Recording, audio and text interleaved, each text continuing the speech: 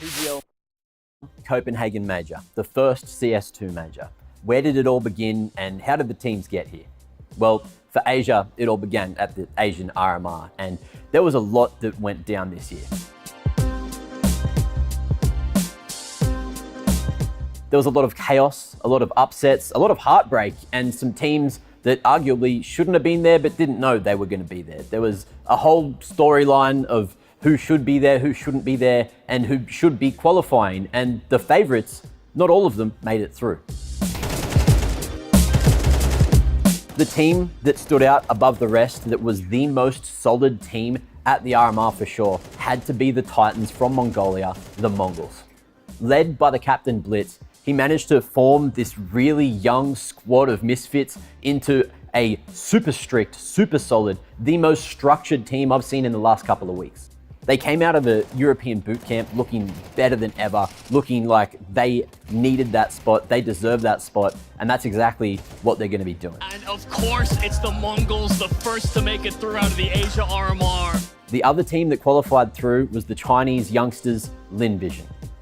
They were fueled by passion. They did so much work leading into the RMR, and they drew a lot of attention. They were kind of an underdog figure, but we didn't even tout them as the best Chinese team at the tournament.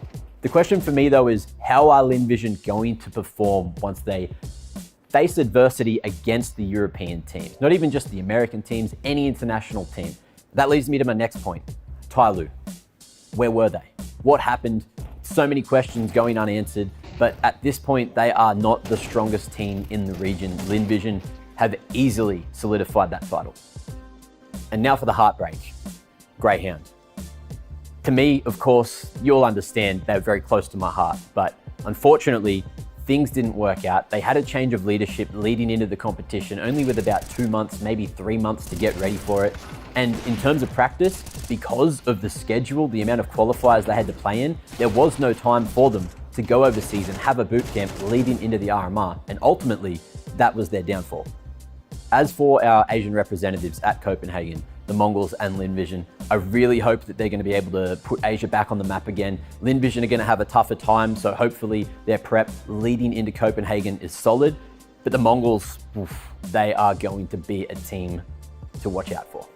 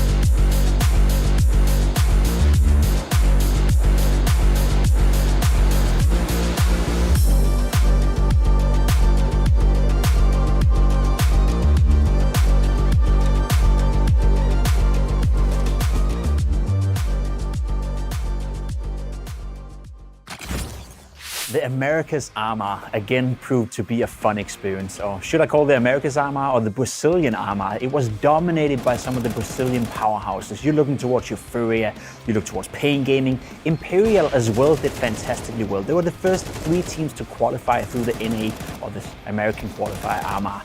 Again, we know it, the Brazilian powerhouses, they always come in with great experience, they come in with great energy, great fire, and they once again proved to be the stronger region out of the 2. Now, it was a fun one though. It was a very exciting one in terms of all the different upsets, all the storylines with obviously Team Liquid and Complexity, them going at it, in a game where only the winner would progress into the major. Well, you all know how that went, but imagine being Team Liquid and Complexity, finding yourself playing the final game of any of the RMRs and only one of them can go to the major. That was the highlight for me during the Americas AMA, without a doubt. Apart from that, as I said, the Brazilian teams, they surprised, they played well. It was filled with emotion, raw emotions as well. It's always great to see when these players and these teams are constantly fighting for it. We know that qualifying for the major can be life-changing for some of these players, and you could see it in the body language, you could see it in the energy, you could feel it in the vibe. This meant the world to all the players. Again, as I said, credit to the Brazilian teams. They once again showed up. The NA boys did as best as they could, and there was some NA success to find. Of course, for my money, highlight Complexity versus Liquid. That game on the final day, yikes. I'm sorry we couldn't have both of them here, but at least we got them.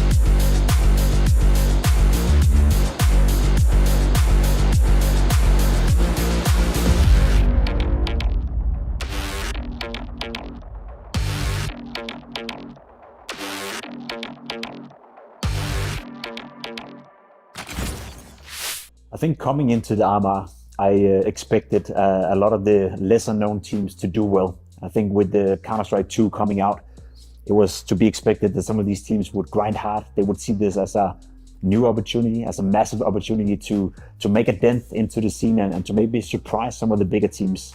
However, what we've seen so far and what we did see during Group A was that a lot of the favorites played well and a lot of the favorites made it. A team that really reassured me was G2.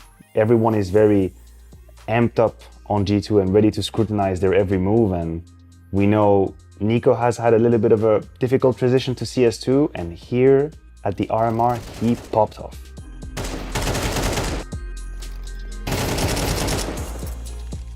For Virtus Pro, we were all hoping for a reaction. It was a very different flavor of VP that we found during the RMR.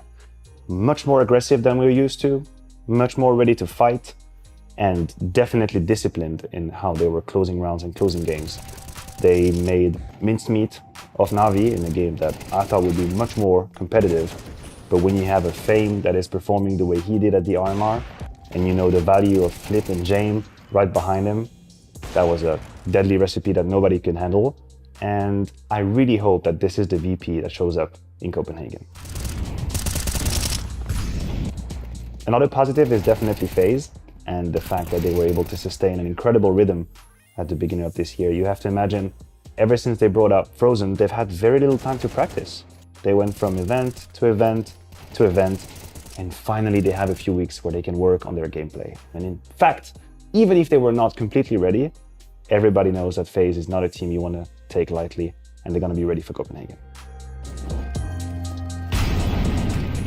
A lot of the teams that, you didn't really know what to think of as well coming into it. You look at the likes of Movistar Koi, who made it a great story as well. A team from a region that's had a tough time finding success at the majors. They qualified 3-1. Very impressive, very cool for them.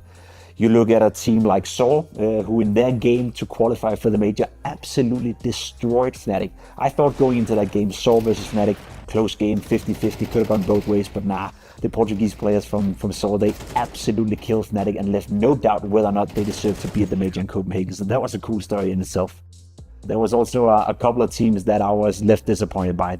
We cannot not mention it. NIP, a team who's won a major before, a team who has a rich history in Counter-Strike, did absolutely nothing during this tournament. They went 0-3 for a team of the caliber of NIP, for a team with a big budget like NIP is working with, and for a team with such a rich history in Counter-Strike. It's just mega disappointing. There's no way around it. And they just couldn't keep up with the context here. They couldn't keep up with the expectations, in spite of having a couple of close games where they showed here and there glimpses of quality. It was too fragile. This failure here at the RMR is going to mark the end of this roster, and we're going to have to see how they rebuild. We saw Falcons play at Katowice, made it to the semifinal, made it to the playoff at Katowice. New lineup, obviously a big budget, high expectations for them. Coming into this group as well, the seeding wasn't that great, but I still expected them to do way, way better than we saw. They also did not make the major. We're not going to see Sonic take on home turf major in Copenhagen. We're not going to see Magix, who, as a matter of fact, right now is the reigning champion of the major. He won with Vitality in Paris. He's the latest Danish player to win a major together with Dupree, and he didn't even qualify. It was very desolating to watch.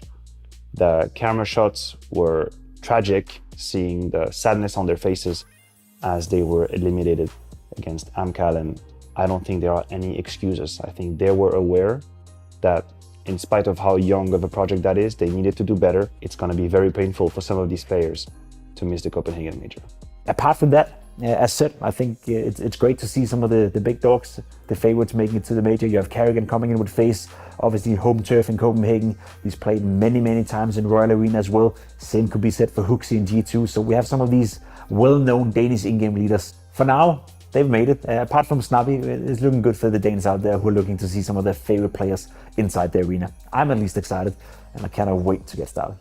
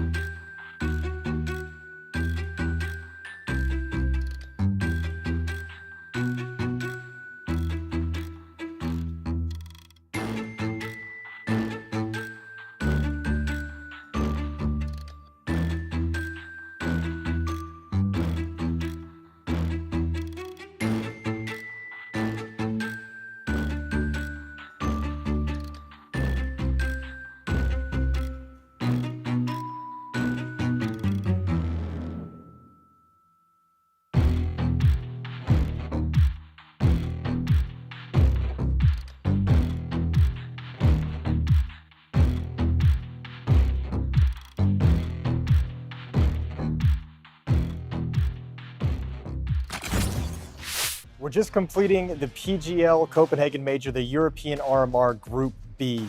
And there's some good things and some bad things to take away from this past week of Counter-Strike. So let's start with the good.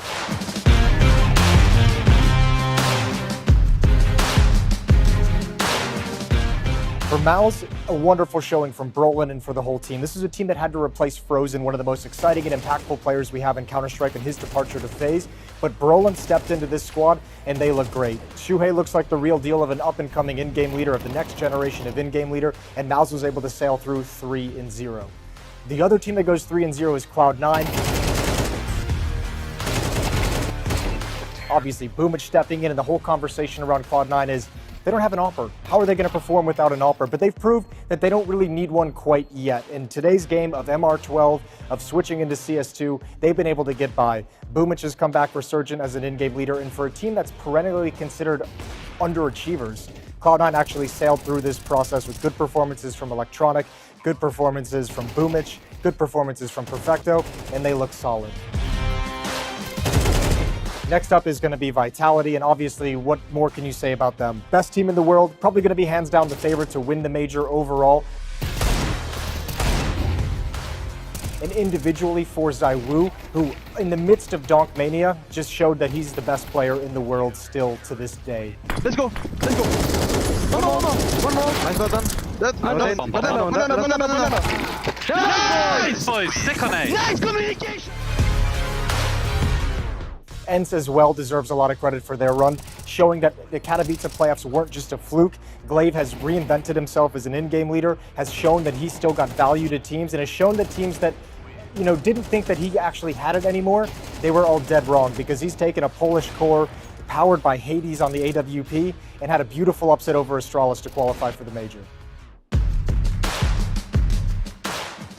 And if there's good teams, there's also bad teams at the RMR, or teams that performed badly. And I think two teams you have to name out of the gate are going to be someone like OG, obviously not getting a whole lot of wins. They had a lot of favorable matchups, and still this whole roster situation of OG where they can't find a lineup that can consistently produce for them continues.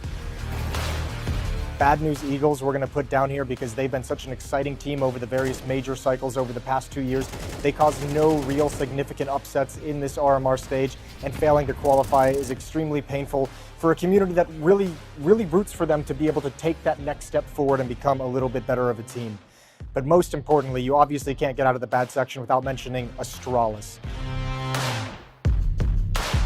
A name brand organization, the most successful organization in Counter-Strike history. They had the best lineup of all time, and coming into this event, qualifying for the Copenhagen Major was everything to them. But it probably put a little bit too much pressure on the team, and for a lineup that had 4 of 2023's top 20 players, this was a massive underperformance. And I can't get away without having a little bit of criticism for Device, one of the GOATs of CSGO. We saw him missing standard op shots time and time again, shots that were his bread and butter throughout his Counter-Strike career.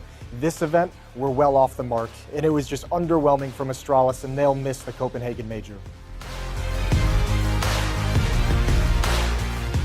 And obviously at this point in Counter-Strike, we can't forget about talking about Spirit, because they got Donk, they got Shiro, they got Chopper, they have a strong lineup as well and looking good.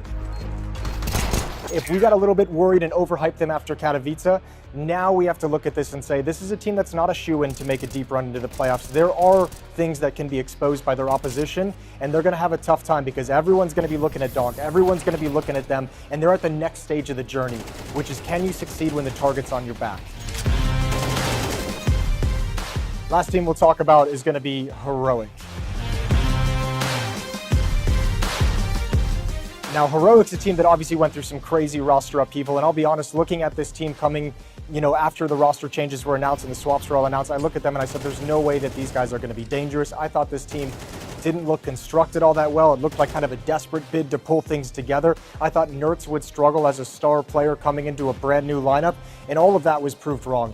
Kixon has shown that he can be an in-game leader to mold this squad together. A big piece from Apex that he came over and actually has made this team pretty solid right out of the gate. Tesses and Shush continue to be fantastic role players. So Heroic, a well-earned qualification, and we'll see what they've got in Copenhagen.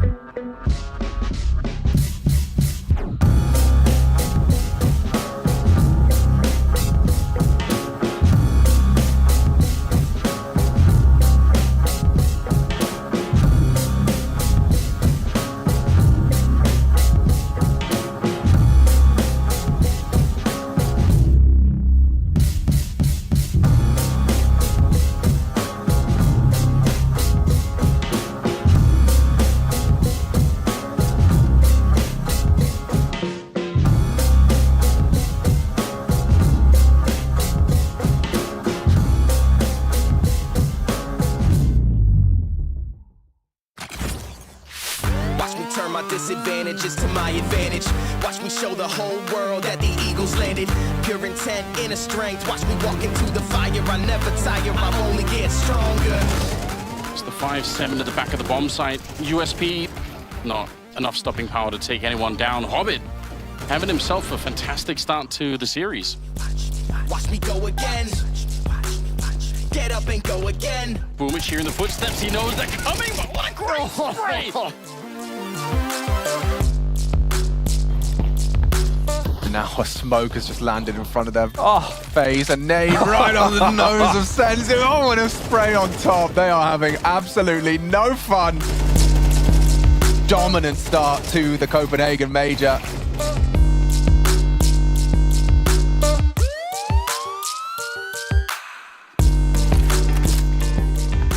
Smoke is down, but they might just go straight through it. A little bit of an aid. Kyler playing in front. Glaive burns alive, and now the lineup is ready. Kyler finds another headshot. He spins around, picks up the quad, and he's ready. The spray is through. It's an ace. How quickly does he tend to this? This frag is everything, and he's clean with it. Takes down Sen. Stiko next victim. Both lining up for him, but good cover. Big Uzera will convert. Watch me go again. Get up and go again. Watch me go again.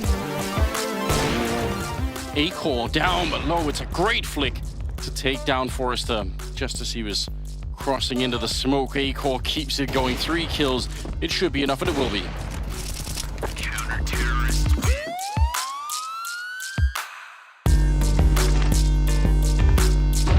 Lado swung into it. My God, what a spray down.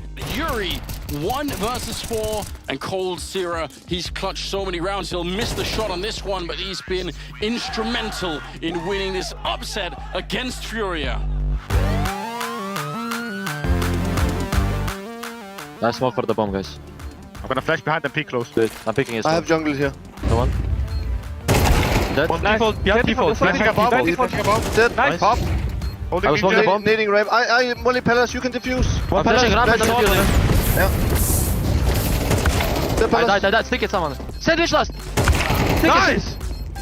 Come on. I think we have it. We have it. Please, please, please, please, please, please.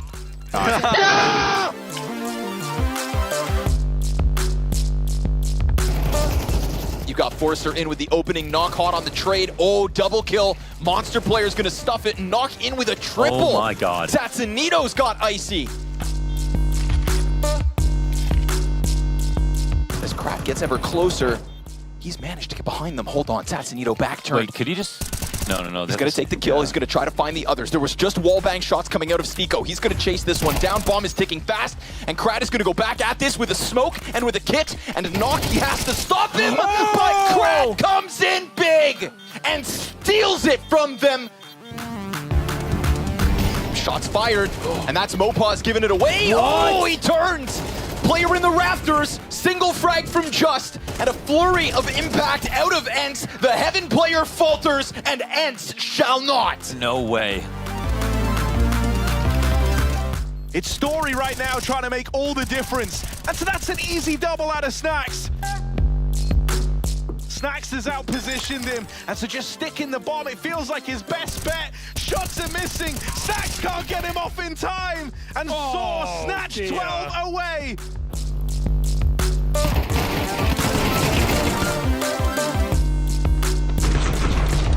You don't have to go fight Zacher. You really could just leave at any moment. He actually hid. You could just walk away. You could have walked away. You could have left. And instead, Fallen has given over his op. And up on the best line. Nails it. That's 12 on the pistoling round. Hello, Counter-Strike fans. Welcome back to Copenhagen for the inaugural Counter-Strike 2 Major. As of today, every team has 2 games in the book. And if you're a Furia fan, that book was written by Stephen King.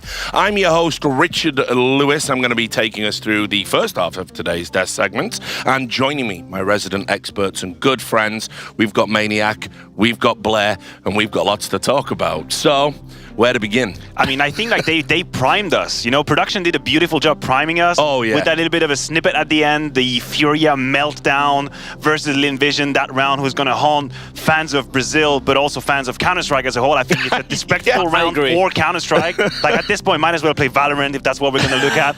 This was hurtful to watch, and now I feel like we have to be tilted from the very beginning. Richard, what is going on? It's beautiful because. Is it beautiful though? It was beautiful because he was such a great mood. He had his cup of coffee. He was chilling, was bathing in the sunlight. He came in, was looking good, fist muffing me. Production shows him that clip. He's immediately broken.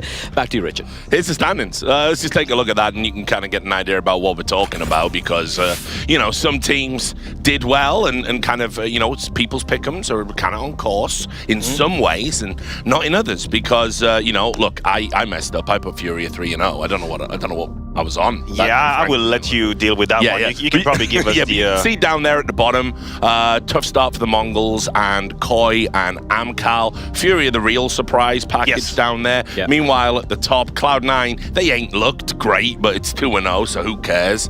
And Heroic, Eternal Fire, and Soar have matched that energy. Yeah, I think what really gets my attention, of course, are either the 2-0 or the 0-2 situations. The 1-1, I don't really care. We have time to talk about it. Trajectories are yet to be drawn. But there are three profiles that jump to my attention. Saw in 2-0, that's great. That's for the positive. And then, of course, Furia and Mongols and 0-2. So, Blay, so how's it going? You know, I know eventually Vitality might mess up and you'll come to my aid and maybe offer me a glass of vino to have a good time. How you doing? I'm not doing good. You're not? I'm not doing good at all. Mongols were, for a lot of people, I put 3-0 for the memes, right? But I was so very confident they're going to be making it through to the next stage. Yesterday was a travesty. It's like they regressed. It's like the demons of Asian Counter-Strike starting to haunt them again, you know, entering the fingers, using like a sock puppet and just playing, to be honest, shit CS. And that is so disappointing. I haven't got the swear jar yet, by the way, guys. We're going to introduce that a little bit later on. We saw a thread on like HLTV saying we're swearing too much on the desk. So, Blair, I'm going to hold you financially. I haven't got the F-bombs yet. I mean, Maniac already has about, I don't know, like 200 euros. Was that really necessary to address that? Like, was it necessary to put me on the burn immediately this morning? It's a Richard Lewis test, that's what you get. Yeah, that's great. But yeah, but Mongols definitely regressed. I mean, look, let's just talk about Fury. We got to do it, man. Let's do it. You know, we saw that clip in the highlight package. One of the worst rounds of Counter-Strike I've ever seen. I mean, hands down. And, you know, you can see losing to Linvision, losing to Legacy. I mean, those were the two top picks for people's 0-3s. That's a good point. The theoretical gulf in class between those two teams is huge. And look, Legacy Fury, okay, it's an OT, but the Linvision game, it's so comprehensively bad for Fury. And honestly, this pistol round that we lost, outside from just the memeing potential of it, because of course we can have some fun, there is a very harsh and horrible reality behind it, which is the utter lack of confidence that the Furia players currently have. Not only in decision making, but in individuals' ability to miss frags that are given to them, because the whole weather forecast is storm upon rain. Queserado is missing sprays from behind in that clip. When has that ever happened? The one guy that we can rely on. Art is giving away his life for absolutely nothing. They are in a moment where simple Counter-Strike does not come to mind. Everything is complicated. Everything is heavy. It's like you've barely just hit leg day after 6 months not using it, and the next day you can barely walk. This is how Furia is playing Counter-Strike right now, and it's hurtful to watch, and it's gotta stop. And it's a symptom when someone like Fallen, he was the one with the AWP, and if everyone remembers that clip, you saw players just whoop up the ladder, and he lost track of it. He was unaware of the fact that the player could just drop down from behind and get the kill, just getting lost in the fog of war. For someone who's won a couple of majors, has a tenure that he does, I think it's a symptom of the problem with his team right now. It has been absolutely abysmal for Furia, but that being said, the other Brazilian teams, they've really come to play. Yeah, I mean, I think a lot of people felt that it was going to be a flop in general for Brazil because, look, we know coming from the Americas RMR, let's be real right now, it's not as if outside of Brazil there's any kind of competition. I mean, Team Liquid, absolute disaster to not be here. But Imperial and Pain, you know, I think they both, kind of in retrospect, had very good days. You can see Pain here. Yes, it ended poorly. I was like, tag booked out and kind of watching these games from the hotel. Very surprised, but you know, no shame in losing to Eternal Fire. I think they're a really good dark horse pick here to have a surprisingly deep run.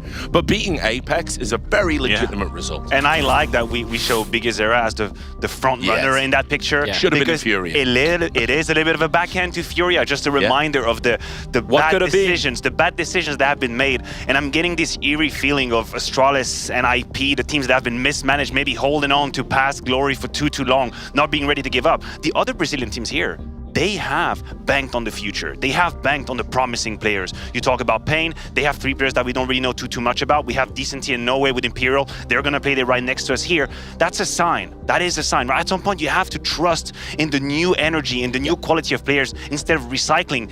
And anyway, I'm gonna get mad about Furia. Just want to move on the conversation. Yeah, we should. There were some other results we can bring up. We can show you some of the other bits and pieces that were happening. You can see this is a success story. This is positive, right? I like Eternal Fire. This is great. I like this so much from Eternal Fire because as we've been witnessing their ascension, so to speak, right? And every next event they're playing, it's the highest stakes. It's more things on the line, and they are continuing to deliver. Sure, they took down Mongols so very convincingly, broke my heart a little bit there, but you can't take anything away from them. They're looking so pristine, looking convincing, looking like a team who could be starting to knock on the door of the top 10, the top 8, and start to scare a few big names out there. I'm right there with you. Listen, the conversation was never, is Eternal Fire going to make it through the opening stage? I think that conversation is completely useless and pointless. The question was, would they handle the pressure of, you know, being a little bit scrutinized and people being ready for them and having high expectations?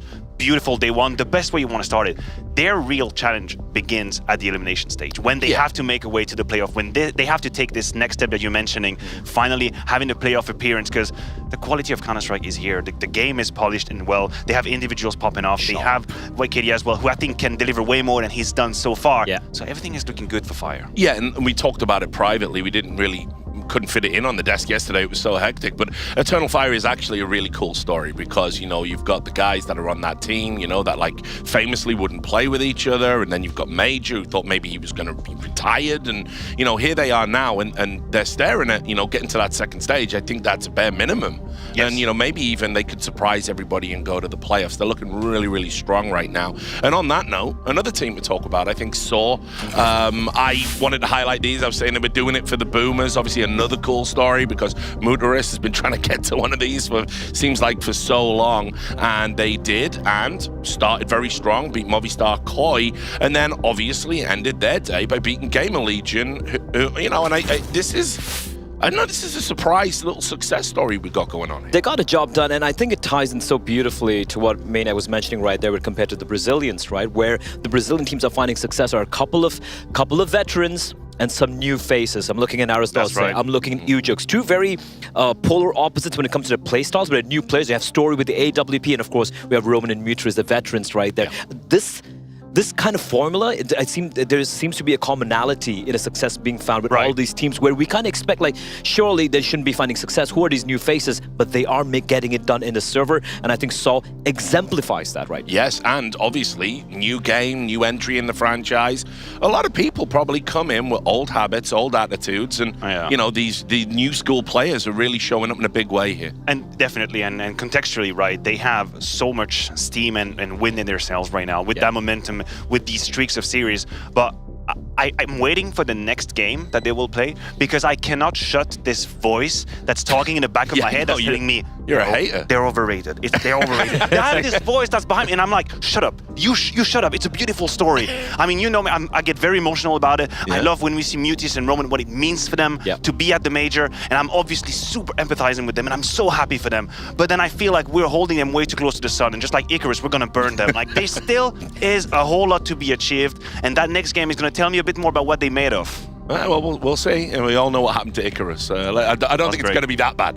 But anyway, these are the schedules for the second stream. This is the games we got coming at you thick and fast over the course of the day. We're going to be ending with Movistar Furia. That game you know, tournament life on the line. How bad can things really get for Furia? Let's see. The Mongols versus Amcal, maybe a little bit of life, another tournament. Listen, if they lose this game, survival. Richard, just I know. I've already got the number for the Samaritans. Like they're already on take a standby. day off tomorrow, probably go to the hospital or something. But you realize that can happen, right? You realize it can happen. It can happen, and they I could can lose indeed Amcal. go to the hospital. If you go to the hospital, you can visit Henry. Right? You got Ecstatic versus Linvision. That's an interesting game. Obviously, you know, new dimension. Nobody thought Linvision were going to be in these 1-1s by this point. And then obviously we're going to start the B stream with Pain Gaming versus Ends. I just want to bounce back on this Ecstatic Linvision, right? That's one of the positives of this entire Swiss system, and God knows there are negatives. But whenever a team messes up, it creates such weird scenarios that someone can just benefit from. Like, who would have thought that a team between Ecstatic and Linvision would be 2-1 after 3 matches? That is true. And that is going to happen. One of these two teams is going to be a best of 3 away from making it to the elimination stage. And that's some of the benefit of that Swiss system sometimes. You benefit from someone messing up. It's like, yep, that's your trash. That's my treasure. I mean, put it this way. What I'll just say before we look at the next schedule is Ecstatic have, you know, they've been given the perfect antidote to any residual poison they would have had about thinking about how they threw the Cloud9 game by accident. You know, now you could be, like you say, 2-1. You've been given this gift, so hopefully they're able to seize it with both hands, because it would be great to have as much Danish representation as possible. And they had these scenarios at the RMR as well. Yeah, they had moments where you would classify as a throw. I think the word is too toxic, a little bit too corrosive, too abrasive to say a throw. But a moment where you feel like nerves get the best of you, and you misplay situations in which you have an advantage. A fumble, I think is a better word to be used. They've had that a couple times, right? And if you are a team that has that potential, famous buzzword, then you will learn from these moments, and on very short notice, you will sort of correct course in these moments. That's what I want to see from Ecstatic. They were a team yesterday in the Mongols game who didn't crumble. They were a team who were able to hold on to composure. It was the Mongols actually who were throwing away advantages, and Ecstatic were actually very, very calm. And by the way, they had to mount a bit of a comeback, mind you, to pull off that win as well. So I feel like Ecstatic, I've seen them grow as a team, as players individually over the course of this RMR and this first day of the major. Yeah, it's a learning experience. This is going to be the A stream. These are the ones we'll be talking about. And again, we hope you'll stick around with us on the desk. You can see we're going to end the day with Cloud9 versus Soar. Obviously, a best of 3 to see who's going to go 3-0. That will be intriguing. Heroic versus Eternal Fire, same story. I mean, one of those teams are really going to, you know, have had the dream start to the major. Gamer Legion versus Legacy takes on a very interesting complexion based on what we've seen. And the first game, the one we're going to pivot to talking about now, is Imperial versus Apex. Can I make a quick comment? Heroic versus Eternal Fire. I love that because in itself, it's almost like playoff cannibalism that's happening here. These are two teams who are, in my book, candidates for 7th and 8th spot at the playoff of the major. And we get to measure them a little bit. Heroic still super fresh, questions around the map pool. Are there any sort of weaknesses that Major could exploit with his roster? And then Eternal Fire, okay, is Heroic, like, this is the sample size, you can beat them easily? Where is your ceiling?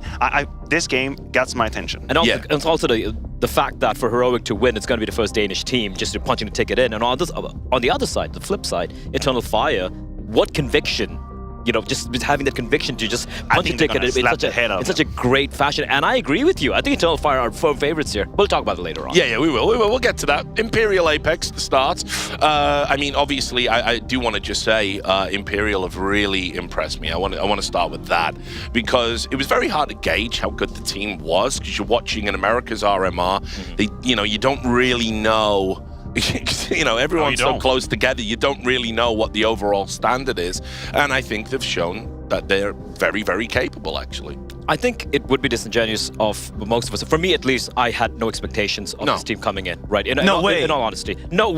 Okay, I can have it. All right, I know we don't have like a jar for bad puns, but we need one out right now. But look, honestly, I look at the results and like, good stuff, but you look at who they're playing against, right? You can't really rate them. But the Counter-Strike we've seen so far, the fact that Henny is continuing to deliver this run of form he's been having with this new lineup, the fact that Phelps is continuing to knock some heads, it's fantastic. But but for me, it's decency. Yeah, I and was no about way. to come at you. The two new kids, the Yes. biggest games they've ever played in their entire lives on LAN, and they kick ass. I mean, and you see how they behave as well. I just absolutely love it. Like, I know there's obviously like a cultural part of it to be very expressive with your emotions, but I like that these new kids, and I'm going to label them kids, they're not letting themselves sort of put down by what's happening here. Like, no, they're super out there. Even sometimes you see them address the other veterans of the team. Like, come on, like, we're gonna do it. Let's do it. I was careful. The jar is right there. It's not coming out.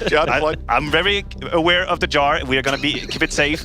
But like, they have something great about it, where they just embrace whatever is happening. They do not let the pressure get to them. And it's not just like great words. In the Counter-Strike, on the server, they materialize it. They go for plays. They take risks. They go for information. They take duels. And the capacity for Vinny to handle all of that at the same time, the chaos, I'm loving what I'm seeing. I love the fact you brought up Vinny, because I want to give kudos to Vinny for that, to have the faith, the trust in these young guns who've never played in an environment like this against the opposition they've played yesterday, and be like, hey, I trust you, go for these plays. Do they work out all the time? Not necessarily, but when it does, it's map winning, it's game winning. But that's going to happen, and that is the key. And this is such a good sort of blueprint for teams out there who want to include new kids on the block. You have to give them the right to make a mistake, and you have to have the shoulder as a team to stomach these mistakes and move on to the next round nice and easy, still focused. That's the price that you have to be willing to pay. If you don't, then people are going to be afraid of making mistakes. Nobody's going to do anything. That's a give and take, and I feel like they're nailing it so far. And the man you see on the screen right there is Zach. You can see that guy right there. He's been behind. An old buddy from way back in I remember when he was kind of young, right, with the Immortals lineup, and that lineup aged him very quickly indeed.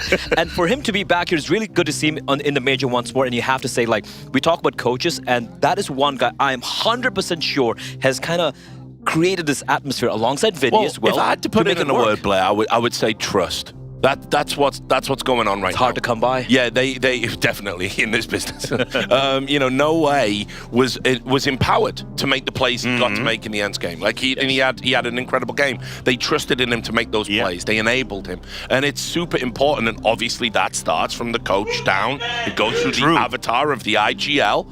And you can see they're expressing themselves. And the other side of the coin, when you speak about trust, is to be able to mentally deal with when things do not pan out. Because it's so easy to just say, hey guys, let's have a good time, and then to get frustrated and all in your own mind when that's not working out. I wanted to bring them up just in terms of graphics, so viewers can see how well they have been playing. Like, they've been notoriously having great games here in Copenhagen. I want to see more of them. And they've changed the narrative around Imperial so quickly.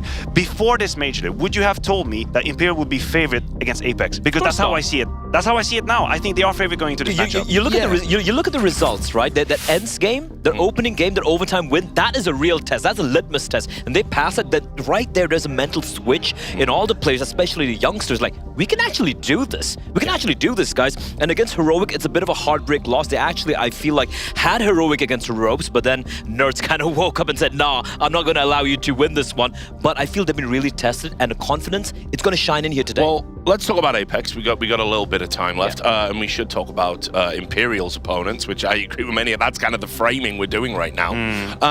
I was very flat, I thought, on the first day. I had like very high expectations. I bumped into them when I was coming into the event, and I saw them after they lost their opening game, and very deflated, as you would expect. And look, they've got some tenured, experienced players on that roster, and in decent form coming into this. I think we're right to have expectations for them, and I think we're right to be disappointed in what they've shown. Yeah, I think there are some key pieces that have been a little bit missing, at least in day one, and that's worrisome. Noak is the number one suspect that I would like to put on the grill, so to speak. I rewatched their game the first time around on the overpass, and there are some setups where Yakim does what he needs to do, because I think even though he's already in his 30s, Yakim is still extremely reliable as a rifle, like extremely efficient, multi-kill factor extremely high.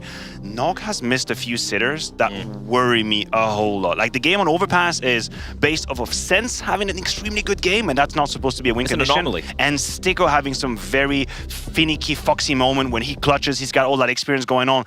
Like, at some point, you're going to have... I think that's an example that I wanted to pull here. Like, you asked me, what is Stico bringing to the table? These are these types of moments, right? Focus on the movement and the game sense. He brings up the AWP, and as soon as he sees the smoke, he's already one step ahead in the matrix. He knows that is a tell. They're about to run away, and he repositions, and that grants him here. Beautiful flick, by the way, but without his thought process, that doesn't happen. After this, exact same idea. Reposition, movement. In a clutch, movement is your #1 indicator for a player's intelligence and IQ, if you will it. This is how it works. And the movements from Stico here are pristine, and it gives him a free kills, and that's what Stico brings to the table. He's a clutcher, he's got the experience. Yeah, I love Stico. I mean, you know, he's one of those guys that going all the way back to his time on like Mouse Sports, I kind of thought like, you know, done a little bit dirty in his career, because when you listen to the guy talk, he's so cerebral, the way he thinks about the game, and it's just, you know, it's good to see him be able to put that into practice in this team. But as we've said, they're going to need lots of that today, I think. Imperial coming in hot. I feel for Stico, that little break he took from the team rally when he got benched and when he came back, it seems like just night and day. He seems to have really woken up here as we are going to be going to Overpass again. This is... I'm a bit surprised. I thought Apex would probably... Actually, Imperial banned Nubis. All right. Yeah. Overpass. I don't know how to feel about this one. Very I'm surprised to see it. Because on paper, Imperial they're very comfortable on this. Yeah, I guess I would like to know who is starting on what half. I'm sure if I had half a brain, I could figure it out myself. But currently, right now, I'm blanking. Imperial on CT. Imperial is going to be on the CT side. Yeah.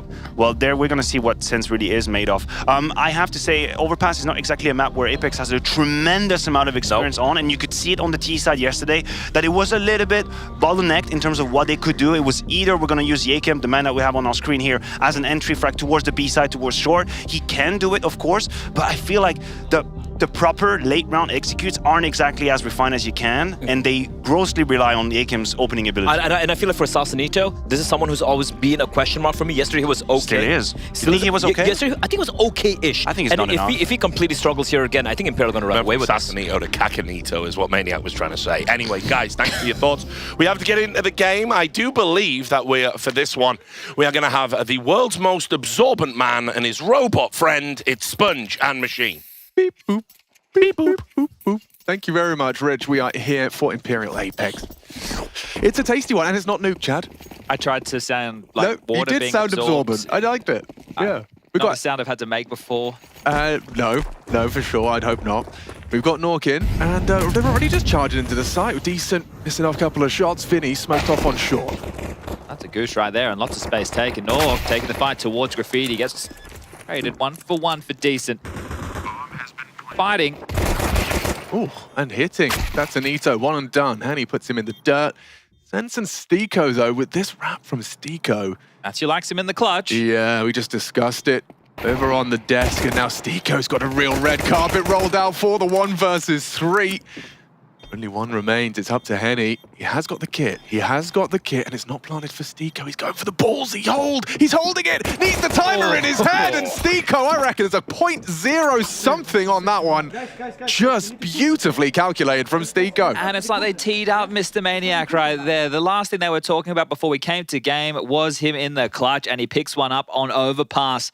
That is a massive way for Apex to start the game, considering some of their woes yesterday. And you can see the clear intent from Apex on this pistol. Once you get in towards that site, force up for control, try and suffocate the CTs over towards Graffiti and CT Look spawn. at the time. Damn, that is close, isn't it? With the kit, you're not expecting that full defuse on the pistol. He gave it his best go. Now, just while we have an eco on our screens, you and I tried to do a little bit of diligence. We spoke to Vinny and Zach on the rehearsal day, or the day before the matches kicked off. And we asked about Decent's name. And they said in English, you can just call him Decent. So we're going to call him Decent. Maybe there'll be a Decenti that slips out. It might. I'm reading it now, and that's all my brain can see. It's all my brain can see. He's able to pick one up off the back of the boost. So impact already for the young gun who on Mirage yesterday was making more than a name for himself. Him and No Way have been impressive. Yeah, we had the opportunity to see Apex versus Pain. Tatsunito, first emission in this second round, and he was absent on Vertigo. And then some shots that were quite pedestrian, that were just going amiss for him. He seemed to have turned it around, though, in their second game. Looked like he was having one hell of a map. Decent boosted up this time, going to be toppled. Vinny the base of that tower crumble. I think the fact they even were able to get a kill here is really more than Imperial were worth with the lack of investment into the second round, but understandably so. We will see the rifles following into round number 3. I think Imperial have probably been the more impressive of the two, considering the low expectation or the lower expectation, whereas Apex, they're one of these European mixes. They continue to, I want to say, exceed where we think the level for this team should be at. But that's usually just, I mean, by virtue of the fact that Sense has been impressing, actually. Sense is the highest rated player so far, which is not a great sign, all things considered. No, Jacob, but you know Jacob doesn't get out of bed until it's like a double, triple OT. That's true. Slam jammer. Yeah, and Nork, you want to be seeing some more impact out of the Swedish AWPer. Yep, that's true. And I think Stiko as well seems to be in very good individual form from the eye test. It looks like he was, you know, controlling that B-anchor position quite well in our first taste of Apex. Now, Jacob, we spoke about him. He's on the warpath. He wants to take a fight with No Way. He gets flashed in. Henny tries to set them up, and it's a one and done. Sense goes down. Ooh, controls the spray. Jacob clears out 2 of the A defenders. Yeah, at range, not tapping, not bursting, just full committed spam from fountain towards bathroom. So Jacob able to put Apex in great stead. The first gun round. That's really nice. You can see we have decent Phelps and Vinny stuck over towards B. Now there's no commitment from Apex to either side just yet. They're still feeling out the map, expecting there to have been a full rotation. That rotation is coming in late. Imperial didn't jump the gun. They didn't immediately scamper. They were calling the bluff of Apex, knowing that it takes quite a while to rotate through. But Vinny on the search. Goes down to Sasanito, and that should be that. Round number 3, all but secure now. Yeah, one would assume it's just a question of Jacob confirming that the bodies are present on A. Phelps is actually considering a rotation. This would be a 2v4. I don't know if he's really going to give it a look in, more so if he finds a quick one here. Would like that. Sasanito dead to Phelps. It's a 2-on-2. They will give this a look in. Nork has yet to get the bomb through. Stiko has at least gotten behind enemy lines or eye line. 25 seconds in the reload audible. And the flank's coming. So the longer they wait for this push that Phelps is aware of, this could fall apart for Apex. They're going to try and get away. Oh God, they have to find this frag. Now Phelps has got another. Stiko gone, and it's fallen apart for Apex. All of that hard work from Jacob, absolutely pointless. Damn, how have you overcooked the pooch right there, Apex? Satsanito running in towards the side, worried about players in water, unawares that Heaven could have been a possibility. Phelps rotating in, 2v4 situation, and well, they pull this one back together. And I think for Phelps, yesterday, if anybody was watching the Mirage game against Heroic, he started very, very quietly, the same as Henny. I think at one point, both of them were 0 and 6. So that's a feel-good moment for someone who can be a heavy hitter in the Imperial jersey. I don't think we've ever seen Phelps be the player that we felt he could have been throughout his career. No, sure. That I'm just still in recovery, Chad. T-side overpass rounds are like gold, right? If they picked up the third, that's par for the course so far on the map, right? Being 3-0 up, you would be happy with that, and then anything you get is the icing on top of the cake. But to have that squandered, you get 2 opening picks. But check this out. I don't think they're aware of this position of Sense. The flash was well past him. He's ahead. There's a player coming out of bank with the jump. I don't know if he caught him on the spot. He did now. Flash in. Sense is dead, getting swung on. Beautiful awareness. Henny just about saving his teammate there with the info.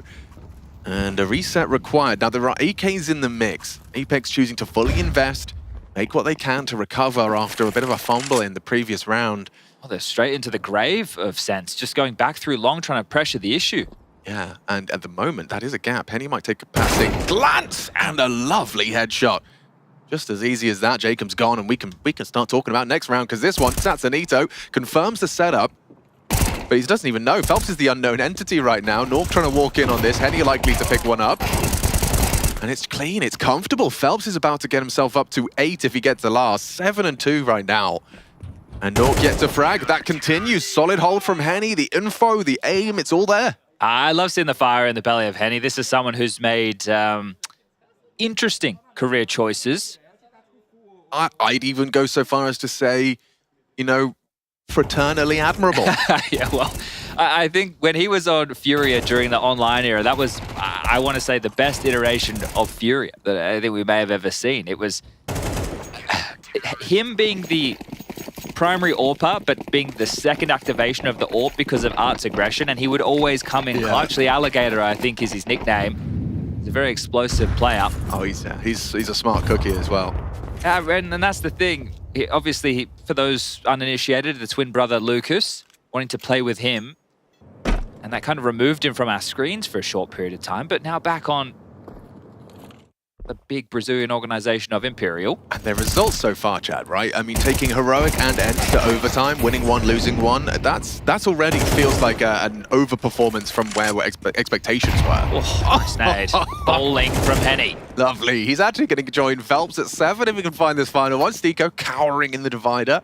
I think the key with what you were just talking about results-wise is they haven't had any, I don't want to call them free wins, but easier opponents in terms of regionally, right? They're going up against the Europeans, which we all know is where the best teams in the world are from.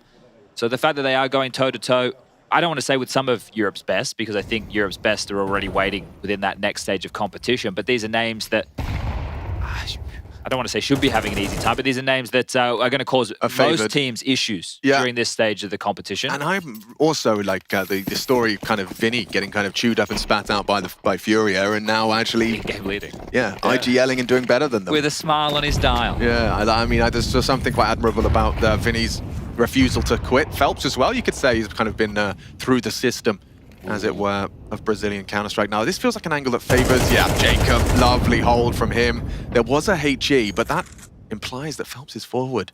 I think Jacob's going to go searching for him. That HE came from somewhere. Sure, he could have fallen back, but this forward setup, you got Henny holding con. I'm worried about Henny. Yeah, he's going to have to be good for the first. And Phelps onto Sense as well. This forward, this aggressive defense. Oh, another one from Phelps. Pushes forward, Jacob caught with the molly, leaving his fingertips, and now Nork, he's the next to step into the aim. This is Phelps having a mad one. Aggression, but perfectly calculated. The team plays there. He's got himself a triple. He's won the round. Yeah, that is insane that they're able to pull that off after giving up the opening kill, and you can see how the smoke was oscillating just in front of Jacob. There was a bit of a gap. He had that early info before the wombo combo of the smoke clear came through, so getting the jump on that frag, but not enough, as the Brazilians will march forward.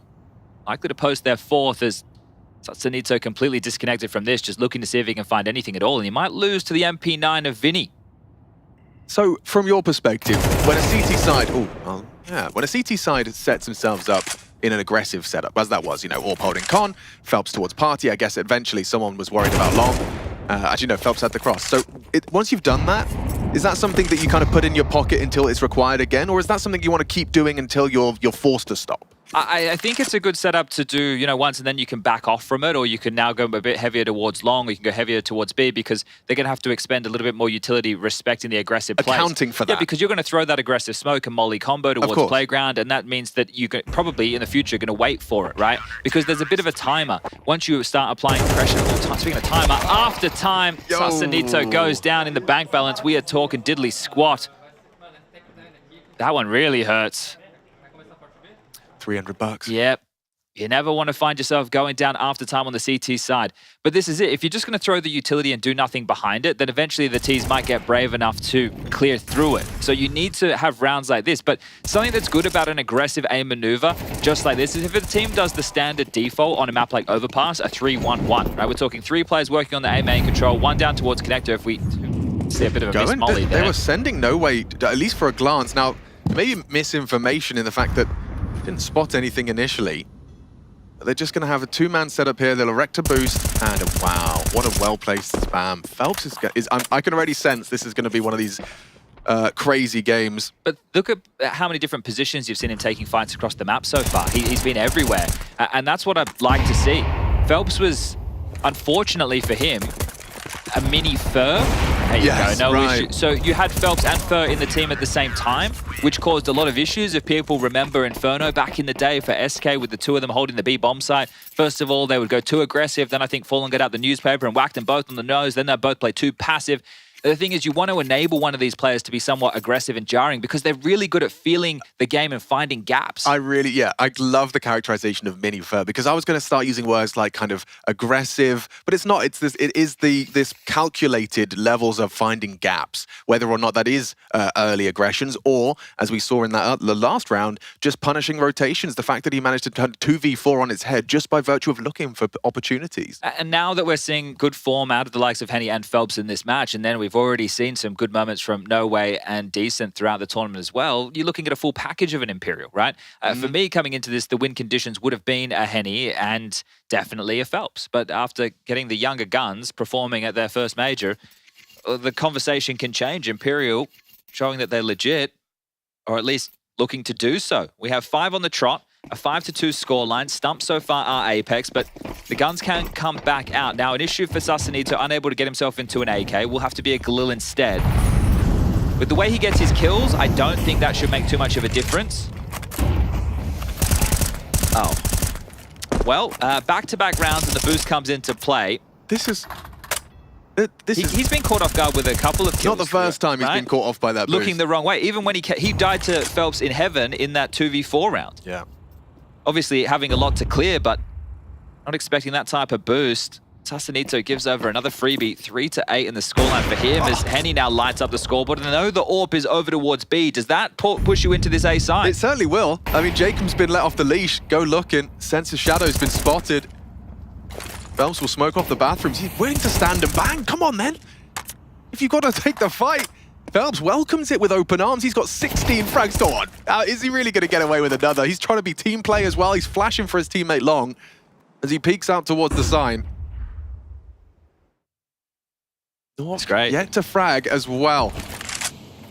A 2 versus 5 seems like they're asking too much of them, but as we know... But look at No Way. This is great. He's pushed forward. He's removed the escape. As soon as they show a bit more contact, he can push behind them and constrict this even more so.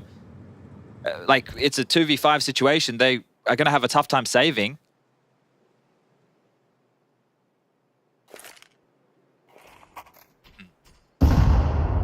He kind of just subtly lets them know where he is, and Jacob and Norg, it seems like they're in a bit of a dire strait here. They're going to catch one searching. Phelps, like he had an opportunity there.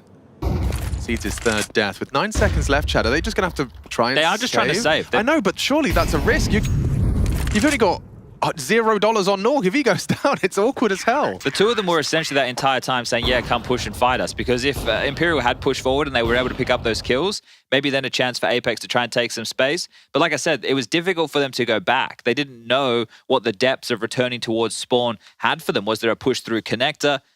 We could see No Way obviously trying that aggressive maneuver through the upper bathrooms. I'm a little surprised they didn't go for a bit more of a hunt when you've got 10k on some of your players. Yeah, hey. I guess they're thinking it doesn't matter if they have guns. We're having no issues with Apex so far. Now it's 6 in a row.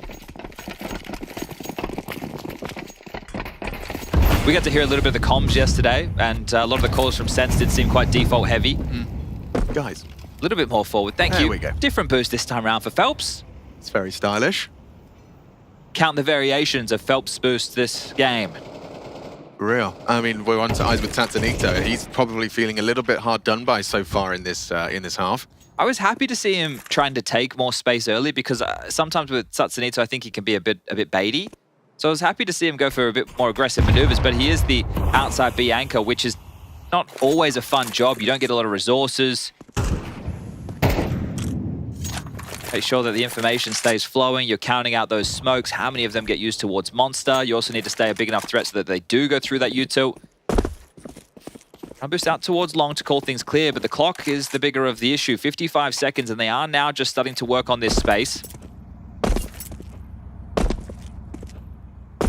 Smoke to block from No Way, so it's about taking the contact and then stalling them out 44 seconds.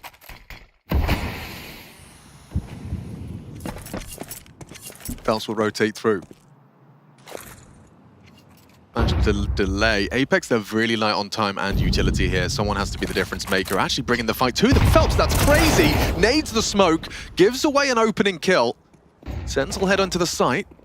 Ships in the night. No way. This could be huge. He's caught gap. I think they've cleared it. Gap. They think they've cleared it. Now denying the plant. Frustrations will bubble to the surface. They have to plant now. They should be able to get it down. Mason on the way back in. Takes sense out of bank. Big nade right between Henny and Vinny, both operating a half HP. The nade onto Stiko, though, lethal. Takes him down into a 2 versus 3. It's North ready for the shot bank side. A 2-on-1. What have you got for us, Henny? He's known to clutch. He's known to have this in him. Bomb ticked away about half gone. Spots out that's a Nito attack and a Deagle headshot on top. Oh, imagine if he'd have nailed the second. He hits it with the orb. Henny, the clutch. Again, he knows exactly what he's capable of. And he demonstrates for us live. And when Henny's played his best Counter-Strike, that's the exact type of clutches that you'd expect to see him win, which are not easy by any means. Go all the way back to PGL Krakow 2017. Yeah. You had him and KNG. They were retaking the B bomb site, both the shotgun orping, just getting stuck in their face, making it look like a bloody Rambo movie. And that's a tame celebration for Henny. Normally he pops off his chain when he's winning one of these out. If he'd have hit the Deagle, I reckon he does pop off, but this is still a very stylish clutch and a huge one for Imperial. I mean, it felt like, you know, there were multiple instances where Imperial had the opportunity. I have to question Phelps' nade. I guess they weren't expecting 3 to be behind long, but he got the info for the squad at least. Hey, info's something. And No Way's play as well, sneaking through the smoke into that gap, able to deny the plant. It bought enough time for the rotation to at least get in position to be somewhat jarring, so Apex can't flurry out of the site and then fortify the bathrooms. So they were a bit more marooned. That was, I mean, that was a really, that was the closest round we've seen for Apex in terms of an opportunity. I'm sure their comms were so hectic. But if we take a look at the way Imperial approached that round, they put a lot of faith in No Way towards A until he took any form of contact, right? And then they headed back over towards the A side. They were expecting a B play for the majority of that round. Here we go. Double molly this time. And it does mean that the T's have been held at bay. Stiko trying to work on Con. Now, Phelps is the one that's opting to take this duel. Their setups are so dynamic, Chad. Now it's Henny and Phelps in a forward double Con setup. Currently feels like an all-in, however, so they have to win these duels or Apex might be able to get another one on the board. Yeah, but Stiko... Ooh, he's going to overlook Phelps. He is going to overlook Phelps. Still, great shot from Stiko. No Way keeps this level. It was Tatsunito taking down Vinny elsewhere. Phelps is going to activate for another one. He's emboldened now, isn't he? He certainly what is that? Don't know what No Way was feeling there. Not expecting Jacob on mid. It has resulted in a 1 versus 2 for Decent, and already this is one of the largest maps when they pick up the bombs. That's coming his way. Wait. Decent doesn't hear him. He's walking in. Just narrowly gets out short pipe. Hold on, hold on. This is weird now. Tatsunito should have him. And there you go. Apex will take the round. It's been a while since we said that, but Apex will find their third, the elusive third. And that's par for the course, as we discussed a little bit earlier on within the half. So the fact that they have 3, this is a workable T side now for Apex. Sure, when you go into the second half and you're looking at the scoreline of a 9-3, potentially, it doesn't feel great, but you know that you're now on the quote-unquote easier side. Yeah. I think the T side of Overpass is the hardest in the game. Oh, I would agree, especially when I'm trying to coordinate me and my silly friends. It's because it's not like a linear press of a map. The way you have to think about taking territory is a little bit different. And think about how your CTs could have taken territory. Well, the possibilities of where they could be gets very, very fruity. It's a wasted molly. Oh, Phelps. This time cut down. You said emboldened. I think that's the perfect word for the style of play we've seen out of him after everything he's done in the initial 10 rounds of play had been rewarded. You know, he'd gotten away with it. Hopefully that doesn't kill his confidence too much because we saw the incendiary come through. It was extinguished by the smoke. I think that combo was meant to allow him to go for another aggressive maneuver, but Tatsunito's revenge might be the story of the later part of this half. Activating with a few kills, up to 8 now. They're walking monster, Chad. Like, at the same time as pressing mid. This is an interesting gap, and it's not a gap. Vinny's the one holding it. He's got that shadow advantage on the bomb box. Henny, in the meantime, catches Jacob's toilet press.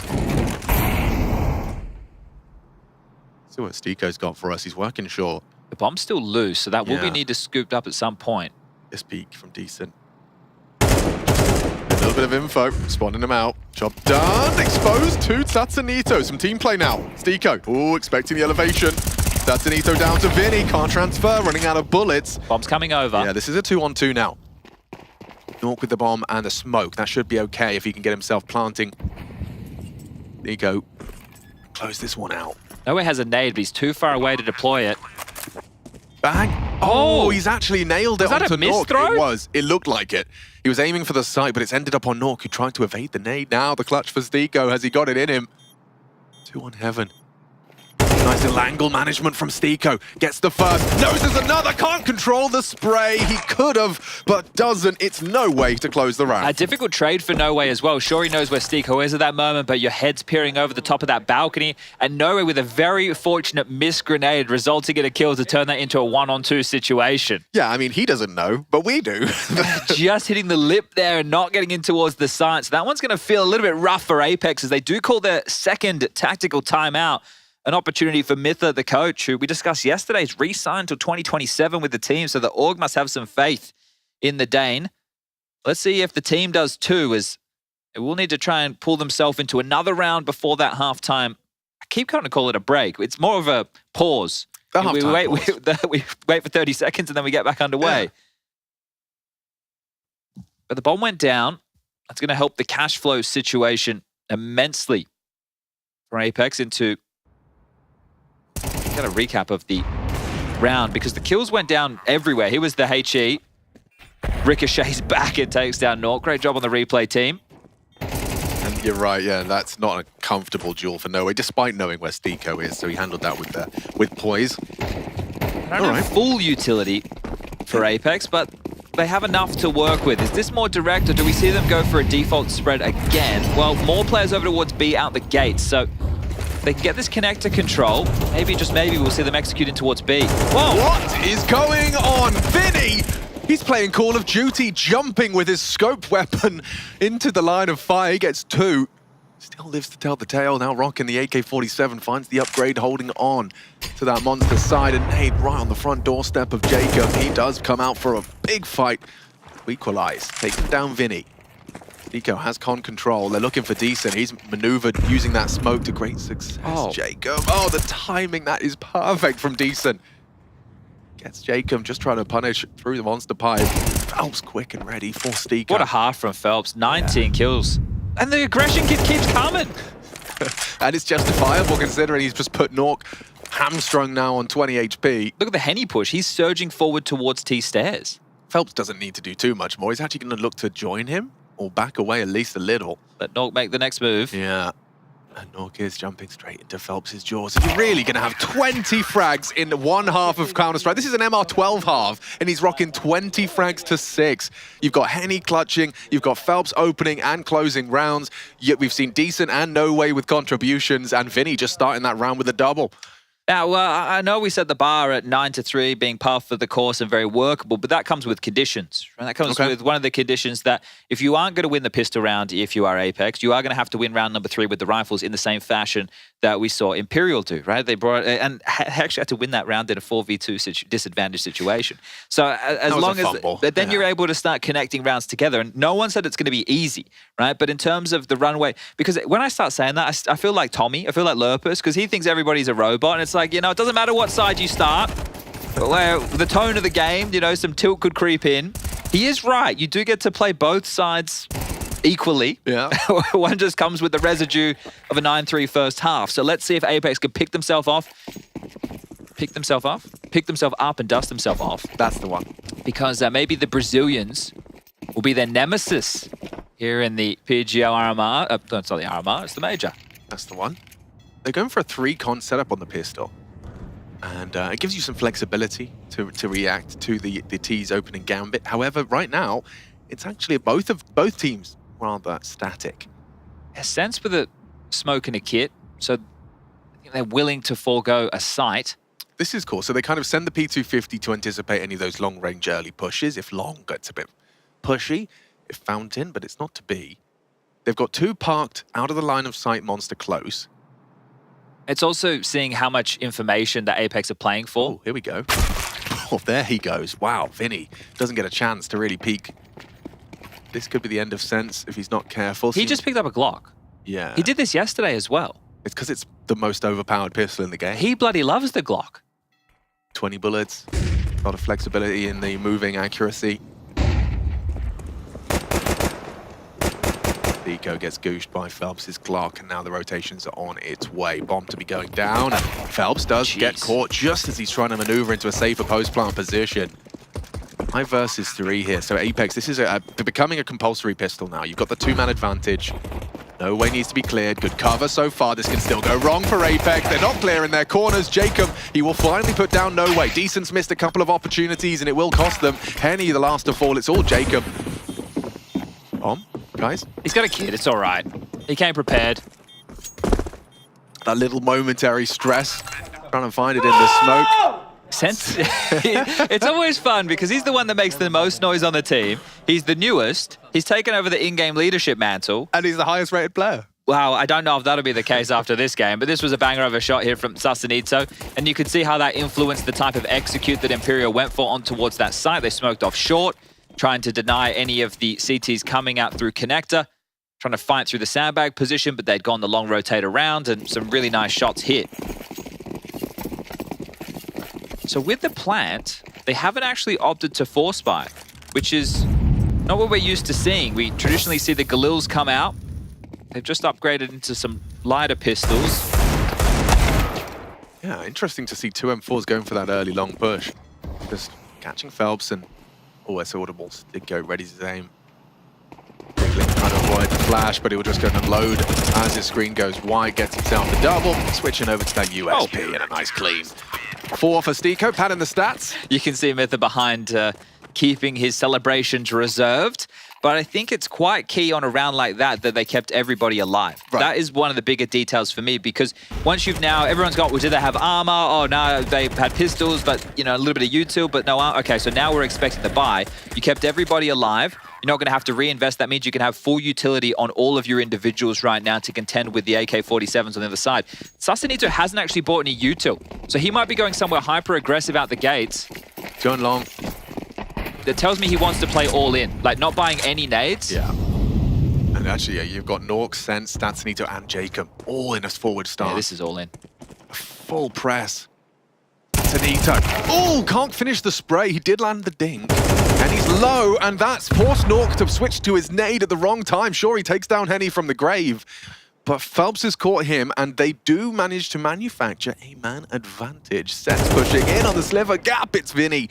Comfortable for the collection, puts Stico and Jacob down into an uncomfortable round. Needed the finish there. No Way down to 20. Jacob putting his mind together with Stico. They're on 2 different sides of the map. Yeah, if you just regroup right now and hit towards the B side, you know the Stico one of the anchors, so at least you should be able to trade out efficiently against him. And they are still making their way silently across as Phelps is investigating and cutting off Jacob's rotation. Oh, God. So it has spotted him rotating back. Stico might be good for a kill or 2. Good nade. Great nade. They're going to think he's barrels. This just means he can catch a timing. Bringing it through. Back is turned, and Stico's made it a 2v2. Jacob there in time. This could be a 2v4. To No Way with 7 HP. Jacob's low as well. The first person to put a bullet into their opponent takes the round. Easy there, soldier. Pressure is on No Way. Time against him. Jacob trying to stay dynamic, trying to stay fluid with his positioning. Trying to back away. Yeah, this is really smart from Jacob. No Way. Doesn't want to be forced to have to take the plant. He'd rather take it by elimination, but Jacob's forced his hand, forces him to try and focus on punching in that code. Now walking in to close the gap. No Way. 1 bullet will do it. Jacob, beautifully played. That is one hell of a recovered round. Mytha thanking whichever gods he praises. That is exactly what they needed. And both of them looking towards the heavens there as well. Jacob, that's not traditionally the way he likes to take his fights. It tends to be more in your face. Well, that one there, he had to use the clock and pulls off a big one. Alex, both first gun rounds for both of these teams on the CT side have been 2v4s. Yeah, and this is the recovery from Apex. If they hadn't had one of their own, I think this game was as good as over. Oh, wow, what a recovery. I mean, seeing the way that started, Sasanito dinking and dying, Nork caught with a nade in his hands and dying. It looked like it was a disaster waiting to happen. Jacob and Stico, I have to admire the way Stico played that as well. By throwing the nade from barrels and immediately repositioning, the trajectories in the head of Imperial in terms of what they're clearing, where they're looking, they didn't consider it. And at the time, the Phelps death, it doesn't feel that bad because info, you think it helps them get in towards that site. But these rounds on the T side of Overpass are going to be difficult to come by. So that's one that's gone missing. So many fights came your way in the early stages. If you're Imperial, you're feeling that you should have done good and been able to convert that type of a round. So the Brazilians, well, scratching their head a little as they are going to be able to reinvest at least partially. It isn't a full investment with the loss bonus into the next. We might have a technical. Are we cool? They are... Yeah, okay, no, we're cool. never mind. They were just having a mother's meeting. Looking like they want to set up with a heavy B execute. Everybody ready and raring with the required nades for the set piece. So it's just about what variation, and this might be stack nades. Lobbing those out, and, well, not lethal, but enough to knock sense for 6. His ears are ringing. 4 frags so far for Sense. He's had a quiet start. Vinny throwing out a little bit of a deceptive smoke and flash combination to imply map control elsewhere. They're coming B. No doubt about that. Smoke for heaven. Flash and go. Got a rifle or no way? That's Nito to be tested. He's so blind. Look how good that flash was from Decent. Oh, just enough bullets from Stiko. The anchor does exactly what he needs to, provides the triple kill on the defense, but it's now up to Nork and Jacob. It's Nork I've got my eyes on. It's time for him to have some impact. Bomb scooped up. Needs to go down. Good post-plant position from No Way. Degree of uncertainty as to where this retake's coming from. Worried about short, but that's what Nork was waiting for. Decent puts himself in the scope. Nork progressing. Jacob trying to close this gap. Gets the info, doesn't find the shot. Now it's uncomfortable for No Way. He needed that kill, and he doesn't have enough bullets. Jacob will trade, and Apex will close this gap now. A 7th for the CTs. And they're having to do it in difficult fashion, considering the amount of damage and the bomb going down. So that means for at least Imperial fans, you know they can remain threatening. They're keeping Apex right where you want them financially, with only one player staying alive in back-to-back rounds. You just need to be able to break through. And as soon as you break through, you know you're going to cause some financial wobbles. We do have the match pause, so maybe there is a quick technical issue that needs to be resolved. But this is all part and parcel for Apex on the comeback trail. And this one, unlike the Eco Bash from Stiko, is extremely important from the anchor. Sasanito lost in the source. Sense was easy to finish off because of the flak damage to the HE. And the fact that Stiko was able to produce so much and delay, great job. Yeah, the fact he gets 3. I don't know if they win the round if he only gets 2. It was a necessary, strong performance out of Stiko. And he's actually put himself right at the top of the scoreboard as well. 17 frags from him, 17 from Jacob. High impact from the Norwegian. Interested to check out any utility damage outliers. No, everyone's pretty reasonable so far. So I know, you know, at the halftime we're saying, yeah, 9-3, that's par for the course. It doesn't set the tone of, oh no, they have to have this massive comeback. But it's just the case, right? There are certain maps where you're expected to get a lot more rounds with on a certain side, right? If we go into an Anubis, we're expected to get more rounds on the T side. And back in the day, I remember 1.6, there'd been nuke games where if you were able to get 2 rounds on the T half, that was considered pretty good. Are you typing GG in the chat? Right, because you could get locked. Nuke 1.6, I'm sure people have seen some nothing Jordan Gilbert highlights of him spamming players through the wall as you come out squeaky. You try and do a top rush, and there's a guy playing, he's not even in the side. He's unbreakable. He's just spamming through the wall, and you could spam through everywhere from ramp to hut. So, yeah, it's definitely not as stark of a contrast as it once was, but Overpass seems to be the one where CTs should be locking it down. Yeah, and they're going to be probably just replaying some of the rounds in that first half as well that they could have had as well. I mean, it was 9-3 with the one discrepancy after those opening 2. It's like the 4v2 that they lost. Like, that is the difference between them potentially having 4 rounds, right? Yeah. Because then you had to be another eco, and then by the time they go into the next gun round, right? So it could have been like an 8-4 half. And hey, maybe an 8-5 half. Sorry, that's impossible. That would be impressive. A 7-5 half. Yes, yeah. Math's never my strong suit. Nor right. They will choose to extinguish, trying to maintain timings on that potential aggression from the CT side. It's not going to be. You can see they've actually just set themselves up for a boost. Sensor Nito, the door naded off, holding con. The difference maker for me in this round is going to be Henny's AWP. So it's going to help them with map control early. And then at what point are they starting to set him up for picks? Well, might be able to find a head-to-head against that of Nork. They're spotting long on this. On the radar, you would see the player if he was on the plant box long. Not to be, so one way to get that info safely. But Jacob is reaggressing up long. Up as he pressed the issue. Standard map control, nades being limped forward. His bathroom smoked off. So they are going to peek long. This is not a fight for Jacob with the M4. He's not going to be wanting to peek into the potential AWP, but the whole squad are coming. So yeah, is Sense going to back him up? Well, Sense can have a flash as well. A flash would be huge. We saw Axel struggle to make the best out of that yesterday. He's hearing steps. Jacob, he knows he's going to have to deal with the potential adjustment. Turns the flash! Jacob down. Sense to cover. Only the one. Vinny maintains the advantage for Imperial. Nork has the perfect weapon for the job. Confirms the rival AWP. Finds himself on long. Now peeks in, posts up. Worried about toilets. Rotation coming in from Tatsunito. Pick a site, boys. Gonna have to hurry into the site now. There's a chance this can all go wrong.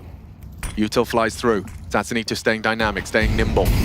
Molly on the back of Dice, forces him wide. The smoke allows him to go through. The flash is good though. And 10 seconds, they do need to find a way into the site. One frag could do it. A missed shot from the AWP. Down goes Tatsunito, and they will get the bomb planted. Imperial for their 10th. I was on tenterhooks the whole time though, whether or not they'd actually get their way in. A couple of missed opportunities from Apex.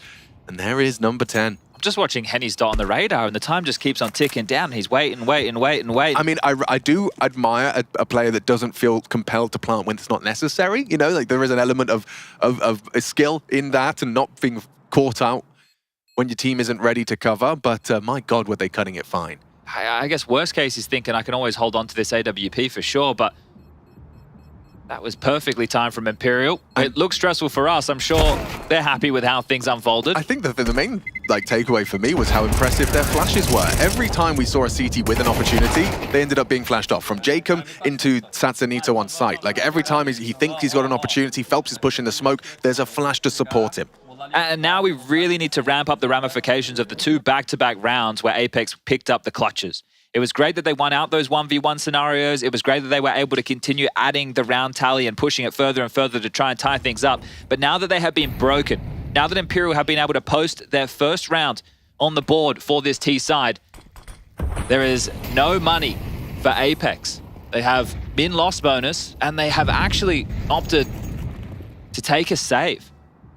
You need to keep in mind, they only get 1,900 as their loss bonus going into the next round of play. So at the very, very low end, Tatsunito only has $1,400. You're only going to be adding 1,900 on top of that. He's going to have to be wielding something like a pistol or an MP9. So their buy to defend against 12 is going to be very weak. Imperial have broken through. As we can see, just a B stack lying in wait, hoping rolled the dice correctly. Our Apex. What a well-executed T crawl here. Should be able to avoid the stack entirely. Yeah, if you're Apex right now, I would consider a victory a saved AK. Because if you can save one rifle... Yeah, I see you. You can drop it across to the likes of Tatsunito, and it might make the world of difference as far as the next rifle round goes. So it's the little victories here for Apex. They're starting their flank. Henny working his way up long. I don't think they're going to be spotted. He's already rounded the corner, so it is really decent. That could be the target for the AK. He's the one trying to hold the flank. He's actually still in con. No way trying to spot them out. And with No Way leaving, Decent finds himself on a bit of an island. Good cover from No Way. Door is opened. Cover is there. Henny might go down. That would be crazy, wouldn't it? And he has gone down. I don't think Stigo's getting away with this. I don't think so. I don't think so. He's nailed the first actually on Phelps' hunt. If he can just get away from Vinny. Nork would love that into the next. Stigo. Oh, damn, the aim punch just narrowly connecting first. No Way, a little frustrated there, making sure his Glock works. And we are up to 11. So yeah, Apex, it's panic stations now. Alarm bell, it needs to be rung. A man after my own heart there. That's my favorite type of BM. Spam the body. Yeah. Right? What are they going to do about it? It's better than the teabag. Is it better than the teabag? Yeah, definitely. What about spraying on their face while you teabag? Spraying on their face and spamming and teabagging at the same time. I do like the combo. That's a triple threat, yeah. They have been able to facilitate a Nork AWP. Sense has swallowed the bitter pill of the MP9. Tatsunito gifted an M4. Let's see if he can make good on that. Oh, okay. Well, the CT smoked monster, but your AWP was going to peek it. That's an intriguing choice. Well, maybe this is an aggressive maneuver. There it is. You're right. That's exactly what they were looking for.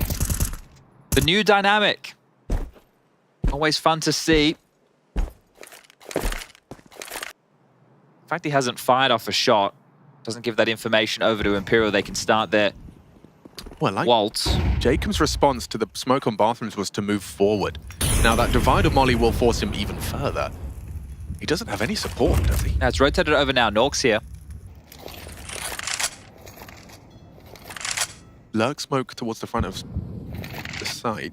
The thing is, when you know that the finances aren't great on the Apex side, Imperial, you can take your time and you just bait through the util. Because right now to block, all Apex have is 1 smoke and 3 incendiaries. Oh no, Sense is going to be double naded here. He's actually right where they want him, towards wood. And this is the second time he's copped stack nades. Bang, bang, and the finishing touch. 3 HP is all he had. Phelps will take him down with the nade. That is perfect. Good find back from Stiko. He has been a real pillar of consistency as the anchor on this side. 21 frags and counting. Put in the grave by the flame. Missed shots from Zaptonito will go down to Phelps, and it's all onto Norksorb. A missed shot. He's lost this. Goes crazy wide. Wasn't ready for 2.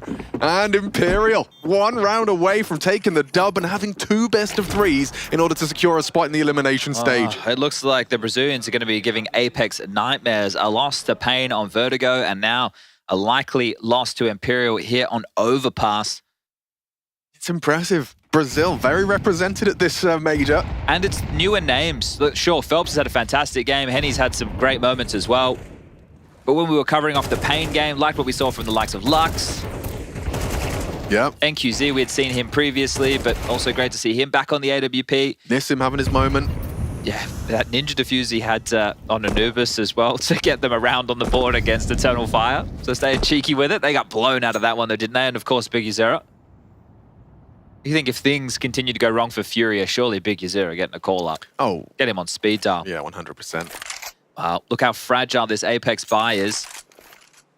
All they've been able to muster to defend their honor and try and keep their hopes and dreams alive in this best of 1. After this, it's backs against the wall. After this, it's a best of 3 for survival, not for progression. Whereas Imperial, on the other hand, they are just going to be 1 game away from locking themselves in for the elimination stage. Nork, Satsanito, can't be Stiko doing everything for the boys. We need these individual names if you want Apex to try and force OT, if you want that to be a story that we even have to start telling. It's eyes on these individuals now.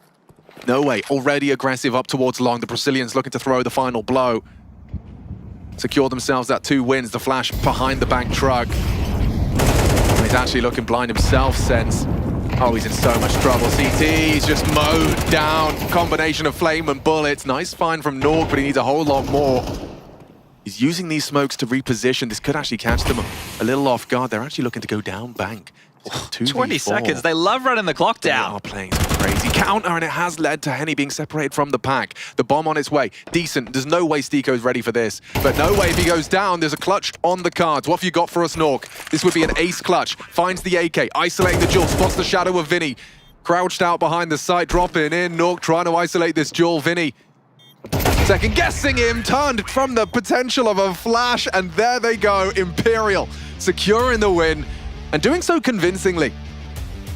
Apex, they're on the back foot now, as you said, up against the ropes. 2 Brazilian opponents, sending them into that elimination best of 3. And impressive victories for Imperial thus far, only going up against European opponents and showing some class Counter-Strike. Today it was the older boys, the vets, the ones who have gone deep in the majors before. Phelps and Henny putting on a bit of a show.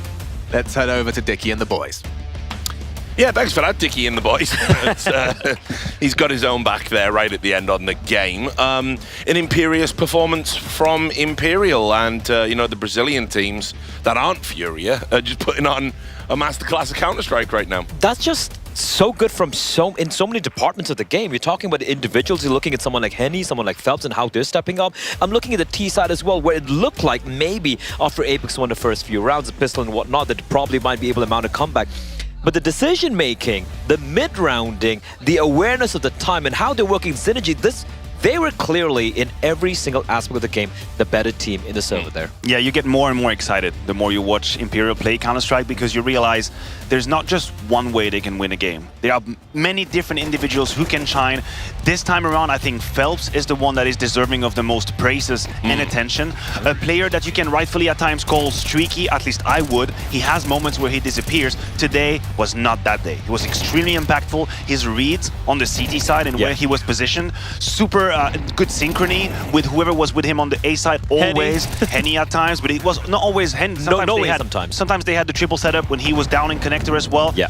They read the opponents adequately, gratefully, and he was there with the shots, he was there with the sprays, he was there with the multi-kill. So I'll celebrate Phelps for that one. I think he deserves it rightfully. I think what stood out for me, honestly, and you can see this from the highlights, just really good fundamentals. I think they've absolutely nailed this new utility we have in the game. I'm seeing lots of plays where they're nading the smoke and, you know, using it to clear it so they can get info or take fights. Really good retakes as well. It's incredible stuff. And this is where it gets real interesting. When you are trying to define Brazilian Counter-Strike, you can sometimes say, you know, super expressive in terms of emotion. Maybe the communications gets a little high, and we were listening to them. But still, they were able to navigate these last 15 seconds into a round. Yes. We've seen in back-to-back late round clutches with 10, 15 seconds on the clock, and yet they had the right positions. Vinny had a couple of inspired moves where he secured the A side. The last round, we could hear their comms as well, very well knowing how to maneuver the defense with 20 seconds left. It's hard to do when you're at that level, and they are doing it, and that's why they're impressive. Chad kept harping time and time again about the T sides and overpass and how difficult it can be, and it is difficult, by the way, right? But for what impressed me the most for Imperial was, I think there were a couple of rounds where it's like, what, 20 seconds remaining on the clock, the 4x4 versus 4, we're like, guys, you gotta hurry up, you gotta hit the A side. They still don't rush in blind, they don't panic. The utility was perfect. 10 seconds left, no panic. The trade, the spacing, the pathing, just textbook stuff. I mean, you also know what helps when you're Imperial is to have an AWP against you who cannot hit a sitter. Like, listen, we have to touch on the Nog situation just a little bit. Yeah. He was definitely a highlight for the Apex lineup for the longest time. RMR, Katowice, moments where in the numbers he's up there. He hasn't really arrived in Copenhagen. No. And yes, it facilitates your life when you're the opponent of the sniper who's missing shots and you have the luxury of finishing on the A side. He's holding down long, misses the shot. Holding on bathroom, misses the shot. Of course, your strategy is much easier to go through because unfortunately, Nog hasn't really arrived. Yeah, and one of the biggest beneficiaries was Phelps. I mean, I kind of feel like, you know, he's the forgotten man of that kind of generation, you know, like in a lot of ways. A lot of people sort of don't talk about him as they do some of the other older Brazilian greats. But, you know, in Imperial, he's really had, and that's the word from yesterday, a renaissance. He's not just had a renaissance, but just I think it could be from him, it could be from Vinny, it could be from Henny as well. Just the way they're playing this game, at least this particular map, was just so proactive. They weren't playing like underdogs, they weren't playing like, oh, we're coming in all the way from Brazil, we're going up against an EU team, a team that's made a major run recently. No, we're the better team. And I think there's a round we can actually talk about here. Round number 6 is where, for me, was like, this is... Is this how they're going to approach the game? Then I'm going to be scared for them. Look at this, right? Jacob, great read. He gets the opening kill. Now, Phelps and Henny are alive. Instead of falling back in a 4v5, just maybe getting a kill and just quickly falling back, no, they hold on. Now, there is a bit of a mess up from Apex here. They should definitely have got a kill. But Henny holding towards connector, and we have Phelps in this party position, getting 2 kills, not getting traded. And yes, Apex did kind of crap the bed a little bit there. But just that confidence saying, we're not going to break up this setup. Yeah. We're going to 100% stick around. We're at least going to get 2 or 3 kills instead to get everyone. It's another one of these like exotic setups that they put together. That was a 3-man, very aggressive on the A side. You have to take a little bit of a gamble that B won't be the attack. And then Phelps, he plays it beautifully. I'm agree with you. The first wave of deaths is a little bit naive from Apex, but that white swing from Phelps, that's pure brilliance. Like, he knows his position, his location is known. I have to take the swing. You know, it's Beast one go swing in Counter-Strike, and he done it. That was a great example. I just want to get a few final thoughts about Apex. Obviously, now they're staring into the abyss. So, is there any positives we can glean from that? Something we can say? Jacob and Sticko still continue to stick out as being a stand-up players. But look, since we touched upon this earlier as well, you know, the performance he had yesterday was a bit of an anomaly. I'm not looking at him. It's an outlier. Nog struggle is spoken about. Sasanita, man, what are you doing, buddy? What are you doing? The number of times going into the B short pipes position and just getting caught off guard with his pants down, not aware of like some basic setups from the CTs.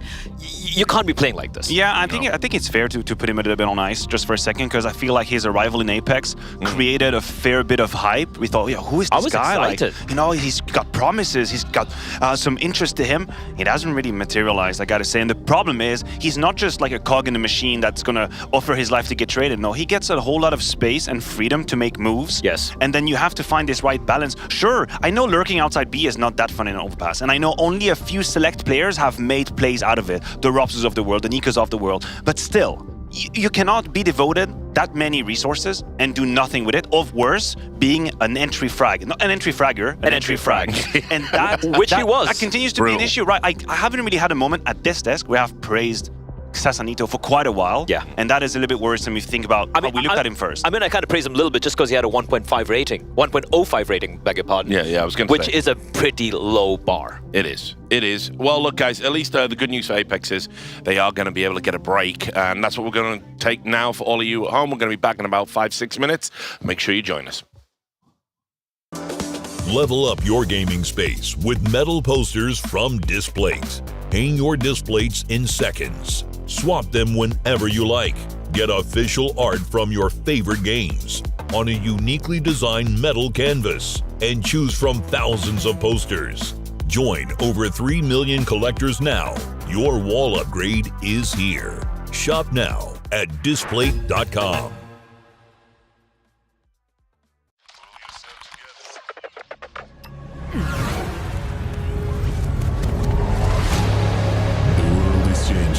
Quickly. To clear. Shoot it.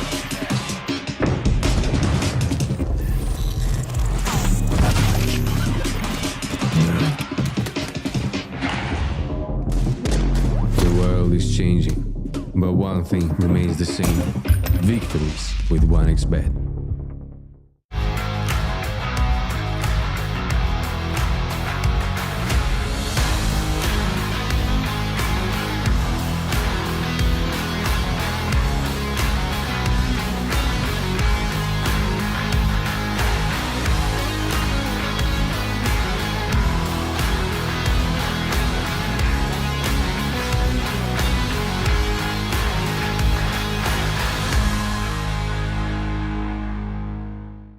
It's time to de-quiz the bomb once again here at the PGL Major Copenhagen. Nork is joining me. How confident are you in your CS knowledge? I'm pretty confident. Okay. The only questions like around math. It was not my subject in school, so. I'm with you. I don't like maths either. Put your hand on that mouse, my friend. Press the yellow button and get us started and save the world. Let's go. How much money do you get from lost bonus after 4 last rounds?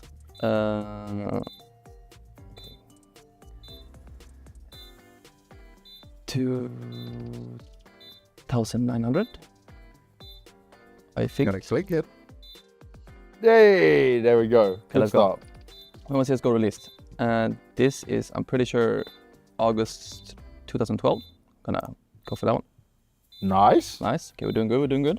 How much money do you get for a kill with a Mac-10? You get 600, right? Nice. What is the minimum amount of M4A4 shots to the body to kill a terrorist on a pistol run if he has killer? To the body. Okay, so that is 5, right? Oh. Okay. It happens. What is the max damage you can take from a nade while unarmored? That is something I like. That's a hard one. 98, I guess? Boom. Okay, good. Let's go. Good. Which CS player has the most MVP awards? That is simple, right? Nice, easy. The minimum amount of deagle shots to the body to kill a terrorist on a pistol run with armor? Oh, not these questions. Deagle shots to the body. That is, isn't it 4 nowadays? 4. Okay, 3. You're close. The minimum amount to these questions. I don't feel like Stico should be here. He knows this. He's a nerd, you know. Like I'm just killing people. Yeah, you should. Surround the field killer. I'll just go for 6. Nice. Who's the only player from Estonia to have appeared in the top 10 rankings? That is Rops. Nice. The minimum amount of Glock shots to the body to kill. Like these questions, man. Like you don't like them. They're gonna keep coming. They keep coming. The body to kill a city with the killer. I mean, I'm just gonna guess. Like 7, 8. It's always close. How much money do you get after the last bonus after 4 last round? Isn't the same one? 3,000? You got it right the first time, wrong the second time. This season, maximum your mind, 15 seconds ago. Plenty of it's when all of your teams are alive. Oh, holy shit, this is bad. This is actually bad. It's gonna explode. Oh! Look. The pressure. There was a lot of pressure, you know. I like this because it gives you the same question again and you're really under pressure and you were feeling it and you got it wrong even though you answered it right the first time. I know, you just overthink everything. Yeah, see? Just damn. Well, we'll rely on you to hit all shots. That's the main thing, right? I wish I could call a friend. Oh, we just got Stico now. Call a friend. Stico, help me. I'm locked in. I can't do this. Stico, please, please. Well, thank you very much for that. Thank you. But you didn't save us. Sadly didn't. We all died. What can you do?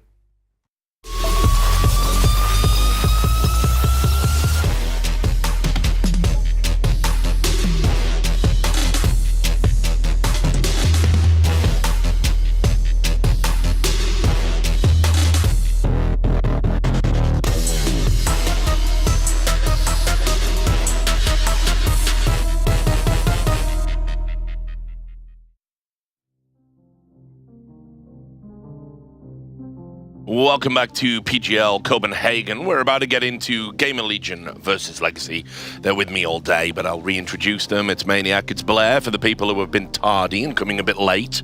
Guys, Gamer Legion, Legacy, this game takes on a very different complexion with the results from yesterday factored in. Oh yeah, absolutely. For Gamer Legion, I mean, I don't want to sound like a broken record. They weren't supposed to be here. We have to reiterate that. And then, you know, they had to do their job. We had question marks as to what their mindset would be coming into this event, considering the rumors we heard about maybe some roster changes and whatnot. And of course, just trying to reset your mind and be like, all right, guys, we have been gifted a golden opportunity. Let's make the best of it. They took down Amcal reasonably successfully, and yesterday against Saw, they got kind of dismantled. It was a close affair, so to speak, but at the end, they did get the loss. So I'm not sure where they are at right now, honestly. Yeah, and it's a little bit awkward because just off to the right of me, they're actually in the huddle right now. So I'm gonna we'll whisper. Guys, what's wrong about you?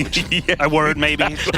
Don't just want to go over there and interrupt the mic in. But you know, look, it is this weird spot that they find themselves in the sense that you on the one hand, you think it might be easy to just get rid of it, discount it. We weren't supposed to be here. Anything's a bonus, anything's a plus. But it's a major, and you're a team that were already in the spotlight for not being here. You were expected to be here. Sure. And so all of that expectation comes flooding back. Well, listen, I'm in general in favor of facing your problems and, you know, going up against them in life. I just think that's a moment where just ignoring all of it is probably the way to go about it. You're not going to fix the phone. Exactly, just push down your feeling down in your stomach. There's going to be a time and a place to address whatever was going wrong before. For now, they still have their destiny firmly in their hands. You'd say the word dismantle yesterday against So I think it's too harsh. I think the game was on a knife's edge. There were plenty of moments where clutches went one ways or the others. It fell mostly in favor of So. And one player that I personally am hoping to see more of, not because he's got a big stature, is Mr. Snacks. Yesterday against So, it was a little complicated. And I'll just add another layer to this. I think I am unfairly expecting a lot from Snacks. I don't think I should be expecting so much from him. But as a matter of fact, when you look at the formula of Gamer Legion, he's the one that A, is supposed to find opening kills dancing around smokes. B, is supposed to call very great mid-round situations because he's the leader. C, is supposed to be the clutcher of situations. That is unfair, it's too much, and it's one of the issues of this lineup. It's an issue, but it's also an expectation that's been set by the man you see in the screens right here. When he joined this Gamer Legion lineup, kind of redefining himself as an IGL, coming in after, years in the wilderness, in a Polish wilderness, just chopping trees or whatever the hell he was doing over there, coming back in. You didn't have the end of Dexter, he's just out there with a beard, and just doing it. But the thing is, we didn't have expectations, right? And it comes in, is fragging out, as you pointed out, getting his opening kills, clutching out, calling as well. So the expectations were kind of set by him, and I think that's fair enough. My problem here for this team is I look at only two players to be consistent, so to speak, consistent fraggers. You need to frag. Who are the consistent fraggers? For me, it is Snacks, and it is Acor. It is these two people.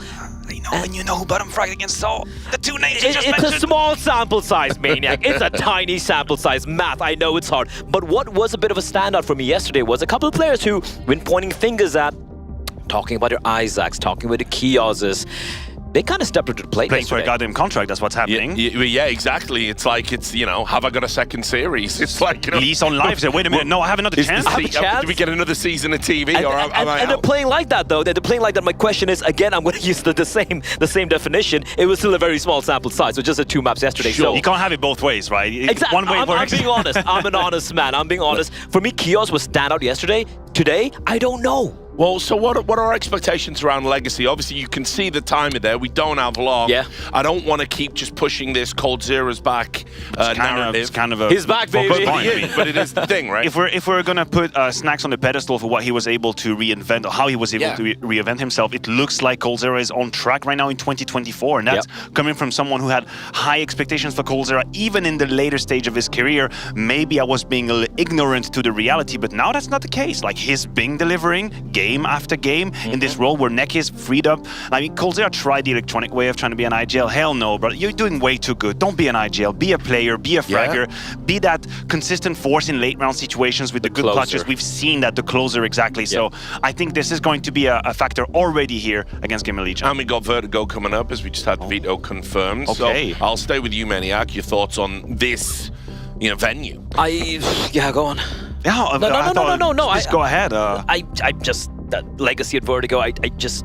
You're not a believer? Yeah, if it was any other map, maybe I'd be like, yeah, Cold's looking good, right? I thought maybe Legacy might have a chance here. But I saw from Apex enough in Vertigo where even though the losses saw, it was very competitive. It's a map that we've seen more reps on. So I'm not sure about this map. For the Brazilians. Go on. But, okay, so you're telling me Game of Legion is in a good spot? Yes. What they have going for them is they did play it once against Saw, but I saw glaring issues. Again, I saw Snacks being a little bit too brave, a bit much bravado in trying to find kills, dying, not being in these late round situations with the lost. So I'm just going to say it. I'm saying Legacy is going to ruin even more our pick'ems and go into that 2-1 category. Baby. We're going to get straight into the action. I believe we're still with the Machine and Spongy. You there, guys? Yes. I'm in the banter zone now. I've asked that we can have some crosstalk. Oh, okay. Yeah, see, look, I'm always thinking. I like it. Innovating. Yeah, well, I Okay. haven't done it in so long. I've missed you all immensely. So I mean, we've got a pistol round here, Richard. Oh, shut up then. Bye. Yeah, all right, catch you in a bit. So we were ready for a We flash could have had him ramp. cast the pistol. Yeah, that would have been even more fun. Yeah. They tried to take this early ramp space. Cold Zero was the one to try and have a look, but Snacks has taken those dual berettas and taken the fight to them. Look at the bravery. I like that Maniac was highlighting some of those things costing Snacks. They're over Guardian now into B.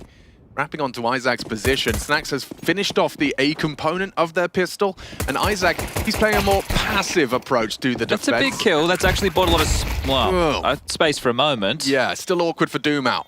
He's got Barton with him. And it should be the CT's on the retake, but Doomau's kicking up a fuss, gets the double. The Glock's connecting. This is all Snacks. Now he's made a step. They know Barton is likely towards the stairs. Doomau safe from him as well. Time is ticking. Snacks is trying to get distracted. It's Doomau that destroys. And a recovery. And one hell of a way to start him off. Legacy. They got Doomau on their side. No problem.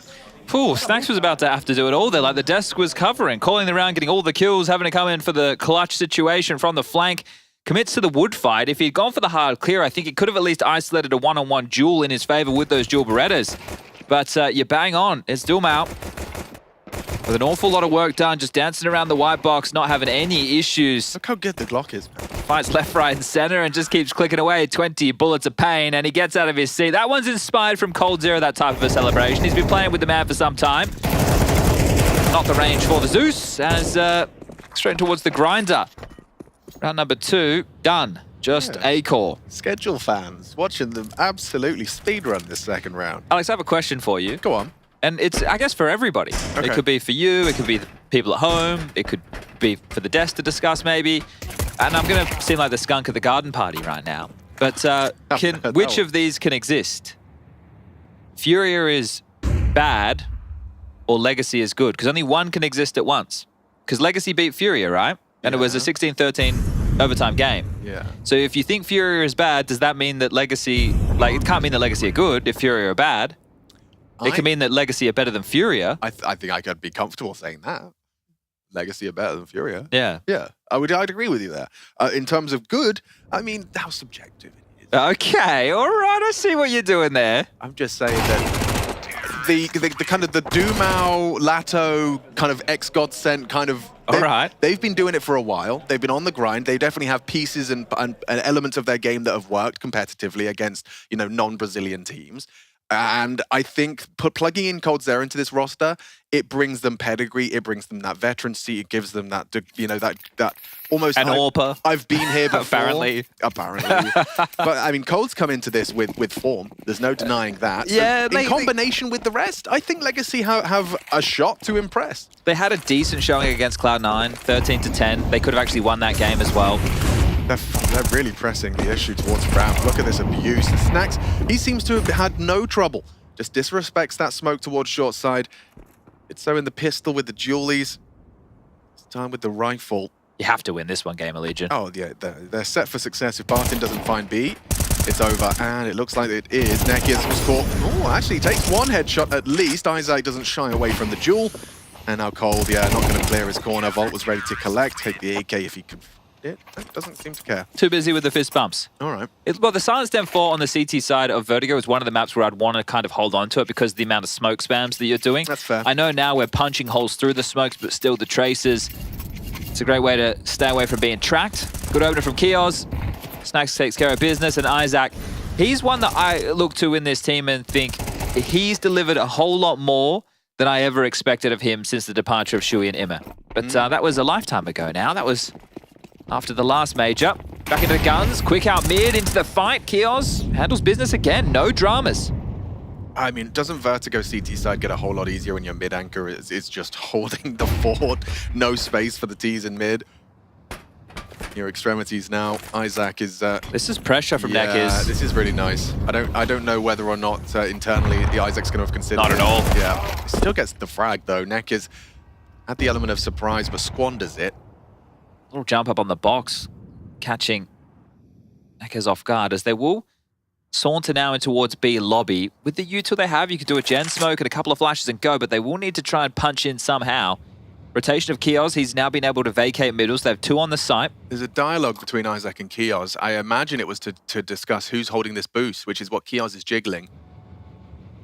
So he's very much anticipating this. It's a good move for the T's to get back in, and he's safe from the flash, safe from the jump up, does check and spot it out. Now Isaac can activate, he's missed his shot, but still good for the first. Taking down Barton, Acor to rotate through. Kios, he knows he's just got to live. A dink is nice. It's Acor to try and finish the job. Dave could finish off coldzera. Looks like it might be destined for glory. Acor bowls him over. Lato in a 1 versus 3, now 2. Damn. Now 1. Tech9 drive-by onto Snacks. Recovers a rifle. Lato, this would be an ace. Oh, so close to perfection there from Lato. Volt secures it for Gamer Legion. And just holds on. So sure, around in consecutive fashion. I think the biggest key and biggest conversation we're about to have, do you force buy with where the finances are at on Legacy, knowing only one player survived? Rifles will have to be dropped. It should be M4s across the board. Maybe an MP9 if they want to try and get out some util instead for the side of Gamer Legion. But do you want to keep the pressure on, or do you want to take an eco and allow the CTs to build some finances? And there's your answer, ladies and gentlemen. Legacy are going to be taking their foot off the gas. They want the util, they want the rifles. They don't think buying in with some Tech9s and pistols is going to be enough to constitute a competitive round. So this is where Gamer Legion need to keep the sheet clean. Keep as many alive as possible, deny that plant, start to bolster the finances after a close one, and a decent attempt from Lato there, because Legacy have shown to be threatening already in the early stages of this one. Interesting setup as well. You can just see that our flash is pulled. Ready if Snacks feels like he's under too much scrutiny. That's one hell of a nade onto coldzera. Significant damage and a Volt double. Perfectly played. There's the flash for the swing. No real threats here as Volt very cleanly takes the head off of Lato. Good to have confidence, right? I understand there's Deagles down there and they could always hit an absolute banger, but this is where you want to get your confidence flowing against these pistols. Always nice to add a couple of extra to the tally. And Volt gets it done with the USP. He's so a happy sharp with that soldier, one. man. He's a sharp gamer. You can't have him anymore, Alex. He changed the flag. Yeah, I know. Let him go. I know. Someone has to get them. Listen to that. Someone has to get him. He's right. Someone does have to get him. The Eco Cobra. All right, well, I'm not going to blame him for it. no, look, he's seen what's gone on. And he's thought to himself, look, this other flag, gives me a little bit more, I think. Well, the accents remained as we get back underway. Hamper smoke from Volt, the aforementioned. It's A-Core. Oh, we're towards with B with the early exchange. Barton cops a nade. Only light damage. Yeah, but you're forced. See, this is why that nade has multiple levels for Barton. It slows him down. It blows the smoke, so he's standing there. He has to just take the fight. They double swing. And a nice opening for Gamer Legion. Good morning. Isaac, this is hyper-aggressive. It's almost unnecessary, but Duma! How's he got away with that? I don't know. I don't think he was even ready for it. Oh, man, if we can see that from Duma's POV, that was so ridiculous. Snacks is here, and he's got support of Kios. They're going to continue to push the issue. Well, that molly will slow down that aggression. Lovely work from Kios. Double. You're not going to expect Snacks, are you? Surely not. Not after the molly. He was looking for someone. He was expecting a potential second, but it's all fallen into the Gamer Legion hands now.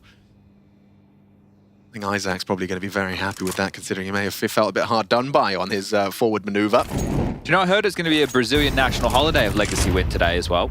And Furia, because then all the Brazilian teams will have won. Yeah. All of the Brazilian teams. Multiples. It's crazy, isn't it? You know how the this revolving door of regions taking dominant stances.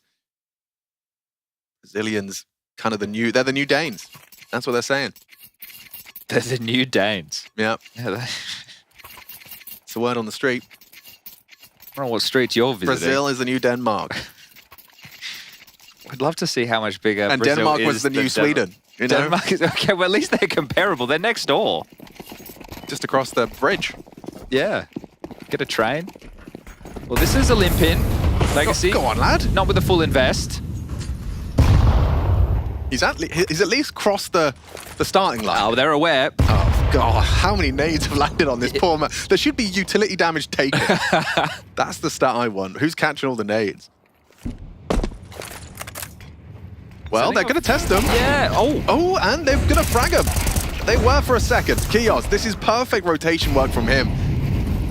Props to the way that Kios and Isaac have been playing off of each other as well. It's always a delicate balance to strike when you are the mid link with the B player. So did they just have like A-Core AWPing mid and then they can double up B at the start? Yeah, so with your rotator for A, the one who's normally throwing the hamper smoke, you can allow him to tide over towards middle, right? And that's why in the early stages when Kios was playing a little bit more forward, you hope that that plays into the mind of the teams in future rounds, so they maybe use more utility, go for a boost, they're a little more cautious about how they go that mid control. Because if a team knows that they can just contact out middle because you're playing like a 2-3, trying to fortify the extremities, that can be a bit of a drama. So the early conditioning that Gamer Legion have done with their CT setups, definitely leaving a nice taste in the mouth of the Legion. Yeah, because right now, like, let's see how they approach this. Kios had the A at the spawn, but is not choosing to take it. Instead, they're going to do that hamper smoke, as discussed. Dropping a second one for Snacks, should he require it. We are seeing Legacy sending 3 towards ramp early. Volt, forward position towards the sandbags. Not hyper aggressive, right? Ooh. If they had just charged through, this could have been tidy. Flash at the ready. They're going to flash up. Snacks will peek off of this. Aggression. Considered it. Oh, they've spotted him. Definitely a little glimmer of Snacks through the smoke. It leads to an opening kill for Legacy. Can they build upon this? This is an aggressive flank now being cooked up by Kios, facilitated by A-Core's AWP. They are holding it. Significantly aware of the gap. Oh, cheeky ladder movement there. Nice. He's avoided being spotted on the sling down. But does he clear A? If he clears A, he will lose timing on this. Has done. Okay. It's just Neck is here. B's completely open. Yeah, this is the gap. A-Core. He's still searching Kios. No one knows. Jump scare for A-Core. Volt feels a bit silly now. Kios would be calling it clear. He needs to be still considering to stay silent on this. He can't give a sound cue over. Do they save if Kios finds nothing? Like, you've got cash. You may as well give it a good look in. Nade onto Cold Zera. Yeah, they've already pulled it off. Okay.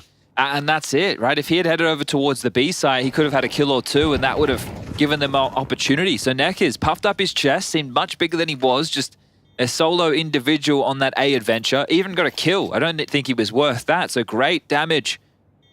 And smoke and mirrors from Neckers there. And that all started with Dumas spamming Snacks have to have had a glimmer just through the tarpaulin. Chad, how do you feel about our new friend Bob? I don't mind it. I don't mind it either. No, it's fine. I watched that comparison video of how the old Bob and new Bob, and I'm not going to lie, I'm like, it still wiggles, it's wiggling. We're Counter-Strike players, we hate change. Yeah, of course. That's been that way for 20 years. Yeah, nothing's changed in that respect. Yeah. We've made sure our stance is known. Don't change things even if they're worse. Yeah. Oh, the AK sounds much worse, guys. It used to be tinny as hell. It did. Now you listen to it. You go back and you listen, you think, what were we playing on? Sounds like it's coming through a walkie-talkie. Doing it through a tin can on a string. Okay, what's the scores on the doors? 5 on the CT side for Gamer Legion and a third now for Legacy. They managed to break their silence. It was a 5-round run from Gamer Legion. Let's see if they can string together something consistent. More aggressive this time. Look at the flame. Sending the AWP out for a search off the flash. Nice find. They've got the advantage. Now they can just rescind into the site. Or not. Akoi wants to stick around a little deeper, Molly. Slow their crawl. Oh, they're stubborn on this. The double nade, that's twice. Coldzera, his safe little nest has been naded out twice now. This is a strong start for Gamer Legion in pursuit of a 6th. They've previously been able to find a way into this B site, but again, it's Kios and Isaac playing off of one another. This B site's not easy to get through. The gap is mid. It's jiggled by Volt. I like what he's doing because he doesn't actually need to win the fight. As soon as the info goes through, he sets up a crossfire with Kios. So this jiggle makes an awful lot of sense from Volt. And now he has support of Snacks, so that he can actually... Sorry, not support of Snacks, support of Acor. Snacks is the one who's liberating them with his information to rotate. How much does he push the issue here? He doesn't need to play to contain anymore. He needs to commit. Got the AWP on the midline. Bartin's not ready for this. Being fragged from Snacks. The boost is a hard shot for Acor, and he goes for the quick flick, but job done. Mission accomplished. You have to go A. You've spotted them out. One pushing into Acor, and Volt will close straight back to their winning ways. Gamer Legion up to 6. And as we take inventory right now, the finances for Legacy, 3 players are in the position to pick up rifles. The other 2 maybe Mac-10s or Galil. So yeah, I guess still a rifle available in that regard. But they will be taking their first tactical timeout, a chance for Chucky to get on the mic. This is the opener from Acor. So you can just see the intent with the openers. All you need to do is look at the radar to see what type of a move Gamer Legion or what type of the part of the map that they're looking to fortify within the early stages. Some good variety, and one of the things that I've always liked about Gamer Legion is their team play. I think that they do a very good job in that department to make up for where they lack in individuals. None of these names are blowing you away in terms of their output. So then I think you need to turn that credit towards the coach, Ash. Yeah. Oh, for sure. He definitely is a bit of an unsung hero for these boys. What's available for Dumao on the floor? I'm sure there's something that he's going to be picking up. It's going to be just a Tech 9. Do we see him try and get stuck in early with this? There's been some great proficiency on the Tech 9 so far from Legacy. Yeah, anything that's got that moving accuracy is clockwork, is Tech 9. This is a fake towards A.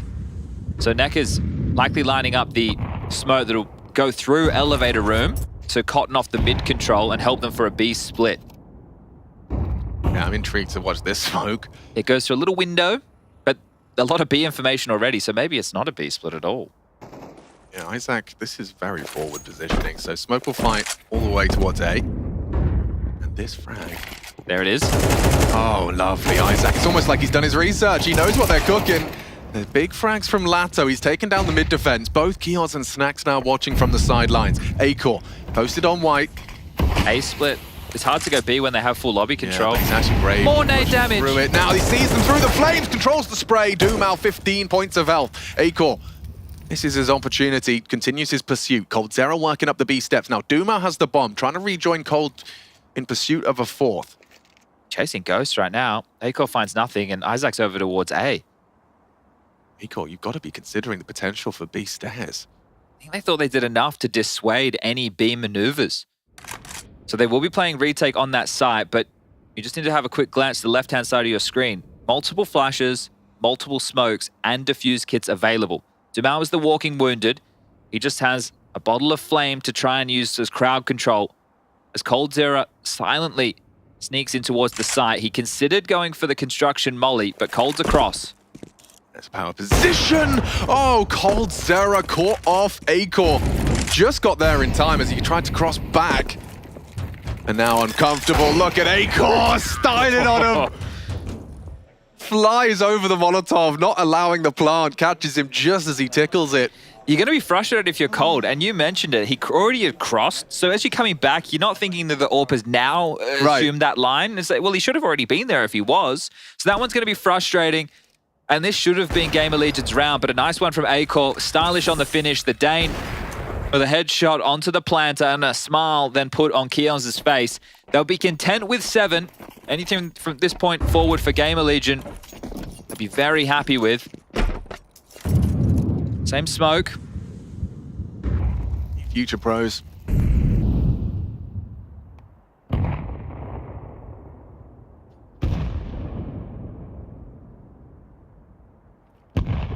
Just nades going off all across the map. Sounds like fireworks. Guy Fawkes night. Acor has been flashed off. They're quick on this. There's a lot of space for these Tech-9s to work and take it away. Hoovers it up. Volt with a double on the spray. Clears out mid. There's a chance here for Snax and Coldzera to clash. I imagine Snax is going to be aware of the possibility upon the fade. Nekkis looks like he's going to... Ooh, yeah. Eos overlooks it, spotted him, and does convert. Now Coldzera. Hello. Hello. Nice positioning from Snax. Very nice. 4 and 8, yeah, Game of Legion, as you said, with 7 in the bank, anything more is just the cream on top, but they'll take it anyway. 8 on the defense. And you have to think how 2 of these manifested, right? You had the first round where Dumao went lights out with the Glock. I think they were in a 2v4 situation over towards B. And from there, it just has been dribs and drabs, if that. So, Game of Legion with a bit of a shutout. Solid team Counter-Strike on display, but at the top of the pops is Volt with 14, 10 for Kios, 8 apiece for the likes of Acor and Snax, and Isaac just with 6, but it's enough so far. We do have a timeout that is now ticking on down, so for the final round, they're actually opting to start with double AWPs. Kios is invested into 1. There's rifles left in spawn. They have so much money to work with. They've also left flashes as well. So really spending a Game of Legion. Let's see how frustrating this double AWP setup might be. Isaac is juggling an AWP to be. Yeah, this is actually wild. I mean, why not use every advantage you've kind of earned? They start 3 towards A ramp. They want to try and fight for this early control. Acor took his AWP over there. They'll nade the smoke for a quick peek down. Not forcing the issue. Want to be peeking into Cold's AWP. Literally triple AWPs right now. Yeah. 1 middle, 1 B, 1 A. Everywhere you go, Legacy. We just threw it off the map, did Isaac? Cleared by Acor. Job done. Pick found. AWP down. Oh, and Nekkis falls to Acor as well. Lovely start from the Dane. He's hitting his stride here on Vertigo. Oh, he didn't throw it off the map. It's just there on that back railing. Just in case he needs it. Yeah, you never know. So he's, yeah. They've How indulgent, Alex. It is. It is absolutely opulent. 3 AWPs for your final CT round, and it makes sense in the sense that your opponents are not going to be anticipating 1 everywhere they go. They might only walk into 1 if they continue towards Acor's site. He's given up the space now. 40 seconds with a 2-man advantage. Kios hasn't moved in middle. Doesn't need to. Doesn't need to. Mid-safe. Look at the grin on his face as well. All that info.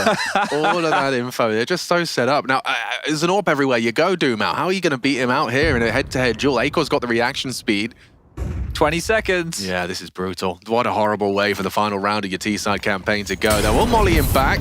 A CT smoke at this time. Oh, hang on. 2 from Lato. Another from Bartin. Now they're into the suck. site. Now it sucks. You need the rifles for the retake. Dumao backing away as well. Snax doesn't reveal his position too. Worried about the flank. Lato trying to get away. That's a big one back from Snax. Don't you dare pick up that AWP. Finds himself on towards the bomb. They're going to have to check it. Bartin, the one to swim through. Control spray. Beautiful from Isaac. All onto Dumao. This would be one hell of a round. And it's Snax again. Staying dynamic, nimble. Gets the gap, gets the round, and it's going to be a 9-3 half. Yeah, you can tell that they're feeling it, aren't you? With that type of an audacious play at the end, almost having their petulance punished. That would have been a naughty way to lose. Because you see Kios rotating in with the AWP. Like, I'm here to help, guys. Yeah, Dead. Yeah. So they almost snatched away in the final throws, but a pistol feels necessary if Legacy want to have any shot in being able to contend here on Vertigo. Legacy have played 3 different maps in their outing so far. An Ancient against Furia, an Overpass, and now a Vertigo. This is 2 back-to-back Vertigos for the likes of Gamer Legion. Were unsuccessful yesterday against Saw, but looking to change the tune and set themselves up in that 2-1 column, just being 1 best of 3 away from the elimination stage, whereas Legacy will go down to 1 loss and they'll be waving goodbye to Copenhagen. Tumal with a full belt of utility, a flash, a smoke, an incendiary, and even a diffuse kit. So, action man. 5A on the pistol is a crazy strat because they hear you coming. The rotation would be swift. 2 smokes and a molly. Yeah, so get the smokes up. 2 molly smokes and 2 headshot. mollies even. Clear out the sandbags and go. Well, smoke missed. He did, yeah. So there is that gap that Nekiz is currently investigating. Now the second smoker's up, but it's cost the life of Kios. Snacks to plant. It's uncomfortable now. There is a kit and a smoke on Dumal. This favors Legacy. This compulsory pistol is just 3 frags away. Snags. He's got a lot to do. Fight your way out. Wild on his shoulders. He's got the elevated angle of Nekiz. Plucks his head from the pack and needs another. Can't adjust the elevation of Cold. Good goosh. Need a multi out of Acor and Volt. Tracking nicely. Only the one. Acor, an impossible 1 versus 3. One would assume. The smoke, the kit, it's just 5 seconds to try and find all 3. He can't find them. Oh, he hit the goosh in the smoke. Dumal goes down to Acor, but there is the round. Legacy taking their 4th. Whew, it did get close. And you can see how just a flub smoke really just changes the outcome of the round, because the entire play was to press forward and take control to make sure nobody could be in front of the elevator smoke. They mollied over towards the sniper deck, heaven position, as well as headshot. They wanted full control of that area, really maximizing the 20 bullets of the Glock and the close range nature. But 1 missed smoke allowed a gap, allowed Legacy to linger. They had to burn their second smoke as well. They did get the bomb down. That means Galil's come out, so they can right the wrongs of the previous and get back into their winning ways and really just send Legacy packing with pistols alone. Dumal's about to be tested here, Chad. Very interesting to see how he handles this. Acor, in the meantime, has caught Nekiz. That was just towards the A-ramp fight, but look at this angle. How ready is Kios for this? They could line up. Ooh, not far off. Important trade from Snacks. Martin to react. Relinquishing control immediately of middle because Isaac's in B. Brilliant timing, good awareness. Isaac knows that the B player is going to be distracted. And it's led to the death of Barton. You feel for Barton, don't you? Responding to the issue in middle. They pip the gap, they seesaw perfectly. And now Cold Zero and Lato, they just have to save. And Isaac's a B anchor player. He knows what the necessary reaction is, the likely one from Barton, and it's just finding that gap. It's round defining. Well, you see a lot of teams in these early rounds like to contest for B lobby control. So they're unable to have all that extra space. Right. It buys you a bit of a buffer, but it does mean you have to be somewhat weaker elsewhere. And when Nekiz gives away a freebie through the smoke, now we didn't see how that went down. It could have been extremely unfortunate.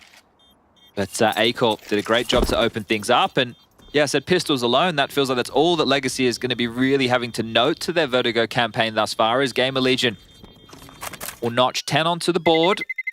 Now just 3 rounds away from picking up victory and being done with the best of ones, at least for the first 4 days of play. It seems like such a well-informed call as well when you're on a low util buy. You know, obviously the Acor kills are lucky. Well, we don't know. Was it lucky? No, not well. You decide. Let us know. Use the hashtag PGL Major. Yes or no? Write it now. But yeah, the fact that you just go kind of contact mid, you get the trade in mid and find the gap and exploit that on B, very nice. The seesaw, as Chad likes to highlight on Vertigo, the pendulum, it swings back and forth. You can keep yourself dynamic. Big one for Legacy here. Let's find out. Are we gonna have a competitive? Boys. Okay, too much hair gel. Come on Slippy now. to stand on. Come on now, lads. Those are the things you talk about. How are we going to do this boost?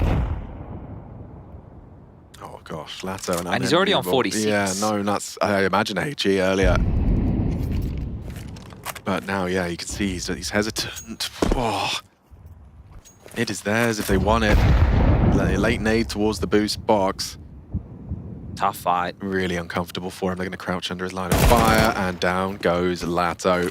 Smoke towards Ellie. They might try and fight on this. Already pressure onto Barton. Shadow betrays him. He's dancing around. The Gens does well to find one. Will be run down by Isaac. Snacks is in a deep position. Another smoke underhanded by Kios. Save. Yeah, it has to be. But that's already 11 for Gamer Legion. They are in trouble here. Might want to even hunt. You don't want to give the AK over, so do it safely. But if you can take away these upgrades, they have nothing into the next. Absolutely nothing. So at least have a look. And Cold Zero has the rifle right in the crosshair of Snacks in a moment's time. There you have it. Clinical from Snacks. Dumal gives away his position. So felled by the big man himself. And here's just Nekiz, who was chunked down to 4 points of health within the early stages of this one. We'll call that 11 and likely 12.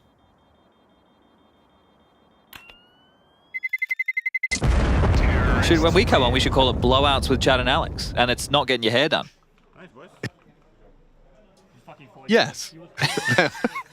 My microphone misbehaving. But yeah. So far, we have definitely been witnessing a lot of the more stompy games. One-sided which is affairs. Fine. Yeah. Leave the overtime to the other guys. You just know that when we're casting, one team is going to destroy the other. I can't in the next game, surely. No. Eternal Fire Heroic, surely not. Oh, that's going to be a banger-anger, I'd hope. That one's going to deliver. As Ash on the mic, I would just say smashing. Nigel Thornberry? Well, he is British, isn't he? Okay, yeah. So, all right. You guys do use that type of vernacular. Yeah, smashing. And he's a wildlife expert as he is. Nigel. Oh, God, my memory is very faded on Mr. Thornberry. I have 4 people understanding who we're referring to right now. You might think it's like a national treasure. Yeah, it's him and Steve Irwin. They were rivals back in the day. That's it. You seen his sons doing it now? Yeah. He's great. Yeah. It's 11-4, lads. So here we have a single, what was it, a save 5-7? Yeah. A save 5-7 versus a full buy. And unless you're Furia, that's not a problem. Some AKs, an AWP, full belts of utility, Dan. Still thinking about it. I'm sure Furia are too. Where's the clay? Bang. And Nekiz is gone. Aiko gets away. There's the 5-7 of Barton doing some work. Not always comfortable through the floorboards. Aiko's just not hurrying this one along. Picks it down with the Tech 9. Gamer Legion. They're in full focus now. They just want to pick this one up. One final round is all they need. And for the CTs, at least you get your guns out.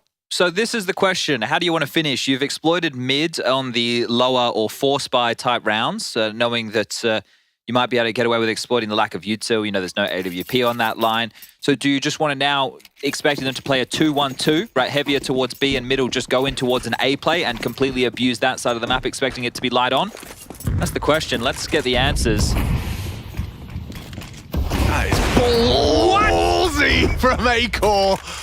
Unbelievable. Peeking into Nekiz. Takes the flash, tracks the cross. A beautiful start. And Doom out. Only the one. Did land the dink onto Kios. Aiko has given them a leg up in this round. He was fully flashed, Chad. Actually, very Like, impressive. I know we got a glimpse of him coming out, but... I mean, he heard him coming. He knew what was up. He just hit the best shot. Incredibly impressive work from the AWPer of Gamer Legion. Like, that's such an aggressive move to make. From an AWP. What are you up to? I love it. But yeah, I mean, it's likely to be flashed, but it doesn't matter, I guess, if you're gonna be able to readjust with a white screen. With a white screen. Wow. All right, well, more than enough utility right now to finish over towards A. They have all the bells and whistles. And for Nekiz, he's sitting there going, well, what else could I do? He was blind. Sandbag Molly, but they're going to progress with it. Aiko might have Lato's number here if he's not careful. Throws out his own kind of forward smoke, gives him some additional options. This is harrowing for Legacy right now. How are you meant to defend? You don't have a Molly, you don't have a HE to stall out or slow the plant, you don't have a flash to pop through the smokes. And held. Acor on the top of the sandbags for a better line of sight.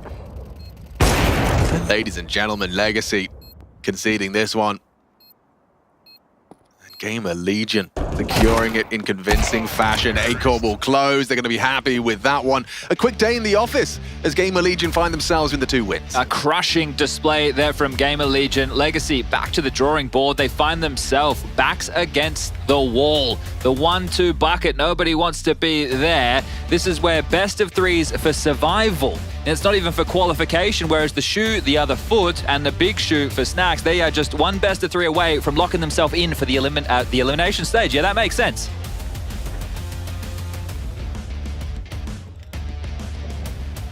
Yes, indeed. And we spent some time, you know, what it's like on a desk where you sort of plant these narrative seeds and you want them to grow in a beautiful trees. And that one just not really at all, because Legacy didn't turn up. In fact, the coldzera performance in particular, that was the man, the myth, the least. Yeah, exactly. I mean, he was yet to be seen on this map. I would like to just make a man. Like, I obviously undersold Gamer Legion at the beginning of this game. I did not think they would provide such a good Counter-Strike in here, but I will say the opposition was... lacking? Sad, I would say. It was a sad game of Counter-Strike. Sad, yeah. It was a sad game of Counter-Strike. I'm still questioning. I know you had a pretty clear reaction on the Vertigo coming in. You thought, what the hell is going on? Why is Gamer Legion having it? And if you're Legacy and you allow it, you have to have something more to offer on the T side. Things looked too easy for Gamer Legion, who, granted, played well, but such a comfortable CT side, comfortable kills from the side, blindsided most of the time, multi-kills. This was very much less than I had hoped for from Legacy. I 100% agree with you, because when you're allowing Vertigo through, now obviously there is no guarantee they would have known there would have been a Vertigo coming in at the very end there, right? But you should have done your homework. And one thing we saw from Gamer Legion CT side yesterday against Saw was it is very, very strong A-ramp defense. They're going to be throwing everything, including the kitchen sink and maybe even a thermonuclear warhead in your direction, and you need to be ready for that. They weren't ready for it. The protocols quite weren't there. Volt was just getting away with murder time and time again, and then Acor gets activated with AWP. And again, Acor, someone we were criticizing, saying yesterday he was missing his shots. You can't afford to not be hitting shots. And he was hitting shots he shouldn't be hitting. No one should be hitting. On the CT side, he was just a turret with the op towards ramp, yet Volt on the A anchor mid-rotation position, so to speak. And on the T side, man, when you have like 9 rounds on the CT side, it's pretty much a done deal. Yeah, and look, also we sort of highlighted that, you know, Snacks is kind of occupying all these roles and trying to be the in-game leader, but he's a fragger and he's a clutcher and he's an anchor, he's experienced, he's doing all these things. Well, you know, I say that a very, very solid performance. Yes, yeah, it was. And he was definitely the maestro of the movements on the CT side for Gamer Legion. And that's what you want him to be. You want him to be the engine for retaking information on the B side, adding that +1 layer defense where if you are Legacy, the game becomes very hard to read. Like, wait a minute, we killed a guy in B stairs, there's another guy fighting us, but Snacks is right behind it. You feel like you're being read, and he did that beautifully. I also think that eerily similarly to the Cloud9 problem, when you are Legacy and your main sniper is coldzera and you have a bad start on the T side, you do not have that back pocket sort of asset you can use with an AWP, challenging Acor, having these opening picks. They just didn't have it. coldzera was very absent. Yeah, that was an issue. And I feel on Vertigo especially, you know, it's one of those maps where if you've got an AWPer that can actually play it, it's pretty. You can make it very oppressive on the CT side. But it was didn't super. They didn't really challenge Acor at all. Yeah, for sure. And on top of that, we talk about the ops. Let's talk about Volt as well, right? Like as an individual. Acor kind of started to wake up into the game after the first 4 or 5 rounds when, you know, we saw Legacy win the first couple of rounds. And after that, Volt wakes up and he's just, you know, he's kind of this A anchor, right? And with the rifle, you have Acor and you have Volt both just popping off. The A bombs were just close for entry. There was no avenue of access possible, and he was just everywhere. They're going towards the B bomb side. He's there, he's looking towards sandbags, and he's getting kills from seemingly every single position on the map. And one more thing I wanted to point out from Gamer Legion, which I really enjoyed watching, was not just Volt's proactivity, but the utility usage towards the ramp position from Snacks and Volt was just so like asphyxiating for the side of the Brazilian. So yeah, for me, even though Acor had all those flashy kills, Volt was a backbone on that defense. It was a comprehensive victory, right? It's one of these cases where we could have decided, eeny, miny, mo, who are we going to talk about from Gamer Legion? They all had very great moments, and Volt rightfully so deserving some praises. Yeah, so where are we at with them right now then? I mean, because it's kind of hard again. We're seeing them perform well against opposition we would expect them to be anyway, so... Where are they at? I think the problem is because of how Counter-Strike looks like in Europe as well, failing to qualify at the RMR doesn't mean that you have no chance of making it theoretically from open to elimination stage. And it never really happens because this is an extraordinary circumstance here where Game Legion got this berth to come here playing the major even though they hadn't qualified. But by their level, if you have seen them by the eye test, yes, they're a team that can make it into the elimination stage. There's a whole caveat of where the lineup is at, but as I said, as right now, that doesn't matter. It doesn't matter one bit where they wanted to be in the future, the doubts that they had. When you were in here at the hotel, when you're in that studio environment, you just play the goddamn game. It's you're at the major. It doesn't really matter if you have disagreements or if you have doubts or whatever. This is the moment you seize it. So they can definitely make it to the elimination stage. I think the ceiling is right there. But to qualify, yeah, they have to qualify. We saw it. I mean, they're doing what they have to do. Beat the games they're supposed to beat, despite all the situations surrounding how they are here at the major. They took down Amcal convincingly. This was just a complete storm coming in. Yeah. Close game against Saw, right? They're playing to the expectations we had during the RMR, post the RMR. And I think, honestly, considering there were rumors about players being benched and maybe players being swapped out, I think that's great overall. Now that they've tasted blood, they know there's a real chance to go in deep, to go to the next stage. And from then on, anything can happen. Indeed. They'll be sleeping well tonight. Thanks, guys. We're going to take a quick break. When we get back, we're going to get into the best of threes, Heroic versus Eternal Fire. This one's going to be straight fire. We'll see you in a bit. Level up your gaming space with metal posters from Displates. Hang your Displates in seconds. Swap them whenever you like. Get official art from your favorite games on a uniquely designed metal canvas and choose from thousands of posters. Join over 3 million collectors now. Your wall upgrade is here. Shop now at Displate.com.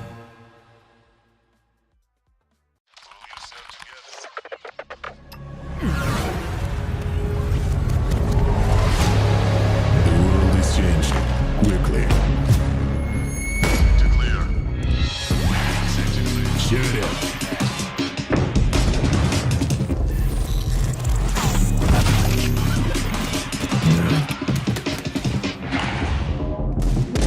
The world is changing, but one thing remains the same. Victories with 1xBet.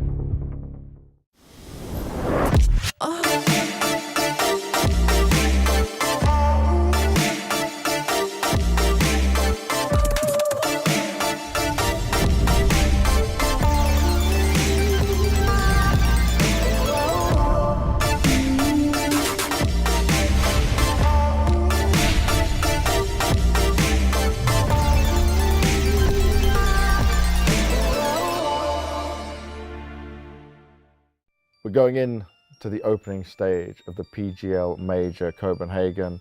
Eternal Fire has been on a huge rise and looking very good here. Madra is the man in charge, the IGL rocking it. How are you feeling, sir?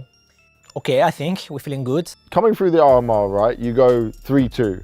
And I would say, looking at that, right, it was a good performance again, but I would say some of it is still times you look sometimes shaky even against the good teams, right? I compare your phase games from Katowice, right, to what we saw at the RMR. What has it told you about where you guys are at, how Eternal Fire are performing right now?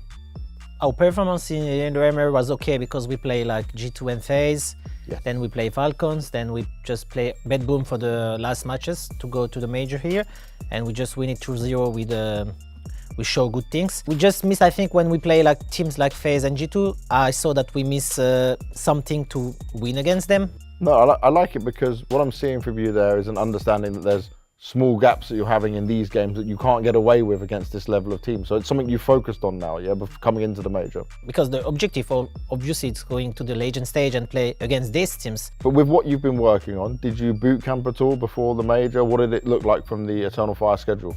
I had like 2 days off and we just starting practicing, but not boot camping because we cannot. But we just did like boot camping from home.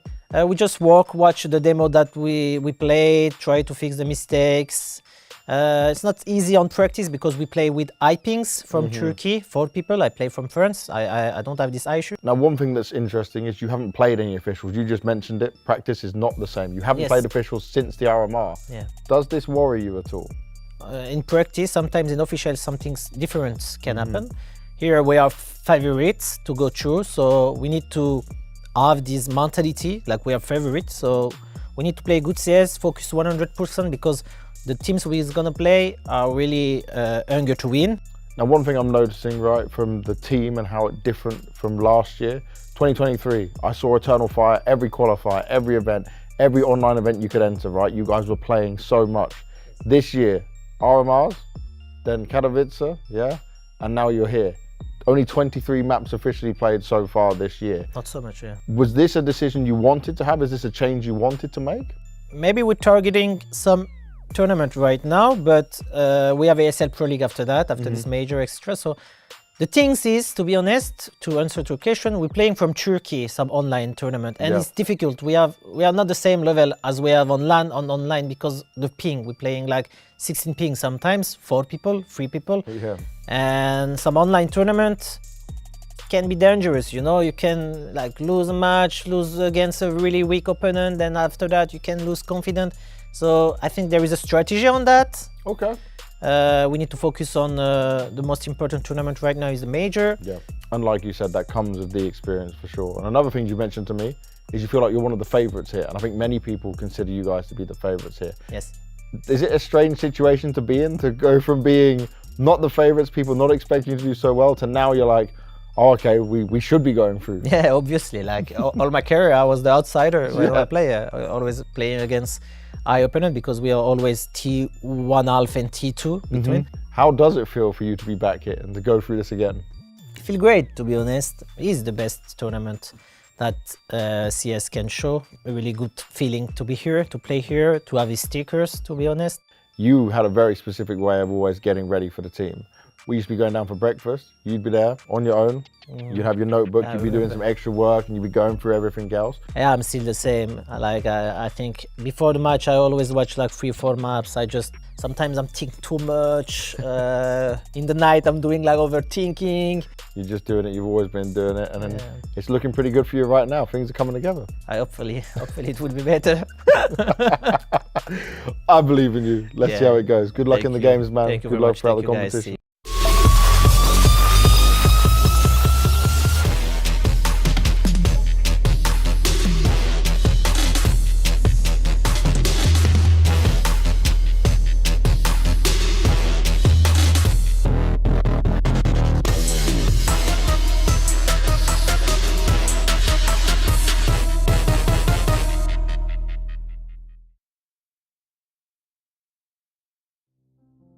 Yeah, welcome back. Good to see James Banks. Everyone at Banks in the chat, so show some appreciation.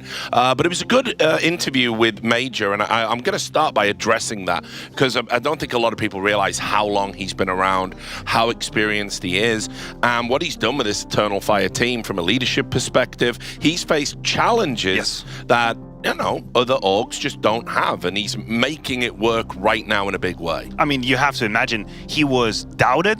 He was discarded, he was removed, benched, he went to Valorant, he came back. It's a guy that has a wealth of experience, and he was seemingly the solution for what seemed to be a lump of very skilled players that are missing a little bit of principles. They are missing guidance. Someone to tell them, listen, Centaurus, you're obviously a beast, but brother, let's do this. Let's do this strategy. Let's play these rounds this way with the power plays and all. And I think finally, he's got not only the trust of the lineup, but he's got almost all of the pieces, if not all the pieces, with Wikidia coming up. He's got it all now. The funny thing is, you're talking about him being dropped and benched. We are talking by Eternal Fire, like exactly. By Fire. Yeah, it's like the people he's sort of playing with now. So it's a hell of a comeback story. It is a hell of a comeback story, and like I feel like when this roller coaster of a Turkish ride we've been seeing with the past multiple years, we have, not just Major, but we're looking at Walks and Xantaras coming and going and different pieces being picked up. It's when it started to finally stabilize the middle of last year, early, middle-ish May last year, is when all right, this is going to be the lineup. Major's going to be the pillar, he's going to be the talisman, and we're going to work around this.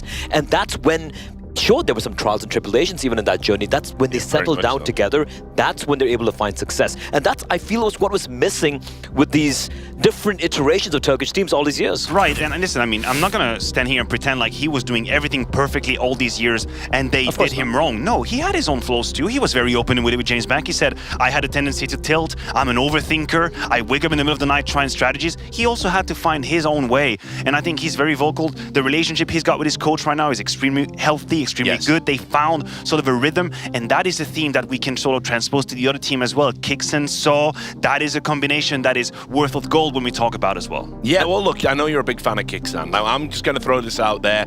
I've had my haterade for breakfast this morning. I think Heroic are in like some sort of weird honeymoon period. I think they had a lot of stuff going around the team. Obviously, we all know about, you know, the Stabby situation, which we can just leave that. It's relevant now, isn't it? They're not here. So, you know, but I think there were a lot of, let's say, positive distractions, actually, a way to dial in and be focused, because you've got these little revenge stories that are motivating you on a personal level. But now this is completely different. The honeymoon period's over. You've got to step up and perform, you know, consistently as an inexperienced IGL with a team that, you know, maybe doesn't have, you know, all these star players. Very similar to the Ents trajectory, which is the very beginning, absolute fairy tale. So many different reasons for you to give everything you got on the table, and now you have to start building. You have to start doing the dirty work about a team. But I'm gonna tell you this, Richard, Kixen is one of the next greatest IGL. He's out there. Him and Shuhi, right? Exactly. I think he's behind Shuhi in the trajectory. He's a few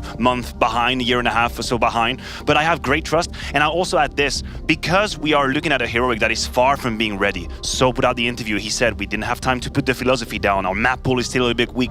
What you're looking at right now is that individual having an unhealthy amount of pressure on them, but that's how the stuff of Legend is made. That's how Kixen can actually rise up and say, listen, even without a playbook, I get to win. That's how Nerds can be a super carry and say, I don't give a shit about the strategies. I'm about to take these rounds myself and have these multi-kills. This is what we get excited about them, because they seem to have this individual ability, this brilliance, in spite of not being ready. And do you agree with that? I 100% agree with it, because Kixen, we're looking at the Apex run they had, and everyone's like, it's a bit of a fluke, it's a bit of a, you know, it's not something which you can replicate. It comes into this Heroic lineup, as you pointed out there, Matthew, and it comes into a time of turmoil, comes into a time with the entire Stabby incident and whatnot, but it does help.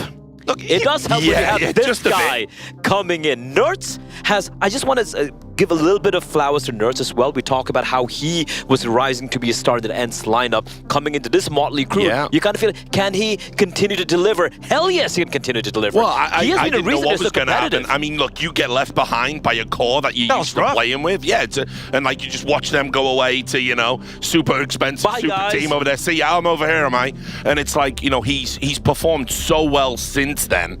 It's actually been crazy. He's a real plus point for this team. Oh, absolutely. I mean, so much pressure on his shoulder. Your credit score can go down so quickly. The community will forget about you after 3 weeks of bad Counter-Strike. Hell, we took 4 maps for Zaiwu. Shout out there. So Nerds definitely giving it.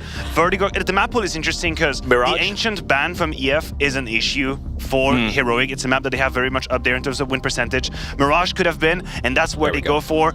Listen, I know they've played it a bunch of times. I know it is a go-to. Have you seen Xantares on Mirage, though? Exactly. Thanks. Like, it's right there for the taking. Xantares connector, YKD from short.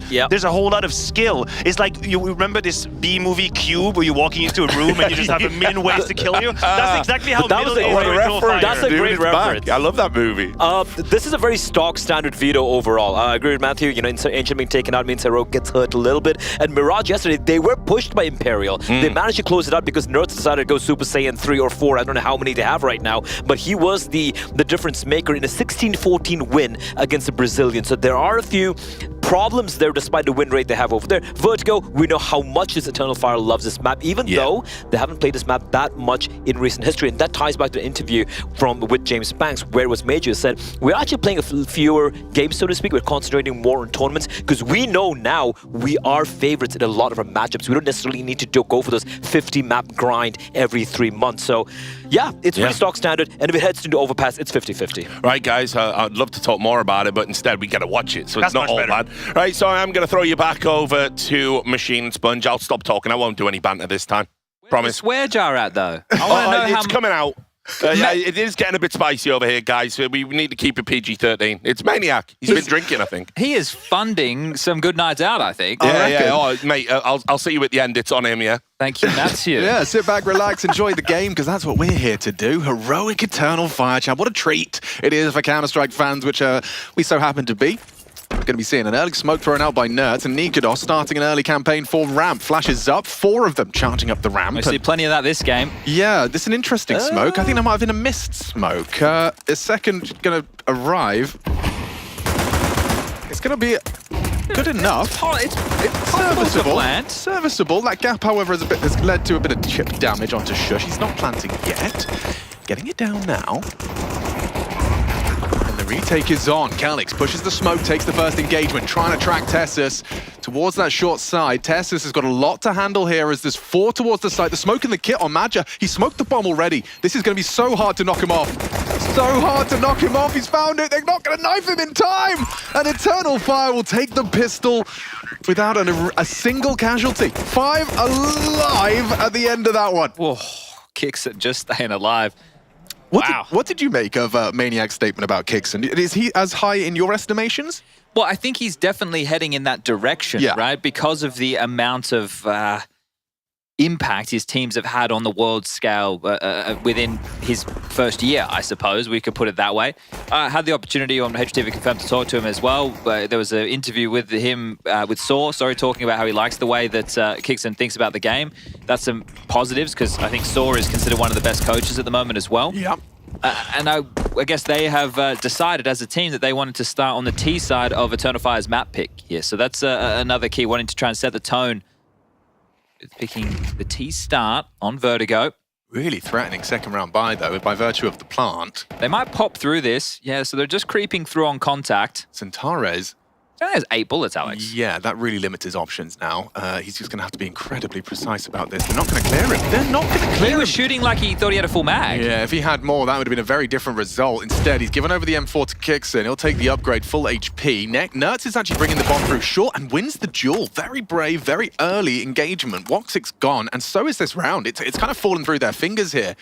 Eternal Fire, after taking the pistol so cleanly, the second round is kind of evaded them, eluded them. There's nothing in rushing for Heroic. There's no need to hurry. But look at the HP, and Calix has just picked up an Incendiary. If they hang around, so the repos, this is actually huge. The bomb is on a low member of Nertz. They're hoping the cut of noise sours the mood and forces the rotate from Eternal Fire, but they may as well stick to their guns right now. As soon as Nertz tries to punch in the digits, the Incendiary should be thrown. There it is. It might be too late. They at least get him down. They have smokes available, Alex. This is still doable. Yeah, hang on. Still doable. This 2 versus 4 retake is taking shape. Madja, smoke on the bomb and going for a fake this time, hoping to panic. Not a single bit of spam. How on earth are they doing so with such confidence? They just called the bluff. Calling the bluff. Now Madja's going to hold it. Oh, Madja's going to hold it. Madja's going to hold it. Back to back. Smoke diffuses.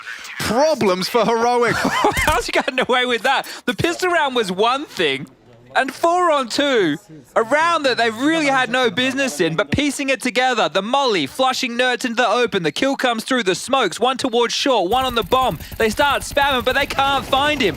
Smoke armor for Madja. God, and the cover as well. Kanek just on the top as his leader's diffusing. I've got you, boss. That's actually mad. I do have a little bit of a theory that for some reason smoke diffusers have been more prominent in CS2. Couldn't explain why, but it does feel like I'm seeing a lot of them. A lot of players are scared of the smoke on that diffuse. There's a lot of different angles you can get onto the diffuse from with those cables. Well, they have been able to invest again, Heroic. It is Eternal Fire, the ones who have been struggling to get rifles across the board. It's 2 MP9s, one for Wakadia, one for Zentares. Just thinking about the way they've lost these first 2. I would love to go back and maybe someone could take a look and see if Zentares did reload. I know there's a bug at the moment where it shows that you've reloaded on the and then when you change back, you actually haven't. So I wonder if that plagued him, because he was definitely shooting like he had 20 bullets in the previous. Yeah. He would have been more tappy if he knew he had only 8. He's probably not going to be too concerned considering the conversion.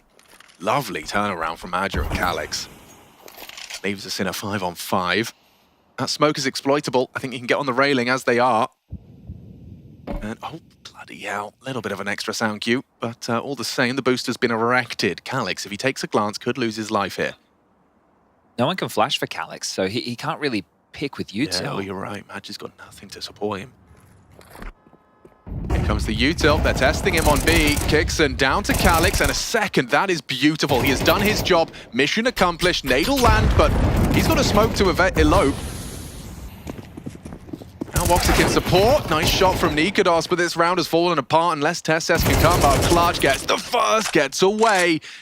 Needs a third. Zentares On the jet, repositions, he's good for it. That's his fourth. But Xantares securing the third round for Eternal Fire. 2 in a row that have been somewhat wobbly, but I love watching anchor players. It's the type of player I could never be. The fact that Calix has gotten 2 kills, he's pinned in a position, he knows there's more threats coming, but he's just sitting, waiting, buying time for the rotation of his team to come in, and understanding that his life is more important than looking for another fight.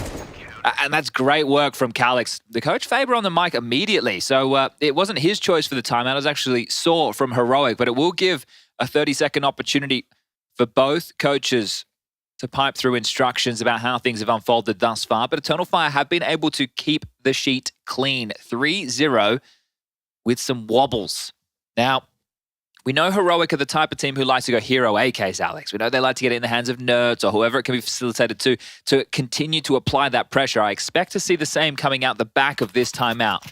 And we can see one in the hands of Nikodos. The rest investing half of their funds. With the loss bonus maxed out, 3,400 into the next, they should have enough to buy with 4 of them. And if they get a plant in this round, Nikodos will have enough as well. So keep your eyes on that.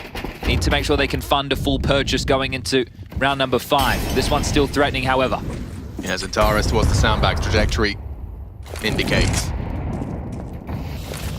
Early the incendiary, lands in the smoke instead. Wicardia braving a push towards 51, but thinks better of it. I tell you which side I don't want to go to. The one with Xantares and Wicardia. Yeah. That's the bomb side. And considering the form Woxic's been in, vintage Woxic, 2019, Orbs yesterday in the games that we had the privilege of covering off had a lot of impact. It was great to see. Definitely considering the conversation around AWPs and CS2. Oh. The Vox stickers, Chad. Representing. I've got a Vox Eminor member beside me for the cast. I think that's Nertz's AK. Nertz represents, okay. And wow, yeah, you got some Titan flex as well, okay, Nico. all right. All right, mate. See how they do with that single AK-47. That's a T-smoke. Yeah, and it's actually drawn quite a heavy rotation to investigate middle, but because it was silent, there was no follow-through. They're immediately starting to waltz back.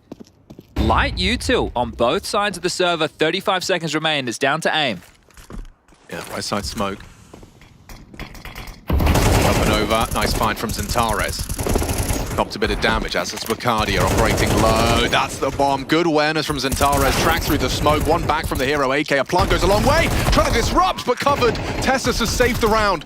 There's a chance here now for Heroic. The bomb is ticking. And Nikodos, he has to be ready, has to be aware of the potential for this ramp flank. Tessus working on short, just going to hold on to it. Kicks on the site, going to be going down in momentarily. Calix dismounting audibly. Trying to find Nikodos. So Lee, that's one hell of a shot. Now worried about Woxic. Xantares needs one here. Kickson's going to clear him. Beautiful round. Taking shape for Heroic. He said it's going to come down to aim, and well, it's pretty clear. Nikodos' aim's looking pretty damn spicy. Tessus as well on the cover of Kickson. That's a big first round for Heroic. Yeah, and they've broken Eternal Fire by doing so. As soon as the bomb goes down, they'd secured that buy into the next, but they've done one better, able to post the round, and that is off the back of a Saw timeout, a conversation, and a round victory. So you're very happy with proceedings. If you're the Big Finn, Big Boss he was once known as that's a tidy little shot there from Nikodos, isn't it? You love to see the one-taps, most satisfying kills. AK one-taps, USP one-taps, and Deagle one-digs. They are all beauts. And the P2K, obviously. Nertz on the generator, hiding in plain sight, and Madger overlooks the possibility. And these are the type of rounds that we have been singing the praises of Eternal Fire of. There's normally second round after losing a pistol, but this is still strung together force by. Can they get anything done now that they're down a man? And walking past each other was Tessus, found from Xantares. But the fact he was alone, you know, you can see that immediately Calix and Woxic have got their defensive procedures in place. Interesting defensive smoke there from Woxic, right? He could have thrown a deeper one. This is actually given a fair amount of space if Heroic wanted to investigate. I think fortunately they haven't. It's taken them so long to get their pieces in a row for B that there's 3 members of Eternal Fire here. Just forcing them wide, I suppose. Could go wrong still. Limited weaponry. There's just the pistols, and shush. The dispatches of Xantares. The dual Berettas don't achieve too much, and Heroic, they will convert against this force buy. Lighter buy, but a force nonetheless. Cardia threatening, but nothing more than one. I think Heroic, they consider those kills good kills, as opposed to those bad kills. Yeah, well, that would be bad deaths. Bad deaths, Good kills. Yeah, that's actually, if you wanted to summarize Counter-Strike in a sentence. Whereas Eternal Fire earlier, they were saying had a good diffuse. Good diffuse. Good plant. Yeah. Bad kills. They didn't get any. No, that would be, yeah. Bad death. Good detonation. Good detonation. Yeah. 3 towards the bridge. Going to be making those audible steps as just an economical here. Now it's in a power position to handle this. He was ready. 3 from 3. I'm surprised he continues to force the issue. He just wants to clear him out. Good awareness. Someone's got to get him. Yeah, well, as we all heard from Volt in the previous match, maybe you didn't join us for Gamer Legion battering Legacy. We didn't miss a lot. Yeah, that was a quickie. Unless you're a Gamer Legion fan, then you missed a very nice showing from your team. Yeah, still thinking about it. Some of the shots Aiko was hitting, jumping off of Guardian. 7 seconds left in the round. Kicks and... Look at that. Yeah, flexing on us. Bomb comes in, and Heroic will tie up the game. And Eternal Fire, they started with a rather couple of convincing retake/defuse rounds. However, Heroic now coming into those guns do seem to be having the aimers. I mean, when you've got Nertz on this team, and he's currently not at the top of the scoreboard. Admittedly, he is after the Eco Bash, but in terms of gun rounds, you've got Nikodos hitting shots. You've had Shush, Tessus with contributions on the Techno. I think there's something interesting with Nikodos. It doesn't feel like he prioritizes the AWP all of the time. And I think that's a good thing to have in an AWPer, especially when there's less rounds of play in MR12. So if you're, gone are the days where your AWPer can only AWP, right? Yeah. You need to be able to rifle and find contributions there as well. And I think it also makes calling for the in-game leader more versatile. Because if you have to call with an AWP in mind all the time, that takes like a Doug off the board. It takes one of your pieces, and it means you have to use him differently. So if he can rifle and he can keep it some faster rounds, which is something that Kixon would like to call back in the day, on the Apex roster, some definite tone setters. Keeps you a bit more flexible as a team. I'm very interested to see where they go from this, yeah, because you can see there's a whole dialogue happening. This is a big test now, full guns for everyone. A little bit limited. AWP on either side of the server, so Woxic doesn't have his yet either, Alex. Okay, so let's see how they approach this one. From either side, Eternal Fire will open up with a smoke and a flash from Zentares. It's a good, well-placed one onto Kixon up the ramp. Contesting is Wicardia, considering the swing, goes for it. Quick headshot onto Tessus. That was a very snappy adjustment. Zentares back in his home. He loves the sandbag position. He really does. See him there quite often. I mean, isolated now. That molly didn't land perfectly, but Zentares has left his roost. Woxic here to help. Kixon searching. Finding Woxic. Now he knows there's more. He knows Zentares still yet to be found. He's looking for him. Wicardi was over towards the gap. Now they find themselves both congregated towards that side. Swinging out. Dead now. Kixon one. Need another from the spray. Last bullet into the smoke onto Wicardia. It's an advantage for Heroic. Can't really get him off the bomb here. Yeah, didn't have the right nade selected. Late for that one now. Madja pushing forward. Should isolate Kixon at the bare minimum. A 2-on-2. Smoke and Kit. It can't happen again, can it, Chad? It definitely can. Oh, Lord. These diffuses from Madja have already brought them 2 rounds. Will there be a third? It's the same 2. Gap. And this is what they did last time. They smoked short, and then they smoked the bomb. It's coming. It's definitely coming. Not again. Not again. On the defuse, Calix goes up. We need to get him off the board this time. This time, Shush is good for it. Not happening again. Damn. Fool me twice. It was a third time that they're able to pull that off. Well, that is actually going to send echoes throughout this half because Heroic have a real opportunity now to secure 5 with ease. It will just be light upgrades from Eternal Fire. I think the key difference maker in this one is obviously Kixon. He's getting 3 of those kills. The fact they've come up dry, right after the opening kill from Wicardia, they've just contacted up, exploiting the expectation, right? No utility to peek in towards that site, literally just peering around the corner from Crane. They just have to deal now with a couple of MP9s and upgraded pistols. If they can get past this, it's 5 for Heroic, and then everything after that is a fantastic T-haul. Interesting angle adopted by Woxic. He's hoping just to get that one on the clear. Tessus is good on the awareness. Packing, 29 HP, no armor on him. Trying to remain slightly threatening, a couple of MP9s. Yeah, especially with how much is around the corner. What are you meant to do in middle? You have to give this up, don't you?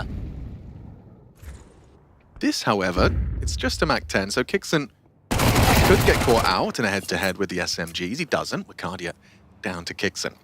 He also heard one player running away from A, so they know where a few of the players currently reside.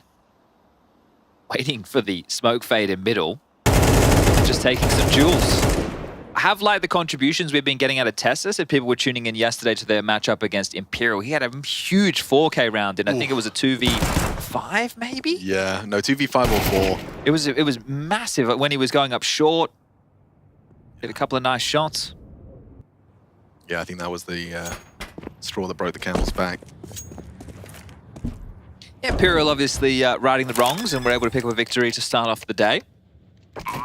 Great Counter-Strike. I mean, they could have won that game if it wasn't for rounds like that from Tessus. What I really like watching is when we see these teams, and it isn't an in-game leader that we've all seen before. This is Vinny, right? They have Zach coaching. But the type of Counter-Strike that they're playing, it's comprehensive, right? It's how you want to see Counter-Strike played. It's difficult to replicate the European meta when you're not playing in it, but the basic concepts and understanding of the way that you need to flow throughout the map, the type of rounds that you're looking to open with, they had all of that. And they even had poise under pressure with late round, which the Des was talking about, but no Brazilians in the server right now. We have a primarily Danish roster with a Macedonian and an Israeli going up against Turkey's Hope. Eternal Fire.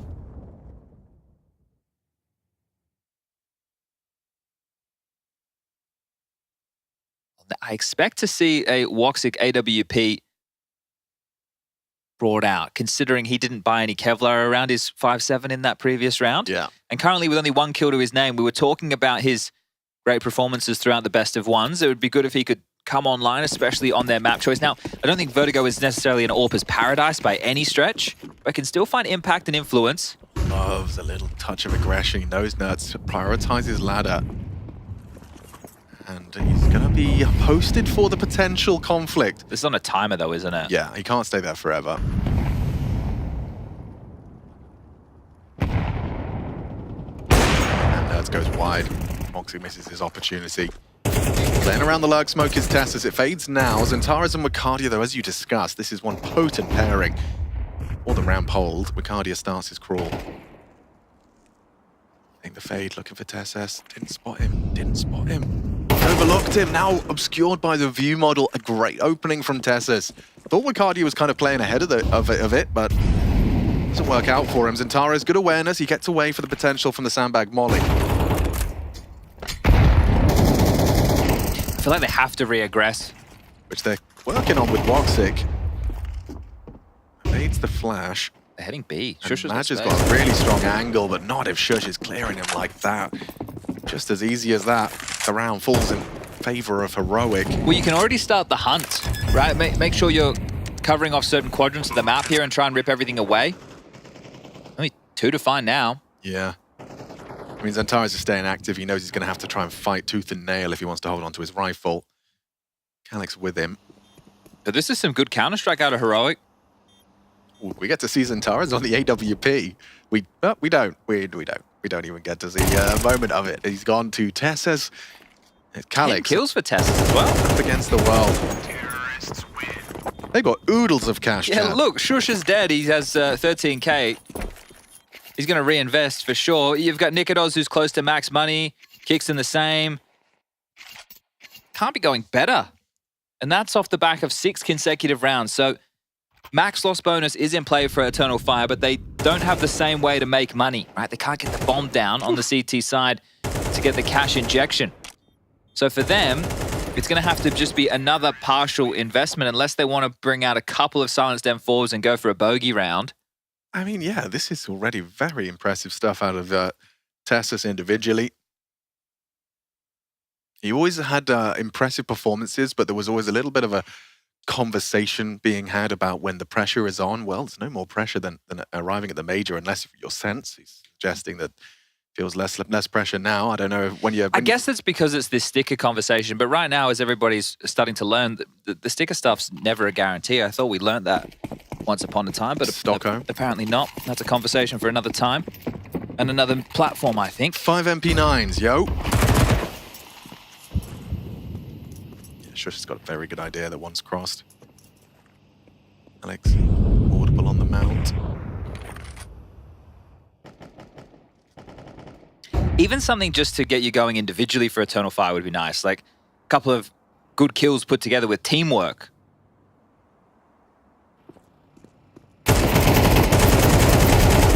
Down goes Maja. Oh, this will get toppled, won't it? Yeah, just dismounted. Yeah, good trades at least. They actually have the numbers advantage now. Rifles will fall into their hands at least for Wakadia. Calix is very exploitable though. He's currently isolated with low HP. The bomb was spotted, so you'd expect rotations are coming. It's Woxic that's making it over towards the generators. Yeah, it's Woxic's decision that I think really... I like this though. I like this call. You're separated anyway. You've got 55 seconds. Nertz is just holding on to the bomb. They're going to see it's gone, and now he gets the first. Woxic just should wait. Doss on sandbags, hoping the A player oversteps, and Woxic's the one to go down. Problems now. Wakadia, oh, spots out Nikados, so now he knows where they both were. Bomb should go B, but he can isolate a one-on-one depending on his decision-making right now. Nertz is going to surely have to be aware of this. Trajectory of the util implies he's going to B. That's cheeky. What does Wakadia do to that information? He, of course, tries to get over to the B site. In the meantime, the gap grows.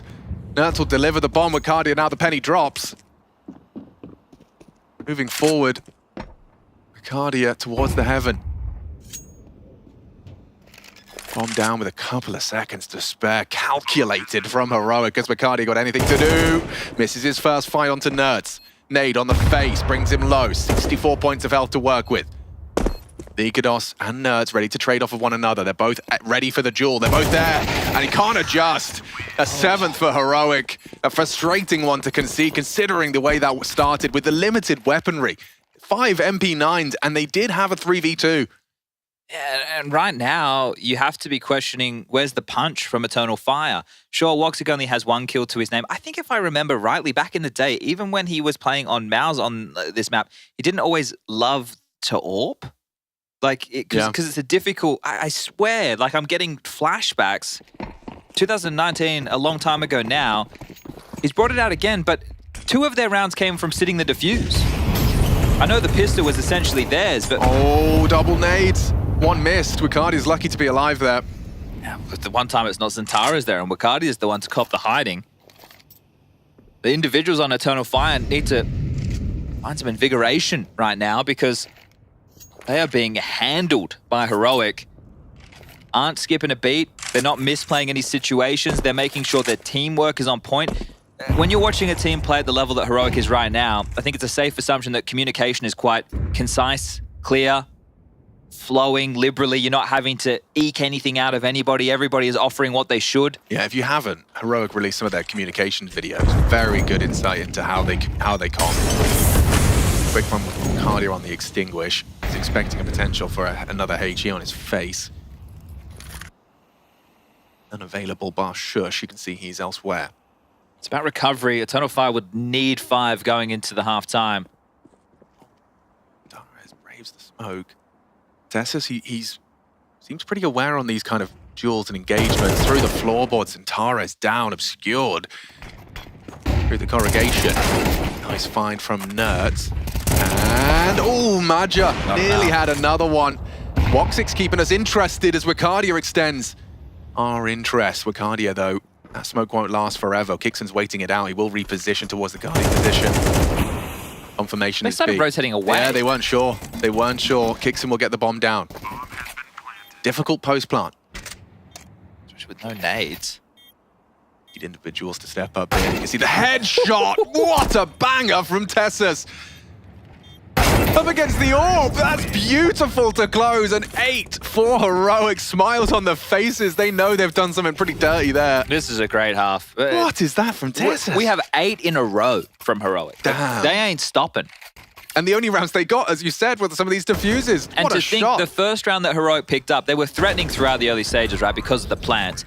But the round that they picked up was Tech 9s and 1 AK, right? So it wasn't even a full buy that has really opened the floodgates of this T side. Heroic playing some inspired Counter-Strike right now. Yeah, and we've been seeing Eternal Fire make, you know, close games with big names, Mouse, FaZe. But here up against Heroic, they seem a little small. Yeah, FaZe in back-to-back events was very impressive. But right now, it's that just...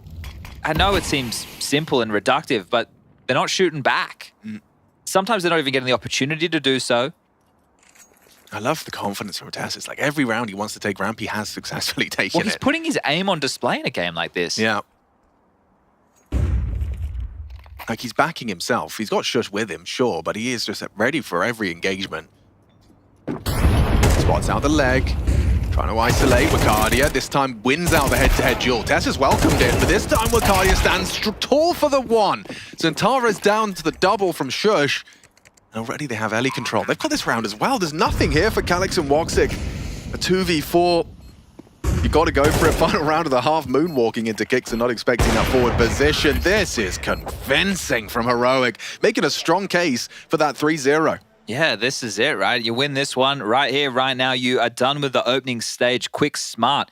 Sure, they had some dramas. Sure, Imperial pushed them. They had to win that in overtime on Mirage yesterday. But you get 2 days off if you win today. You can, look, and those 2 days off give you time to, first of all, not have to be stressed out about having to win officials. Yeah. But second of all, to, you know, fix any mistakes that you may have had so far, keep working on the playbook, continue to watch everybody else getting put through their paces. Especially the teams you didn't have to prep for, but now you do. Yeah. There's other names in that elimination stage waiting. And you already have 2 days in the environment, so you're familiar with it. You know, I guess, sure, some people can make the argument, oh, we'd love to play every day. I would love to avoid the stress. You know? Yeah. I think the thing is, in Counter-Strike, you want to get the easiest opponent as possible, get the game over, done as quickly as possible, and go as deep in the tournament as you can. That is it. While showing some good Counter-Strike. Ideally. One would assume it comes naturally. But look at that run. That round recap there paints the whole story. 9 rounds in a row. And just lack of output. Lack of output from... Woxic was one of the highest rated players after his first best of one, but having a tough time here. Look at the opening kill disparity as well. Goodness me, 0-5 on Madja as well. Did not have a fun time in that fun half. And then a very even spread from Heroic. Every member, Barsh, Nikados, has found 2 opening kills. So that all adds up quite nicely. 10 openings. That is a dream. Yeah. Like, that's actually a dream. If you don't have to rely on one player to be finding you the opening exchanges, that feels real good. Well, double HEs, a couple of flashes, and 2 smokes to boot as 4 players fortify the A bomb site for Heroic out the gate. Tessus is going to have a look. Will operate with the jump spot. Nikados on the back ledge as well. And creeping Julie's down in the face. Nerd surely calls it here. Yeah. Yeah. Hello. That's what they're waiting for. Okay, Jigger's up. Can't charge him down. You have to run into the den of multiple pistols. You know, there's 3 towards A. Scrap that plan. But the strat is to go A. With these nades, look, you're either going to use those HE sandbag or headshot. They've opted for that instead of mollies. A little bit cheaper. Nikados is responsible for reporting that ramp is threatened. Here they come. He gets the info, gets away. Nerds readies himself on gap. Important that the dual Berettas get 1 at least. And woof, what a hell of a headshot it is. Clean with it, nice with it, Nerds double. 27 more bullets to lock this position down. These dual Berettas doing a lot of work here. Nice working space from Wakadia, but watch out, Nerds rounds the corner for 1 more. Wakadia needs another. Calix in support, down after 1. 2 on 2, but that bomb is ticking. And damn, headshots are being hit. Nikados nails it onto Madja. It's up to Wakadia. Holding for this push, takes a jiggle, confirms he's off the bomb, or at least suspects he's off the bomb. Now repositioning, going for this full 10-second defuse. They're off it again. Wikadi's playing mind games with them, holding now. Shush goes down, Nikados will get it. And the 10-second defuse just in the nick of time. Yeah, confidence from Nikados there on the defuse, telling that I guess they have it. No, they don't. Wakadia comes in clutch. Both pistols for Eternal Fire. Dude, Nikados was acting like it was a safe call. I don't know what the go with the music is, if people are having just as big issues with me as it is at home, but either way, this one has been ripped away. The scavenged dual Berettas, Wakadia. He called their bluff twice. It was very, very well played, wasn't it? Right, knowing that if he overextends, he gives away that free kill. Some great shooting from Nikados. But just getting that defuse a moment too late, not to be their round, but they are going to force by back. Look, there's an M4 in the hands of Tessus. This is a threatening round. If Eternal Fire can get this, maybe they can work back into this game. If they lose this, well, let's call it curtains. So you send the dream team, Wicardia and Centaurus, to search on A. Like sandbags. Tessus is making that M4 abundantly clear, spamming straight through. Actually repositioning, almost treating it like an AWP, you know, you fire off a shot, you start to flirt with the reposition. Gidos, that's a well-placed smoke. It should delay potential for a commitment. You don't want to be pushing around that into the sight lines. A boosted at M4 for Tessus. I wonder if it's even suspected. Like an M4, he could be worth a multi if they try and go wide. They're gambling. The whole squad's here. That flash at the ready would allow them to flurry forward, but they're going to fight anyway after nade. Oh, they were caught with pins in their hands, but it doesn't matter. Madge's Galil has connected. Down goes the M4, and now maybe it's game on for Eternal Fire. Kixon could find back, takes down Wicardi with the drive-by. Madge's posted for the next time he sweeps through. Heads are spotted, taps are missed. Kixon, he really welcomes this engagement. Does put one into Madge's face, puts him low. This is still tough for Eternal Fire. It's uncomfortable with 25 seconds left. They kind of have to commit, and Woxic has bailed them out with a nice one. This is that signature SMG. Nerds, MP7 and a dream. Controls it for the first, can't get the second. Calyx converts. Eternal Fire, they're going to close this gap. All right, well, they're not getting any easy rounds, are they? You could see the threat that existed for Heroic throughout.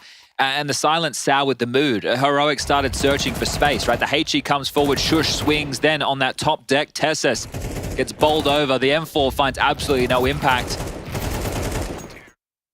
I feel like they had two choices, right? And I think one of the signatures of Heroic is staying active. Yeah. Right? So the fact that they've gone aggressive, they've done it again. Tessus has a silenced M4 again. Yeah, they really are backing him.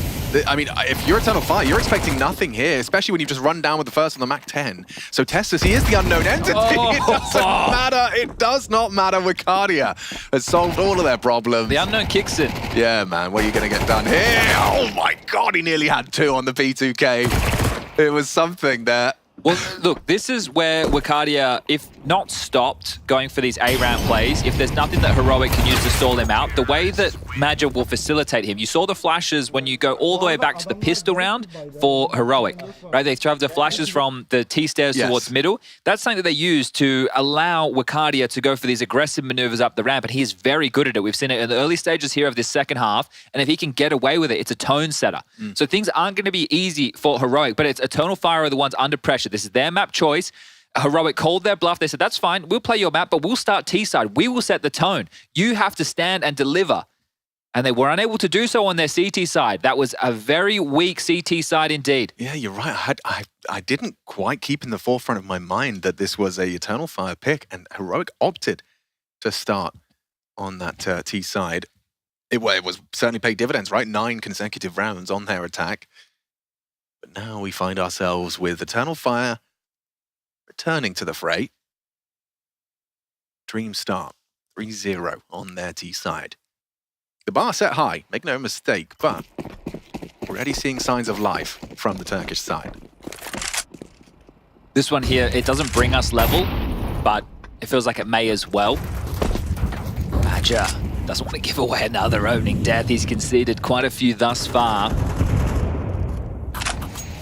Been doing this for an awfully long time, has Madger over multiple Turkish iterations. Used to play for the French back in the 1.6 days. People might remember Sixer. Yeah. Used to be his teammate once upon a time. Those two, I used to watch them an awful lot. Quite exciting towards the tail end of 1.6.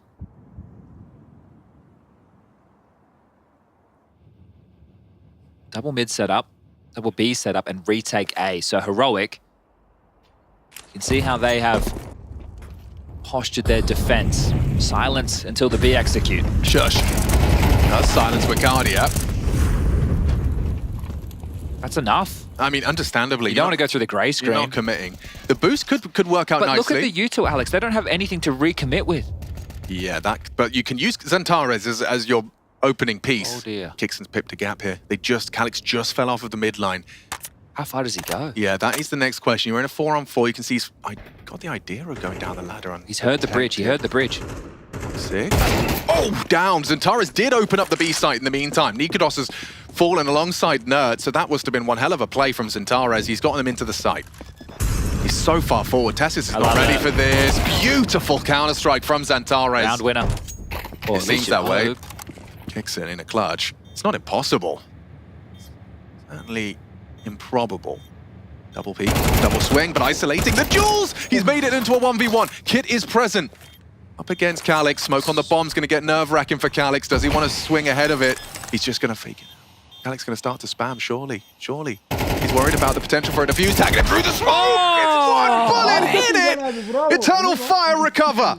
Damn, you feel that Xantares had done enough to make that one an absolute certainty, but then Kixon almost pulls it back with a clutch of his own. His adjustment, I think that must have just been off sound, a bit of tracers. He nearly had Calix on the first little burst. Let's see this again. So it started with Shush and the smoke blue. Great trade. Then on the boost. This is the double. 1. Ah, the Headhunter doing exactly that. That are bangers of shots there from Xantares. I love the surge forward. Almost closing it down single-handedly. And he's low HP, right? And he's the first one in. So understandably, he's just there to see how much he can hoover up space-wise. These cheeky, heroic... Whoa, lovely work. That was an M4. That's where I was about to go with that. Kixon had an M4. They're very cheeky with their investments. It could be coming back to haunt them, you know, this relentless investment. It's $150 for Kixon. He put all of his cash into that. Suppose at least they have max loss bonus. Have they lost it? He's looking for it. It might fall down the boards. It's in the source. I'll see if I can find it. I'll race J-Raz. Okay. In the meantime, yeah, this one looks like a nice B finish. Little mid-lurkeroonie from Madja.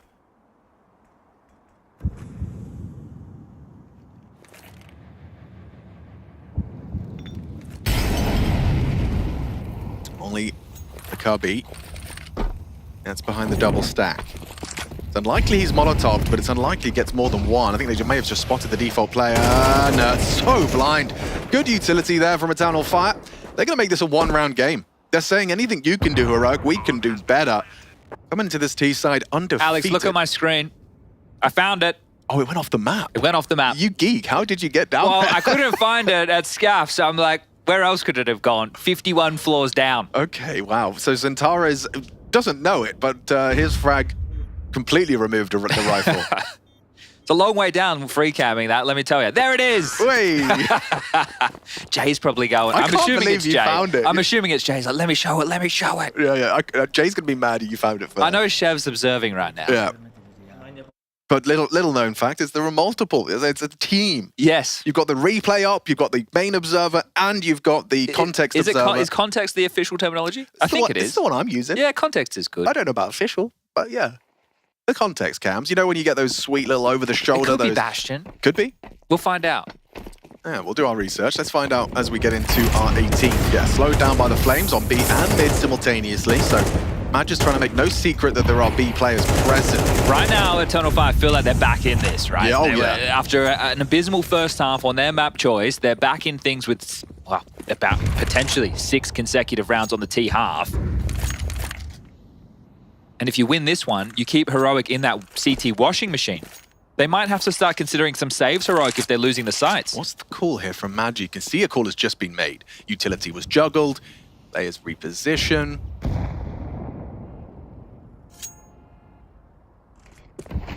An alert smoke drop, so Madge is going to clear out the potential for fast A info. The A players forced into a more defensive stance. Lineup from Woxic is there. Calix ready in mid. And McCarty preparing himself towards the B stairs with Madja, so they are going to try and hit B. Kixon seems aware of this, trying to back him up, so Nertz, Shush, and Kixon will be there to receive. Bit of a util disparity right now. Yeah. Oh, a lot of pressure, a lot of work on Shush. Down he goes, Kixon gone. Eternal Fire have done enough. This is their site. They take it by force. And with 3 casualties as well, it's an expensive loss for Heroic. There might be more. They're going to be more. Nikodos! Oh. Dead to Madja! You see what I'm saying about them having to save? The thing is, giving it away in vain, defending that site, you're light on U2. Tessus, he's seen the shadow. I'd be taking a timeout if I'm Saw right now. He might get to hold on to this. And Tara's with the hunt, spots him out, trying to pepper him through the wall, will allow his teammates to do the dirty work. Tessus has to defend on all fronts. Now they're going to continue to get this max loss bonus, but now it's 6 consecutive rounds as Tessus loses his life and everything. We've tied things up 9-9 as Eternal Fire have come to life on their map pick. This is the team that everybody expected to see, and the round timeline showing you just how streaky things have been. The T-side dominance from both squads thus far, coming prepped and ready with their attacks. Yeah, and you've got to give props to the boys, Wakadia and Zentares. They are finding the frags in the absence of Woxic on this T side. The AWP is out again. Let's see how he finds the T side with an MP9 Deagles. A half buy. No timeout, maybe into the next for Heroic, or maybe he's just happy with the call that he heard from Kixon. A jumping boost, like kind of overpass energy. I guess because it's not going to be a pre-spam or a pre-fire. Oh, Calyx hit him with the fadeaway. He's had some good moments. Madge is just going to look away, so Nert's not continuing his saunter. Wow, the timing that he's been able to pick is actually immaculate. Oh, but Calyx is perfectly covering the gap. Synergy high for Eternal Fire. This untouchable T side looking to continue and take the lead. They haven't had the lead since the 4th. Wait, that doesn't make sense. Since the 6th round. Like I said before in the previous map, math's not my strong suit. Nor I. And my spelling sucks as well. Yeah, numbers don't work well in my brain, but I can do the letters and the words. We make up a couple as well. Oh, for sure. Double digits achieved from Eternal Fire. Look, I'll be honest, with the first half, I was saying they just weren't, it didn't feel like they were hitting back. They're hitting back now. Wakadia in this second half, I think he already has 6 or 7 kills. I really should start taking screenshots at halftime scoreboards, because I think one of the other things that goes undervalued in Counter-Strike since we've just started amalgamating the scores is like rounds, side dependent. So is the amount of frags and the output that you're looking for. Just to see a player come alive. And there it is. And a reason that Saw might have been reluctant to call it in the previous is because it is the 3rd and final timeout for Heroic. So the last 30 seconds where the boss man gets the opportunity to chime in, unless given that grace by Faber on the other side of the server, they will be able to invest. And I spoke about the versatility of Nikodos, right? The fact that he doesn't always have to operate with the AWP, and it doesn't appear to be part of the CT-sided game plan. It could have been something they attempted to facilitate. Apparently not, as the cash is flowing. We had this same conversation with Heroic on their T-side. Almost max cash for multiple members on Eternal Fire. Can Heroic find a CT-sided round? That's the new question. Madge repelled by utility.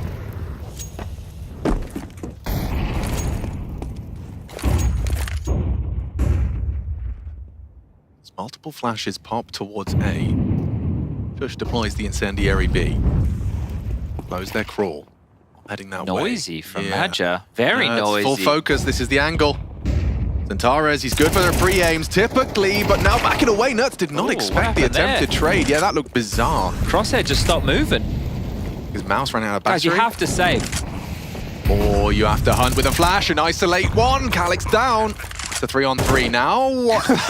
Okay. It's a little bit sassy. I still think you have to save, guys. You can't keep risking these rounds. Yeah, I think they're talking about it right now. Tessus is like, if I find one, maybe we go. I feel they lose the game if they go for this and lose everything.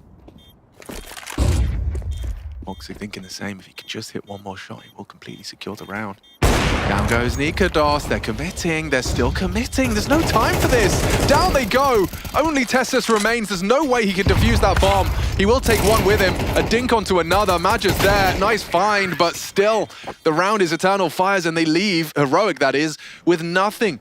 You've got what? 3K something?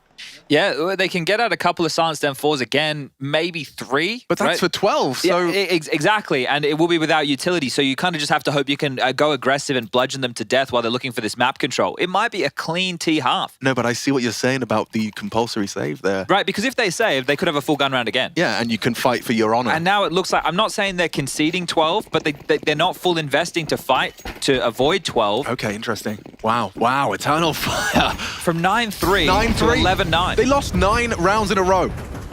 And now they come into this T side invigorated, impressing, threatening, back to A. In the absence of the util, in the absence of the full buy. Nice bit of chip damage there, the HE successful. Good throw from Kixon.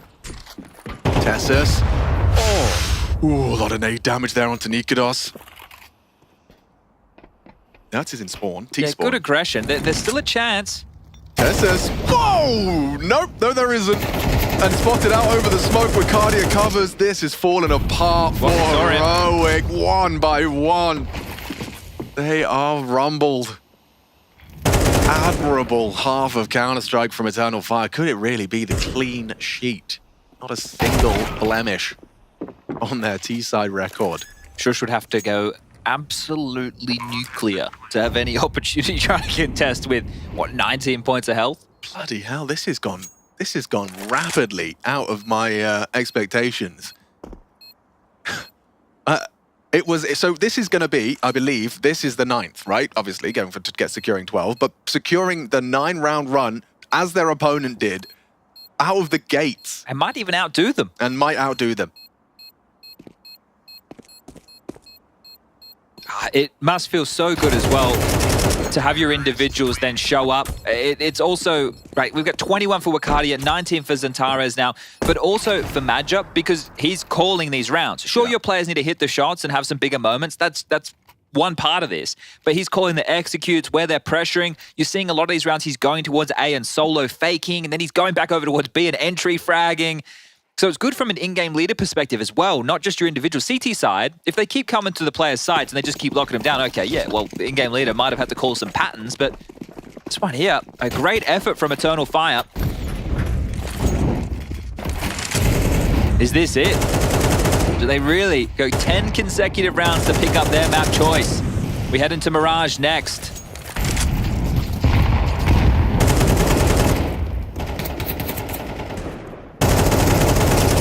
Good nade damage. Wow, leaves Zantares' ears ringing. Health red. Kicks in forward position. This is what they've been waiting for. Too easy for Wakadia to collect. Heroic on the back foot. Off kilter.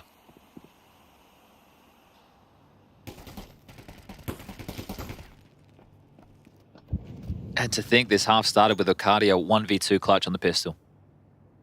I think it could end right here. Nikodos committed to this angle, and he wins out the duel. Taking down Wakadia in a head-to-head duel is a feather in Nikodos' cap on the rifle there. For survival.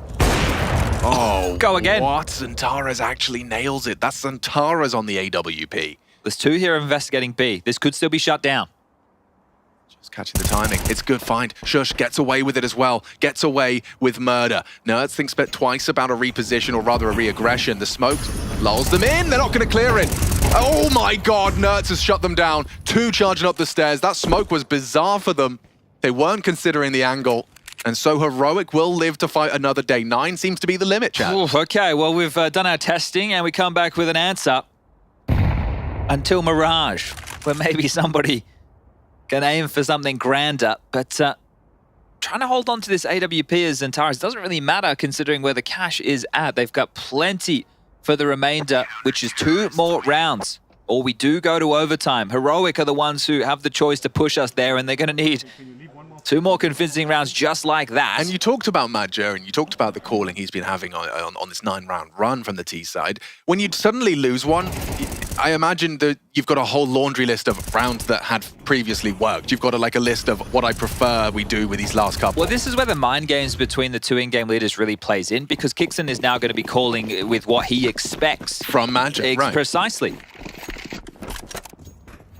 Well, the orb's posted for peek at a Shush, which he gets! That's only the 7th kill of Woxic, and it might be the most impactful one yet. Especially if they lose their A players. Nikodos has managed to find Wakardia in back-to-back rounds now.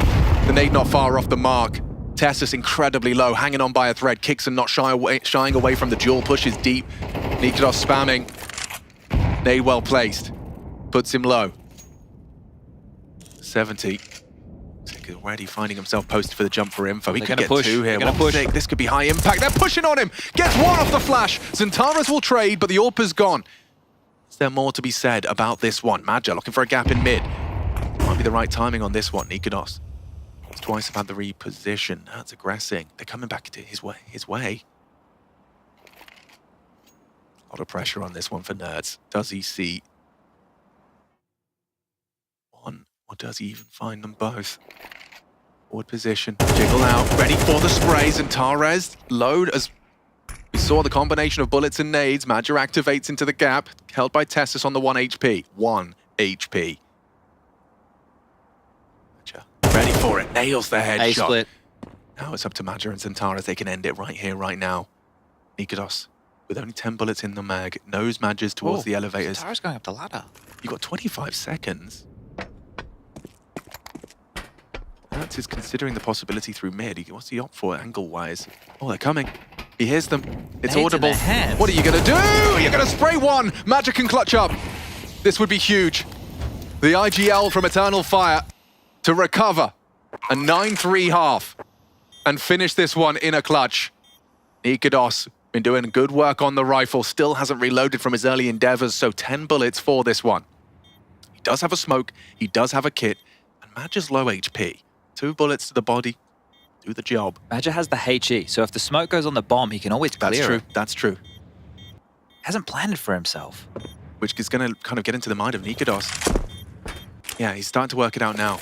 The HE, throws it away. It's going to feel like he should have maybe saved that HE grenade because the smoke has saved Nikodos. Holding, not planted for him. And Heroic live to fight another day. Nikodos secures it. Oh, had an opportunity there, didn't it? Felt like he overplayed his hand. If he had allowed Nikodos to make the first move, then he would have known what order to start rifling through those nades, but also to not plant for yourself and then go for that B lobby control. Getting away from him, and traditionally a big thinker are the in-game leaders. The moment too big for Madja, as now it is just a 1-round game. The finances still available for Eternal Fire. They can bite back in. Huge from Nikodos. Are we going OT? That's the question. I hope so. I hope so. I want more of this action. This best of 3 already delivering. I think in the last 2 rounds, Heroic have been extremely fortified over towards the A ramp. So Eternal Fire aren't going over there and spamming through the smoke with multiple bodies. They're not harassing for that control. They're going back to these B plays.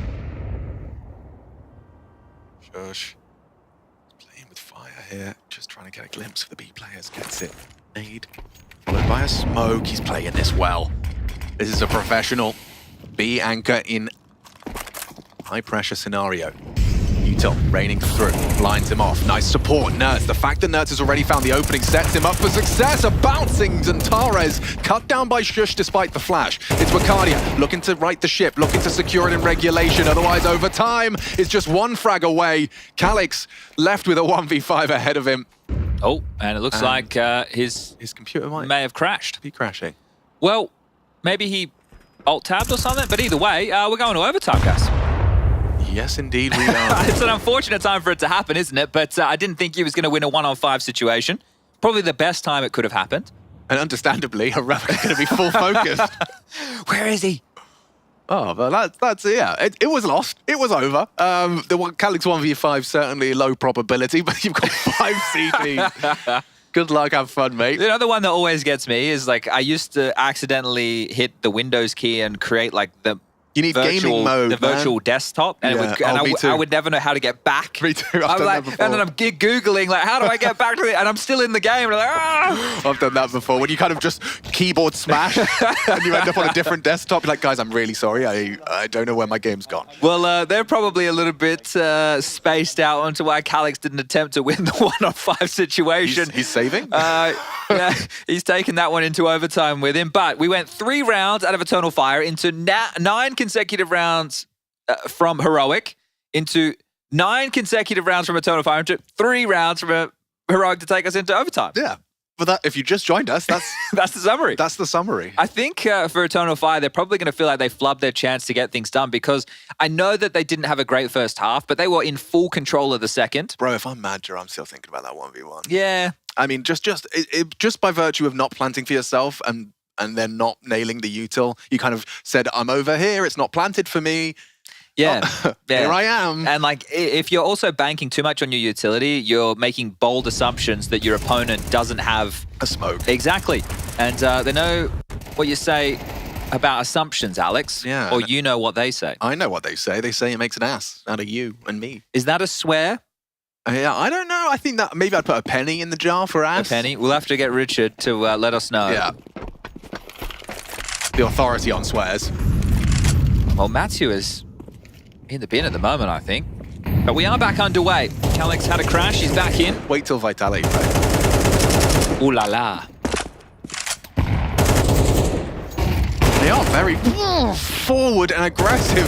Centaurus has just mastered some of these timings. He heard the flash, or well, felt the flash. Placed the crosshair, pulls the trigger, down goes Nikados. It is important that Heroic stay stubborn with the space, however, because in a lot of the times Eternal Fire are making assumptions that it will force them back now that they're down numbers.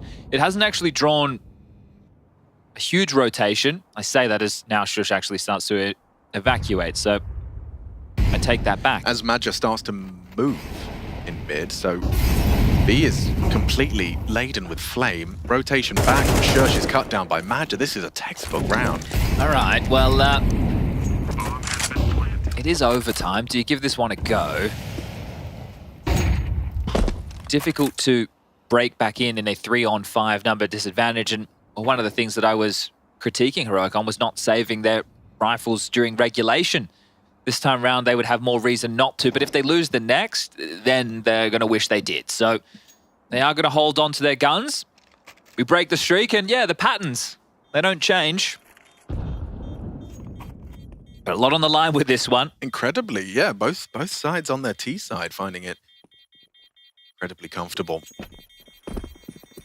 And into overtime, nothing changes. I mean, the death from Nikados, can't really fault him, you just have to praise Antares. The man on your screen there, sharpshooter. I wonder if they're so aggressive on A ramp because of what I touched on earlier in the piece about Bucardia and taking all the space. So they just want to deny that, because if you get early pressure applied and they get that ramp control within the first 15, 20 seconds, your A defenders just feel always awkward. Yeah, understandably. We get an Nikados AWP, a little bit of a deviation here. Let's see what he does with it. Starts over towards A. Second round of our overtime. And there is also the B stream. Just want to go check out the Mongols versus Amcal. They're on their second map. Nikados, he's found Antares. Does he get away? He could be in a lot of trouble here. Yep, Woxic nails him. Headshot through the top hole-in. I'll do it. Yes, it's a gap. Well, is it? Not really. Tessus is holding, checking, expecting, and nailing the shot. Wicardia down, a man advantage recovered by Tessus. Wicardia's sitting there thinking, but it was smoked, as if I'm going to push the smoke. Yeah, exactly. What's he doing? What an idiot. Why is he watching that? Wait. Looks like a quiet one from him. But that's not to say he can't have the impact required to take Eternal Fire's map pick. That's right, this is Eternal Fire's pick. Recovery in their second half. They could walk in Crane side. Because look at the CC defense right now. You just have one player over towards headshot. It's heavy B and middle. So they could waltz in undetected. Well, there's the detection. Tessus has a nade, but it won't kill anyone unless Kixon joins him. You could double HE, but it's not planted default. Jumps up into Woxic. They can win this. They are going to take the first fight. This is an equalizing Frank from Woxic's AWP. He's already posted his second. And more impact available if Nertz comes out of that heaven doorway. Trajectory of his nades, if he throws the retake smoke from there. Just biding his time for this arrival on the ramp. Util spotted, hoping that's enough of a distraction. It is! Oh, they looked away! Perfect timing from Shush on the flank. It's up to Calix in the 1v3. Smoke and Kit. This gets awkward. This gets uncomfortable fast. And it's not the typical plant. Is he ready for this? Oh no, elevated angle is Nertz. And Heroic successful on the retake. Hugely impactful from Shush, and understands he cannot be the one to take first contact because of course someone's going to be watching behind. Util comes through enough to unravel the setup in the post plant for Eternal Fire and Shush. He profits. That's massive from Shush. Both Shush and Tessa showing we were actually the key pieces of the Heroic roster. The other two, you got lemons. You might want to take them back to the car dealership. Yeah, Heroic just sipping on their lemonade. This is the thing. I thought Shush was actually the best piece of that team. A lot of people did. One of the most world-class anchors you've got. Yeah, which is they're not a dime a dozen. Not at all. Well, here we go. Flashes through, A space being vied for. Again, so stubborn in their aggressions here. Let's see how it goes for them. Wicardia looking to catch a timing through the smoke. Look at Magic go, charges through. Wicardia contributes. Good spam from Tessa. Great trade work on both. And trades from Xantares. So we have got the control up to mini ramp.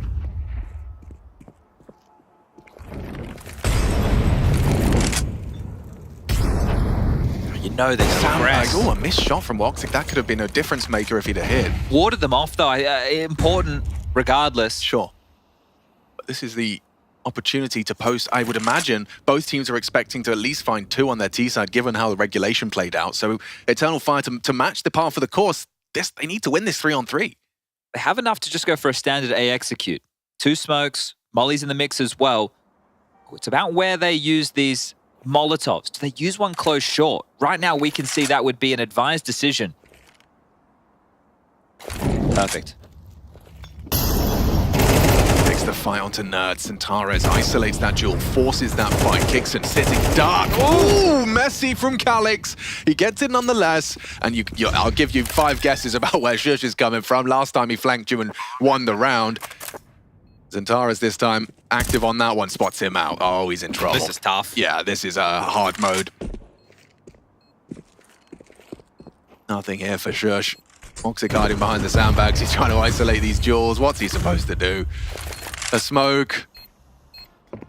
Woxic nails the shot, and so 2T rounds in the bank for Eternal Fire. Okay, so it is a lifetime ago since we saw Eternal Fire on the CT side, and their issues were in the gun rounds because they picked up the pistol. But I suppose from that point onwards, it felt like Heroic had guns in their hands every single round. They were constantly a threat. They were constantly upgrading. So this is where it's actually a bit of a free start for Madja. You have a full buy. You have the AWP for Woxic. You have full nades. Everybody has everything they could possibly hope for to contend for round number 15 and secure double OT. You mentioned it before. They used their last timeout from Saw. His hesitancy with that, but into OT, that extra timeout has been used and called immediately into the start of their T. It's a very good point with the change of game and format. We do find every overtime that you find yourself in, you get 1 timeout. And it's not like they accumulate. You can only use it in that overtime. So use it or lose it, just like your sick days. Use it or lose it. Your PTO.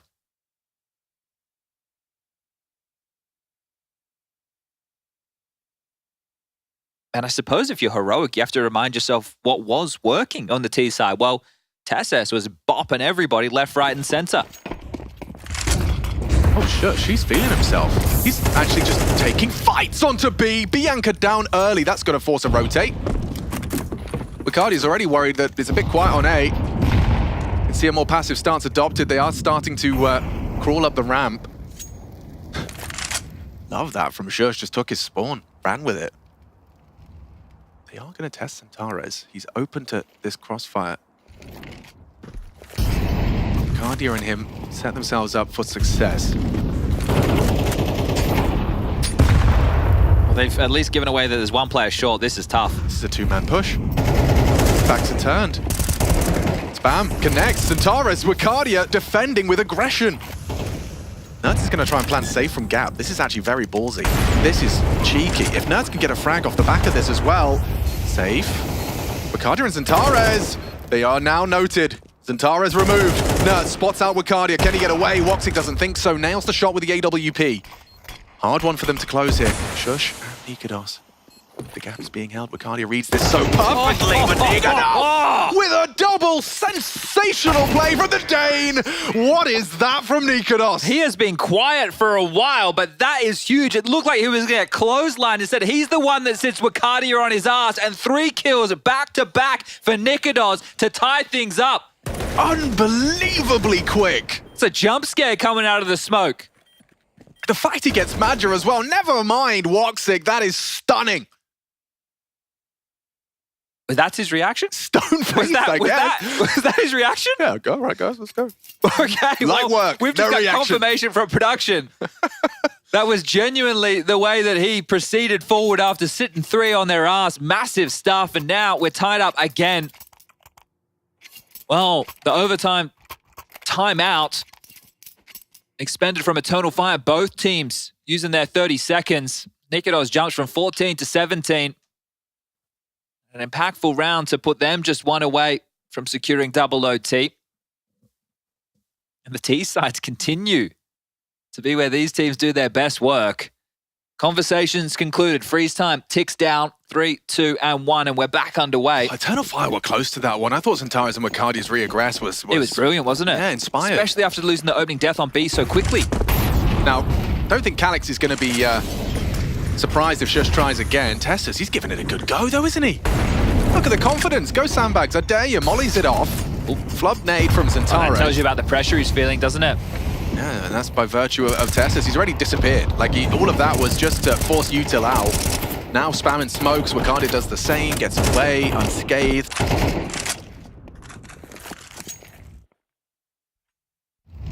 And you pull Woxy, you have to be extremely silent. You don't even want to give away a scope sound cue at any moment. But Kixon already boosted wood. But this is a huge round, right? If Eternal Fire lose everything, they are going to have nothing to defend their honor. Right now, they don't have much information whatsoever. Madja. Extinguish. Noted on quad, and ooh, a dink, but Kixon hit the shot. They know it's not Calix. That's the Bianca still alive. Okay. So there is another one lying in wait. Nuts is already actually in an elevated spot on mid. Box it careful with your rotations now. Yeah, he is. He's not going to cross over that mid. Still concerned about A. They have to clear something. Oh, look at this angle. Oh, Calix was not expecting that one. Oh, this is a 3-on-5 situation now in favor of Heroic. They can get to 15 first. Do they need to save? I mean, this is a very scary situation. Well, this is what we're talking about with overtime and back-to-back round losses, and they can't now. Lost the AWP. The biggest weapon gone. And imagine if this is how it slips out of the hands of Eternal Fire. Finances at the death knock as Wakardia and Zentaris need a grip on White Knuckle right now. They got to keep hold of these M4s. Some serious high impact. And this T side's on Vertigo. I mean, you know, maybe it's matchup specific, but both teams having much more of a comfortable time here on the attack. They are hunting, understandably. They know that this could be defining as to how comfortable they are in the final round of this overtime. Why the hell not? Shush low HP, at least he'll get the info. He's the probe for the Protoss. And never mind, Nikodos down 2. Nice work from Wakardia and Zentaris. They do hold on. Necessary. Oh, no, Wakardia down. Tessus gets them both. Oh, problematic now. Look at the cash, Chad. I'll let you get out the abacus, but this is an absolute disaster. That was massive with the 2 kills Zentaris gets, because then he had enough money to drop and even get some more U2, and then they lose everything. Tessus might be taking Cajun's nickname. The cleaner comes in late and sweeps the final 2 under the rug. Here it is from his POV. He's been putting his aim on display. 2, 1. Huge work from Tessus. Surely that's guaranteed. The map for Heroic now. 1 M4, 4 MP9s. And Eternal Fire's map choice might be going down the gurgler. Such an incredible resurgence from Eternal Fire. Is this how they squander it? Is this how it's lost? 3 clean rounds from Heroic's T side. Nikodos thinks twice. Nice find from Tessus. Chips away at the only rifle. Nade could do it indeed. Oh, he's just gotten away from the shrapnel round the corner. Zentaris lives on. Juggle that. Give it to Wakardia. 25 frags from him too. You have to back your best horse. And right now, Wakardia, the one with the health. Nikodos aggressing. Has support. Or towards A. Does he have support? Yeah, they are just going to be jiggling on his contact. Here they come. Grab walking around the corner. 79, good for it, big frag, Eternal Fire, no, sprayed down by Tessus, his impact, it resonates, it reverberates around the server as Heroic are 1 frag away from taking Eternal Fire's pick in OT. And Madja out of position, but they haven't continued straight in towards this A site by any means. It's the reroute noisily. Noise across the bridge, the in-game leader, the 33-year-old, will have to pull off a miraculous clutch. Given their health, It's MP9. Viable. Through the molly. Noted. They know he's close. Nertz is holding the angle on quad side. He's exposed and he's beheaded. Heroic take map 1 of the series. They are 1 map away from the elimination stage. Oh, massive first half performance out of Heroic. They lose the pistol, they lose a couple of follow-ups, but then they go on a spree of 9 rounds. And Heroic, well, that's their name, but the same resurgence from Eternal Fire on the other side. But to lose it in overtime, 16-14, being broken at the final hurdle, that one is going to sting. At least they have the confidence that they can get back into the game after a rough first half. But we've got the panel ready to break map number 1 down. Yeah, just about ready. We sort of ran over from that one. Wow, what a great map in a series. And I'm kind of trying to position it because it looked like Eternal Fire sort of had that one in the bag once they got their T-side rolling. It goes to OT, you still think, okay, I mean, you know, it is their map pick. But Heroic just called a great game, played a great game, and had those individual moments come through. Yeah, I think Heroic being able to cross the finish line first in overtime is what breaks the narrative. Because the narrative is supposed to be a team that is less ready than Eternal Fire, finds a little bit of success on the T side where they get to dictate the pace, they get to organize the plays they want to go through, they move on to the CT side and they struggle. They don't have the protocols, their rotations are a little bit iffy. Major does a very good job at sort of prepping Wicadia for the opening kills, and he does time and time again. We are just following along our scenario, moving towards a victory from Eternal Fire, and then it stops. Yeah. Then you have a little bit of overthinking from EF, who divert away from the B side, try to challenge A, and then Heroic strike. Then you have a couple of individuals. You have Tezis with multi-kills, Shush with opening kills. Yes. This is where the story changed and where they put themselves in the best of position in that series. I think it really ties in well with the discussion we had earlier about Kixon as a leader. You know, we're talking about the coach as well, Saw standing behind them. And when you're having a 9-3 lead, again, got to remind our viewers, they chose to start on the T side. They had the game plan, as Maniac pointed out. They were off to a rolling start after losing the pistol in the first couple of rounds. It was looking unstoppable. And then when Eternal Fire started to tighten the screws up and they're mounting the comeback on their T side, this is where you kind of expect a Heroic to crumble mentally, so to speak, considering how new of a team, of a lineup they are. But they did show character. I have to give them kudos for them to close it out that way. Also helped out a little bit by the fact that a couple of players went missing for the side of Eternal Fire. Xantaros Wicadia delivering as usual. Calyx, that's a little bit of a mistake. I think he had a disconnect earlier on. He did get a kill. Woxic, at some point in the game, Woxic was, dude, he was having a rough game there. The first half, he was completely missing. And even the second half on that comeback, he wasn't really doing much either. A couple of whiff shot as well in overtime, and that basically was a difference maker considering how close of a match well, this was. we even said it when we were watching it there when Woxic got picked by Shush and missed his shot, and then they lost that round. He wasn't able to hold the site, and I said that's the tilter. It was right at the end of the overtime, and it's so hard because it put them in the financial hurt locker. But you know, Woxic's got to deliver more. It's not just financial. I think you feel uneasy when you watch that round because you know the implications of it. Like, you know how much it's going to hurt you. And Woxic obviously had to go through the struggle in the first half as an AWPer whose CT side is getting rolled time and time again. So you put your hands on an AWP 2 to 3 times maximum in a half of the defense. And this is where we have to talk about like the quintessence of a player and what you're made of. Because the very, very, very best could have a horrible first half, but then once you get to overtime and they need it to hit that shot, they won't. And unfortunately, this is where a couple of critics will label him a bit streaky as an AWPer. He can have moments where he'll take over. It happened here in Copenhagen. And he can have moments where you feel like at the end of the game, he's paying the price. He's got that credit open, and he's got, you know, the state coming knocking at the door. So it's time to pay that bill. That did here. Well, one person who hasn't been streaky is Nertz. Going to talk about him. I thought like another fantastic performance. Obviously, the numbers very good, the ADR very good. Forget all that though. It's impact. This is what this guy consistently delivers. Yes, and you can see that in so many rounds in this game, right? I believe we can talk about a particular round if you have the time, where it was, I believe, a 2v3 position for the side of Heroic. It looked like it would be Eternal Fire probably stealing a round away from them, and Nertz just single-handedly wins it. Single-handedly. Look at this, right? It's a 6-3 scoreline. Now it's a 2v3. What does Nertz do? He slows it down. He's like, all right, let them come to us. We have a lot of time to work with. He's going to wait patiently here. Catches the first player. Then, knowing there should be a second player there, throws in a smoke, and he manufactures a duel. He baits that second player into taking this fight. He finds him. Meanwhile, Bomb has going to be spotted all the way towards the sandbags position. And what does Nerds do? He single-handedly fakes it towards B, drawing out the rotation from Wukadia, who was at A, by the way, and eventually just pulling off a round, which was looking a little iffy. And that is what Nerds brings to the table. You know, I like that you give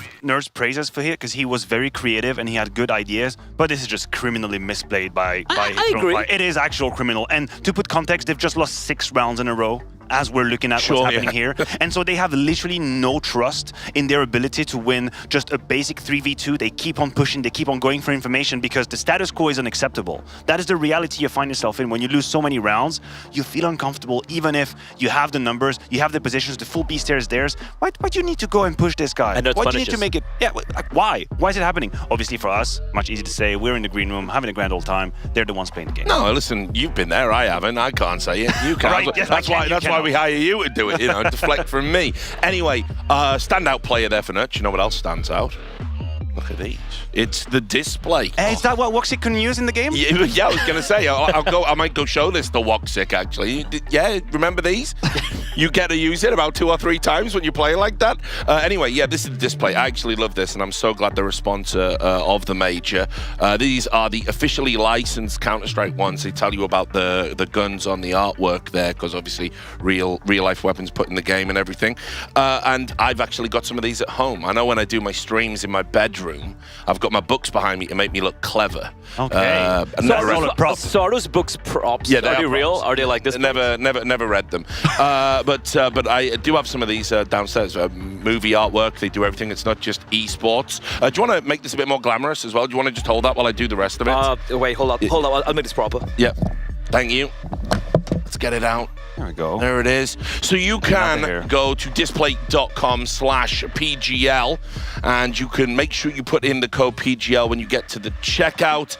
If you get 1 or 2, you get a 22% discount. But if you go big and get 3, 33%. So do go and support them for supporting the Major. They are great. As I said, I actually love these. So there you go. That's the display. And now we're going to go to break. Sorry, I made you take your hair down for just for a sponsor plug. But anyway, yeah, that is it. We're going to have a break. When we come back, we're going to be setting up the rest of the series, which is going to be Heroic Eternal Fire. It's going to be Heroic's map pick of Mirage. So we'll see you then. Level up your gaming space with metal posters from Displays. Hang your displays in seconds. Swap them whenever you like. Get official art from your favorite games on a uniquely designed metal canvas and choose from thousands of posters. Join over 3 million collectors now. Your wall upgrade is here. Shop now at display.com.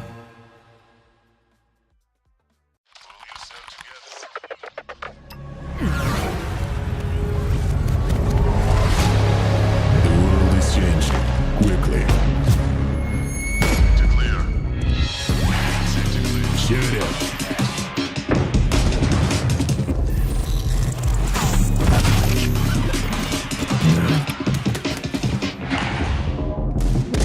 The world is changing, but one thing remains the same. Victories with 1xBet.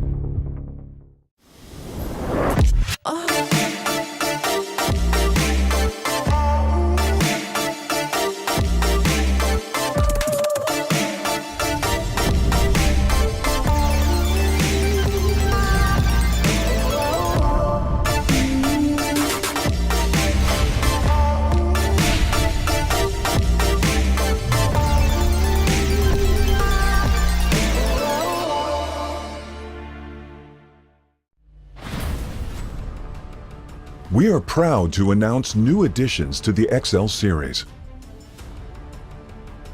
Both are using fast TN panels and newly upgraded Diac 2 technology.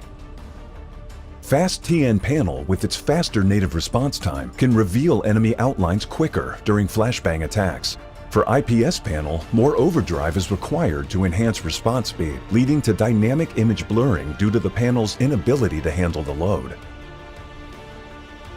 These new monitors integrate new dynamic accuracy technology, DIAC-2. The upgraded dual backlight design not only provides FPS players with clearer visuals at dynamic aiming and spray control, but are also more friendly to your eyes. Moreover, built in the monitor panel, DIAC-2 functions independently and doesn't require any sync with PCs, ensuring no impact on game performance.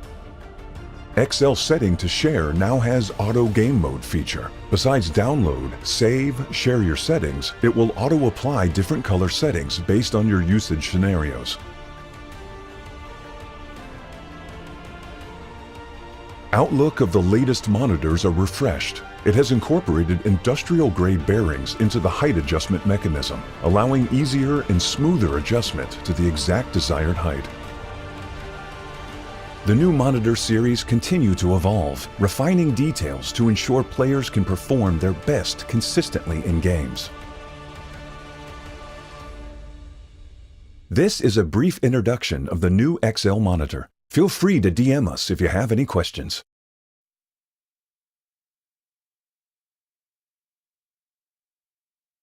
Yeah, what's popular, it's loud. And this is ASON's commercial. But ASON spent all the money to make the headphones good, and they got no money left for the commercial. So I'm gonna need you to head to ASON.io, ACEZONE, yo. Code PGL, 50 euros off. We got some headphones.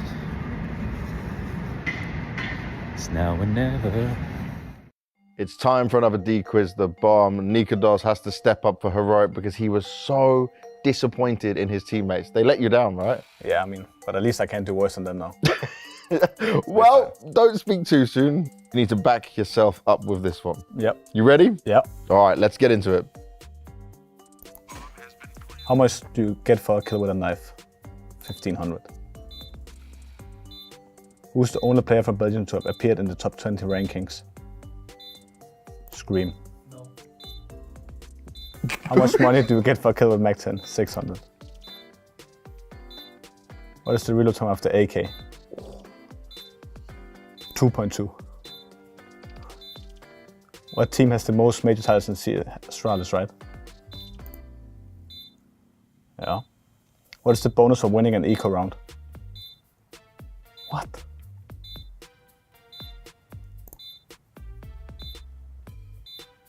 Who was the top ranked player in 2020? Simple. What is the max damage you can take from a nade while unarmored? You can take 100, no? How much money do you get for a kill? 300. Boom, and you have done it. Congratulations. Thank you. Yeah. You did it. I used my brain with my 60 or 70 IQ. Well, at least I have higher in CS, I guess. You definitely do have higher in CS. You are the one who can educate your teammates. Yep. Fantastic work there. Too smart. Yep. That's it. That's what we just realized of you. Thank you, Nikodos. That was perfect.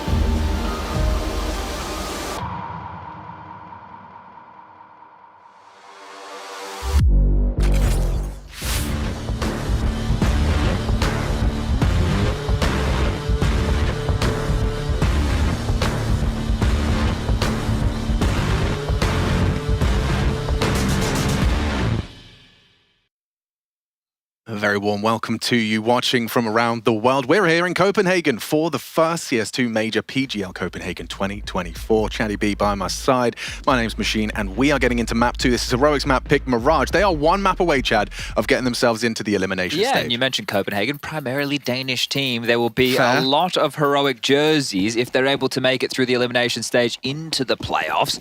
But that's still a whole nother weekend away. And maybe, just maybe, a whole lot more maps of Counter-Strike. Let's see if Eternal Fire can push us to the third and decider of this series. The Turks get to start on the CT side of Heroic's map choice, and we are destined for a B finish. Short smoke, market as well, and flashes ahoy. They roll on in. Yeah, Mad just managed to hit the very first bullet despite a white screen. Good placement of the crosshair. Quick boost directed as well for Wicardia to get a sightline into the site. Tessa's bench, Nerds towards Get Right. You've got Shush as well, so there's three coming in from the market, and they've caught Tessa's. This is perfect from Eternal Fire. They should have this pistol, unless Shush can get the multi. He's good for one, with, well, Nerds is good for two. And that might be enough to get us a little more interested into the potentials here. Yeah, Zentaras needs that fast, as does Calix. And with that 10-second defuse picked up, they'll take the pistol. 3 from 3, and the pistol's so far in favor of Eternal Fire. And Magic keeping the mood high. You'd think after how the previous one went down, you'd be somewhat soured, but another map, another chance. And I wonder if, you know, a reaction like that out of Madger indicates that he has an idea of calling what his opponent's pistol is going to look like. You know, he's sitting there going, they're probably going to finish B, boys. And then when what you expect happens and you find a double kill, you're right in a high. Most definitely. Good shooting from his teammates as well. But yeah, double from Madger. We get the first, the opening, and a second as well after boosting Wicardia up for one. Well, it is key to note that Nerds is the highest rated player for Heroic on this map. Okay. Swiftly followed by Tessus, and the two of them finding good impact and good output. As 40 silenced bullets rain out through the window's smoke. Nikodos didn't really use the scope rifles all that much on Vertigo, but Mirage, a different story. Catches Madger on the jump spot, tags him up, knowing that if he's hit him to the body, that's about 70 points of damage. Madger, the walking wounded. And rifles appear to be the choice of Eternal Fire. 5 silenced M4s brought into round number 2. Tessa's back to spawn for a redeploy. Window obscured again. And talking of util, Eternal Fire just have a flash and 2 HEs, so very little to contend with as far as blocking concerned. They can definitely blow it away. Zentares wants some info, might catch an awful lot as, they've been able to stay out of vision up short. This B split is into 3 players. So they're trying to make good on Nikodos' tag, but keep in mind the loose piece of Woxic already in market. Blind spot there with Punish. Nikodos finishes what he started, kicks and confirms Wicardia's position, but it's Woxic as well in the crossfire. Good for the first. Hard for Woxic now. He's still finding contributions. That could be the good nade. Doesn't hit. And so the bomb will go down thanks to Nerds. Market covered. Missed shot from Nikodos' scout. Already he's found one. Woxic could be his next victim, but he stands and bangs, takes the headshot. Close quarters on the dig. Tessus would need to do something, needs to do everything. Beautifully handled by Woxic. Triple kill. He was there when they needed him. Yeah, and you could see they were leaning over, expecting that type of a play. Magic gets tagged, he calls for aid. They have more than enough bodies to deal with that.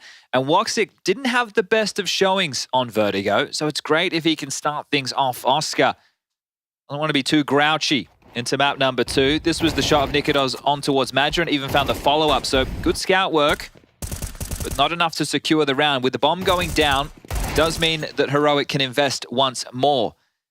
But an AK has been scavenged. Madger, unfortunately, in the previous round had a rifle. This time we'll just have an SMG, but he has to know that this Kixon-led team love a force buy. This time straight in towards what you'd expect to be an A execute. Top mid smoke to obscure the vision and keep this 3-prong mid defense, short window and cat occupied while they waterfall out Palace. Yeah, this orb from Woxic's not going to connect the first, but with Calix's help, the double and a dink as well from Calix's M4. Wicardia quick to respond, tending to the threat. Surprising that survives that. I think just through the concrete. 6 HP on him as he's now on high alert for the potential. Plant denial is fantastic. If Eternal Fire can avoid the bomb going down, disallow the digits to be punched from Heroic. It will alleviate a slight bit of pressure.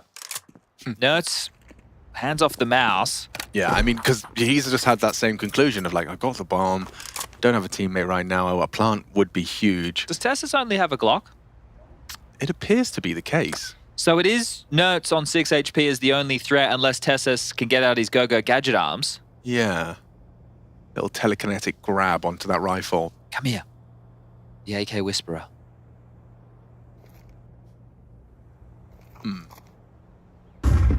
Yoink! He's gotten the AK.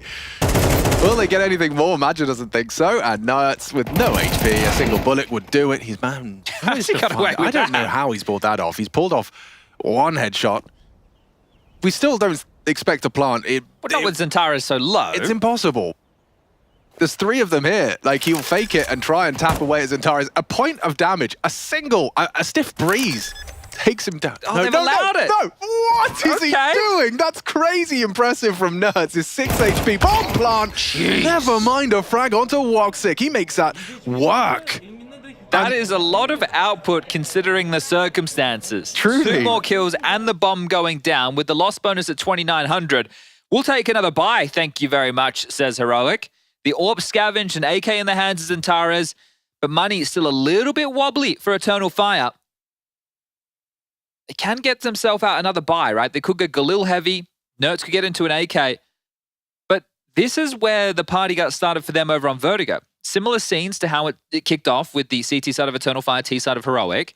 They went into the 3rd round, they bought 1 AK, and they upgraded some pistols around. And I think at the time, the AK was on Nikodos. He got over towards that sandbag position. So right now, Nerds could go AK armor, the rest could go Tech 9s and pistols, and they could operate in the exact same fashion.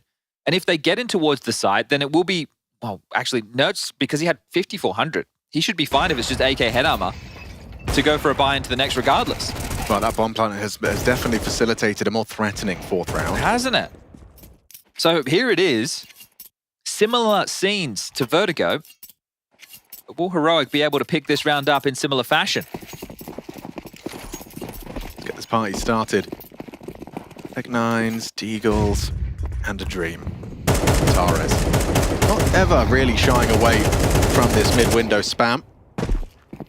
Oh, they missed the boost over towards B. Happens to the best of us. Yeah, well, you get the mark on the floor, you look down, you make sure you line it up perfectly. Gets there all the same. Still scary against pistols, isn't it? Yeah, I mean, it is definitely, he's planning on firing 1 shot, regardless of its result, he'll be out of there. Should be okay as an early warning system. It's very quiet across the rest of the map. Do you send a Tech 9 to bait the shot? One would expect.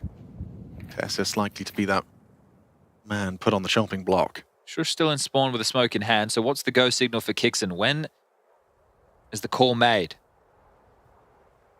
Trisha smoke lobbed out now. There's no info really on mid either. There's the shot. Nails it onto Tessus. No trade available and covered nicely. Look at them work. Woxic and Wicardia in perfect synchronicity defending this B-bomb site. He knows where you are. Nails him through the wall. Nikodos working with 50. Nice little pop flash as well. Eats them for breakfast. Okay, well, Crisis averted. This was a fantastic defense. Likely to be spotless. 20 seconds left. And Woxic will finish off what he started. So that's 2 rounds that Heroic have headed B, and Woxic is left with 3 kills. First with the M4, now with the AWP. It's certainly going to start leaving a mark on Heroic in terms of their expectations and their preferences. Do you really want to keep going B if Woxic is, and Wicardia, you know, those are names in the feed you don't want to be seeing repeatedly. Strong individuals has Eternal Fire, and they're coming into Heroic's map pick reinvigorated, knowing how close they got on their Vertigo. Woxic takes his AWP mid. He will be smoked off, but maybe a pot shot. Connect. Deep incendiary. Yeah, Heroic, as mentioned, we're going to get the guns out regardless, but you're bang on. What do they opt for now? They haven't been able to find that success they were looking for over towards B. This round, they're not fighting for control early. They're allowing Eternal Fire to go through their paces. We've seen this from Madja before. It seemed well prepared from Nikodos with his search on the scout, right? He got the tag, he was looking for exactly for that. So homework has been done in terms of how the in-game leader likes to get his space. Nice little alley-oop there. Flash from short to facilitate a Zentara's peak, but that's enough. 1:10 on the clock, and now the mid-control gambit will begin.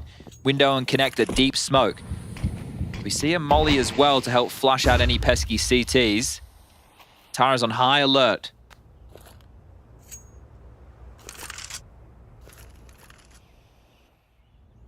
Jiggle from Wakadia. Spots them. Incendiary forces him wide and isolates Tessa. So brilliant individual prowess displayed from Wakadia. He is going to be flashed off of the line. Pressure applied. Magic down. Wakadia, he will find the doubles, and Tares will be traded out by Nertz. Leaves us in a 2-on-2. Now with 30 seconds and the bomb on short, Nertz has got to pull up his socks. Get past this all. Yeah, just as easy as that. Woxic finds more impact. 8 kills to 1 death. It's a heroic KD. Just ahead of his smoke, he had the right idea. Calix should have this. Okay, slight opportunity here. Kicks in only seconds. with 1 HP though. 1 HP, 1v2. It should and is impossible. At least in this reality for Kixon, they keep the sheet clean. Perfect so far. 5-0, full focus from Eternal Fire. Really good stuff. Yeah. And it's what you want to see, because both of these teams, I wouldn't even call them cusp teams. I would expect both of these teams to make it through to the elimination stage and join the 8 we already have, the likes of Vitality, FaZe, Spirit. That was Na'Vi. Complexity, of course. Complexity, yeah, one more. But, Virtus Pro. Yeah. Leg shot, Kixon. Double nade, triple nade, straight to the face, and Kixon's taken down Wakadia. They're making this work. This is a half buy.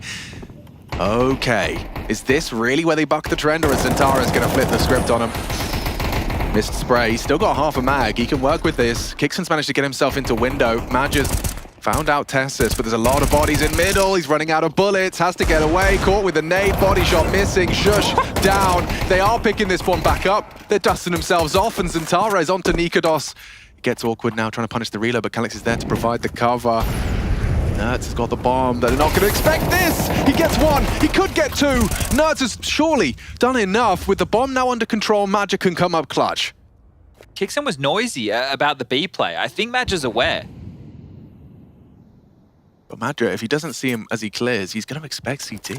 His options are not particularly exciting, and oh, Magic, this is even spicier. He might just catch him back. He's going to flank it. Oh, beautiful. That's high impact. You thought Kixon had done enough there. They created chaos. But nice recovery there from Eternal Fire. The triple from Madja. I thought Nertz's double was enough to tip the scales, but a very important trade from Madja. Well, this was Kixon getting the HE, landing it in combination. The Nertz double that you mentioned, but while Madja was on Cat, Kixon ran noisily through underpass back through B app. So if they'd heard that, which it seems like they had, aware of what maneuvers were available to Kixon, who was awfully low on HP, Saws hit the big red button. It's going to be the second of the third tactical timeouts called already. We just saw Vertigo being streaky as hell. 90 rounds biased. Now we're watching Mirage, and Heroic haven't been able to get a single T round going. No, they had some moments where they've been threatening, but unable to break through. If you take a look at the right-hand side of your screen right now, I think it shows just how close Heroic have been in certain scenarios, right? We're talking 600 on Wakadia, 1,700 for Zentares, Madja with 850, right? So the cash is still in a very brittle position if you're Eternal Fire. You lose one, and then you have to be force buying with whatever you saved or very little. So Heroic still have them right where they want them. It's just about breaking through. While Eternal Fire, it's about holding on. This movement to get Wakadia set up early on ladder. Going for a forward warp defense. How does Calix go? You'd think with the AWP posted, he's fine where he is. Shadow. Missed shot between the wickets. Still doesn't stop Calix with the double. Covered by Zentaras. The team play is there. Everywhere. Heroic try and go. It's just where there's smoke, there's fire. Where there's Eternal Fire bodies. Good response time from Zentaras, because Shush coming out of apps, if he gets the second kill onto Calix, well then you've gone 2 for 2. Different round. Oh, well they know where the bomb's going. On high alert towards B. Here's Madja. Can't go down without a fight. Otherwise, a winnable 2v3, I'd say. Yeah, it's up to Tassus, who's been having a great time. Oh, wow, he's good. So aware of the possibilities.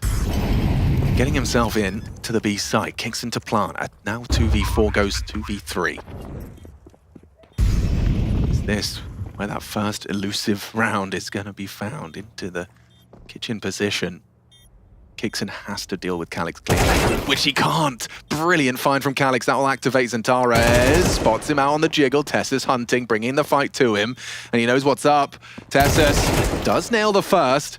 Cost him half health, held by Wicardia on this angle. Jiggles out, jumping through, covered beautifully. Well Eternal Fire's Counter-Strike is just looking so pristine. It's such a little detail, but the fact that a sound cue has to be made for him to get through that window, and Wicardia knowing that the contact needs to be made while the safe diffuses cut, it's great. Instead of just sitting out like a sore thumb, waiting to get your head bopped off by Tessus, who's displayed some great aim over the last couple of days, you sit and you play it perfectly, and you keep it spotless. 7-0. Still just holding on, but it doesn't matter while you're racking up the rounds. This is Heroic's map choice. Yeah, and they're being made to feel rather helpless on this first half of our second map. Overpass is the third and decider if we need to get there. But great to see these two teams locking horns in such fashion.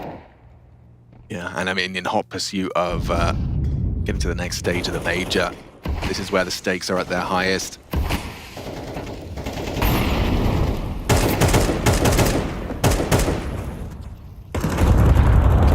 He's gone straight through the consmoke. He's found a gap. I like it. He's found a gap, Chad. Oh, and he hears Zentares on the reload. He knows what's up. Zentares has given up the ghost. He's gone. Calix now under a lot of scrutiny from Sandwich. He's going to find Shush. Nice find from him. Surely the trade. Oh, good for the second onto Nerds.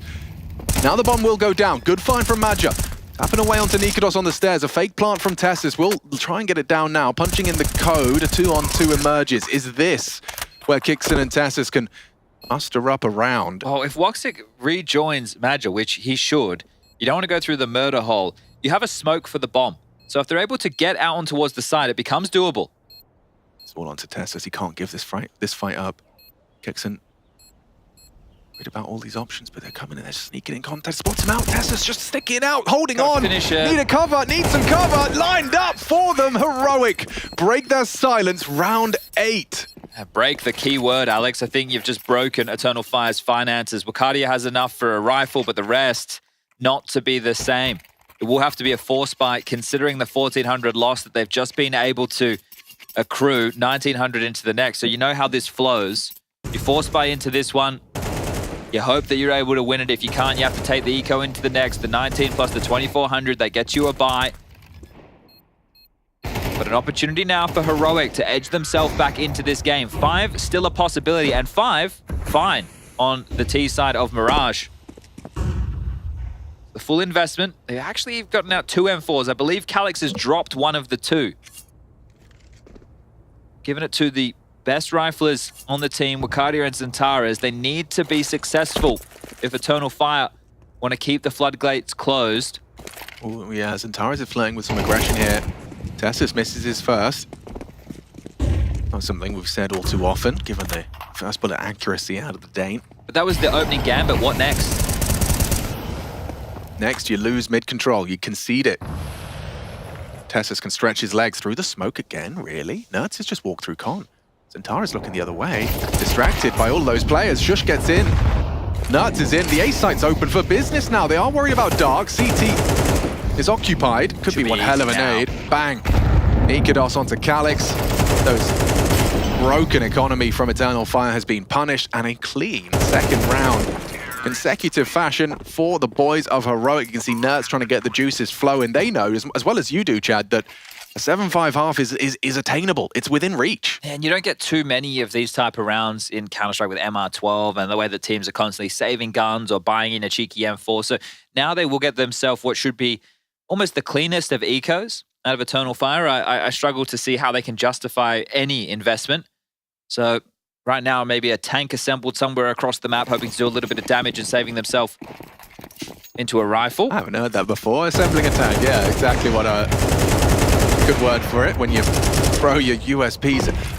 Normally you're standing still as a tank. This one is more of a nimble leap out the window to your demise. Hey! 3, Kixon. With the ace, all 5. Someone's got to get him.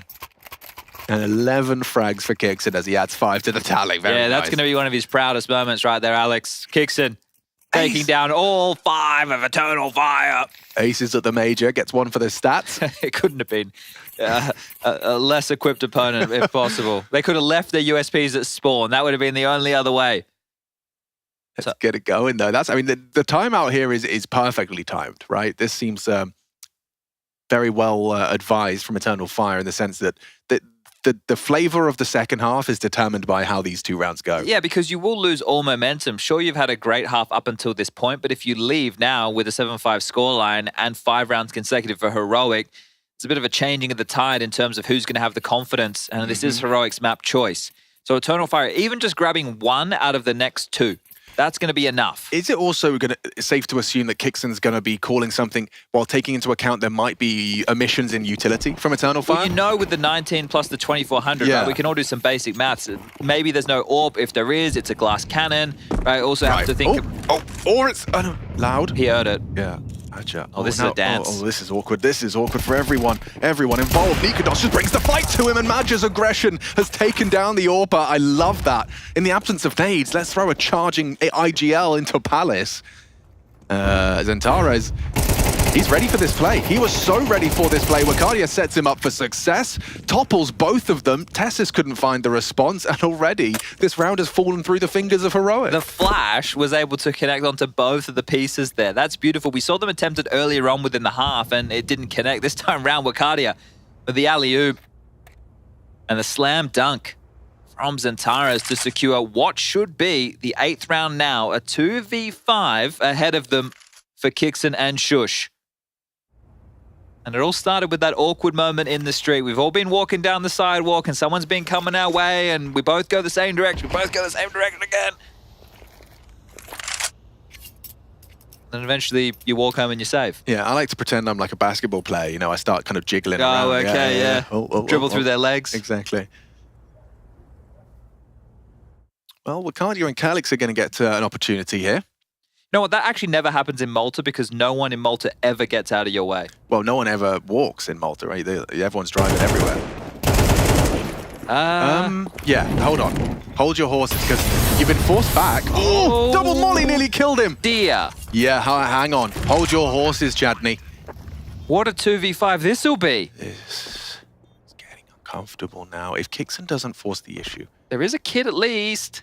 He's going to have a look, and he's ready for the fight. Woxic, rewarded for his patience now. But 2, so low. Shush can win this. He certainly could, Chad. This would be one hell of a turnaround. It looked like it was over. 2 versus 5.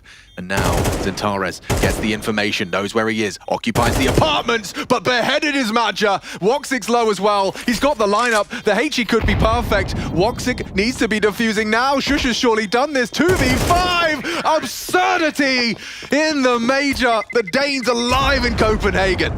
Massive. I cannot believe they pulled that off. They've just walked up short. This is after the round started with the awkward Palace play. The orb gets removed immediately. This is it again. Both of them in unison, lopping off heads, and they're in. The bomb down.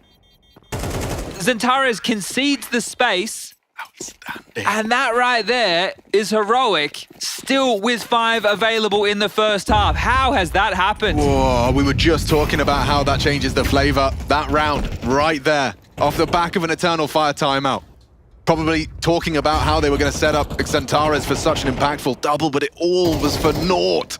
And now Wakadia is trying a little touch of aggression himself, pushed up on the smoke in case he had to punish. No one is going to be trying too much of an aggressive maneuver right out the gates. He'll back away. This gets interesting now. I can't believe they lost that round. That is absurd. And we know that sometimes there can be a furrowed brow or 2 on the Eternal Fire squad. They are going to have to make sure they don't find themselves falling into that pit of despair. Yeah, I mean, it's all about how you react to the emotions of that round. You can give up, you can take it out on your teammates, or you can focus on finding 8 here. Cardia. Oh, he's been spotted and nails it. Tessa's cut down by the FAMAS. He's not ready for more. Not ready at all. Put on the floor by Nikodos, just running him down, holding Mouse 1 on the move. Big shots out of Nerds. Eternal Fire, the tilt is coming. As Woxic with a shotgun for the retake. Calyx on an MP9. This is abysmal. Despite Wicardia finding the first. You have to give it a go, lads. Yeah, nothing more. Nothing less. Mollies are plenty. You have one option right now.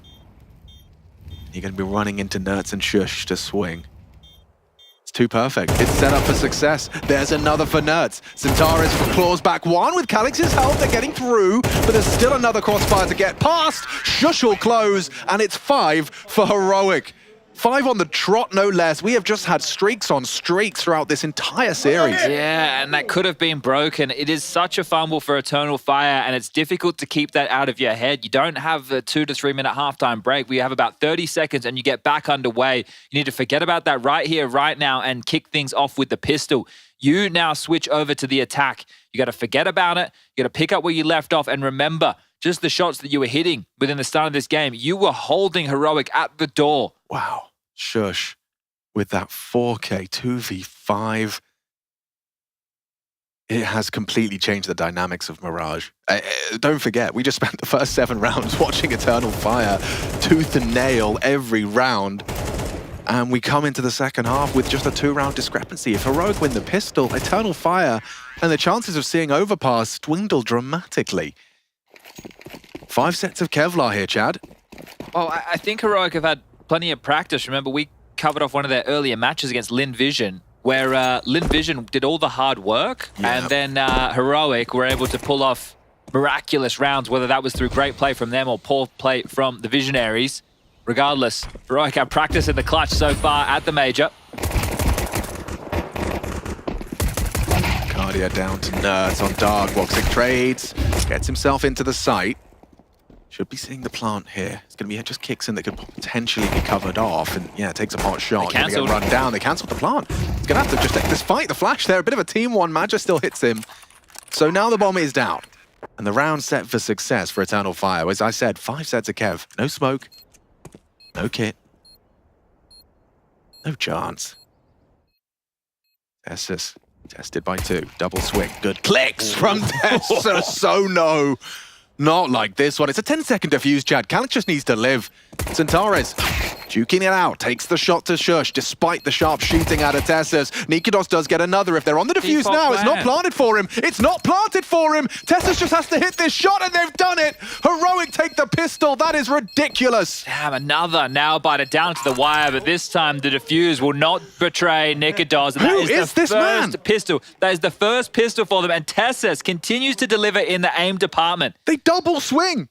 You're not supposed to get both. He has been sharp as, right? He's showing, we've discussed it before, but Astralis may have picked up the wrong players. Tessus with spray control in the past, it's something we've spoken about, but his aim has been on another level. He was beasting it up with the rifle on Vertigo. He had impact yesterday against Imperial. He had a massive 4K round in a 2-on-4 situation or 2-on-5 situation. It's Shush and Tessus right now with 2 impact rounds. Like the ones that broke the hearts of Eternal Fire. Wow.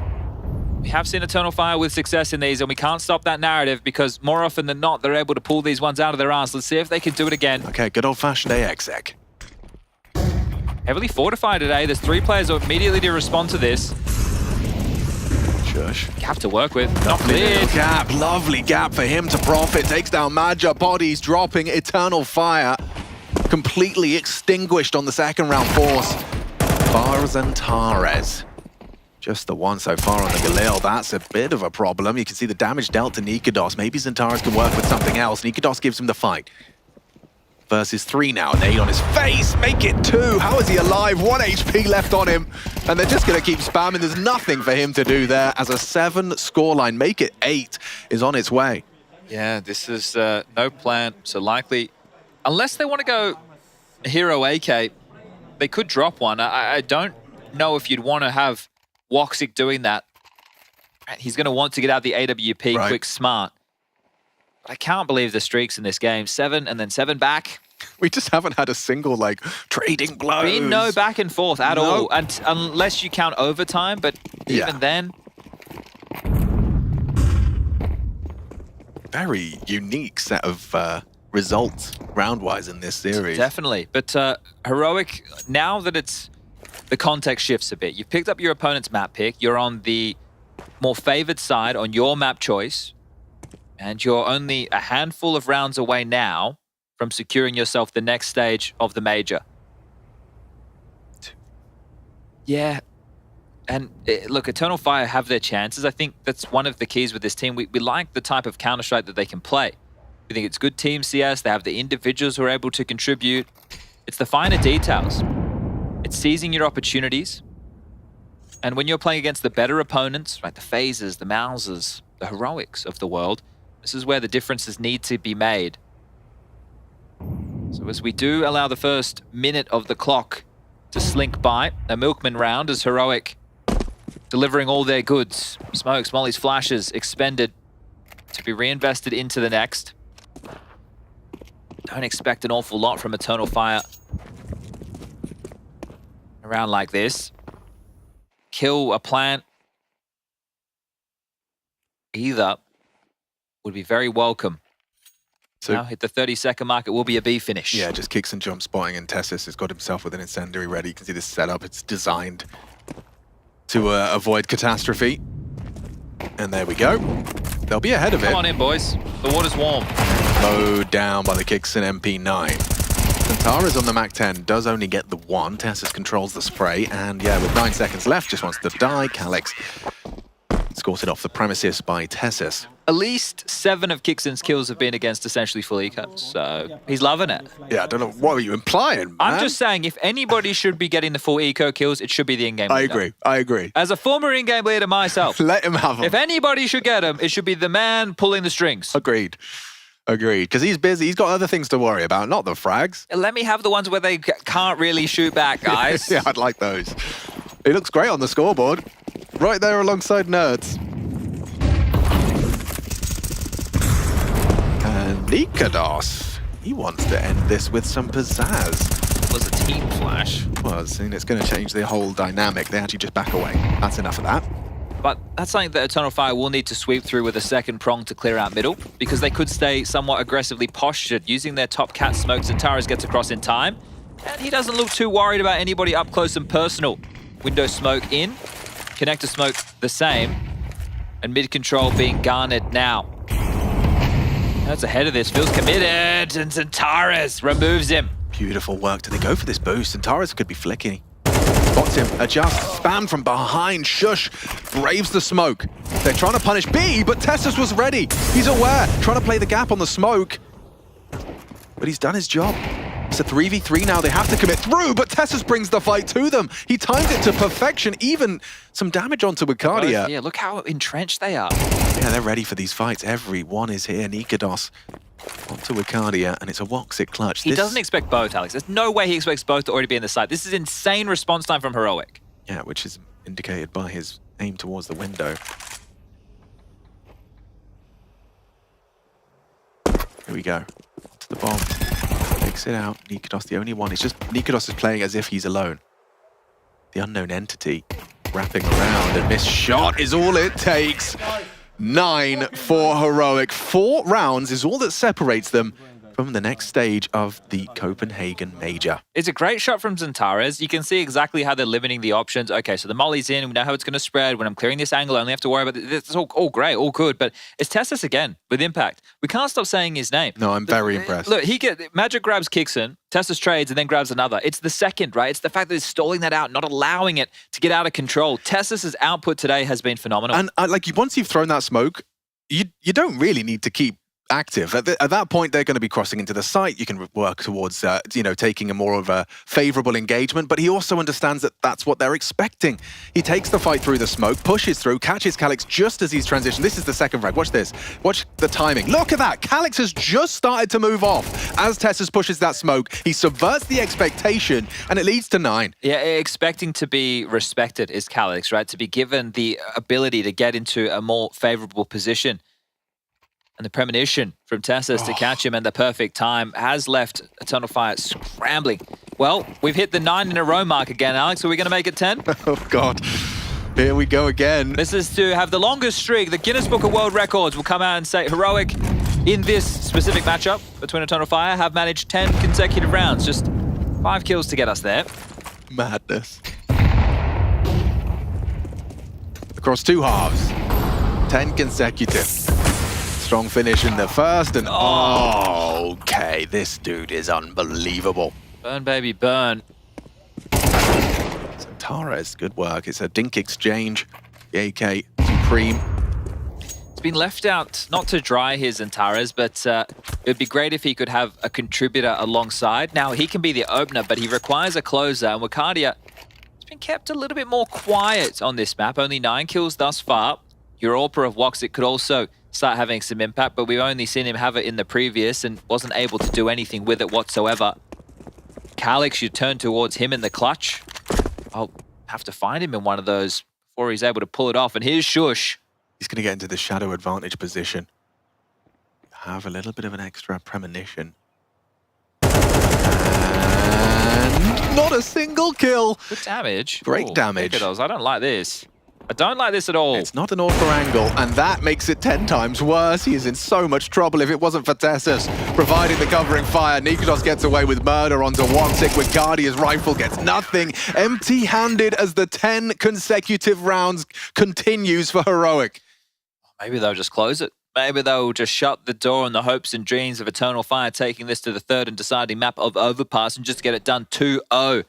Can start to look at the run for Heroic now as we edge ever closer. That's so silly. Opened up the account on Nuke against Lin Vision, winning that game 13-5, and that's when the Good Vibe tribe of Heroic, they were feeling it. They were having their way with the Chinese, followed up against a Brazilian dish of Imperial. That one was tasty. 16-14 morceless boost over the smoke. That was a chance for Woxic. You got to hit those. He's ready for this. He's anticipating it. There's 2 of them, though. Oh, spotted Kixon. Not going to be surely. Oh, he is. Knows yeah, now. he knows now. Oh, Shush. Stands his ground. Makes it a 4-on-4. Just blocked over towards it. That was B-Apps. He went aggressive B-Apps, picking deep on Wakadia. So, it was a 4-on-4 for a moment. Yeah, only a moment. Now you've got Zentaras out mid with the other 2 working ramp. How can they turn this round on its head? This feels compulsory now, otherwise Heroic. He's going to be laughing all the way to the elimination stage. Good awareness from Zentaras as to the possibility of that window angle. Woxic searching and rewarded, takes down Tessus. It's a big scalp. An impact player removed from the equation. Shush is so good as an A-anchor, though. I don't think he'll give this away for free.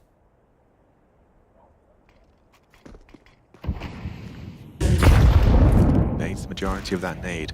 Nikodos has caught Zentares.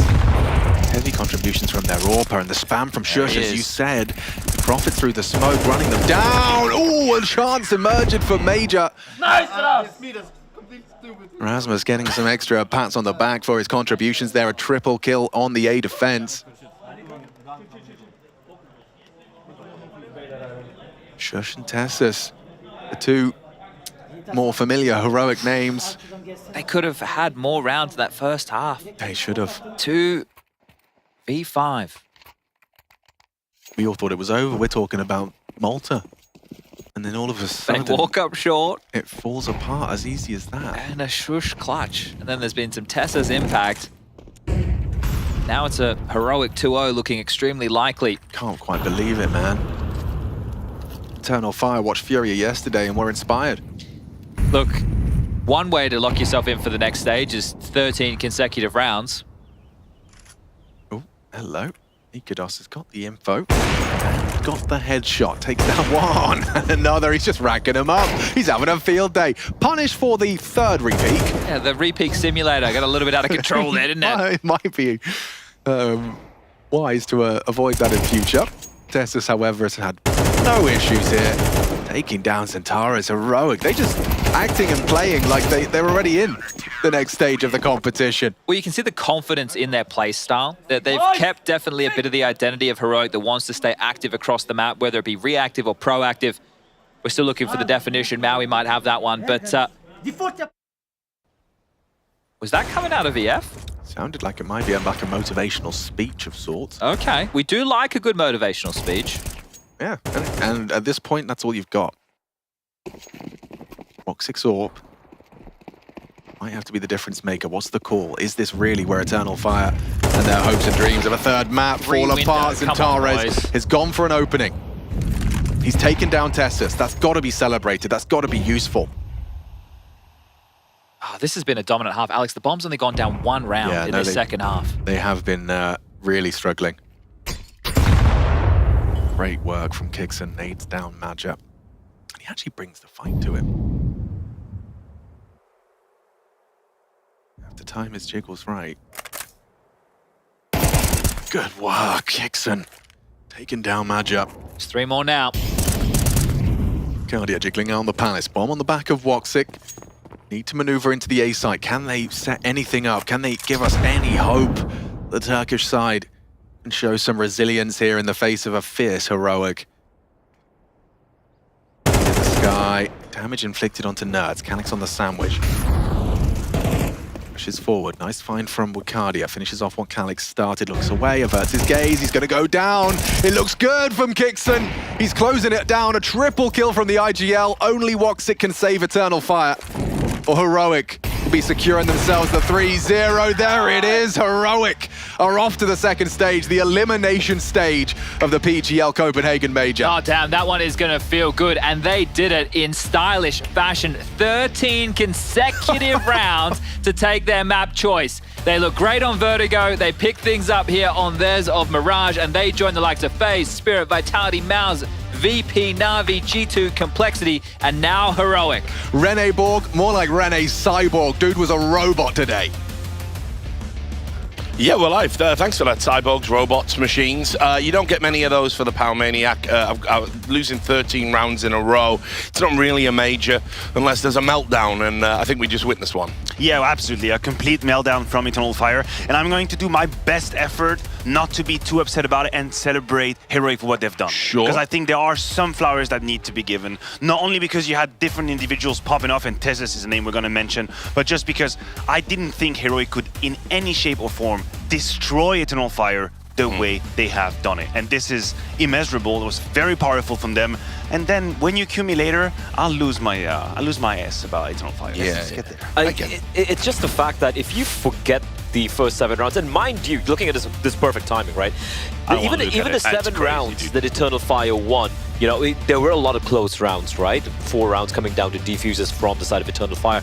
And after that, if you forget those first 7 rounds, it was absolute complete domination. And Maniac said this in a green room coming down. You can't afford to lose in this fashion. Losing, fine. Losing into a great playing Heroic, fine. But just when we talk about mental breakdown, it's more like how there was like a cohesion. They weren't really playing together. They're taking individual duels, and they were getting out-aimed in those duels as well. And this is not the Eternal Fire that we've been praising all this while. Yeah, and well, not even in this series. Remember, obviously, this is a best of 3. They had a good T-side running on Vertigo. You know, you could see even when they lost that map, they came into this one, they started strong on the CT side, but then when the match went away from them, it never got back. And this is what I mean when I say meltdown. Yes. It's just people peeking, trying to force the issue, not any cohesive play or executes, and it's rare that you see this Eternal Fire go like that. It is rare, and I feel like it forces us to change how we view this team and the limitations within that roster. And that pisses me off, because I had really high hopes for Eternal Fire. And that's just here. The fact that a couple of silly rounds lost, of course we're going to talk about the 2v5, just completely broke them. But the fact that you reach a point where the team stops playing Counter-Strike, and I use it as a very formal term, as in, hey, we're trading for each other, we know what we're doing, we're going to be in harmony in how we attack sites, we were decisive in our moves. They just completely gave up. They actually gave up. They went Major went all French on it and white flagged this entire game. And I could hear him. He was so pissed. I could hear him trying to give life to his teammate, trying to say, let's go. Obviously, I do not speak Turkish, but I could understand the intention rather and the intonation he was putting in. And yeah, this must have been a very sad loss for them, disregarding the fact that it was a 2-0 game, which obviously there's a context. It's even more compounded by the fact that this is the 2-0 game, right? Like, I love the fact you brought that up. It is a 2-0 game. There's not too much pressure right there. Sure, you get the win. You're going to be moving to the next stage, which is wonderful. You don't want to go into those 2-1 matches or 2-2 matches, but the pressure's not really crazy in this situation. You don't have to get but it wasn't about pressure. It wasn't about pressure. But that's the thing. So if there's no pressure, what's the excuse? What's the reasoning here? Why are you getting so flustered, so lost in the sauce when you know you can get it done, you know you can make it competitive, and you could have made Heroic, by the way, Heroic, even though they played a great game, the final like 7-8 rounds, they weren't tested at all. Yeah, nothing really made a dent once it started going on the downward trajectory. You talked about a specific round. I mean, we all saw it, horrified. We started the day talking about legendary bad rounds of Counter-Strike, and there was a moment in the game where, you know, it's a 2v5. It's round 11. Yeah. If we have it, cue it, because yeah, this is about where the nightmare really starts for Eternal Fire, the context of which, very good start to Mirage, right? 7 rounds in a row, then Heroic put up a little bit of a fight, and this is where basically everything falls apart. 5v3 very easily. Zentaris finds a beautiful double kill. And then there is a mistake that's being made from Eternal Fire, which is to not play for info and to play a sort of very stable position. Turtled up, 2 kills immediately. Zentaris been put down low. But at this very moment in time, you already understand that there is a chance this clutch is going to go to hell. I will give it to Shush here. I think the way he plays it is beautiful. I don't know why Zentaris is the one jumping in first, but I will praise Shush for the 1v3 locally.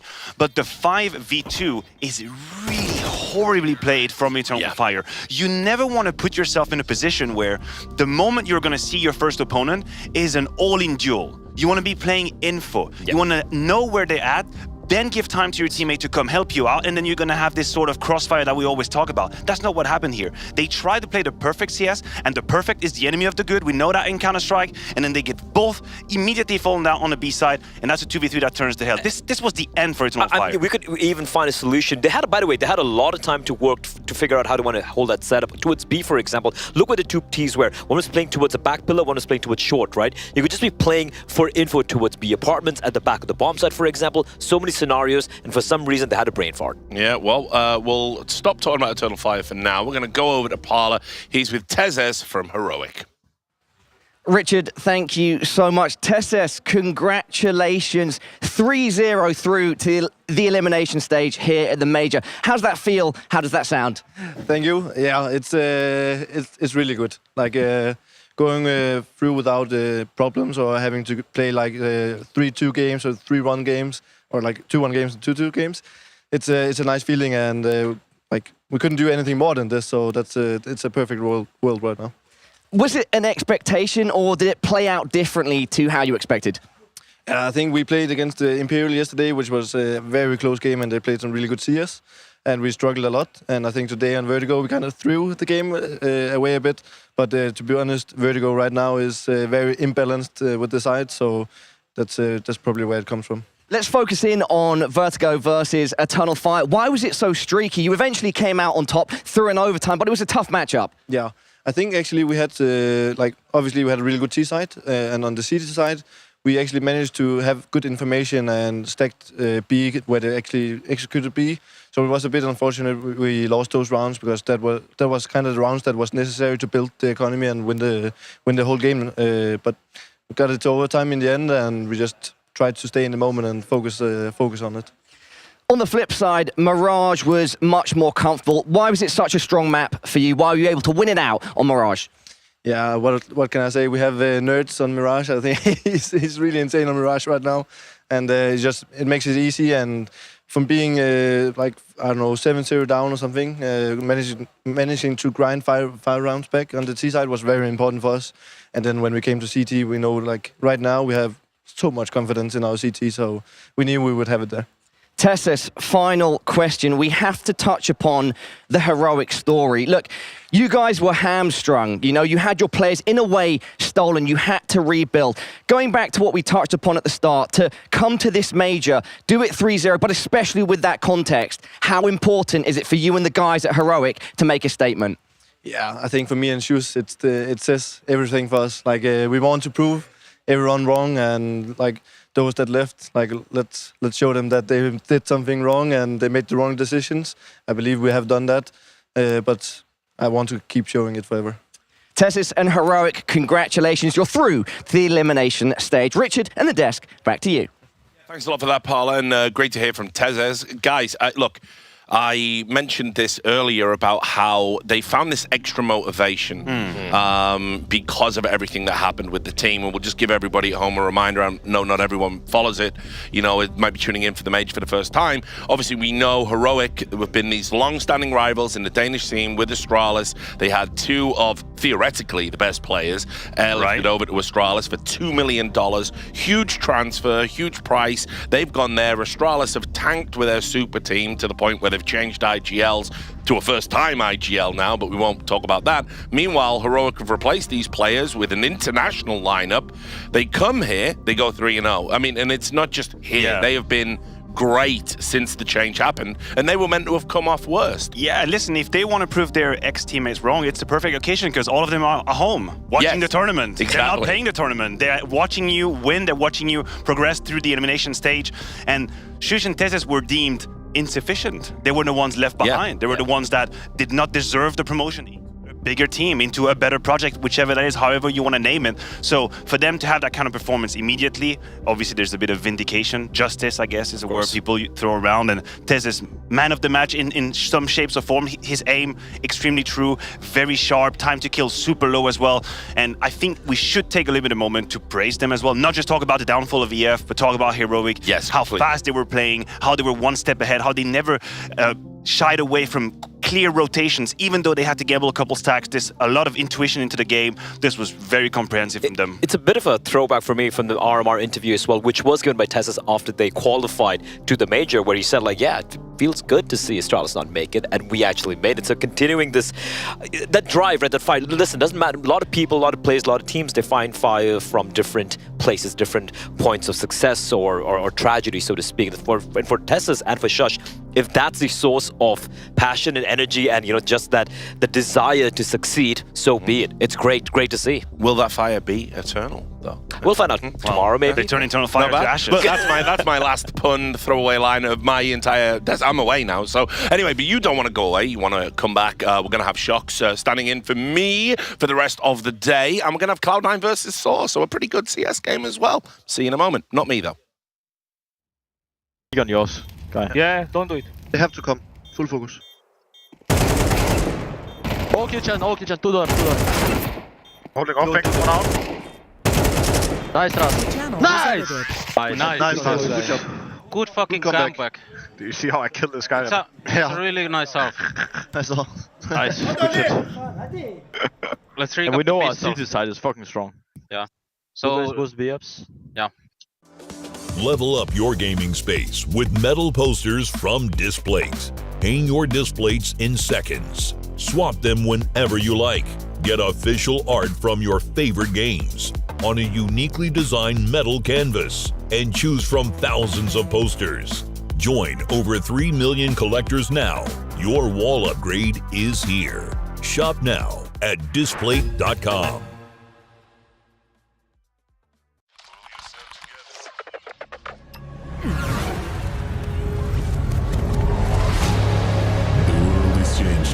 Quickly. To clear. Shoot it.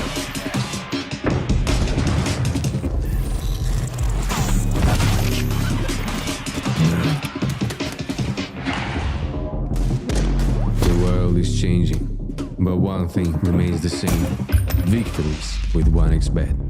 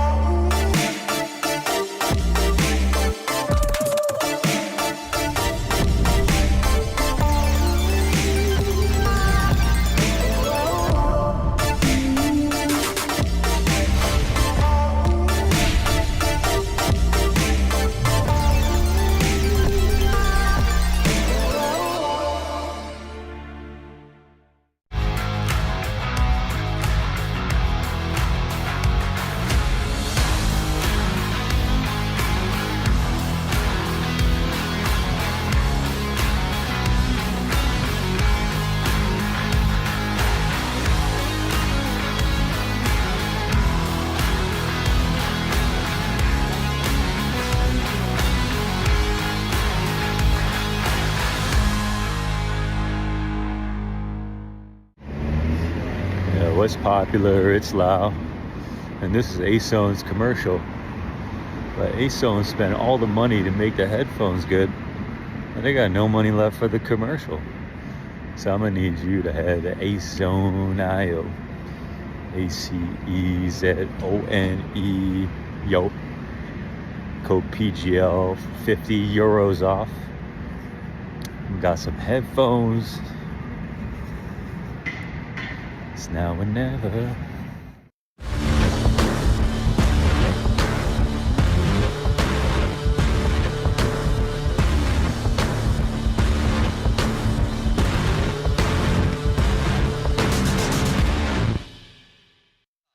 Welcome back, everyone, to the PGL CS2 Major, live from Copenhagen, Denmark. My name is Shax, taking over from Richard, who deserves to take a break. He's been taking on, actually, the majority of the game so far, so obviously I'm here to relieve him. And Maniac, though, he's putting in the work still. Well, you guys get breaks? Yeah, you guys get breaks? What? How much do you get paid? No, just kidding. And Pimp, of course, back here again as well. And I'll say it again, I love that sweater on you.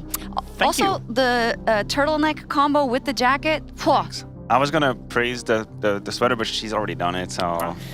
You look good, Jacob. How's it going? He doesn't know how to react. How many kilometers do you want me to bike? 116 today. 116 today? 116 What? today, so I'm slowing down a little bit. I did 22 and I thought I did well. That's good. I did 3 sit-ups and then I gave up, Yeah, so... well, there you go. All right, let's take a look at what's been happening today. We do have a little bit of time. Of course, we're going to be getting into Cloud9 versus SAW as well. Jacob, do you want to kick us off in terms of a matchup that caught your attention and you think is the most impressive? Yeah, I mean, Pain Gaming absolutely destroying Ents. That's a big one. Ecstatic beating Lin Vision. We talked about that yesterday, Matthew, being one of those games where you look towards yourself and you think Ecstatic or Lin Vision, they have a chance to go 2-1. That's a massive win for them. And then, obviously, right now, the Mongols are playing Amkel. It's currently 6-7 for the Mongols. Yeah. That's a close one as well. Just to bounce back on the Pain versus Ents, I was a little bit doom and gloom about Ents here at the Major because I thought the honeymoon would be done. And now that they are trying to work into the depth of the real CS, it would get a bit more complicated. But I'm not going to pretend like I saw this catastrophe coming up. But this is way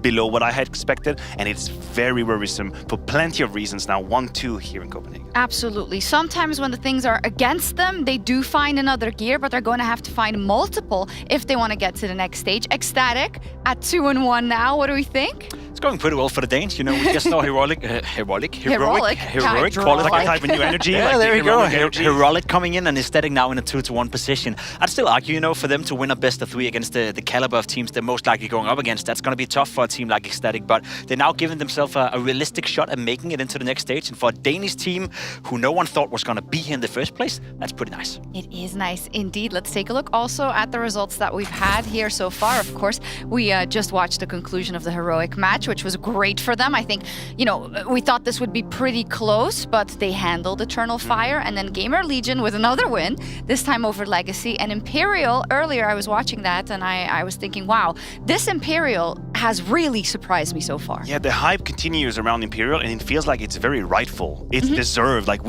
they are grabbing our attention. Maybe they didn't have it at the beginning of this campaign, but they've earned it right now, and the eyes are on Imperial, and they keep delivering in multiple different ways. It was Phelps today that actually put on a clinic, a show, an overpass, rolling back the years, almost SK at the time.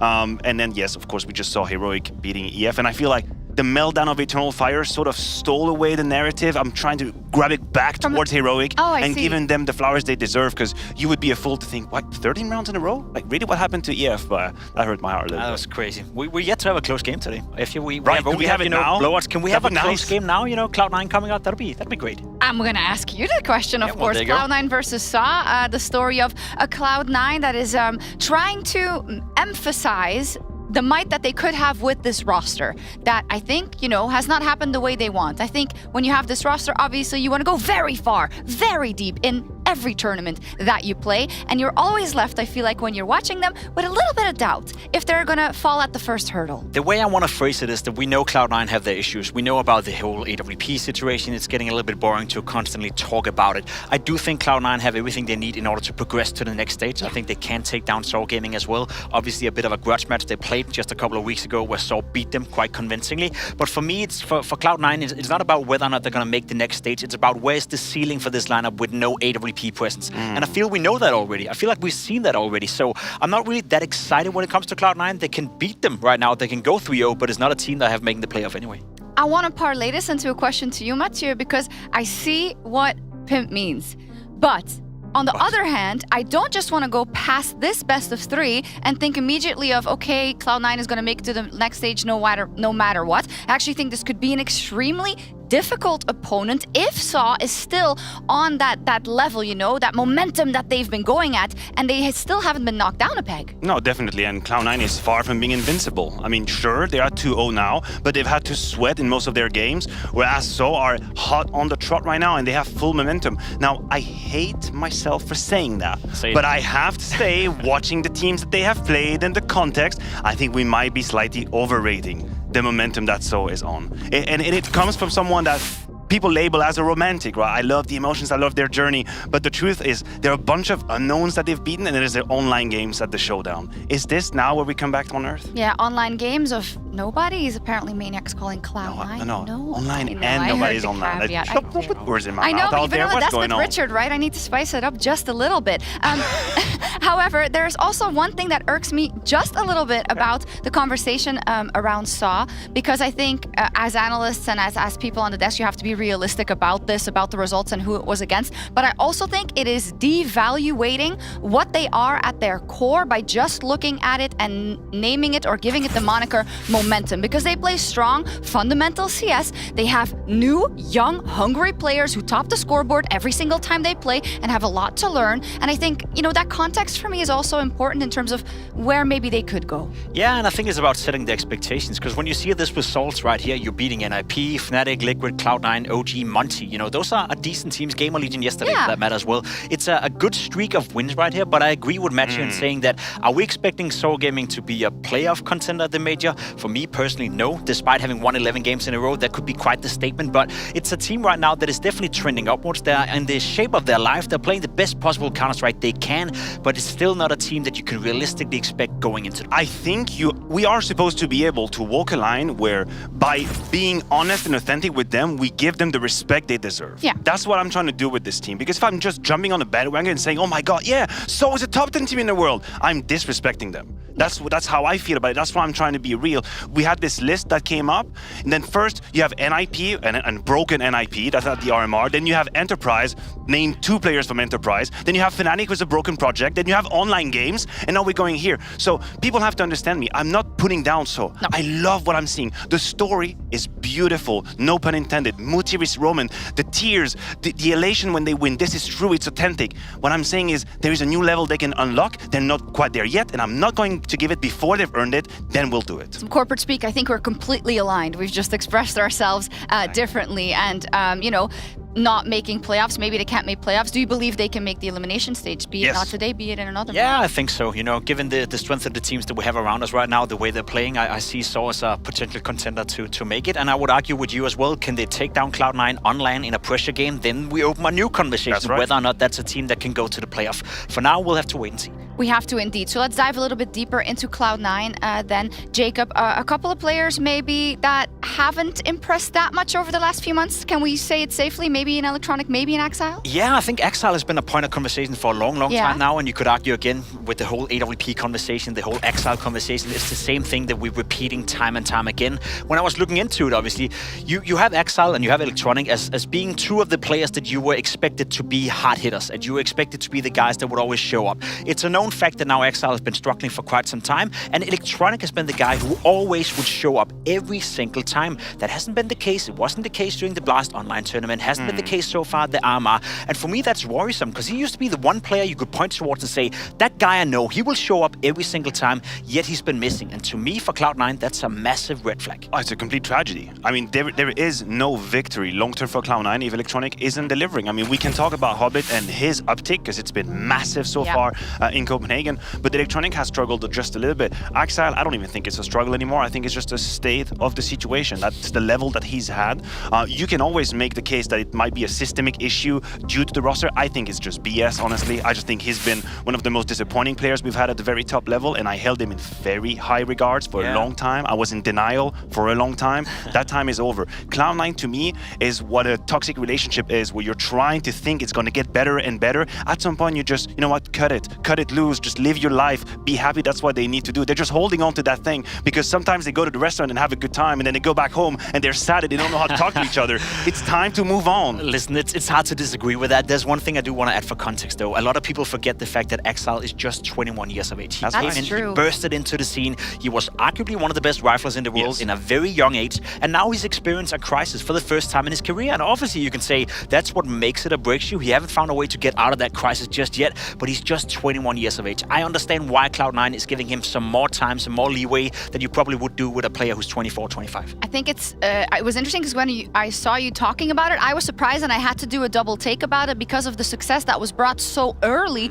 to him. But you're right, because if you think about Nico, for instance, or something like that, you would always give them the grace of, yes, they will trend back upwards. Why are we not giving Axile the same grace? So the problem that I have is that I feel like the roles and the positions that he adored in the Gambit eras and then the beginning of Cloud9 eras, he doesn't seem to have the shoulders to deal with it right now. And these are very isolated positions where you have to make good decisions, even though maybe you haven't really seen an opponent or two. You need to have the bravery to make the moves. He doesn't seem to have them. No. A man like that with that skill, because skill is a term that we've used a lot for Axile, I would like him to be activated in the pack. Give him a couple of easy kills. Give him a couple of easy trades where he can get the blood sort of flowing, and then he can do what he needs to do. He does not seem to be equipped to be a Rops in Cloud9. They need him to be a Rops. He's not even the shadow of him right now. That's my problem, maybe the way he's used. He just seems a bit lost, to be completely honest. You know, left of confidence and a bit lost within the lineup. Hopefully there's a way back for Axile, but we'll have to wait and see as well. We'll have to wait and see indeed. And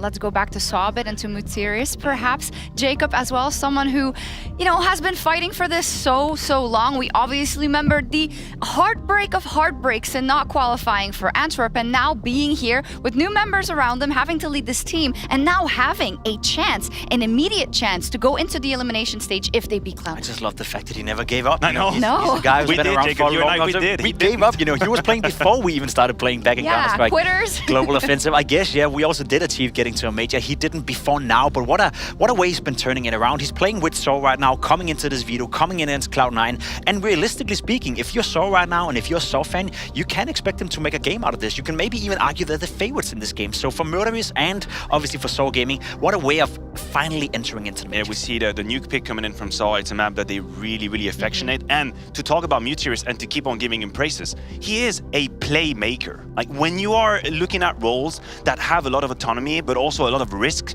that are coming with it, Mutirius is the guy. Like, he's using that experience to make the moves that maybe the rookies wouldn't exactly dare doing. He's going to be playing outside on nuke, on the CT side. He's got a little bit of help from Roman as well from that mini position. So they trust the veteran to risk the plays. And that's something that I really love, because the rookies, Ujerks and Arosdose, they are left a bit more in a calm situation, but they do really good with it. Like, they are primed to use their skill, and they're doing it beautifully. It's a phenomenal combo, you know, the work that he does off the server, also with the newer players who he has quoted are very intelligent, very willing to learn. It all has to come together. But what do we think about this map pool now that we see the possible all three maps it could go? I feel like we have two clear favorites for each their map right now. Obviously, Saw picking into nuke makes an awful lot of sense. They've played it 10 times in 2024, and they won every single time. They yet to lose the map this year, this calendar year. So for them, that's a strong pick. Anubis is one of the few guarantees I feel for Cloud9. That's a map I know they'll show up on, especially for Electronic. He is so good at finding space, making it annoying for his opponents, especially on that T side. His entry level, the pathway he's having, the nades he's being utilized with as well.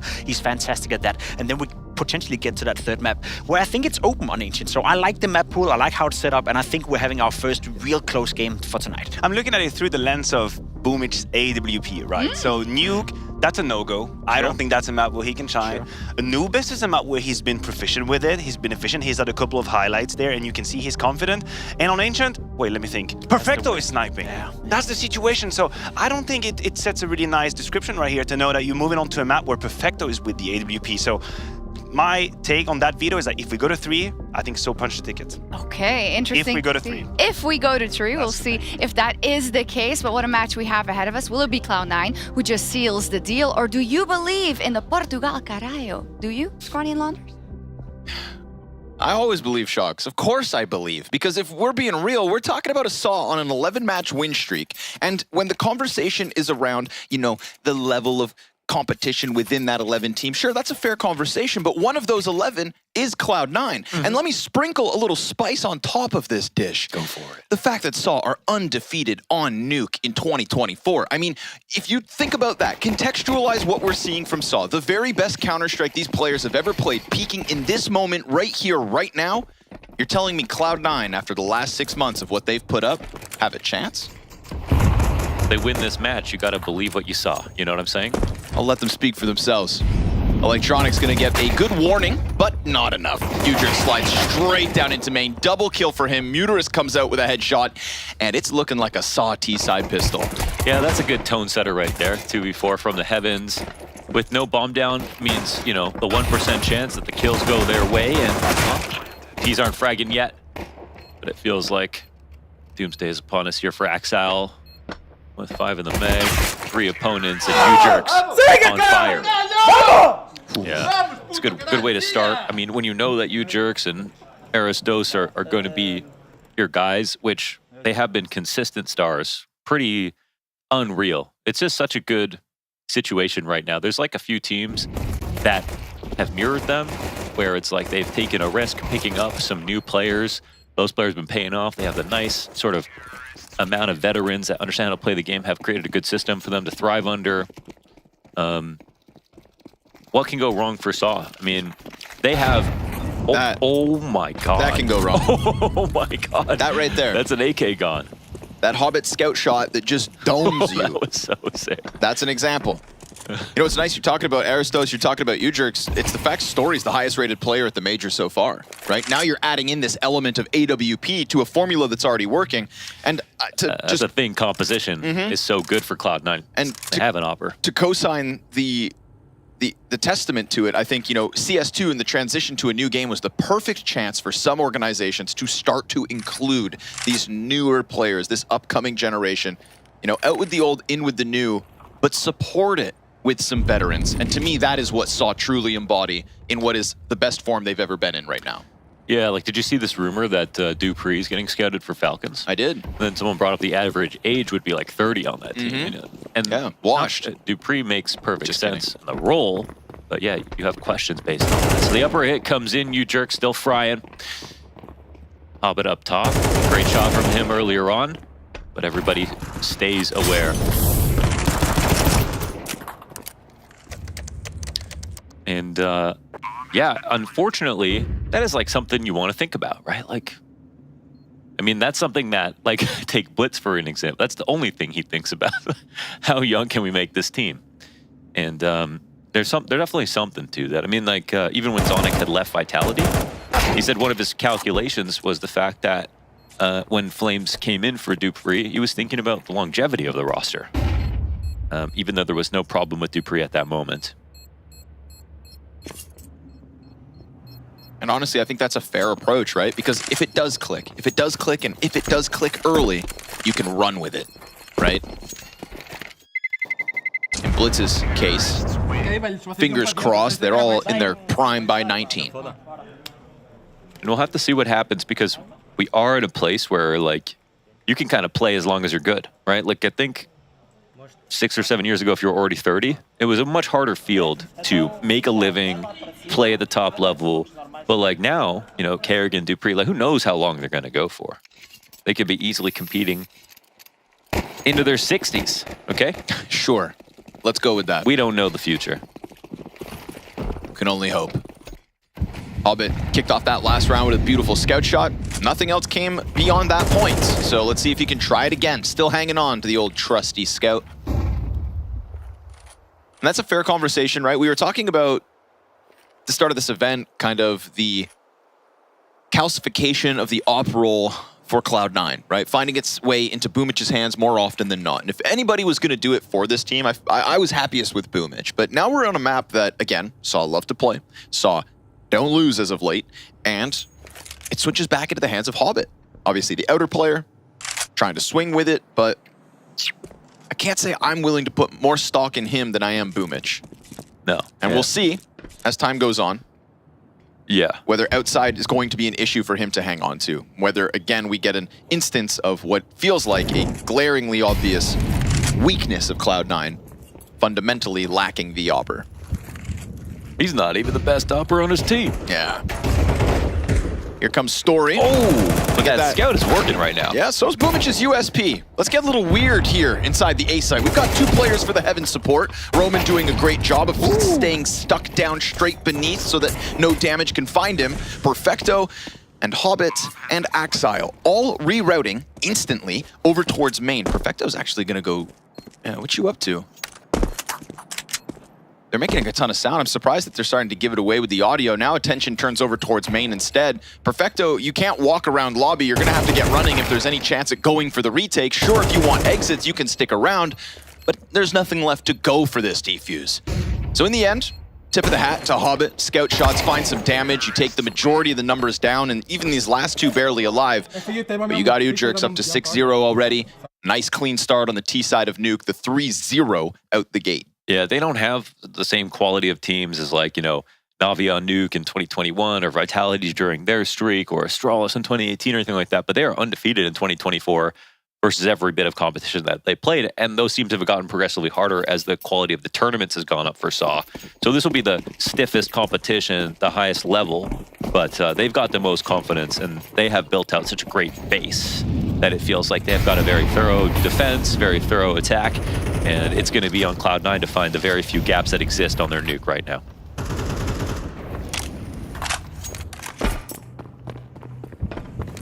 But Hobbit, again, those scout shots were so on point. I mean, a shot like that wouldn't surprise me. There we go. Early signs of success for Hobbit. Bodes well for Cloud9's CT half. He'll be instrumental. He loses control of Secret as far as the entrance goes, but also lingers.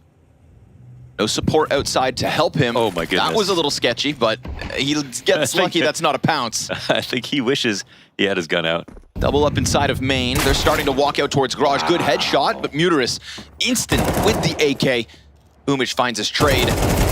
And then he gets himself a second. 3rd servings, in fact. Boomich catching another one up close. Nicely done. The IGL holding off on main to post Cloud9's first.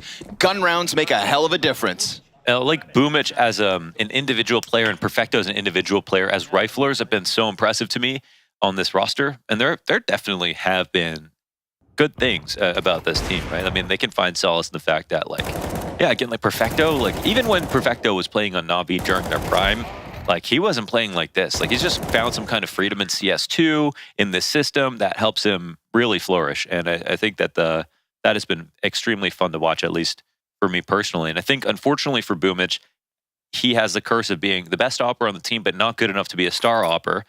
And then him as a rifler, being aggressive and being an opener is the position they need him in the most, right? Okay. Because him and Hobbit are going to be sharing sort of like the sort of randomly aggressive opening roles that you would expect to find you open. Why does it sound like all the responsibility then falls on Boomich? Yeah. He's got to do everything? Seriously. Oh, by the way, we also need a caller. And he's IGLing, yeah, absolutely. Does anybody else have a role? And the other cool part about that is I think like their team play has definitely looked great. Like despite their weird composition. Wow, their retakes have been fire. Yeah. So there are good signs within this Cloud9 camp.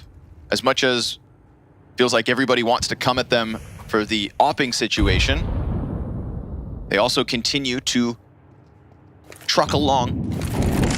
Little tidbits of success here and there, all they need. Hobbit opens with the op kill again. Ramp player may very well be swarmed, and we're not talking fully Tech 9s, but an AK now exchanging hands. Ujurk's gonna try to chase down Axile. Love that little tempered bit of aggression. The fallback's appropriate. The smoke grenade is perfect, and the support was right there. So a chase would have been the end of SAW as far as I'm concerned. Good thing they reroute. But there's crocodiles in this moat. He's in the boss fog right now. Oh man, he just pulled away from it. If there's a quiet walk down on top of him, there might be a timing, unfortunately. I think Vent's still... Oh no, it is open. Yeah.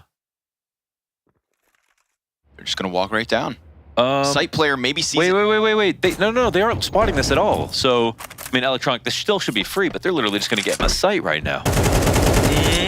Not entirely free. Axile stopping the bomb as it tries to jump over. Electronic behind him. Rostos going for the plant. He gets cleared out right after. Tech9 starts to fire off, and this may be one of those weird runs where they get the bomb plant, but not a single kill. Yeah. I thought maybe the back site A player was holding off towards Vent, but I suppose not. Hobbit scared for his life. Has a reason to be. Boomich sticks the defuse. Cloud9 retakes easy this time around. Arguably a bomb plant that should have never happened. Yeah, true. That's such a special part of the map, like that squeaky area right in front of Tetris, because it can be kind of difficult to watch. So many good engagements go down there. It opens up like this trapdoor into the lower site, this bottom half of the map on this perfectly vertically stacked site. That's so unique to CS. That makes, I don't know, it's the most special part of any map for me. It creates for some amazing mid-round situations, timings like that. I love when maps have something unique about them, and there's no denying that is and if they don't get its character. Yeah. You know, I'm not talking about 3 bomb sites or rotating doors or dogs, but I'll take a vent.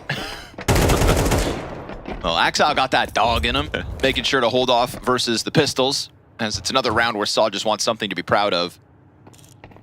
Hobbit's got pressure on him, but he's also got support with him. And right now, dude, there's some nice...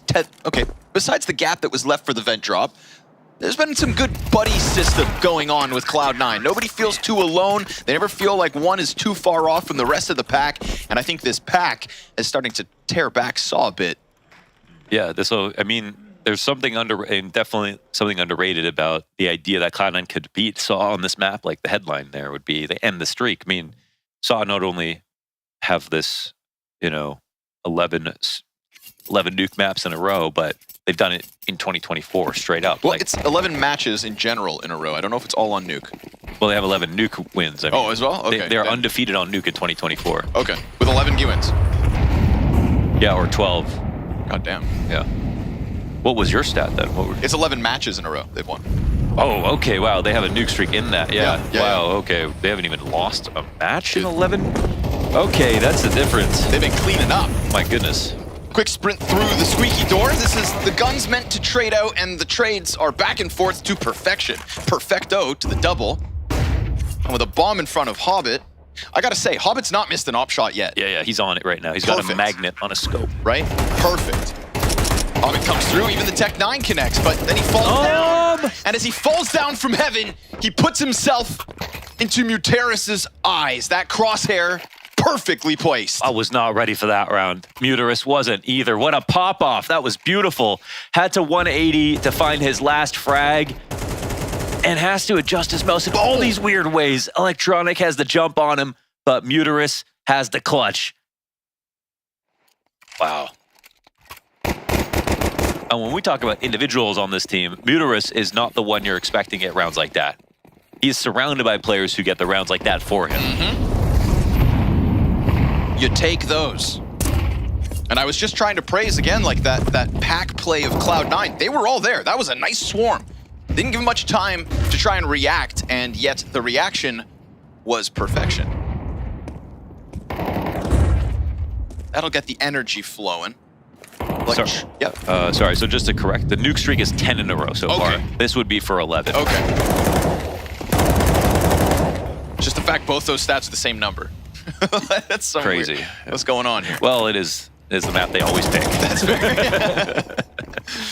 Temp through main. We get an awkward spot for Boomich, but he slides out. And with the perfecto spray from behind, all seems good.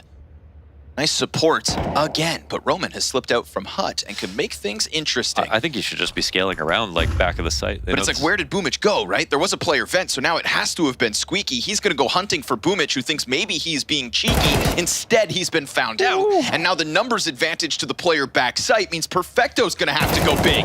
He will get the headshot, and Story's blindsided. The numbers game. That one extra layer that Cloud9 have brings this round right back. Yeah, that's real beautiful. They had layers to that one. They've also got an overpass 6-0 win streak, because that kind of piqued my interest. Like, they must be good on another map as well if they're just winning every match. So Now, the only thing is that, again, it's not like they're a Tier 1 team firmly playing against Tier 1 competition. So it's 10 wins, but if we want to talk about their best wins, it's that one versus Cloud9.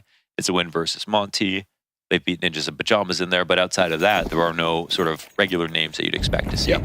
So this would be, again, even though it's a rematch, one of their best Nuke victories. And that's the thing is, it's like, again, we can talk about how it's not the biggest names yet.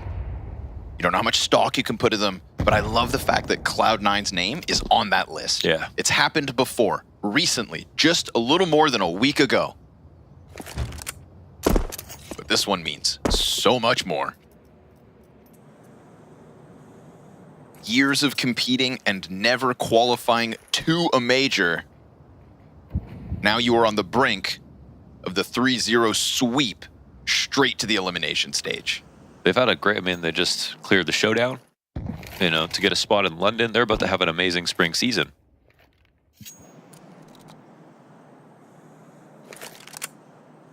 It's been a big month for Saw. And it ain't over yet. Feels like it's really just getting started. They'll lose ear jerks on the approach, and Story tries to get frisky, but Perfecto's play's been good. Nice pressure, not letting anything get weird. Glocks will hit the ground, and Cloud9 to the 5-4 lead. It actually feels like, you know, Cloud9 are putting pressure on Saw, but they're collecting rounds here. They still have the T side that's dangerous for Cloud9 to be so close to in round numbers. So, but yeah, Axel having a great day. Hobbit doing well with the op. I mean, these are two massive ingredients for this roster at the moment, because we can talk about how, like, sort of the bottom half, if you will, of individuals on the team are like playing better than they should. But when we talk about Axel as somebody who's been top 5 as a rifler, that's the peak we're looking to get back to for him. And hopefully, since the structure of the team does look good, eventually you'd think he should get comfortable. A lot of his spots are solo as well, right? So it's kind of just on his individual practice to get him up to speed in CS2. Feels like it really could be a key to unlocking a whole new level. We've got 2 players here, don't forget about it. Hobbit, support right next to him. Not often you see just 2 players set up this close either, so we'll see if, now that he falls back, it draws him right to Electronic. Udrik's not going to check this. Who would check this? Yeah. The Opper just falls away. You see that solo op so often. Electronic in the corner, that's a fantastic setup. And now they're going to press into the remnants of Saw. Opper up close. Hobbit, I swear, has yet to miss a shot. A single bullet has not missed from that AWP this game. Oh yeah, I mean, yeah, it's been good. It's been very good. And it's not, it started with the Scout as well, the 2 headshots with the Scout, so okay. You could tell from the get-go. Yeah. That the scope is sharp tonight. And this gun round will fall flat. Story surrounded, dealt with, and the 6-4 lead posted. This will be a reference game for Hobbit op stance out there. Be coming back to this half, okay? And fair enough, it's been a great half.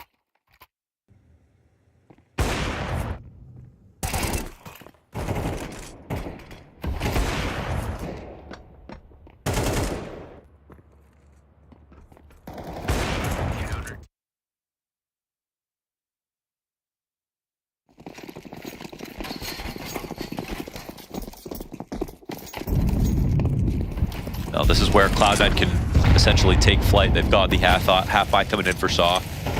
They now have a 2-round gap looking for 3. They haven't made mistakes. The moments that there have been bomb plants and awkward times, the retake is clean. Get them scared about the thought that the streak could end now. Ooh, no cross allowed, held entirely. Now pressure down on Axile, he's gonna thrive. 2 Tech 9s hit the ground. Roman desperate for the chase. The P250 connects, but it is the 7th nonetheless. And this is something that I actually like that Cloud9 do philosophically on their CT side, is they double up in very like high traffic positions, whether it's like connector, top of connector on Mirage, or it's playing in Squeaky in front of Mini. They are very good at having multiple riflers in one location that is normally a high traffic spot that can get extremely disorienting with the amount of utility and players that can peek from different choke points and play together. Because these are normally spots where like a star player will frag out. But sometimes that means it's good to have additional support. And they're really, really in good chemistry together. Here is another double up inside of Mini.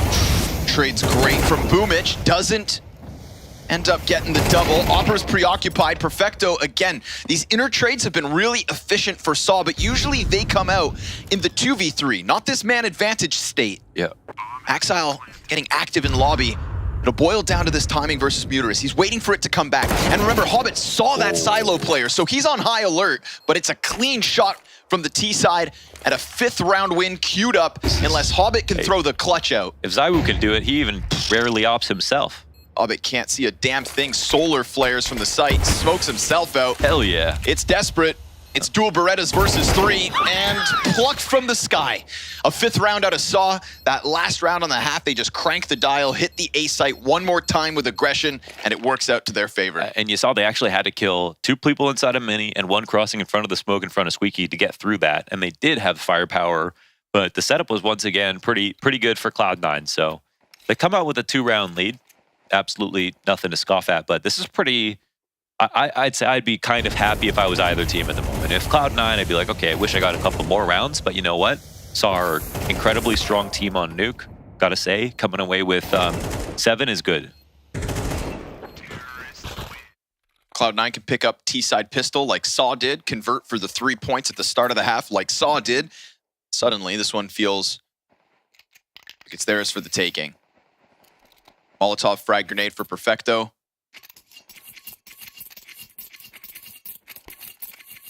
But this is not a game where we can point to Aristos. This is not a game where we can point to Story and say, look at this new impact. This has been Roman and Muterus with the big moments, and Ujerk's doing his job. It's a train towards the ramp room. Ujerk's can't quite connect the headshot, and he's the first casualty of the pistol. Target set to the B site. Rotation down through vent. And they are scrambling to try and hold back some control here. We're gonna get a big fight queued up on double. Berettas look away. No trade at all. The site player comes back to join them. This is numbers inside of the site, and what's left of Saw has to go and save. Yeah, they were actually too slow into that setup, and the player on control steps needed to peek first, but instead they let him swing by. And you see that Aristos was believing in his aim, playing it slowly, trying to get his one to slow this attack down, but couldn't hit a shot. Now, he needs to play like that because of the kind of rifler that he is. Like, his impact isn't fragging, but he can't get the kills when we have situations like this. So, very promising now for Cloud9. This bomb's about to pop. Axile's on the chase. That'll cost him.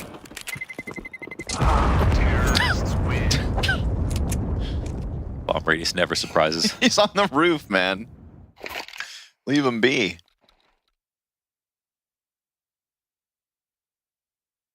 13-5 Hobbit out of the gate. Pistol win.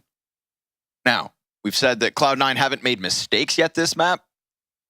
This was where it's most important to keep that very much alive. Do not fall to the forest buy that's coming out. You know, we saw Hobbit with some scout shots on the CT side that made things a little sketchy. Saw were able to convert nonetheless. Cloud9 need to replicate it.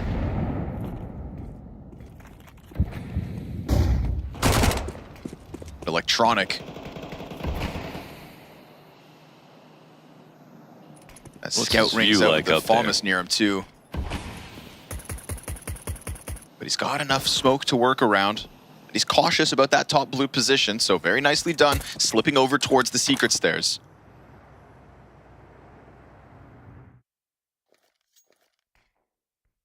And this is El Clasico for Electronic as the outside defaulter. This is just his game. Get secret control first.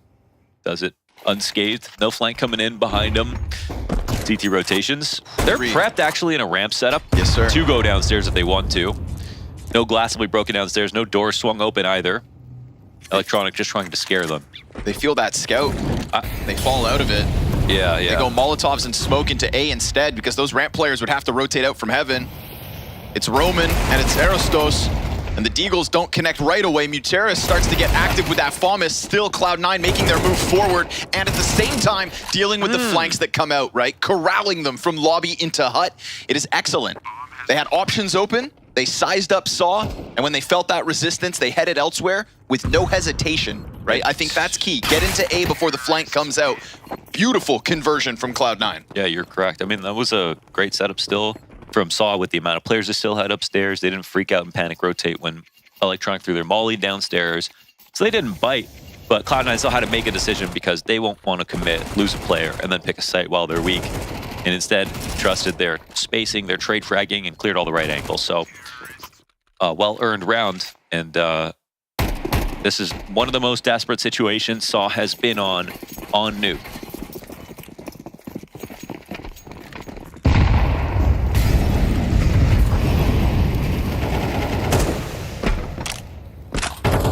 I just love the pacing as well from Cloud9 in that previous round. You know, we saw Electronic emphasizing getting into Secret first, and nobody in lobby moved a muscle. Nobody shot a bullet. Nobody made a sound. It was all about Electronic stepping up to the plate, and from that point, sizing up their options. Wouldn't be surprised if we get a just mirrored round from the last one, because it worked. For now, he's going to stick around towards Silo. They do make noise in lobby, and now they look to be grouping up strong numbers outside. So keeping it fresh, keeping it very fine-tuned, right? They're not rushing and forcing the issue over top of what could be a dangerous pistol in the pocket. CZ really the only threat.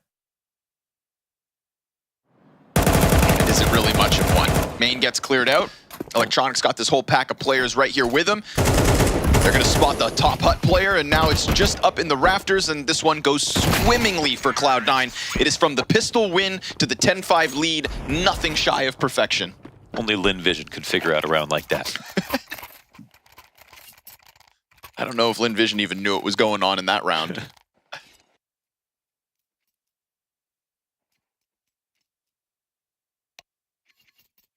Every member of Cloud9 as well coming in with the numbers tonight into the tac pause too. Groove wants to get in on the action.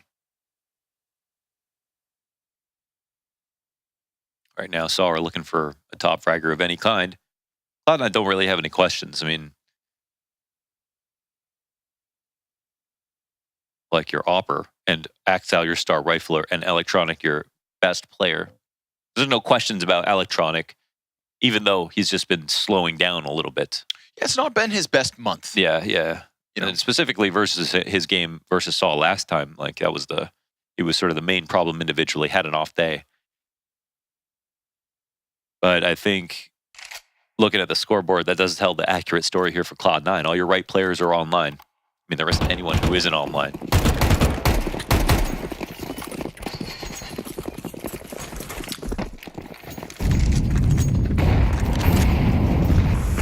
So a nice amount of money in the back pocket of Cloud9, a couple bonus weapons to work with in number 16. And we saw the rifles make a difference for C9's CT side. Now, even though Saw have this massive streak on Nuke, 10 straight, this could be their Roman Empire. Losing it to Cloud9 at the major. This is the one that matters. A little bit of util pressure inside of the A site. Doesn't elicit too much of a response out of Saw. Honestly, they don't have the nades for the counterplay either, right? One molly, double flashbang, all the CTs have with a minute up.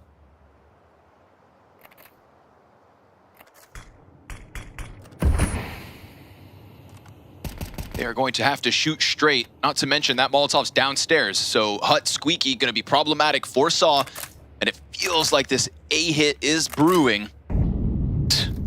The lack of utility is unbelievable. They don't have a single smoke to stop this. No mollies. Nothing. It's going to have to be clean shots from Roman. First one's great. And then the next T doesn't see him. He did a great job of keeping his head down, gives himself another chance, and Roman's coming up with big numbers. Roman's one entry right there. That's it. I mean, denial of entry. He's looking for more. He's not done yet. Clean with it. 3 kills from the rafters off of Roman. And he just tucks his head down. That second T looked lost. Yeah. Had no clue where they got hit from. That's the perfecto right there. I mean, your job is boring as hell as a site anchor until you have to do everything. Dodge that one flash, turn, find that pick off. It is way harder than it looks. If he doesn't find this kill after dodging that flash in before the next one comes right after, his teammate dies on site, Squeaky gets blown open, he doesn't drop on the hut and look like Tom Cruise and get the next 3 kills. the whole round is over and the economy is ruined for Saw, but instead they've got utility now and a chance to actually stage some sort of comeback or CT side. You said Saw were looking for a top fragger in any form. Well, Roman about to step to the plate. Big round to do it. It affords them a follow-up gun round. It affords them much more utility than they had in the last, which felt like the glaringly obvious problem. They managed it. They're rewarded for it. Popping the smoke open with a whole pack of T's, but not actually seeing anybody until Electronic steps in. Little jump spot over top. You definitely see them now. Ooh, you do. That's 3. Big numbers confirmed outside. 2 CTs in main, looking for the gunfight, falling through the fire. Uterus down to 40 health. But you've also got 2 players heaven. I mean, there are fights on all fronts right now for Cloud9. This can't feel comfortable. Yeah, the thing is, they know. I mean, they already saw 3 people outside. That's indisputable information, right? They have to. It's Cloud9 who have to try to trick them again, but... Ooh, nice shot. Boomich and Hobbit making sure that they deal with that 1 peek. And the question is, did he need to peek, right? You had Heaven, he could have stayed Hell. Nice pressure out from window, but the trade frags from Boomich, that's 2 kills for him this round. Perfecto's between them, and he looks the wrong way at the wrong time. Suddenly that main opening that felt like their route in is that much rougher of an approach. And with 25 seconds, do they burn time climbing into Heaven? Or do they try to brute force their way through main as 2? Yeah, they're waiting for it. This will be very difficult versus this crossfire. They might know where the CTs are, but... It's good positioning again. It's not the Rafters player, but Muterus behind the vent. He gets the trade frag back, and he cleans them both off of the A floor. That would have been the experienced pieces of Saw succeeding. Yeah, Muterus right now has had a hell of a game for himself. Already a 1v3. That 2K, if he dies, he can very easily lose the rest of this round, right? It's a 1v1 with a teammate who's far off, and he's playing from opposite vent. It has to be the pre-fire, that crouch spray. Every little bit. Close round, close round. 2 straight here for Saw. But it will be costly still. Cloud9 know they could be in for a two for a round if they catch one. Just depends if they can invest or not.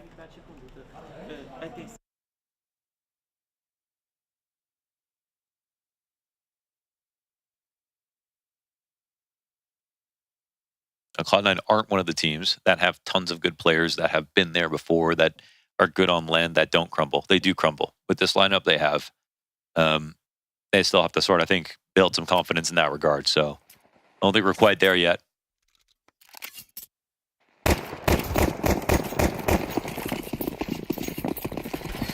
But at least in this instance, right here, right now, you can't point at a single member of their team and say, he is crumbling. Well, yeah, it's still 10-7, right? For now. Everybody's succeeding for Cloud9. For now. Usurus back at it. Dead. Fast entry out of Electronic. No smoke wall up. A set of eyes on the op from Heaven. But as he falls down, that means no shot out of the op, which means Electronic's give it a chance to fall right back behind Red. Yeah, they're desperately looking for something, and oh my god, Story chasing them outside doesn't, I think, recognize how many people there were ready to go for a dry cross. So Cloud9 are going to rethink their strategy right now. They've actually just decided to pause and reset. And this innately will burn a lot of time off the clock.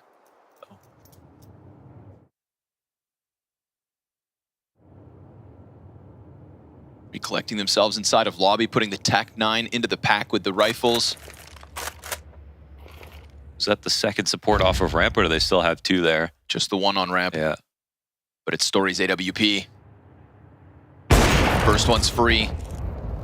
The follow through not quite there, but they do have a player in the close corner, and a missed shot from Story lets that second member start to charge him down. Nice shot onto Axile, wounding him. As the pressure towards ramp draws the Heaven player back, and this redirection towards A is looking likely. Yeah. It is Roman on the CT vent. Electronic his counterpart. Heaven support still nearby, and you've got the anchor back sight. Then you deal with the main player before the squeaky hit comes out. This one's starting to fall apart for Cloud9. They've got Roman pinned in the corner. They're holding him in here, and he tears him apart. There's a team kill in the middle off the pistol, but saw the perfect positioning and placement to hold that back. Yeah, just enough time and the right amount of information to put themselves in good spots to defend. So yeah, that's very good of them, and I think Cloud9 buying makes sense because, again, like Saw barely won the round before. They had enough money to get enough rifles to make that competitive. but they had to cancel their plans, and Story did a good job of finding his op frag. A couple of times he could have died in that round, but I do like they're still going for it, right? You still see their personality shine through as like they're playing as a team who normally wins. It's not like because Aristos wasn't top fragging that suddenly now he's playing passive spots and playing passively. They can't have that. They won't find the success.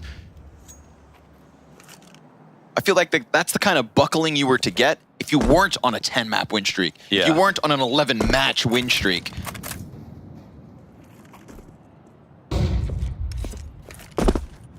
You've earned a little swagger in the last month, and you better play into it. I mean, the cohesion is there today for Cloud9. I think this one comes down to the golden call from Boomich. Or some kind of astronomical pop-off from the talent pool of Cloud9 that we know runs deep.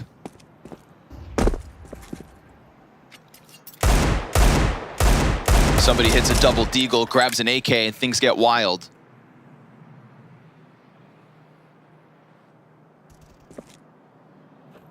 Axile is the first to be dropped in round 19, and oh, okay. No, not quite. A little bit of damage done. Chance for Electronic to get a little closer, but all seems fine in the Saw camp. I swear, when you put together a super team, one of the biggest things that you buy is like deagle rounds. You know, like no matter how bad your team is, they're gonna get some crazy deagle shots every once in a while. Like that's the main thing that's guaranteed. No team chemistry, there's like no real opera, don't know who's doing what role, but everyone can use a deagle on a super team, okay? So it's always scary for a team like even with Saw in this position to potentially blow a comeback versus some very dangerous individuals, but they survive unscathed within one. It'll take another rifle round to get to 10. Cloud9 gave up a big streak of rounds on day 1 to Ecstatic on an Ancient. And all the way up until the very end, it looked grim until they won this retake and then won 3 straight, I think, and showed that they were still in it. Ooh. Oh, and man, talking about still in it, and talking about still being himself, here's Story. Yes, sir. Not shooting like an Opper who is currently 8 and 13. Yes, right? exactly. That pressure in the ramp last round he held on to, but a nice slip down from Electronic, and then instantly ejects back through the smoke. A valuable 4v4. Contact from Ujerks confirming multiple bodies on ramp. Woo! Nice headshot onto Axile. Then he's got them pinned, but they stick around. Trade frag's good. Aristos, a double. They just... And down to Electronic as what felt like the opening to the round also has to be the closer. You can see it right there. They're not even comment to each other, right? They actually just believe in the push. Aristos is throwing the flash to set himself up for a play with a teammate who's beside him who he knows is going to come through with the trade.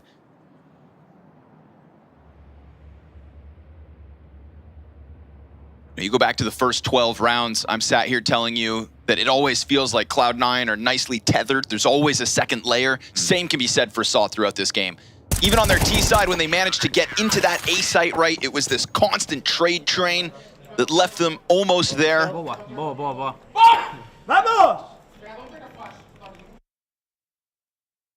So from a 4v5 with a potential ramp collapse, very nice recovery out of Saw. This is the moment, I'd say, for Cloud9. It's their 3rd time out. It's another rifle to set up. And it's a little, like, 5th or something go of it on a buy here for the T side. They've got to have Boomich in good spirits right now.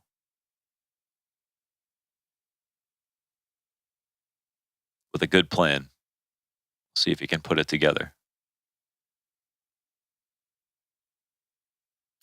At this point, winning around doesn't... Oh, that's not even the buy, actually. Ooh, Cloud9 will have to wait one more. Or it doesn't mean it's out of it, but... Damn, here's this play. Yeah, that's just 3 instances, right? Now you get, in that last round alone, a beautiful moment from the 3 players that we've been praising as of late. The Story op shot, the 1-tap from Ujerks, and the double from Aristos in order to get that ramp held onto. Perfect. Now the win conditions for Saw are falling into place on the CT side of a map that they are very comfortable in clearly. But minimizing mistakes, that's Muteris' job. Double kill on the crossover. Plus a dink. You know, they're just trying to get a little frantic down to the B site to test something with speed, and they're going to have to do it at the double man disadvantage. No vent drop. CT here and New Jerks to watch the cross at the bomb going down. Freebie, Boomich just crossing over before anybody can trade it. Offer comes out.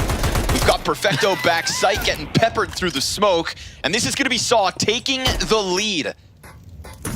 They're 11th on the board. Wow. Guaranteed back in control. This win streak set to continue on Nuke. Yeah, yeah.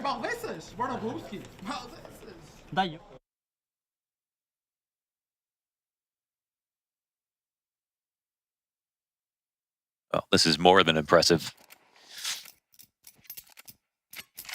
And Roman at the top of the board, looking to add another century to the Empire, okay?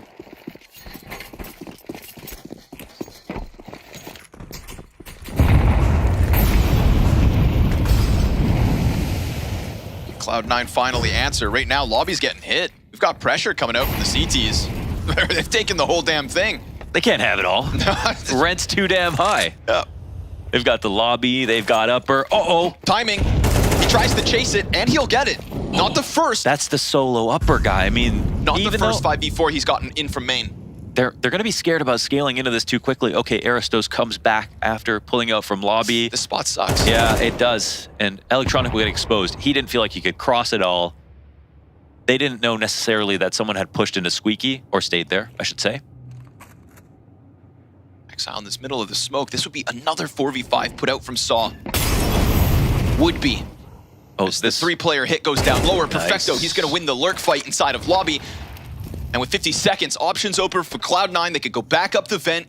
You've dealt with a couple A players. That's the right move. Perfecto still in the lobby. Are they going to follow through? Seeming likely now. Opera up in heaven, the last line of defense. Story missed shot ×2. And as he repeats, he hits a killer headshot.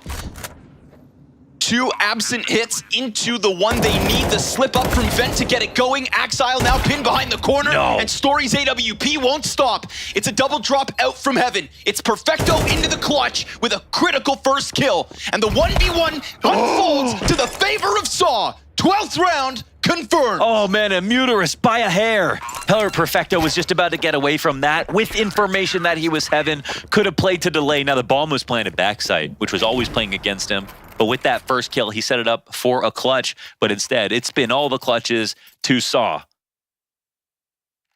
Wow, all the magic to Saw here in the second half. As the streak is going 7 straight, looking for their 11th Nuke win in a row. This one being the biggest, most important, and a rematch versus their toughest competition in Cloud9. 7 rounds in a row, 2 4v5s as well sprinkled within that, and a very sketchy retake needed in the last round. One of the closest moments that Cloud9 have had to breaking through this T side since the guns came out for Saw. And by a hair, Perfecto can't nail it. Muterus in back with the headshot, as if he hadn't just bested Perfecto in the clutch. Now he's going to just sideline him here in round 23. A superb CT side out of Saw. One that has reeked of confidence in individual moments. No timidness from the individual decision-making of Saw. You talked about Story, like the fact that he never pressed tabbed throughout this entire half. Never thought about his scoreline, didn't let him affect him mentally. Nutrix has to dive this round. They do get ramp. This has usually come at a cost for Cloud9. Remember that double kill from Aristos when he comes in from hell to shut it out? This time, they find footing in it. This is uncharted territory for Cloud9, and Electronic wins the lurk fight in lobby, as Perfecto did last round. Can they reclaim this 4v5 into the offer? Electronic, it gets dropped. Do they see that as a ticket to heaven? They were going to go back upstairs right there with Electronic. Now they're thinking about lower, but 25 seconds. And they've got to move. We need Axile Smoke to land in the perfect spot. There is no way they're going to get down here scot-free. It's going to take something good, but New Jerks, he walks in. He doesn't prepare for that pack of players to be on the precipice of sight. And Muterus, you've got 10 seconds to hold off this bomb site. They're going to go for the plant. And Cloud9, by the skin of their teeth, will put that bomb down. Another retake demanded of Soft. They want to close this out here. But with T's on site, it's a tough spot for Story. Separated from Aristos. A comfortable position for Axile on the rafter. and no clear route in for the retake. Boomich trying to figure out the timing, but he's allowed Story to get close. Missed shot, and that one's going to be costly. No hold from the retake. They lose their grip as Boomich doubles down. They just decided to seek out information where they didn't need to. They had the stack lower. They got uncomfortable at the thought that they had 2 there with the round maybe going back upper. But when they got that kill on Electronic, they should have believed it because Cloud9 did themselves. And look at that shadow advantage. UJerks walking back into that, playing as if they needed the info. This is an opportunity for Cloud9. They stop the streak at 7. They win 1. They get within 1 of going to overtime. And everybody's got money. The best way to finish a map.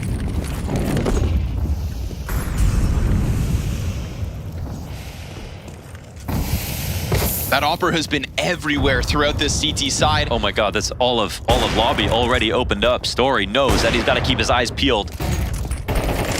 He's got help. There has to be pressure down on the cross. Electronic sneaks into big garage.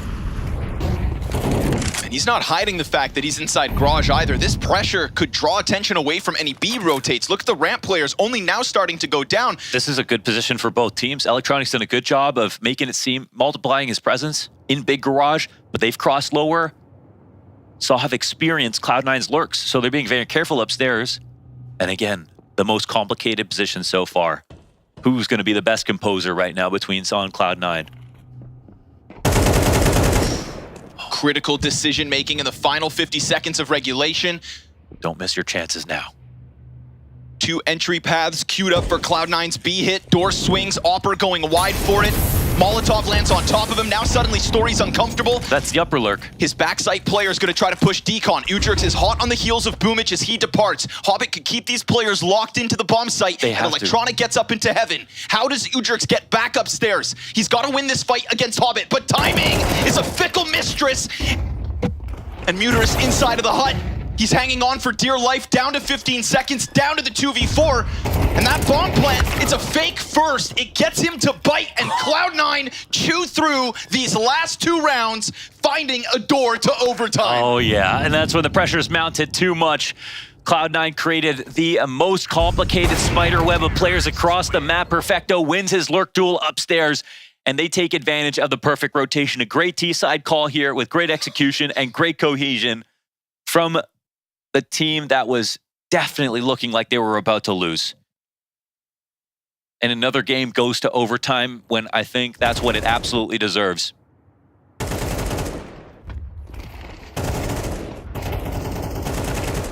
Perfecto gets one back. The Perfecto lobby plays.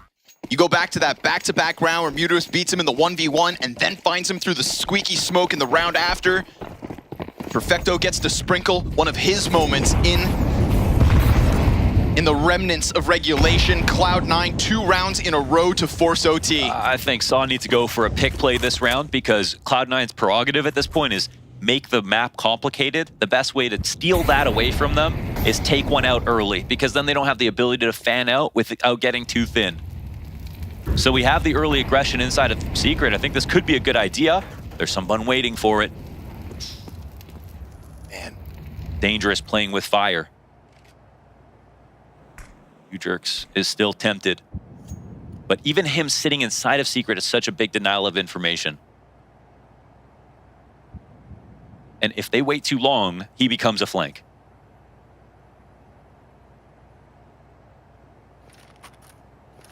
I like that Cloud9 are actually sitting quietly at the moment, because this is when Saw can get nervous and they still have map control to use.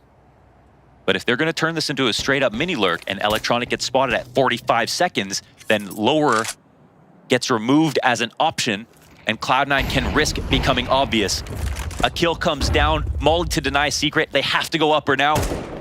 Got 2 players leaning into the site. Story looking for his second of the round as that deep lobby shot connected. Cloud9 starting to fall victim to the clock. The Hut player looks for his angle, but he goes down empty-handed. And now Story's looking for something big, but that close player clears sight. Excellence from Boomich and Perfecto. It's a desperate vent dive. It's a bomb drop. It's a second repeat from Squeaky, and it falls on Roman to get these last 2 down. 8 seconds. They've planted on the opposite side of the bomb site. Boomich keeps his head down, but that nade has his name on it. And now Roman's in with the Heaven retake, kicked off with the first.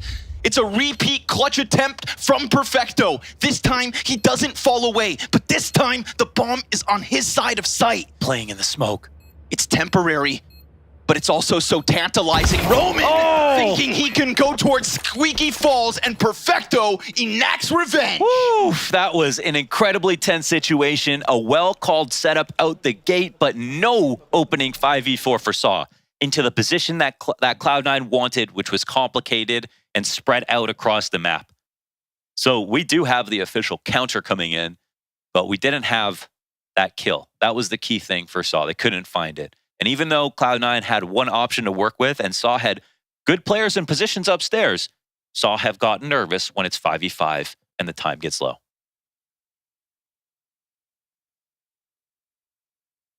Cloud9 have had a consistency in some of their T rounds, right? Even just holding back on lobby. I'm not saying it was always the last 10 seconds. That came out in the tail end when they finally broke through. This is a few players had to sort of mess up here in order for this to go correctly or perfectly for Cloud9. So we see how close it is at the very end of the round. But all that matters for Cloud9 is they figured out the Achilles heel of Saw at the moment. And again, we're looking for a response. Cloud9 look to do nothing fast one more time. Why should they?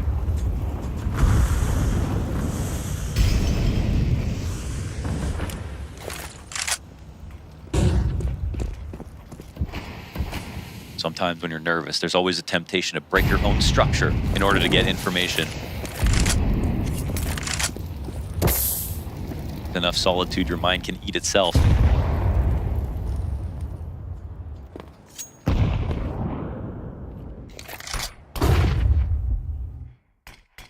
No contest on the outer play this time. Cloud9 getting into secret for absolutely free. And this starts to feel like Saw becoming a shell of themselves.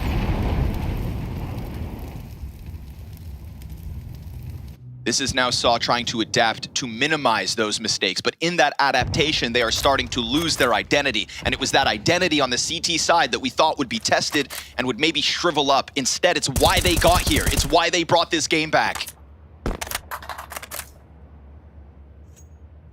To lose their grip on that now would spell disaster. 35 seconds on the clock again. 10 players alive in this situation, down to the boiling point once more. Noted.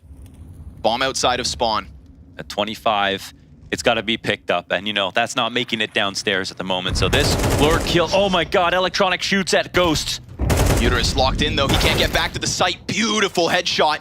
10 seconds. They are playing with fire, and Cloud9 burnt to a crisp. Okay. Saw show they're still alive. And that might be pushing it to its absolute limit in terms of the clock. So there it is. Cloud9. They try it again. It doesn't work out this time. And it's a little bit more simple with their upper attack. They get no lurks off. They do have Saw desperately jumping around, trying to gather as much information as they can safely. Not giving them that one kill.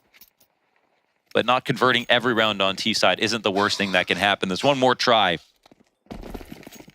Let's see if Saw are fully clued in right now. We haven't seen any aggressive outer setup. I think that's the thing that's been missing. Here it is. Okay.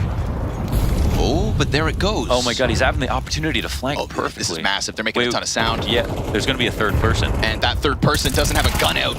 Axile trying to catch up to the two front runners who are a hell of a distance ahead of the pack. Now, lower is compromised, but at least you picked up your 5v4. And they call the timing. He knows they crossed. The perfect moment to throw somebody at the front of Silo. And they're rewarded for it. But meanwhile, what if Cloud9 simplify things? What if at the minute mark they decide to hit this? Because you do have the bomb. A missed flash, but a follow-up from Electronic. They're going to try to take over the site, but guess what? Nobody's here. Yeah, there's actually no rotation whatsoever. Muterus, you did call this timing, right? But how many times has a player gone downstairs and it's just Electronic and they never committed to the B site with it? This time, Cloud9, sensing that maybe they're on the back foot, just decide to put that bomb down, let those lurkers upper try their thing, and Boomich, well, there's a double headshot. Holding off in Heisenberg. Next player at bat, gets the trade frag back. Story falling to Hobbit, but now these upper players have to get downstairs. Luckily for Cloud9, Electronic's gone forward, clearing the diffuser. U-Jerks not able to hang on, and it's C9 with 2 in the overtime T side. Oh man, I don't know exactly how to justify that situation for Shaw, because in my opinion, it looks like they aren't ready at all for there to be problems downstairs. It's good that Cloud9 sped it up this round. They went straight for decon without overthinking the situation.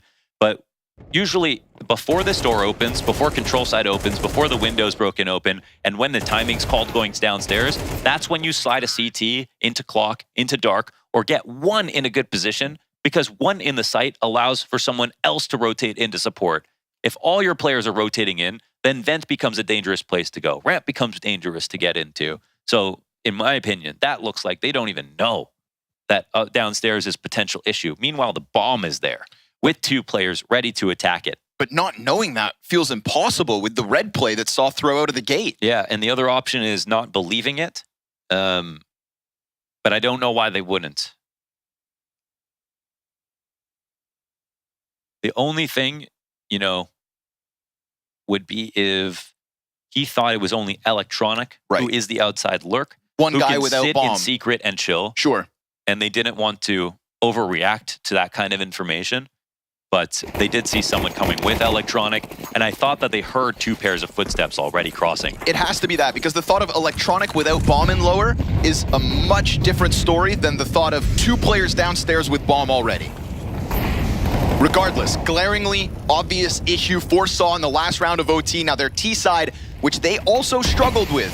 Forget not that the defense from Cloud9 was solid with the rifles, and they've got them working already. Boomich gonna stuff Roman on the approach. It's a wrap back around sight. They lose track of Perfecto, but they find him, and it's Boomich to post the double kill as he gets back into main. Axile pressure out from heaven, looking for his fight. He'll waste no time as he dives back sight. The trade comes out, but it goes right back into the hands of Saw, thanks to Story. Is the bomb back sight? Yes, it is. Hobbit on this line. Molly goes into Mini. That just means you can't push in. You still have vision. Oh, he's got a gap to work with, though. The Hut player's coming out. Hobbit it's a missed bad shot. Finally, a missed shot from the op, it seems. And attention turned instantly up towards heaven, but Boomich is wrapping this main. What does this mean if he goes Tetris in this spot? Are they going to be able to dislodge him? Muterus might be in the key spot here. Boomich to lobby. I mean, this is going to come down to the final few seconds, and they played regulation down to the wire, but as seen, Kit on site to be grabbed. Hobbit trying to get this one unraveled, trying to make them force their move. Both known. Story now turning back towards Hut. This close box spot needs to be clear. Time is of the essence, and this retake is going to find nothing. A rock-solid hold from Saw to lock in the tied 14. And it starts out 4v5, and they just juggernaut it out onto the A site, splitting Squeaky and through the Hut, find their trades. They did have 1 or 2 upper pops in that first half that worked out or were pretty effective. Cloud9 could take that on the chin. It's a tie game, but it's still their CT side that they've got to look forward to, so.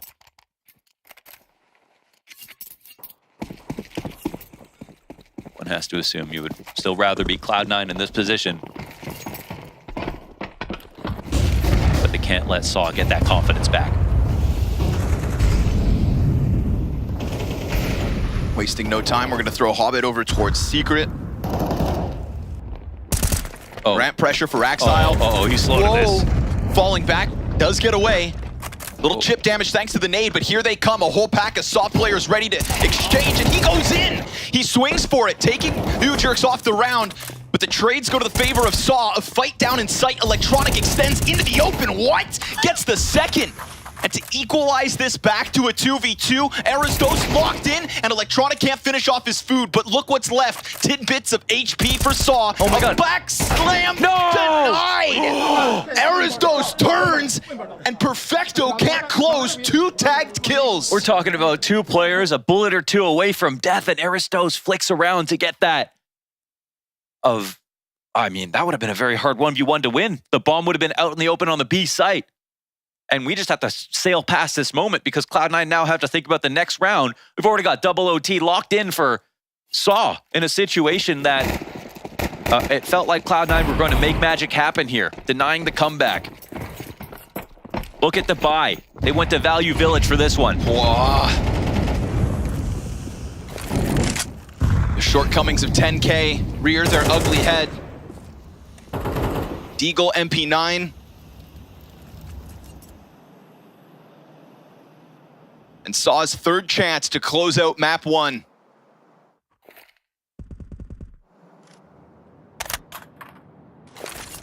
Saw are calling an anti-eco. The economy is crystal clear here for their opponents. The first portion of the round goes to holding any aggressive moves. That clutch felt queued up. Seriously. And instead you find yourself in this position, minute on the clock at the end of OT. This one's called out of spawn. They're waiting. They're not even taking secret control. CTs, they have to be careful. If they put no pressure on the map whatsoever, that late smokes completely block their exec. Saw don't know what Cloud9 do. Saw don't know what Cloud9 have. Oh man, and this is a perfect lurk defense here. Drop a smoke down from Uterus. He's thinking about back garage, but it's really Hobbit in the close corner. Zeus and Hut. Huge moment for that Zeus to come alive, and he nails it! Perfecto electrifying the A site. Utrix tries to dive to his teammate and Electronic. He's got it! Perfecto! Into the AK thanks to the taser. And Cloud9 just gotta drop this opper. 10 seconds. Story in the clutch. Surrounded in what feels like an impossible spot. He tries to keep it alive, but that $200 Zeus is exactly what they need to defibrillate their chances. Yeah, that's what Valve wanted, encouraging people to buy the Zeus. That's been one of the best positions to have it in, and it comes through at a key moment. And that is, again, the risk of playing around slowly where you have such an economic advantage. You're not pre-mollying Hut and taking out the close positions, playing fast to deny. Close-up positions like this, you are risking gimmick kills like that. So Saw came through timid, hoping to just stick the landing and play it safe, and it ends up costing them the round. Cloud9 win with almost nothing. Fast one. Pressure out, smoke gets popped. Roman, he wants flash. the entry. Nicely done to crack it open. Sure enough, the Hut player comes out as well, and Cloud9 will be given no respite, no chance to breathe, no chance to catch their breath. They're ready to keep this game going. They do not waste a moment. As their T-side and overtime continues. Cloud9 have put on some classic retakes lately, but not too many have come on Nuke. It's obviously not that easy.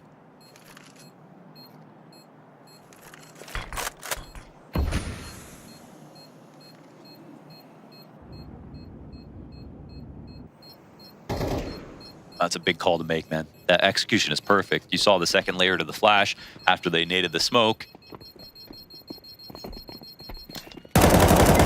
Oh, shoot. Oh! All three from Saw die. Okay. So maybe creates an opportunity after another round loss. I don't think so, though. Yeah, they win this one. It's enough recovered. Props to Saw, though. Cranking that tempo dial to a 10. Nate gets popped right here. Wait from Roman into the flash, and then Boomich dies, eats it completely. Just wants to. Everybody is tempted to spam the smoke. That's why you had this old Furious strat where Art would run through the squeaky smoke as they drop vent, because teams are always going to spam you running out of squeaky, and then a flash would come out and try to kill you upper. Now it's just the upper exec that comes out with it. You're a bit of pressure. They tried to show that they're going to do the same strategy to get an overreaction out of Cloud9 to defend against it. But they never naded the door. Not out of the gate.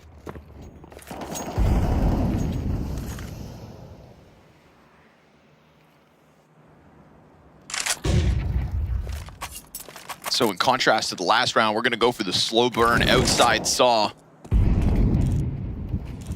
Honestly, dwindling utility for the T's, but around the smoke, they'll go down secret unspotted. Yeah, but they all have to do the same thing, and they don't. What a shot! Story takes a slightly different route, and Hobbit clips him on the cross. That's a big mistake out of Story. I mean, as an opper, you'd think that's the fight you want, but he wasn't using it. Boomich, we've already seen multi-kill potential from this exact same angle. Or at least it was a little wider last time. Now he's tucked right on door. Slight variation. but demanding the same result. 2 players coming at him for the trade, and he gets the first one. The half damage on Udrix is big, but there's no second CT in sight. Luckily for Cloud9, they do find that upper hit, and then Roman is given a gift. Axile coming out before there's any trade potential. Still man advantage, still Hobbit hitting op shots, but it's also Roman over towards Secret with a real chance at that second kill. He's got the picture figured out. They have him pinned towards control, and with windows closed, that cross found out in the open. And as he turns it back down towards double doors, Perfecto instantly into the site. He's been trying to win clutches all night, and they've gone both ways, but he's got the cover, and he's sticking the defuse. A 5-second stick down to the wire. The peak not on time, and Perfecto brings one back. Oh, he stretched those cords out as far as he possibly could. And man, for a second, it looked like that gift was a Trojan horse. Roman nearly won that clutch for himself and Saw, and instead it's denied. That's a heartbreaker because you see where that bomb's planted, and in your mind, you're going to think that it can't be defused from that angle. So that's fair enough. But good on Perfecto for identifying that as quickly as possible. 1 more second on the clock, and of course, he would have gotten swung. A very nice try out of Roman. Again, rarer to get him as one of the 2 veterans on the team at the top of the board. Oh, here we go. What a welcome sight. Nice, a new direction, and another common problem. The A site crumbles. Excuse me? Axile towards ramp, all they have left. They keep it simple with a slight variation, that reroute over top of main. You can see Boomich going on top of Hut, not dealing with the potential squeaky hit that cost him last time. And instead, it is Saw with 2 rapid rounds in OT that work. That's it. They just have been copying and pasting on this upper rush that just seems basically unstoppable. Axile forced into this desperate situation. 4 sets of eyes glaring up at him. He's not even trying to win it. Yeah. So you literally have no time for the defuse. A wet fart of a retake. Saw takes 17. Yeah, okay. No chance for that 1v4. Ouçam, cabeça neles. Não precisamos estar a fazer aquelas malucas. It's just like, why do you guys want me to call anything else?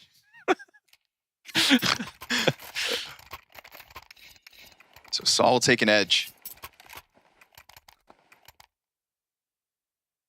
Oh, man. The most successful T side of the 3 halves in overtime so far. Yeah, very much. Cloud9 have to up the ante. 2 out from winning the map are Saw. 2 out from a 3rd overtimer Cloud9. They'll need 3 in a row to win here.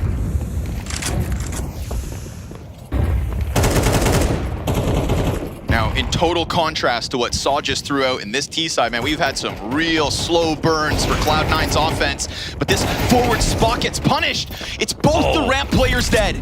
It is a 5v3 in the opening round of their 2nd OT. I mean, Cloud9, this feels like a God-given gift.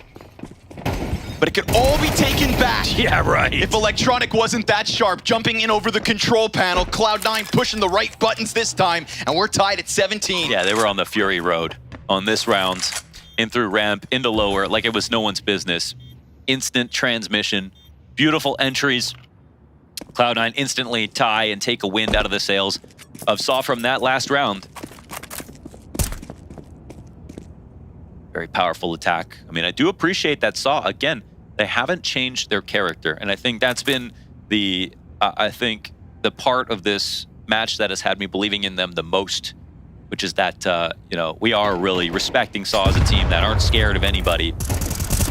And even when they're down, they still play like themselves. Much easier said than done. Hanging on. They know money could become a problem. Yeah. That M4's good to go. Yeah, actually a little scary for Cloud9 because no guarantee that they win this round either. OT timeout is coming in for Saw.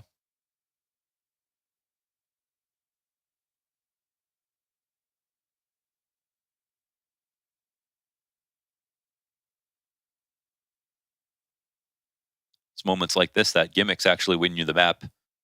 CT side, again, they go for so many different types of pick plays. Cloud9 have been pretty good at defending against the extremely aggressive maneuvers. And even in rounds where the lobby has been taken over, by the CT side. Cloud9 have done well giving up space and just playing Scorched Earth, letting it be theirs, taking another part of the map in exchange.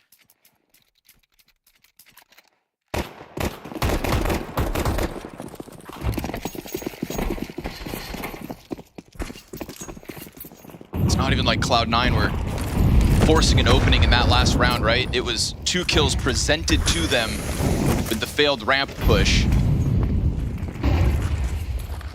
Curious to see what they wanted to get up to. Credit where it's due, though. They were so ready to follow through after those frags, and Electronic through the smoke. Looking to test ramp yet again. This time it's just Ujurk's back. And willing to go down, but Electronic, he's going to try to follow forward. Fire forces them to hold. Nice way to win that. Axel really gets hit low here inside of the lobby. This is the point of the round where even damage matters. No kills yet, just for the moment. Muterus also low. This is the kind of map control that can get the CTs to make bad rotations. And I mean, Cloud9 have set this up conditioning in a conditioning perspective that they could go upstairs at any time. We've seen them use the late rotations. They punish Soft for pushing late. I don't know if they will this time. It looks like a good timing inside the lobby. Just waiting for this angle, doesn't get the kill. Great amount of damage, but it's simultaneous pressure. Muterus, the lurk out through the smoke is caught. Another player is going to have to pick up that bomb and put it down. Will they cover off Roman? Yes, cover fire through, connects. Oh my god. And with that, it falls into the 2v4, but think about all the damage. Is it enough to justify? Not with the lack of money. They almost got cleared out in the last round. These guns are instrumental. Wow. Cloud9's slow burn to the B site with all those players ready to roll gets them their 18th. And fair play, they've been so good at denying trades on this T side with those entries. The double kill inside of ramp, countering the exact aggression Saw wanted to get away with into the lower setup. Or you've got Ujurks in this peephole. He's got the angle he wants. He has enough time for the spray, but can't get the kill and is not ready at all for somebody to be coming out of control. And now around where it looks like they should have just gone for the retake. Story has a second to stay alive and he doesn't. Oh God. The money. Oh, it's so bad. This is now to fight for a third overtime. And the very first chance for Cloud9 to close this map. Yes. They have clawed 3 of those opportunities out of the hands of Saw. This is their first. And the only reason Electronic's able to catch Ujurks is because he doesn't get his kills through that peephole right away. And he doesn't, and there's also, again, no defense against control side at all. What's the buy look like? How little do they have? Because we saw Cloud9. Definitely not enough for an op. Remember that Zeus? Remember that MP9? The bare bones buy Cloud9 were able to utilize in order to keep this game alive. Honestly, they come out pretty damn okay. Yeah, that could have been, that could be worse, but again, like low utility, it's going to be very obvious for Cloud9. There are big advantages here. But what's the call? Because again, we've seen some of the best rounds from Cloud9 not be fast ones. They've been a lot slower, but they've also messed up on the clock when they really pushed it. And I think Saw also have clued into the right way to play against this.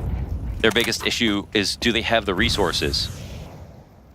Oh, nice yeah, position. That could be a great position here for Muterus. But also a hell of a spot to try and fall back from. And there's not just one solo lurk outer play. There are 4 players coming at him. And as he looks to strike, he misses his chance. Sure, it's damage. And Story not able to capitalize. Hobbit survives it. It's Aristos to come out from main. The bomb delivered on his feet. And he delivers himself. Yo, we're going to run it back, aren't we? A second kill off main. Low HP to Hobbit because of that initial position from top garage. What can Perfecto do? He has been so valuable late round.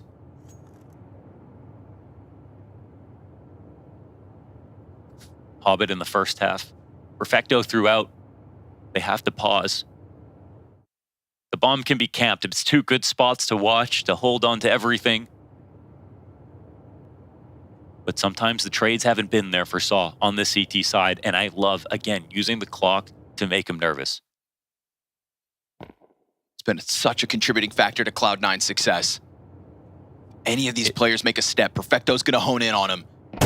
Oh, he gets his chance. He gets his kill.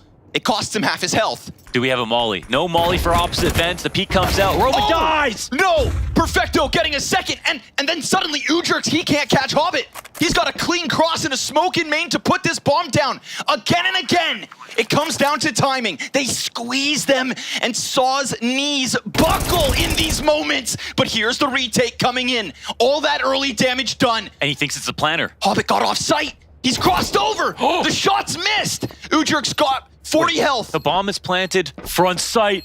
And now as he gets on top of it, he's gonna tap it, and he's gonna clear out this hut. It is Hobbit to have crossed back, seeing that it's not there. He knows exactly what is up. The knife is out, and Saw go down. Cloud9 in the second OT will close. Oh my God, after that. What an absolute journey, man. That was beautiful. An amazing game here on map 1 for Cloud9, a big victory, and they finally put a dent in the streak that's 10-1 now in 2024 for Saw. Whew, looking for that sweet, sweet revenge, and no better time than at the Major. No better time indeed, even though they had to scrape for it at times, and it was very, very dicey. But we saw some of the members of Cloud9, I think, really, really coming alive as that game went on. And Jacob, they absolutely needed to.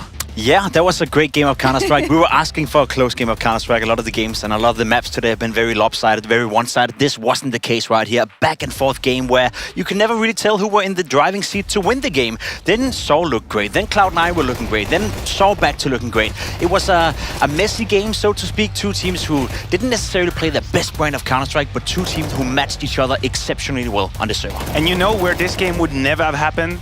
At the goddamn Showdown Online. Oh, yeah. Because if you want to really taste the pressure of these clutches, then you have to be here online. You have to be here in the studio. And quite honestly, this is all you hate and all you love about Cloud9. All encapsulated in this one game. Some moments where Star go missing. Electronic takes 7-8 rounds to start playing Counter-Strike. The T side is looking a little bit lost, a little bit dicey, a little bit too simplistic. But then they dig deep rather into these late rounds, and they play these very slow, nerve-wracking clutches when you decide a round on a kill or not, and this is where they have it. A couple of clutches at the end, Cloud9 pushed the first map. And there you got to mention Boomage, of course, right? In terms of the IGL and in terms of slowing it down in those most important T rounds at the end, taking a beat because you know they're fretting on the other side. Yeah, when Cloud9 were down 12-10, it did feel like Boomage came alive again with the calling as well. We saw it in overtime. It was actually the T side that netted Cloud9 more rounds than the CT side in both the overtime. So from that perspective, yes, you want to give it to Boomage. Fracking-wise as well, he had a couple of great moments, but it goes for the entire team. You see on the scoreboard, every single player from Cloud9 had a moment in the game where they were impactful on the server. You may argue Perfecto was keeping them in the game with all the clutches he was involved in. I think he won 1-2, maybe even 3 1v1s. Hobbit as well had some fantastic entry living as well. He went 10-2 in opening duels in that regard as well. So everyone chimed in, everyone had a say in it, and honestly, it was just a great game of Counter-Strike that could have gone either way. It was very, very fun to watch. Hobbit, standout player on the graphic. He always is, but I think we also want to talk about Electronic just a little bit in terms of, you said it, a slow start, but then absolutely crucial. I believe we also have a couple of rounds that can show it, because we have one from very early on in the game, round 7, where it wasn't working yet. Yeah, the Electronic fans should probably close their eyes, Jacob. What do you say? Take some water, take a hike. If we do get round 7 on, I may lose my glasses, because it wasn't really that great. Round this is 24, well. That's This is 24 now, and I just wanted to show it in terms of how hard Cloud9 had to work to get these rounds. Like, they were all across the map. They were playing timings left, right, front, and center. Perfecto here on the finish. You see the clock. It's 18 seconds when they finally make it to the side, and it's really on a knife's edge. It's Cloud9 not exactly with a clear direction on how they want to win round. Yeah. It's more so about, hey, we're going to take all of that space, and then we're going to gamble that you guys are going to make the mistake. That in the 50-50 duels, we're going to make it 51% of the time, and it was purely and truly a game of millimeters, milliseconds towards the end. I'm happy to see it, that it was so close from the side of Saw, but that does inevitably bring us to kind of what we've been talking about for all the games that they've been winning. What's gonna happen when it turns? Now that loss is finally there. It's taken a long time, Jacob, but you've already talked about it. What is this gonna do to him? Yeah, I'm actually excited for them to lose, and don't get me wrong, right here, it may sound a bit Wow. harsh in that regard. Wow. It's the first time in 2024 they lose on the map of Nuke, but now we get to see a reaction. Can they bounce back? Can they come into a map like Anubis, where we know Cloud9 is a known quantity? We know Cloud9 is a strong team when it comes to Anubis. We need to see them bounce back at a moment where they are the ones under pressure once more. They weren't doing the showdown, they were cruising through, they were looking great. It's a different scenario now. I think I've seen enough from Saw, even on Nuke, to say that they definitely showed up today, right? They were competitive, it was a great game, and it was just a couple of clutches that could have gone their way, and then the storyline, the narrative would have been completely different. So I still think they have a shot in this matchup, but it inevitably got much No, harder. I like that you mentioned that, because I mean, if you'd watched the pre-show, you might have thought that I was hating on So. Not at all. I think this is a very decent showing from them. Like, considering the circumstances, the caliber that they're playing against, even though slightly dysfunctional Cloud9, still a hard opponent to play at these max pressure moments. So Saw did a very, very honorable fight. They've lost maps at the RMR, they've lost games at the RMR, and they have showed resilience here. So I have no reason to think they're just going to dissolve now. Not at all. And if anything, they have proven me that they can up their level. It wasn't enough, but again, on a couple of clutches. Yeah, I mean, Story has to have a better game. I think he's someone that has been at the forefront of Saw whenever they've gotten these victories, and specifically versus a team where Boomage is, of course, not the star opera that you find on other teams. I think I was expecting a little more, and I think it's definitely going to have to be more on Anubis. I think that's a fair statement to say for Story in this matchup. I think Nuke, was the one map where he could have stood out as the main op player on the server. What I liked about his way that he was playing on the server, he wasn't staying away from taking the duels. You argue that he wasn't playing great. I agree, he wasn't hitting his shots, but he was doing the right things. He was putting himself into the aggressive positions and towards Yard. He was sometimes staying in heaven, where he was re-peeking constantly, going in for it. So yeah, sometimes as a player, you're not hitting the shots you're supposed to, but he was still doing the plays that was needed to win for him. And maybe on Anubis, he can hit his shots. I like that. Trying to be in the right positions, but maybe he didn't hit the shots. It happens, You have another segue for me? No, absolutely not. I was just, my attention got caught because there's something going on over there on the desk. So what is it? So this is a display. If you're not familiar with a display, it is of course a metal poster that is very easy to attach and very easy to get back off your wall. It doesn't damage the wall at all, and you can put whatever on that. Well, not whatever, but a lot of things on there, really, including official Counter-Strike images, Inferno, in case it should have been Anubis actually, since that was. Yeah, it's more like a relic of the of yesteryear, the map that once was. And the cool thing is that you can just replace them if these can be on your wall, but you can also have a stand. In my case, I do love cats. That's absolutely. So you could do this instead, depending on who you have over. And I think what? Do you know what is the context of this image? It's a meme cat. Perfecto when they said you have to op.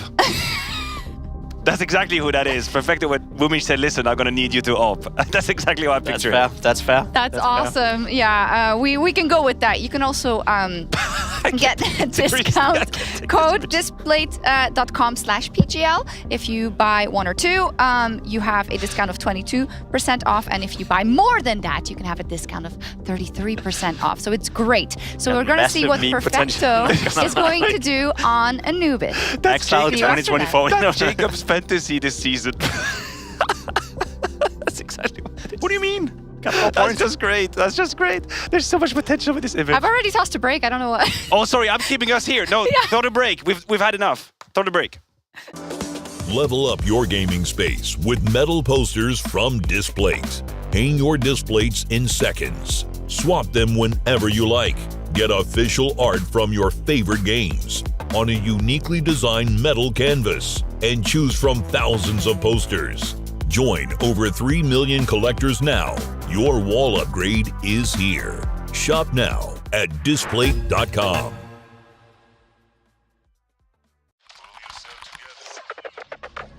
The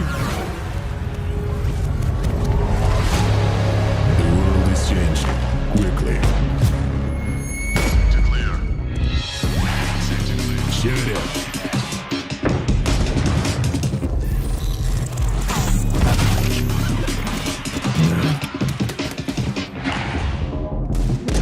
The world is changing, but one thing remains the same. Victories with 1xBet.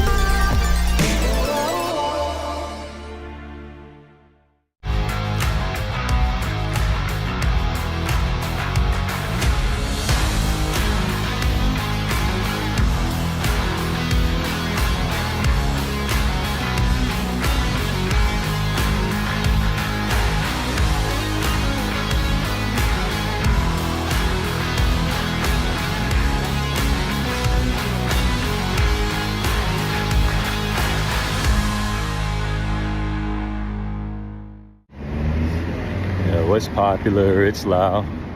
And this is A-Zone's commercial.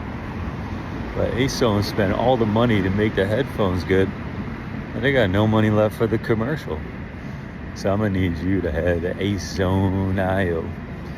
ACEZONE. Yo. Code PGL, 50 euros off. Got some headphones.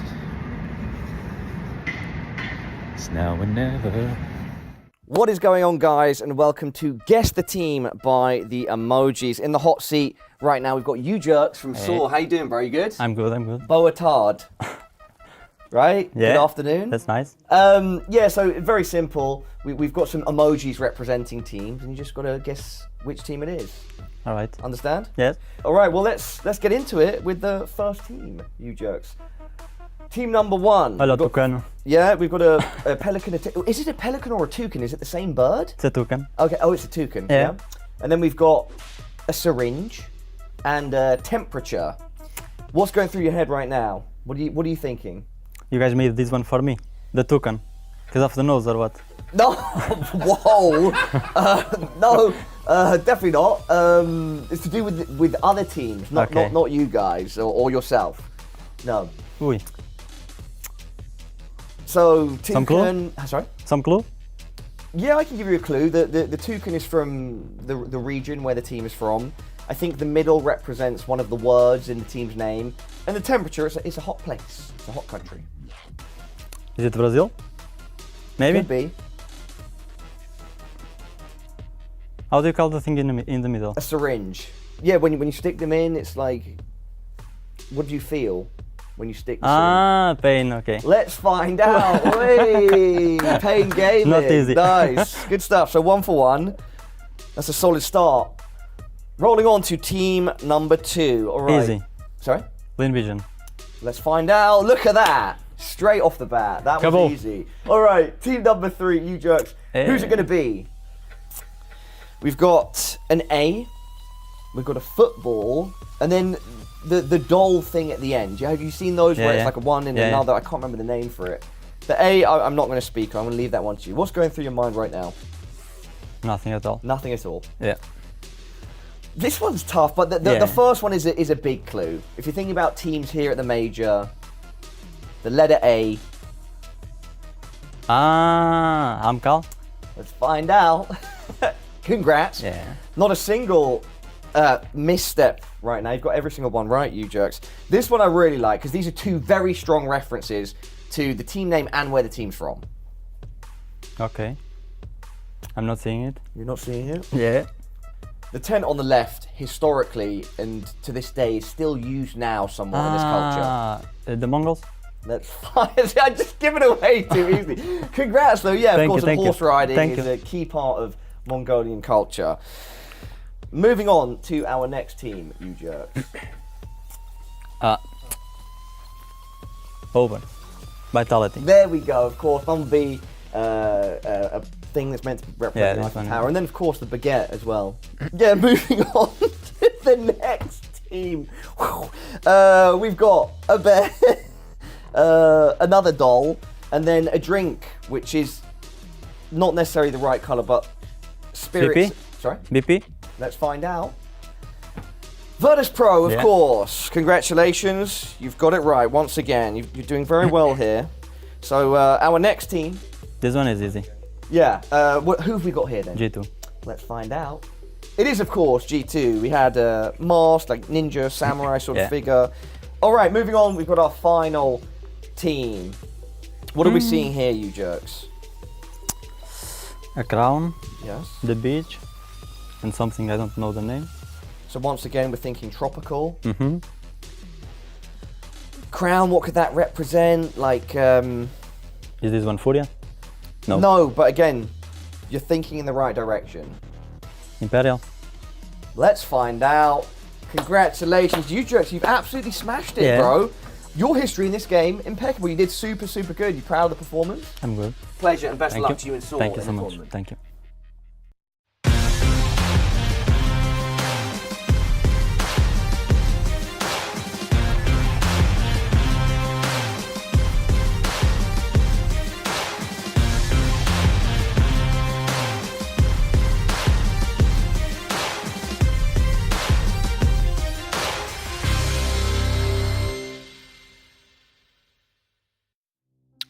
Welcome back, everybody. It's the A stream today. We got some action-packed Counter-Strike, don't we, Mo? Little Cloud9 saw back and forth. If you missed Nuke, where the hell were you? Now we're going to Anubis. All right, now Anubis and Cloud9, this has been tail of the tape for the last 6 months or so. This is a map that they've been playing regularly, and I'm not surprised to see it in this Vito versus Saw tonight.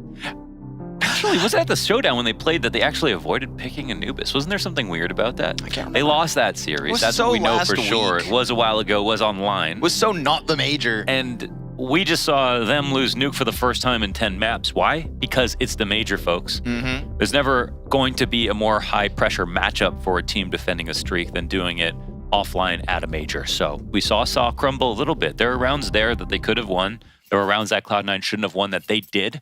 And they were the team that, in the end, got a little bit better when Saw got a little bit worse. And now they have a chance to end not only Saw's Nuke streak, but their match streak. And I'd go as far as saying that what Cloud9 confirmed in that last map is that one of the weaknesses Saw may have in this series, one of the reasons they lose those rounds, it's not map-specific. It is just the nature of that slow squeeze where they end up getting the edge over Saw. Now, there was also some beautiful high-pressure moments where Saw reclaimed man disadvantage, where they were able to answer. But it's about, you know, the consistency of being able to do that every single time Cloud9 throw it your way.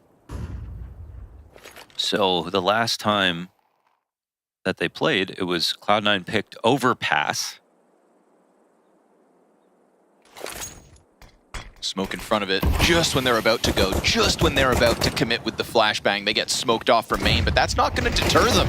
In they'll go, and Ujurx able to find himself a kill, but those Berettas shredding his teammates, and then the counter-terrorists press out to perfection. It is Boomage in with the double, and it's a CT pistol win to Cloud9. Yeah, it was the last time it was Cloud9 picked over. They avoided their own Anubis against Saw. Out of respect, maybe they felt it was a little bit too obvious, but they didn't play to their own strength there. And at that point, we actually saw were also good on Anubis. Now, they recently took a loss, 13-1 to 9 Pandas. That could put a dent in the confidence for sure. But the teams they play against are not nearly as good as Cloud9 are, especially making a name for themselves here on this map. So Cloud9 gotta feel like they're in a pretty good spot.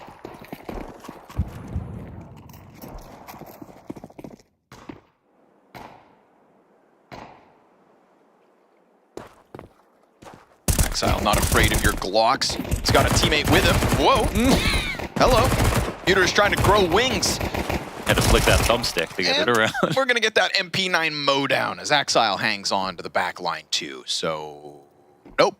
No Glock success. So when we talk about the unfortunate, drop-off of Exile, yes, sir.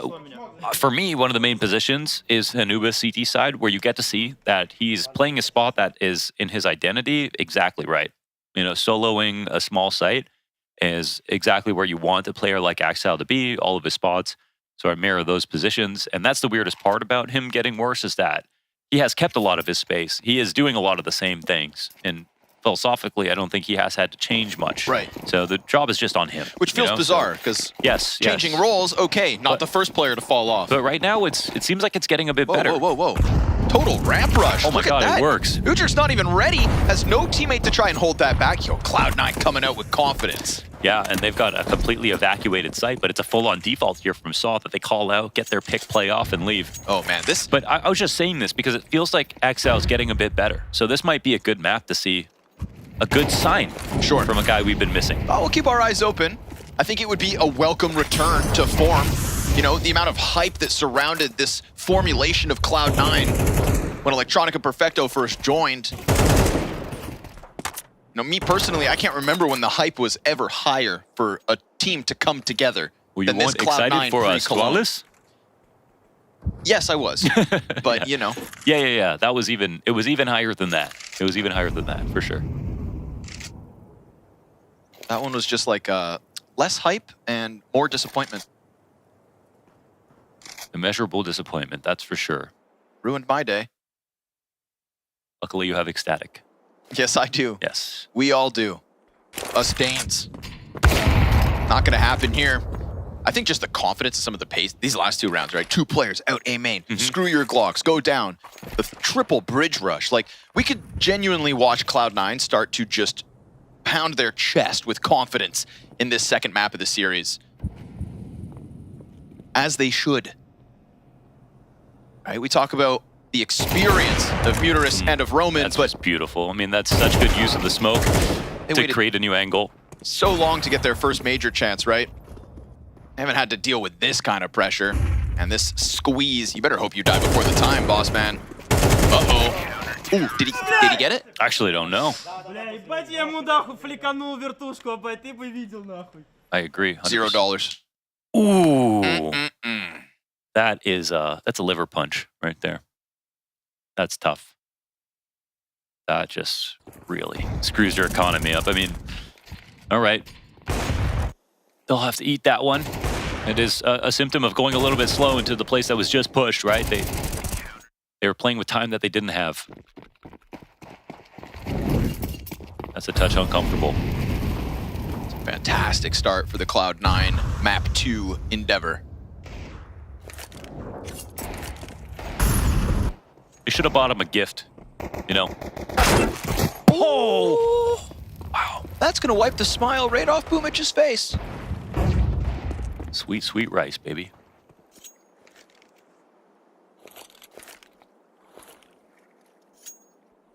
What a deagle shot. We haven't had one of those crazy deags throughout this series.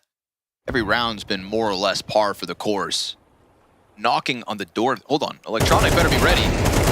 Axile looking to recover here. He gets his 2 kills, but this is 3 openings. Guns grab, and that deagle shot. Cloud9 are lucky they can't get the op, but this is going to be a test of the retake, and here is a map where their retakes are incredibly good. So they're going to be very patient about this. They have 2v3 coming in.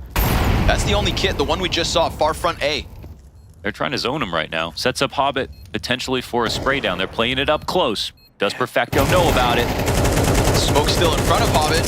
He can't quite come through. He's going to need to reload. He's going to need to go grab that kit. He's got to concede this saw off of the dig from downtown. Yeah. And oh, nice balance. Okay, that was cool.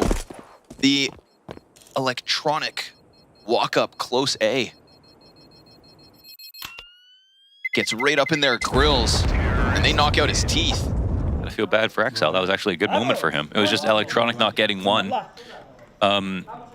I mean, an interesting way to play the setup where they're actually, instead of, well, they're not blocking this sort of eco coming in, but they're letting Saw walk up to it. I don't know, can you blame them for losing this duel? Like, Electronic just kind of has to get one if he's going to go this wide. Unless Axile was supposed to show presence first, but I don't think so. I think that was just on Electronic to be a bit more safe. So that is the first hiccup of this series for either team.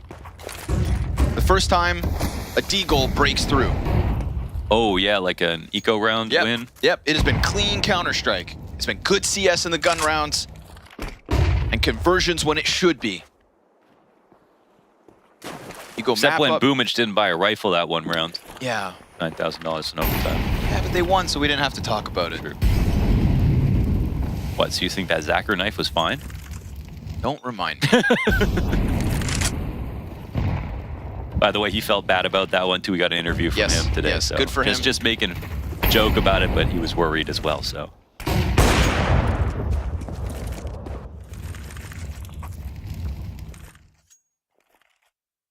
Early hiccup.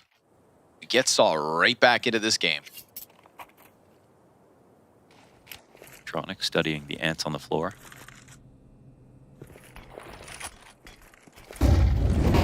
Terra's given a good chance, but then the molly lands right in front of him. The counter utility has been well timed, but Udrix through the smoke. And then Perfecto goes down. Will they think about the third? Yes, he has to reveal himself. Electronic just dogpiled by the pressure out of Saw, and then Axile gets stuffed too, and this one is convincing. It doesn't stop after the anti-eco. A very nice exec.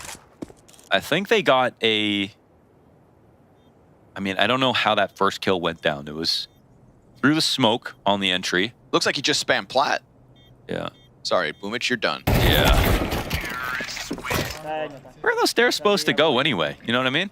Not too sure. Opa, caralho. I don't know.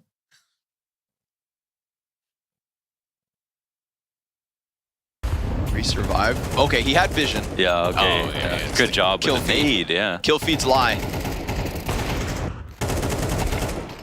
I think there should be a new icon in the kill feed, and since we're at the major, I'm going to say it out loud. The smoke shape. They should put you in the kill feed, Connor, because you're an icon. Oh my god, thank you. Thank you so much. The same shape that we have now for when the smoke is full, but if the smoke has been popped open by a nade, it's the same shape, but only an outline. Yeah, that would be sweet. Or like it starts as a full smoke and then poof, pops it out. Just the No animated kill feeds, bro. Come on. I draw the line. And I still think they need a ladder kill emote. Sure. If you fall to your death, the symbol should just be a middle finger.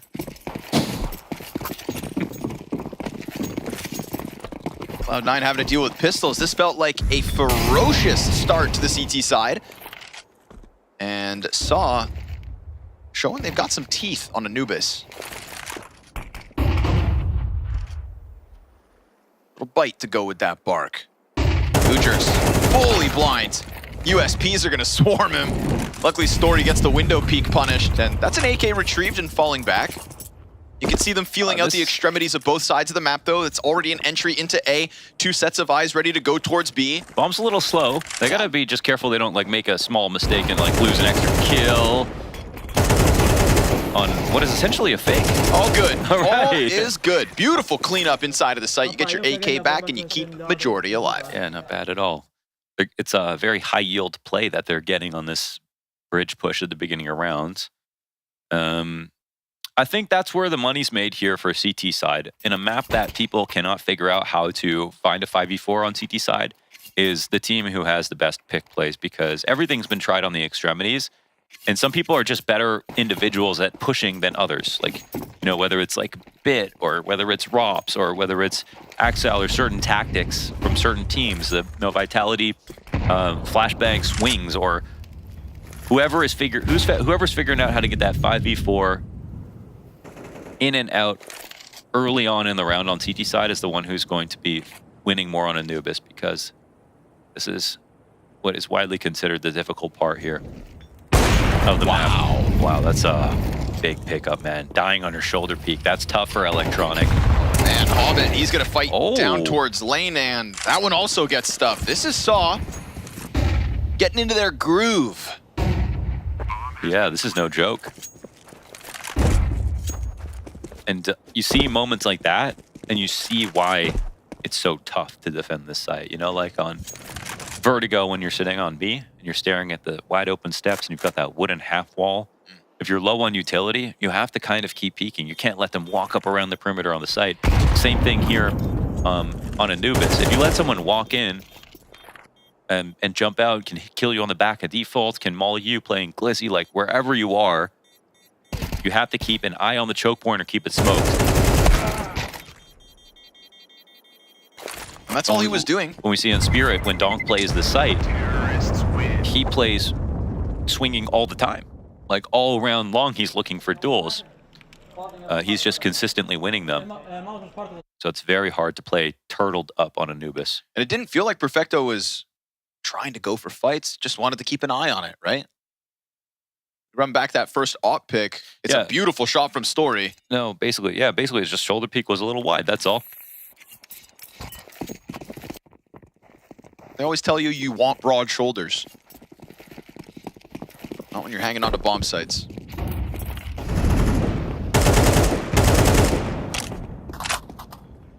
Vacant middle part of the map this time from Cloud9. That's where they kicked off with the 3-player bridge push that I'm sure throwing that out early is going to keep Saw on high alert every time they come into these rounds. But Cloud9 opting to bolster bomb sites instead.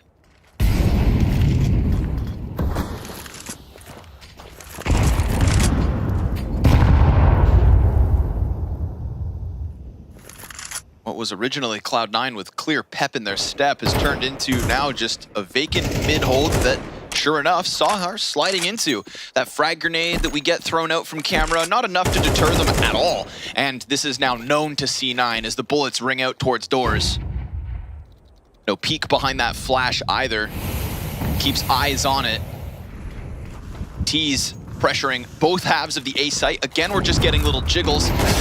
This time, it's Aristos to catch Axile stuffed over towards long. That's one player down on A, two more inside it, and the mid-push from Ujerks through smoke. They're being so duplicitous about their approach here, and it's very hard for Cloud9 to read, and they're low on players. Here they are coming in from all sides. Dude, Perfecto's getting swarmed, right? This is a trident of an attack. All three entry points being challenged with layers on all sides. Nice trade from Dark, nice push from Ujerks, and this is a wonderful round out of Saw. We could say that this is a bit of them with the way that Cloud9 approached T-side nuke to slow down, take map control, wait for a mistake. Saw did this, had everything protected across the map and put all their pressure down on mid with no plans of actually splitting from that position, and then had the push from Axel finally. And that's the one kill, I believe it's Aristos who grabs it. Yes, sir. That shakes the map up entirely. That's when everyone starts making mistakes, so a complicated situation where Saw stay in full control. And once they start to pull the trigger on the commit, yeah, gotta say, thing of beauty. Aristos gets the kill towards long. That mid setup that felt like multiple players going forward into A ends up being one for Temple, plus the bridge fallback, which ends up being instrumental to clear out Perfecto on the trade. Mm-hmm. The long player who runs through fire. I mean, come on. Beautiful round out of Saw. Definitely. And there's one thing that's true. So like when Cloud9 go for their, 3 players on bridge to try to get 1 kill, that's a good thing to do at the beginning of the round if you know that no one's rushing, because that's rarer on Anubis, right? So that's worked out quite well. Now, if it isn't played, it's actually very hard to hold bridge late into the round as CT side because the mollies and the nades are so easy for Saw or the T side to throw to push you back. So what does that mean? Saw can go ahead and use that against Cloud9 if the only portion of the round that they're going to play it in is early. It's back-to-back rounds where it's vacant. Aristos, oh, nice headshot. Oh my God, that was like an Axile-like kill. And like, he just made sound, so Axile's thinking he's coming out with a little confidence in it. And it is an instant headshot on the approach into the flashbang follow-up. Look at the presence he shows on his own. It's terrifying. Cloud9 shaking in their little boots. Boomich with the op-up behind pillar. Pressure from 2 sides of the B site, but a punished shoulder peek versus Roman gets us back to the even keel. And Boomich can no longer peek out. Story watching the other side. Nice. Ooh. To the passive hold on the jump up. Boomich still putting up numbers. Aristos does get electronic and then finally falls. Boomich is doing the work on this other half of the map, gotta say. Great round from his op. Story, his counterparts, still gonna just try to best him head to head because there's a delay in the support for Boomich here, and Story knows it. He's got him pinned behind the pillar, and Boomich with a much-needed multi-kill, 4 frags on the round. Yeah, zero fear. You can see him getting loud. 11-3 is Boomich as they come closer to tying it up, which is the terrifying prospect for the T side. They want to have as many rounds as possible now. They know CT is going to be difficult. That was a good setup here. We saw Aristos get his kill, no sweat whatsoever, 1 clean haircut onto Axel, and he was out of there into everything going wrong as Boomich decided to light up the server with his individual efforts on this op once again. Finally, some kind of an answer out of Cloud9. Little dry spell comes to an end, and it's an instant bit of pressure. I love this call from Saw. They take it quickly. Again, it's everything or nothing so far from Cloud9 when it comes to this type of control. And this op in this position this early. Oh, yeah. Oh. Missed chance, That though. was a chance. Having to smoke yourself out and not having anyone in spawn for the rotation makes this terrifying. I mean, Hobbit's got to pick up the slack with an MP9. Yeah, no chance. Ujerks right in with the headshot. That's actually a crazy thing for Hobbit to do. We have cameras smoked. They flash out, they try to retake, but there's lots of bodies here. Axile, he gets the 2 he needs to get out. It's not all the kills he could have had, but it's the kills he needs to survive. Yeah, that's the Axe factor. That's what they need. They drop down off of the bridge. They know what they want. They think the response in the gap is on B, and they're right. The rotator's not able to get back into the bomb sites. They have to queue up the retake. And it's a retake that banks on 2 incendiaries. plus Boomich on an op. A delayed flank all the way around from long. Perfecto, if he has to walk this whole entire thing, that bomb's gonna be ticking quick. Opper tries to get the ball rolling here. Boomich trying to chase down frags, but it's total control. Beautiful response from Saw.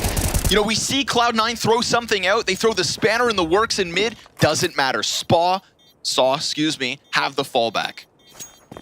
Yeah, that was, I mean, it was not the exact way that Cloud9 wanted to win back control of that part of the map, but the last thing one wanted to do is like rotate around the perimeter that early into the round. So I love the approach from Saw. It ends up working out pretty well. Max out with the flash, get something back. They're lucky to, I think, have that. They had 3 Ts sort of sitting there waiting for something to happen. So I guess, first of all, it was a great flash from Cloud9. No one was playing anti from Saw, and they had to pay for it. But that's why that Hobbit push was sort of questionable, right? I could have really forced Saw to commit into Temple. Instead, it's lucky his teammates even picked up that slack.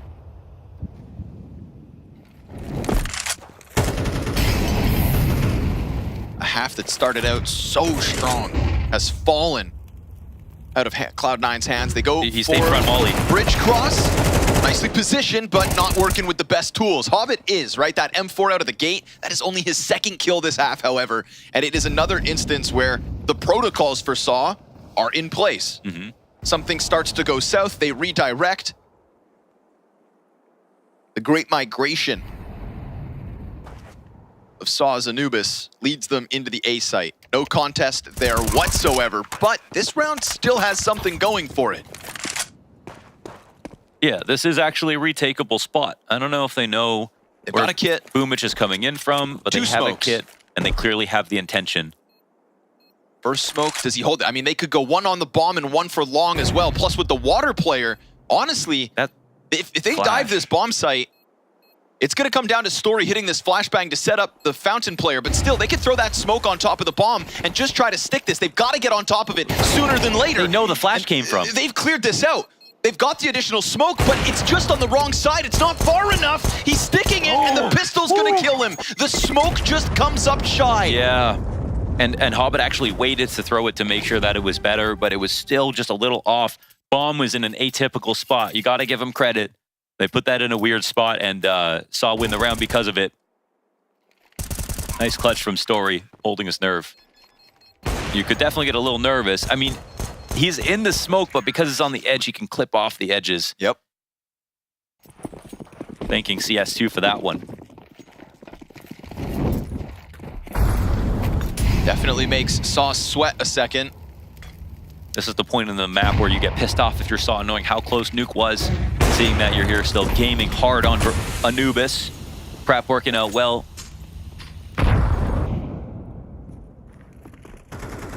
Aristos has looked very confident here. He's got a collection of moments towards this A site to be proud of in the half. Ooh, missed timing though. A little awkward, but the recovery. Perfecto, does he take the chance? 5-7, great the support. flash. Oh, it's perfect. Exile chucks one out. Hobbit tries to get aggressive, deals damage, but still dies. And that's gonna leave them 1 kill away from evening this out at 2. But that low health, right? You think Hobbit's damage is enough. Sure enough, walks right into the patient op of Boomich. And it looks like at the very tail end of this CT side, Cloud9 could put up what we can argue is a par for the course CT side. 5 rounds for the defense to try and work on their map pick. That's essentially enough. Cloud9 can be proud of what they've done so far. They can be maybe upset that they let Saw get so many rounds there in the middle, but they had a pistol plus the anti-ecos. It's been worse than this sometimes for CT teams. But full credit for Saw. They did some good stuff, and I'm very excited to see how much they're going to be able to offer on their T side. Because seeing New Jerks get better from map 1 to map 2, Aristos look confident. I mean, these are the stories in a match that I think most people are watching now, right? Here at the major with a team that's really building up their reputation. You kind of want to see these players get credit at this point because they're the ones who have done so much work to get Saw to this spot. To think to, you know, in this moment, They go down at the RMR 0-2, and they got smoked, right? They have not lost a match since that moment. They have not lost a match across multiple events. They have had this nuke win streak shut down, but in terms of matches, that ball is still rolling. Yeah, that was beating Liquid and Cloud9 at the showdown as well in series.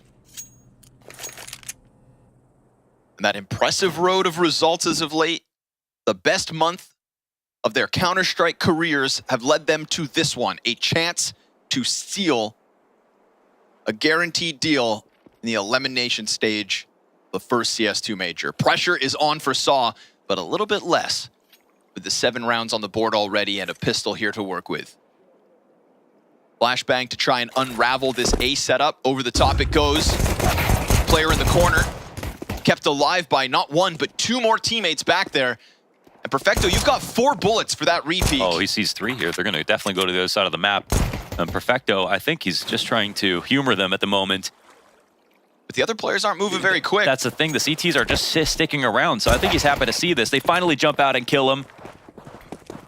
At the same time, Saw conceding the opposite side. Boomich, he gets caught over. This would have to be the 2v5 in the pistol. Hobbit wants to fight towards Cave. Bomb Planter comes up with a Glock. This is a huge recovery. It's massive! Electronic stuffs the dark play, and you see what that means. Yeah, that's it. And, you know, there's a lot that goes on in Anubis, but pistol rounds are incredibly important with this T-side bias. This is a huge leg up for them. Electronic up on the perch. Dude, that second kill just owns them. And Rapid on the reposition.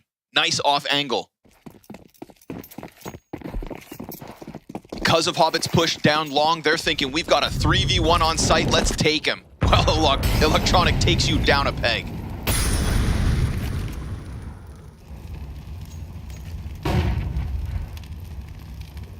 Saw to sit and think.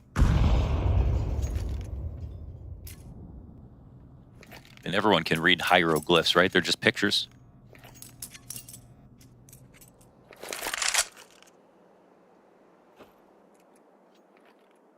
Yes, vase, spear, sun, horse, dog. Bird.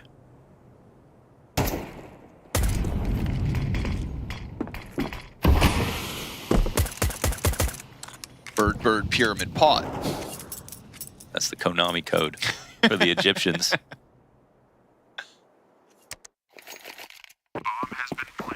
Just punch that in.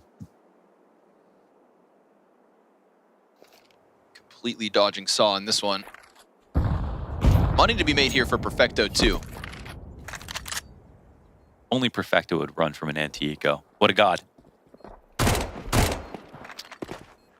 Sterling example. Good guy. Good Counter-Strike player right here. He's really peaking. I mean, his haircut's been amazing. I think so. He's got the TikTok broccoli haircut, but I think it looks good on him. Plus, he's playing very good free CS right now in a... Terrorists win. Definitely one of the greatest Italians to touch this game.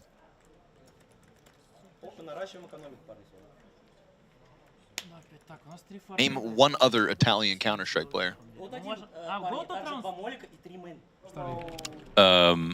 Exactly. Maui Snake.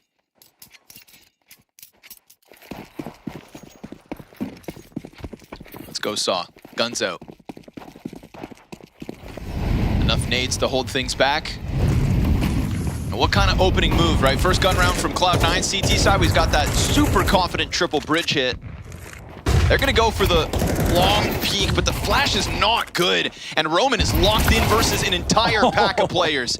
There is a third defender. The other two nowhere to be found just yet.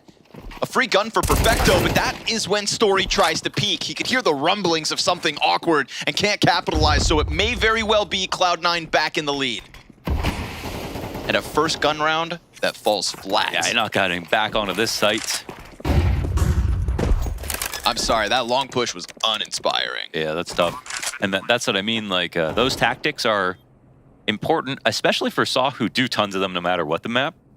just harder to actually get away with on Anubis. That's the puzzle that people are going to be trying to solve over the next, year and years on this map.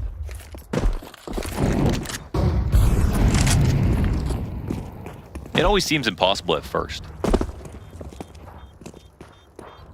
I mean, just look at the development of Ancient, for example. That map has really come into its own. Look at the development. Whatever map you've seen from beginning to end, look at the development of it and think about how the smokes have changed from going from landing in the choke points to stop attacks to landing on the site to be used defensively to one-ways that have existed. Look at the way that overpass B site has been played, from smoking out Monster to smoking out the site pillar itself to, people can get real creative. I mean, and you can use ephemeral cover to make real cover too. And if no real example comes to mind at this moment for you at home watching, Mahone TV has one of the best breakdowns on YouTube of the development of utility, historically contextualized, ever seen. One of the best videos of Counter-Strike content ever made. Are you talking about the one on Mirage? Because he did Mirage and he did Inferno, and Inferno as well. Yeah. If you remember the Mirage one, go check the Inferno Banana Smoke. I mean, just the fact that our video game has enough content around a single piece of utility for a long-form, documentary-style breakdown. God, I love Counter-Strike. Well, he is the most sane-faced player downloading every Mirage demo in existence. Yeah. There's a lot of ways I'd describe Mahone. I don't know about sane. Committed? Sure. Yes.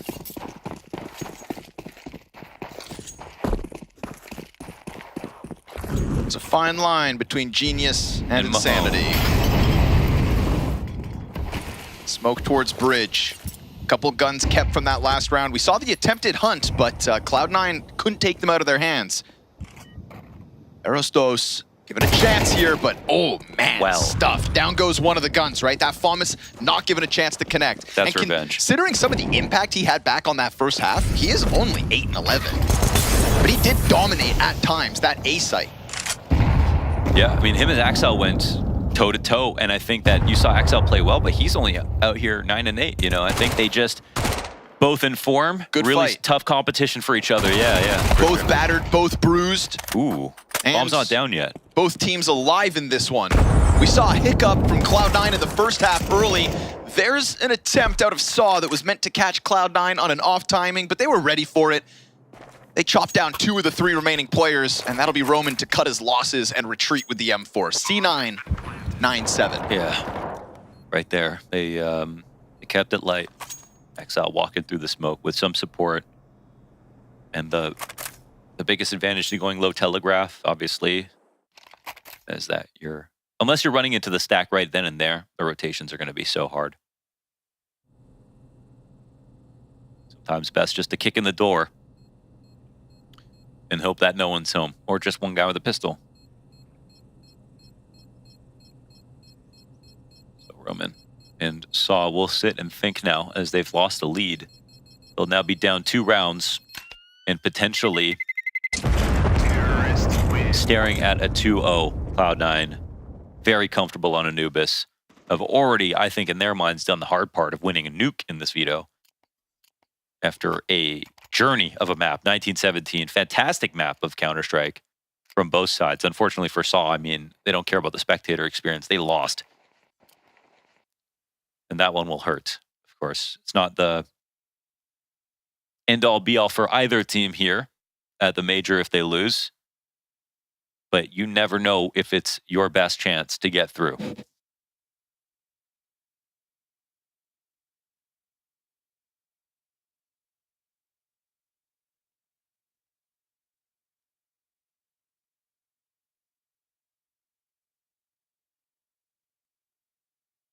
The pick play idea has not been working out too well for Saw so far this game. Tried that double beat peek with the flash in their first gun round. The remnants of that buy is what they had in the last, so fair for Cloud9 to convert it. This is the second full gun round from Saw's CT half. They've got to make something stick.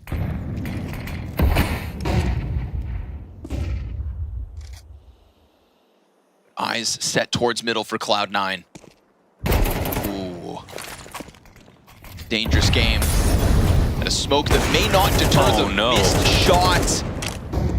And Axile now kind of becoming the equivalent of Erasdos by sitting outside of the A play and threatening that setup enough that it causes them to fall back. Now, that fallback also bolsters the mid-hold. We get a cross between Temple and Camera for Saw, but then Cloud9 falls silent.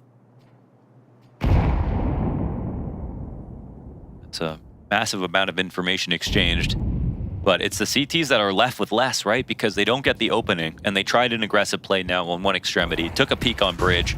Flash comes into dark. Beautiful flash at that. Nearly 2 with 1 spray, but Roman blind at least trades back Hobbit. Story can't miss again. 2 players here. Uh-oh. Shot does connect. Perfecto just took that to the leg, but the second defender, Erasdos, down beneath. Perfect. And as Electronic tries to play with nades, the rifle's gonna capitalize. He's the one-man army over towards the A site. Onto bricks, he'll fall. Axile given a glorious chance to clutch. The Camera player's gonna creep out on him, but that bomb's gonna go down. His rifle's up, and still he'll get blindsided. Somebody had to stand tall, and Erasdos does it. He was the tallest, absolutely. From within the site. That was so nicely played. Electronic thought he was going to get the respect of space, but no, Erasdos kept continuing forward. Knowing that a split could come in, right? He had to do something. There was no promises that B main wasn't going to get pushed at the same time, so... The hit from Camera from Cloud9 sort of banked on there not being a second player in that A site. Actually, this is weird because there's a lurk on the other side of the map right here, right? A Perfecto. But the split, it could have been Perfecto trading out Erasdos with Electronic up above in heaven, right? The way that Perfecto was playing that over there was almost like they were trying to punish exits, like they had already won the round. Of course, it was far from that, so maybe lacking cohesion. Definitely a gap in the Cloud9 approach, and the second gun round from Saw nets them a much-needed 8th round win.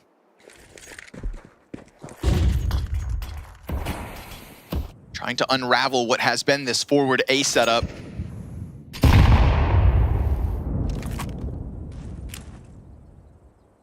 This consistent tethering of Erasdos and Story has kept Cloud9 preoccupied on A.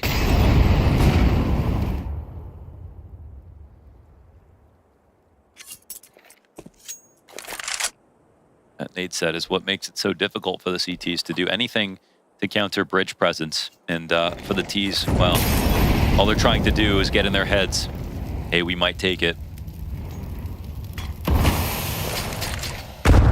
Exchanging grenades, negligible damage, both sides.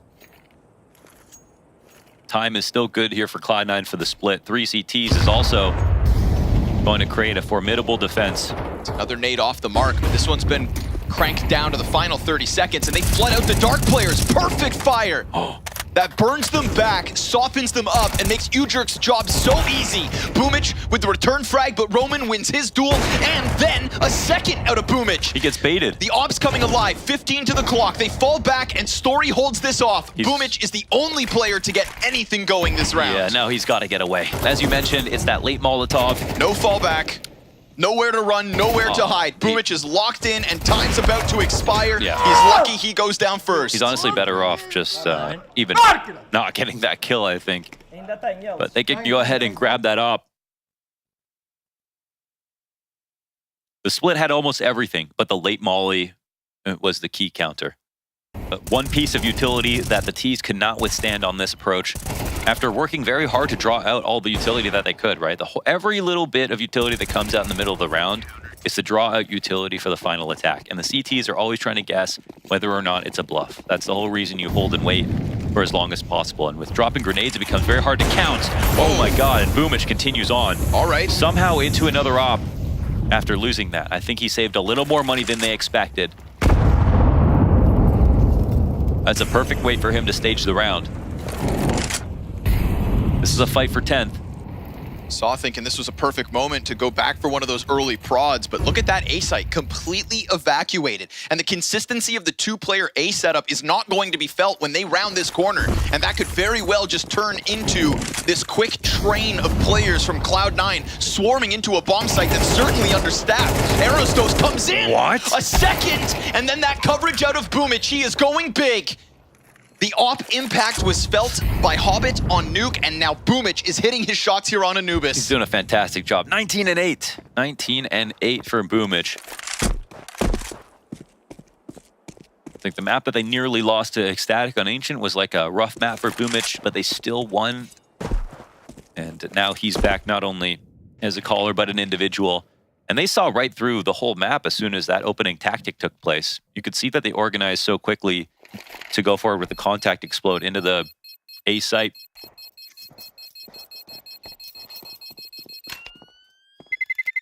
The one time there's not some kind of forward setup, at the very least, a fountain player.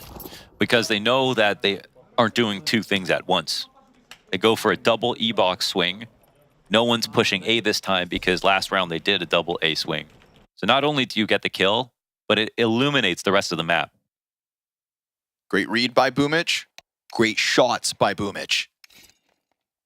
Cloud9 back to the lead by 1 round and attack pause off it. And it's not that you shouldn't push two things at once, because that's something that you can do. It's that they don't. So it's quite clear that Cloud9 should take advantage of it. And even then, Aerostos coming flying out from camera, still posts 2 kills. You telling me you didn't think he could have had a third? They were lining up on the cross, but it's just great coverage from the AWP of Cloud9.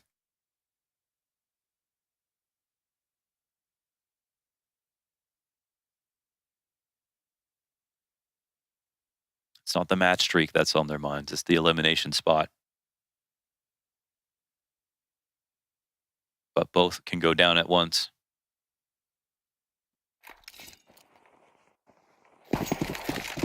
Long list of match wins for SAW leading us into this game. An 11-match win streak, of which Cloud9 is on that list of victims. But when it matters most, C9's experience shines. As have their oppers in this series, plural. Oh, wow. Ujerks was a step away from getting clipped there by Hobbit. The chase, oh my God, Axile. He goes fishing. And then this deep corner from Hobbit, it didn't get spotted. Ujerks, he's gonna lose his head. Hobbit's ready for his multi-frag moment. It's been a strugglesome game for Hobbit, but hell, he gets the impact, he keeps man advantage. I feel like Cloud9 are just pretending that they want to take this side of the map until they go with Hobbit to Axile to lead into the A site. And SAW are just going to be trying to bank on some kind of a camera scramble to get back into the site. I think they're too scared to believe what they know is coming. And, I mean, they've got flashbangs if they want to try to contest the cross. It's not like they can molly deep fountain to hold Cloud9 back. No, you're even gambling in the other direction, Connor. They just don't want to believe that it's this side because they know that they can't hold it. No op coming into Hammer to hold the cross. They are gambling that it's going to be a late B split, but Cloud9 have shown a full affection for having Axile and Electronic lead in, and it is the perfect call. Site is completely evacuated. They will have no friction coming in. This will be the cleanest round so far here into 11. They suffer only 1 death in Hobbit. So now is not only a round lead that SAW have to break back into, it's an economy that is thriving. A death on Hobbit, but a death that's so worth it. Getting into dark like that, and ahead of the CT setup, I mean, he blindsides the defender. That's like, and we didn't quite get to see why, you know, Axile tracking Aerostos in the smoke fallback. They flashed. It's like that shush play on Monster on Overpass. They flashed through the smoke. He swang in backwards. Okay. And As he he's was blind, falling he's back running blind. back. Yeah. Okay. So when it's come to T side, it's been Axile basically all day. That first half, there was a lot more parity. But shout out to Axile, man. He is recovering his story. It's not even in just sheer numbers and top fragging. the quality of play is going up. If he was lacking any motivation, well, we've got a major now. Yes, sir. And we can talk about the struggles of Cloud9 as they've unfolded over recent months. We can talk about the identity issue and the calls to have a main opper join this team.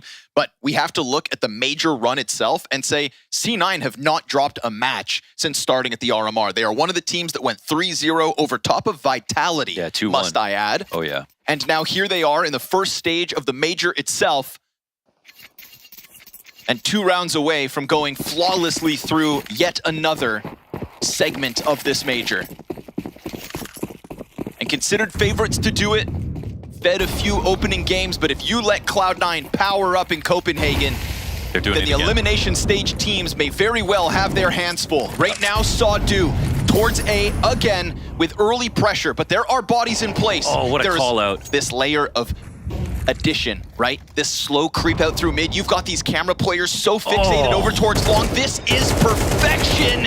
It's a little labored on the shot, but Muneris turns his back, and that one's going to be costly. They just cleared out the heavens. Cloud9 add a new layer, a new flavor, a slight twist, but it breaks their arm. Saw cannot hang on to that A site any longer. That's incredible. What a call, man. That's Boomich 20-8, and if that was his idea, man, a star player and an IGL, that is conditioning 101 right there. It's the site they were worried about. It's the vacant site that Saw thought that they wouldn't be audacious enough to go back to. And then it's a second layer with the lurk into bridge, where Saw have not done anything aggressive. Yes, sir. And he knows it. It's building on what you know. Look at that smirk. Boomich calling a masterclass, playing it excellently. And we go back to the start of the series, Mohan. We're talking about how he kind of has to throw himself in all these roles. They need him as an opening rifler. They need him to go gather info, process it, call with it, and op at times. He has taken on a ton of responsibility after a departure from the top of Counter-Strike. And his return to the major is looking real good. They got bodied on so many different levels just there. Newjerk's trying to prod somehow, some way, looking to hold back Cloud9, and that is a great amount of damage versus Hobbit, who has been one of the weaker links. If Saw's gonna find an opening kill, it's gotta come now. Cloud9 hung on for dear life back on Nuke, and eventually closed in deep OT. Saw have to replicate that resilience. They are slowly running out of the tools to do it. Last time they played against each other, Cloud9 kept Anubis away and actually lost over past the Saw and got 2-0'd. But Saw, that means that they didn't have practice versus a team that they would play in the major on this map. And now we're experiencing a map that Cloud9 love for the first time. One of the consistent success stories of Cloud9 within this match has been these slow crawls, these squeezes that get Saw shaking and unfortunately stepping into their own demise. Like lambs to the slaughter, they have led Saw away from this site. Their chance to go 3-0 in Copenhagen slipping from their hands as we have all of C9 inside of this bomb site. Another late round execute that comes with no announcement, but with conviction nonetheless. And Boomich's AWP has looked ferocious on this second map. Unfortunately for Aerostos, he did great on that T side, but it is undeniably Cloud9 moving on to the Elimination Stage and not dropping one match on their run at this major. Yeah, incredibly well-deserved. And again, if you're a new fan of the game, you think, all right, well, it's just Saw. Well, no, it isn't. Saw have been unbelievable. That is 10 maps of Nuke in a row ended, and a map win streak as well as revenge. Oh my God, Boomic's reaction. It's not online. Bro, it's not online. It's not online, going Sue, going everything. And of course now with the handshake, because that's just how the game works. You can let it all out. And to be fair, he also did a lot to help Cloud9 get this victory today. Yeah, I think he's earned it. I think he's earned a little bit of banter. He's got the Counter-Strike behind it. Anubis remains a map where you can discuss whether or not he's fit to be the main sniper. But on this map, it's like the full moon to a werewolf. He just transforms, and he's got that impact, and he absolutely howls out there with the AWP. He's on B side, he's being pressured, he's got no problem dancing with pillars, left, right, dancing fast with wolves. scope. Exactly, we just have the whole reference game. I love it from Boomich. This is the one map where I'm not really bothered by it, and here he goes bantering around. Doing it while calling as well, calling a perfect T-side, more or less, for Cloud9 in this instance. That was a great performance coming out of the C9 boys. Obviously, first half was a little bit back and forth. That's to be expected. The CT side can be very tough on a map like Anubis. Again, Electronic was slowly but surely warming up into the game. He didn't have that breakout performance, and he's usually the guy that nets them the most rounds to the CT side. Apart from that, T-side, Boomich, AWPing all over the place. The calling was great. The spacing was great. The constantly keeping Saw on their toes and never making them comfortable anywhere on the map was also great. So only fair that Cloud9 is winning the game, and only fair that they book a spot into the next round. Absolutely. So Boomich said I op 80% of the time on CT and it's 20% of the time on T. On Anubis, it's really, really great. And we can only look at it in a vacuum because he actually didn't need to really do it in the third map. But that's something for the elimination stage, which we could talk about later. We were also talking about, like, okay, how big is this for Cloud9 making it into the elimination stage? Well, they should. But the reason why I think that the explosion of emotion there was a little bit bigger than just a regular qualification is because sometimes it slipped through their fingers, right? And to have such a sovereign performance now over 2 maps, a 2-0, a 3-0 overall, I think that's really good. No, I'm right there with you, and I think it was aptly put at the cast as well. They're on a streak right now, you know, not losing a game at the RMR here, same thing in the opening stage, and whether or not we like this Cloud9, this formula for the long term, the reality is, in this vacuum in which we are in Copenhagen right now, they're just trying to grab maximum confidence, and they're trying to test their own limits. And the reason we get all excited about Boomich posting 22 kills is not whether or not he's going to remain the sniper forever in this team. It's just thinking, where is the limit for this C9 here? And then when he's having such performances, then obviously it lifts up the entire team, and that gives us a reason to be excited. In short term, again, in a vacuum, but I allow myself to be excited for this just right now, this week in Copenhagen. I think that's a fair statement. That's a fair sentiment as well. As you said, you know, they were unbeaten during the RMR as well. They qualified by beating Vitality 2-0 in a best of 3. That's the ceiling. That's what they can do, right? So when we move into the next stage, where now Cloud9 have guaranteed a spot at the elimination stage, when they go up against teams like Vitality, go up against FaZe Clan, we have seen their ability to be able to beat them despite their struggles with the 8-3P. So it is still a team we have to respect. We have to count on them, and definitely a team that I think everyone coming into the elimination stage are not necessarily, you know, fearing in the same sense that they should be, but it's definitely not a team you want to face in round 1. No, I think that's a great point. A couple of words on Saw then. Of course, they had an opportunity here, but Cloud9 on LAN, that is always going to be difficult. And now the big question of now that loss has come in, is there a rallying cry? And do you see enough there? Of course, it depends heavily on the opponents for them to still make it through. For Saw you're talking about, I don't really think there's cause for alarm. I think the first map will breed regrets. Obviously, this overtime situation, it's the type of game that you're going to rewatch together, and you're going to get a whole lot frustrated about some of the clutches that went wrong. Not necessarily something you can theorize too much. It's just about handling your own nerves in that very situation. The second map is a little bit different. There was a clear gap. They got completely outclassed by Cloud9 for my mini, but I was looking for a 2-1 victory for Saw. I thought the third map could be the deciding factor. So yeah, regrets on you. Not much on that second map. It's just a snap back to reality. I think for them to lose this game, it was bound to happen at some point. Whether it was going to be against Cloud9 and the next stage when they're facing some of the top dogs was to be seen. And I think the way they were losing today, as you said, Nuke was a very competitive game. Could have gone both ways, double overtime. And I think Anubis as well was close. You know, it was 7-5 when Cloud9 won a 2v5 pistol. And from that point onwards, Saw could have fought their way back into the game. It could have been a different story. We could have moved into Ancient. So if you had to lose a game, it wasn't the worst way of losing. The interview's ready, so I'll get back to you in a second, Mathieu, but Boomich is standing by with Pala. Thank you, Shox. You are absolutely correct. I'm here with Boomich. Boomich, congratulations. You and Cloud9 have made it to the elimination stage. Firstly, how does that sound and feel? And also to know that whilst doing so, you were our standout player. Oh, you know, I don't care about this. I just happy we got 3-0. We have extra time to practice and prepare. And of course, we revenge to online champions. Everything is good. I'm happy and proud of my team. Talking about the last time you played, Saw, you did lose. Were you thinking about that at all during preparation for this rematch? Of course, we was really angry, you know, for this online match because they beat us 2-0. And like I said before, it was sweet revenge. It was a pretty smooth revenge as well, 2-0. You got it done in 2, didn't have to go to a third map. That being said, the first map was very close. Nuke, it went to a double overtime. Why was that, and how did you win out in the end?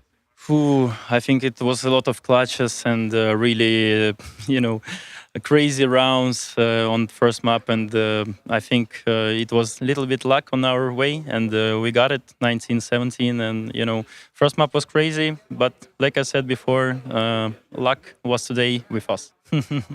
Turning our attention to map number 2, Anubis was a bit back and forth, but eventually you just got your claws into the server and took over. And a big part of that was you AWPing. Why were you feeling the AWP so hard on Anubis?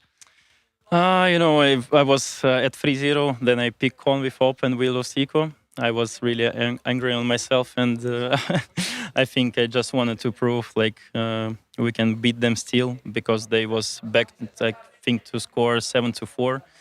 But we get the crazy piece around 2v5. Like second time we was playing RMR versus Vitality, and it was Anubis last map, and we got 2v5 again. I don't know. This is magic. Boomich, I think it's magic that you've answered some questions. You know, people have been wondering, can you IGL and AWP at the same time? And it seems that you're doing that. What are your thoughts on that? You know, I think I need to be the stability with AWP. It's sometimes bad, sometimes good. So I'm not the main AWPer, but I'm trying my best. Our casters were referring to this next point that I would like to bring up. 3-0 at the RMR, 3-0 here in the opening stage. That's a fantastic track record. Were you expecting that at all? I didn't expect any result. I just was playing and enjoying the game, like I said in the interview. But, you know, I don't want to think about like 3-0. It's a really good, fantastic result, like you said. I just want to focus on game, like practice for next stage. Talking about the next stage, Boomich, congratulations. You have secured yourself and Cloud9 a spot there. I would like to leave the final words with you. You know, over the last year and a half, it's been up and down for you, but now you're rising again. Is there anything that you'd like to say to your fans and Cloud9 fans out there? Guys, just thank you for support. We're feeling it, and we're trying to do our best every game. Trust us. Shocks in the desk, back to you. Thank you. Will we trust them? Will we trust them in the elimination stage? Come on the spot. Oh, are they getting to playoffs? If they are getting to playoffs? No, they're not. They can hear you. No, I mean, I would say that to them as well. I know. Although I think Boomich is quite impressive. He's a pretty tall guy. I'm pretty average height anyway. Yeah, they are. I mean, you look, he's pretty genuine in the answers, right? I think he's honest and authentic, but there's no out of this world celebration as in, oh my God, we figured it out. No. Are they making it to playoffs or not? I said no already. Want me to repeat it again? Oh, I'm sorry. Yeah, you asked me a question. I thought you were doing this. Here's my feeling. But you weren't. I'm afraid they will make it to the playoff. You're afraid? Yes, because sometimes what you see with teams that are dysfunctional, they'll have a good result and they'll buy themselves some more time. We saw that with Astralis over and over and over again. They were being shit for 6 months, then they had a good tournament in Cologne, and then they stuck together for another 3 months. I don't want that to happen to Cloud9. We know the issue. We know the problems. We know that the roster is not, you know, the way it's supposed to be right now. They lack an AWP player. I don't want to... It sounds harsh. I don't want to see Cloud9 make it to the top 8, maybe get into the semi-final, and give them this false sensitive that they can maybe be a team together without an AWP player. That'll be the worst victory for them. You know, for whom I would actually wish changes for Cloud9? Actually for Boomich. Honestly, like, let's just take a second to think about his last 2 years and what happened with Na'Vi as well at the very end, when they had this winning Na'Vi. And then we obviously know what happened outside the server. That's a different time, different conversation. But still, you're left thinking, holy hell, like this roster and what they had in 2021 and what he was doing as an IGL, I don't think we gave him too much props. He had Simple by his side, who was the GOAT by absolutely no comparison. He had Electronic, who was one of the 2 or 3 best rifles in the world. So nobody really cared about Boomich. Nobody really said anything about his IGLing style and what he could do at all. In fact, we didn't really give him much props.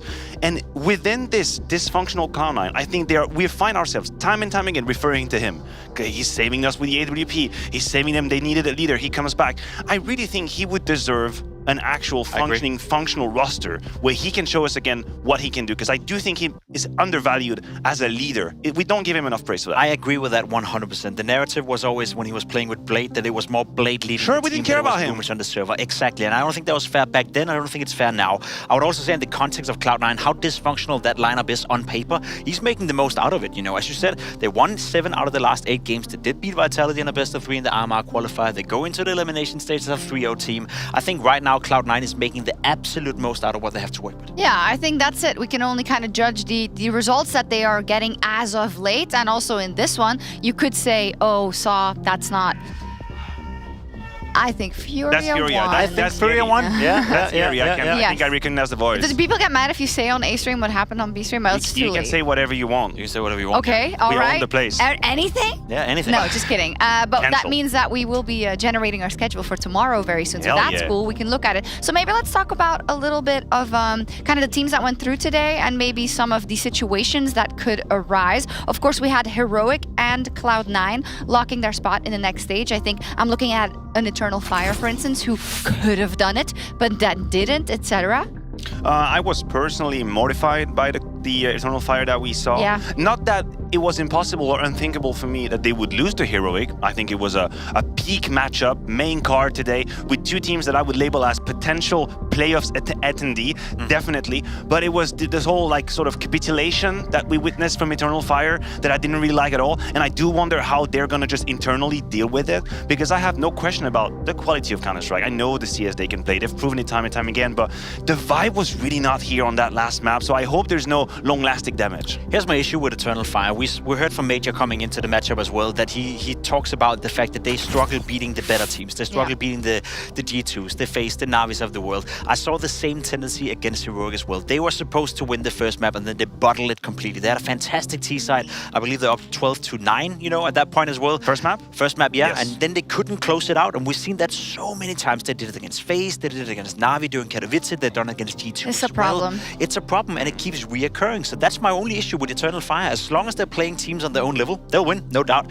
But whenever they're playing a team that they're not necessarily supposed to beat or where they're not the clear-cut favorite, they seem to struggle closing out the games. And that could be an issue, not at this stage. I think they'll make the next one, but at the elimination. Do you think Heroic really already qualifies? Like, because Yes. I agree with you. Like the ballot of team a la FaZe, Vitality, G2. I feel like we're being lenient if we're saying, it's okay for Eternal Fire because it's Heroic, it's a better team. No, I think they should have beaten them. I think it is a disappointment for Eternal Fire where they're at, the trajectory of that team and the tenure that It's they a have. gatekeeper, I feel like They should have kept them out of the game. feel like that they was should have bounced them out of the club. That's what should have I happened. feel that was the game between the gatekeepers, though. I don't Yeah, rate gatekeeper. EF higher than Heroic, to be completely honest. I may rate Heroic very, very high, but I think what they've done so far with such a short amount of time together with the player material as well has been nothing but stellar. I know you guys talked about a potential honeymoon period, but within Counter-Strike, a honeymoon period lasts for 2-3 weeks. It doesn't last for 4 months, and that's Heroic right now. So I think we all have to accept that that's the level they're playing at. I agree. I still think they're kind of gatekeepers for, like, if we talk about Vitality, if we talk about FaZe, right? I think we can agree on that.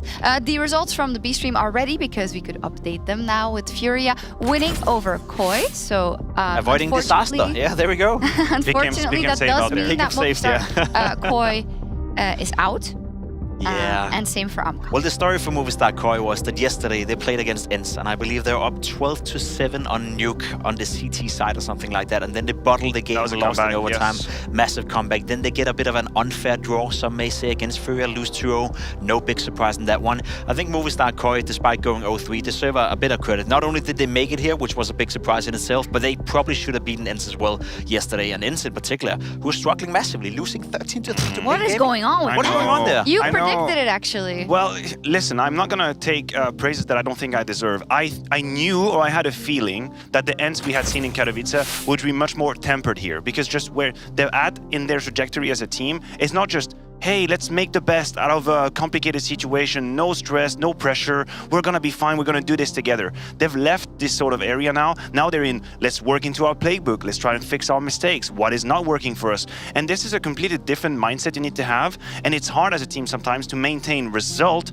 over quality of training. And this is why we talk about honeymoon sometimes. That's one of the ways you can analyze a new roster. It's like when you actually get down to it, when you have the hard conversations, when you move in, when you partner, and you start realizing they don't do the dishes, like you kind of have to have these conversations, you know what I mean? I'm if sure you know, you you know.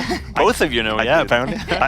You don't do the dishes, Jake? But maybe let's start here. I got a dishwasher, so I'm good, you know. Me too, but some things you can't put in that. No, you have to do hand clean sometimes. Also, you have to pre-clean them. I got the thing, you know, so we're fine. What? Yeah. What do you have? Moving on. That is sex Back toy, to or? CS. I spit a little, actually. Back to CS. There's a couple of things that I want to look at, and also we will be more informed when we get the matchups, because I think, you know, you could be like, oh, an Imperial actually kind of maybe deserves to go through. Same for Pain, that had a great game today. Ecstatic is still in it. They're in 2-1 pools, but it so heavily depends on what you get drawn against and what you have to play for, because you can get really, really hoodwinked when it comes to the draw going forward now if you don't take that first chance in qualifying. I think regardless of the draw, there's going to be a lot of teams right tomorrow who are going to book a spot into the elimination stage that we didn't anticipate coming into the tournament. Three guaranteed, that's but how also more the point being that we've seen enough upsets that regardless of how the draw is going to pan out, certain teams will get a favorable matchup. Certain teams that we didn't anticipate making it into the next stage will stand with a great opportunity tomorrow. As you said, you're talking of your Pain, you're talking of your Ecstatic. You're all still going to see the Mongols perhaps surviving or not surviving tomorrow as well. They're in 1-2, right? Yes. Ents is 1-2, Furia is 1-2. I think there's a great chance that they're facing each other right there as well. So it could be very dangerous. Oh, the 1-2 bracket is actually no joke. Stronger than the 2-1? I mean, stronger. I don't really know if I would qualify in stronger, but I would say there are namesakes out there that are trying to survive, and there's going to be like heartbreaks among names that we would really find out there. Furia, Mongols, Apex, Ents, Legacy, Lin Vision. Apex is there as well, huh? Apex is there, Ents is there, Mongols is there, Furia is there. Yeah. There's going to be a whole lot of broken fan base. And that's the thing, right? That's another point you emphasize. When you look at the 2-1 teams tomorrow, they want to win that game. You don't want to go into a 2-2 game against Furia. You don't want to go into a 2-2 game against either Ents or Apex for that matter as well. So I feel like for a lot of these teams... I would take Ents right now. Yeah, okay, maybe. Fair enough. Then the Apex, you know, or Furia for that matter. But point of the matter is that tomorrow could very well be the best chance for some of these 2-1 teams to actually make it. I agree. Well, this is where, as we once famously were told on Twitter, we need to pay attention. Because some of the 2-1 teams that we maybe don't give too much credit for, they are actually playing some real good Counter-Strike. Yeah. Imperial, I feel, is a good example of a team that is earning our attention, rightfully so. They're not just skipping through easy draws or having a weird CS. No, it's like fundamentally very sound Counter-Strike. It's the marriage of rookies and veterans. It's an ability across the board from the roster to have pop-off performances. It's a newly formed, newly earned stripes for Vinny as a leader. There's many reasons to be excited about Imperial, for example. Talking about Vinny as a leader, and when you look at their games, he's always smiling and they're always having a good time. I was talking to you yesterday about, like, I don't think you can... Not every team works like that, because I'm a tilter, and if someone next to me is smiling when we lose a round, I would just lose it. But for that team, it works. You see that it works. Kind of, it's super good vibe. You know what's going to make me tilt, Shocks? What? You're not pulling out the schedule, because I heard in my ear that it's ready. It was ready a second ago. There we go. There we go. You didn't call the schedule. That's I can't believe it. I didn't call it tilted. when I was actually pronouncing another sentence. Wow. Here it is. Please, give me your insight. Ooh, the Ecstatic Imperial one, for starters, you know, we talked about it. Imperial have looked very, very great. So have Ecstatic, so to speak. Legacy, Apex, interesting. Lin Vision, the Mongols as well. Surviving the Asian qualifier, I guess, going into the major right here. Surviving. Can we just get someone checking on Blair right now? I believe we need someone sent to his room immediately, because that draw is going to break his heart. At least one of the teams is going to make 2-2. Yeah, and at least one is going to be eliminated. You know what I mean? Sucks to it's suck. a guarantee. Yeah, sucks to suck. The Legacy Apex is 1-2 game as well, correct? We're talking about elimination in that case. Yeah, yes, first 2 elimination, last 1 qualification, which, I mean, Ecstatic, like... They have it's not a miracle run? No. I don't think it's an easy draw. I mean, in all seriousness, Imperial will be the favorites in that matchup. Of course. They will be. They are the favorites. I think the other one is also ready, so let's pull it up as Nobody fast wants as to see possible, us. because They know how we look like. Jacob might get mad. You don't want Jacob to be mad. Oh, we got it. Ents versus Furia in the 1-2 game. One of those two powerhouses will be eliminated from the major tomorrow. That's the first one that springs out right there. Saw versus Pain as well. We did see Saw lose to Cloud9. Pain, probably one of the biggest 2-1 surprises, I'd say. So that game is interesting to me. And then Eternal Fire versus Gamer Legion. I have EF as a huge favorite in that one. Yeah, we're going to have to keep our eyes on Eternal Fire, because I believe that intuitively, I would not give a chance in hell to Gamer Legion, and that would be a mistake. Okay. That is my intuitive reaction is, oh, hell That's what yeah, everyone's easy game doing. for Eternal Fire. That's how you feel at first glance. But then again, the question is how are Major and his boys sort of react to what happened today? Gamer Legion didn't really give them much credit in their game. They absolutely destroyed. So we have to pay attention. And the Ensphera game, of course, what are we going to lose? Either a 4-time major winner or a 2-time major winner. That's who's going to leave us tomorrow. What's Sad. this pay attention thing that you keep referring to? Did someone call you out? You don't want to go down that I think it's Player Architect, I think was the name or something like that. Remember? No. You don't? I'm gonna go look it up. It's okay. It's all good. Go Google it. You know. Okay. What needed to happen happened anyway, so we all moved on True. gracefully and someone peacefully. died and Well, you mentioned it twice. Nobody so- died. What are you talking about? Jesus Christ, Jacob. Technically, he's just. Anyways, let's take a look at the tournament leaders, at least in terms of rating and ADR and KPR. That's yeah, an in-game leader leading right there. Yes. Bigo Zero. I had a tweet capital earlier today L. where I said it's been a crime. We had the discussion, you know, a couple of times already, Matthew.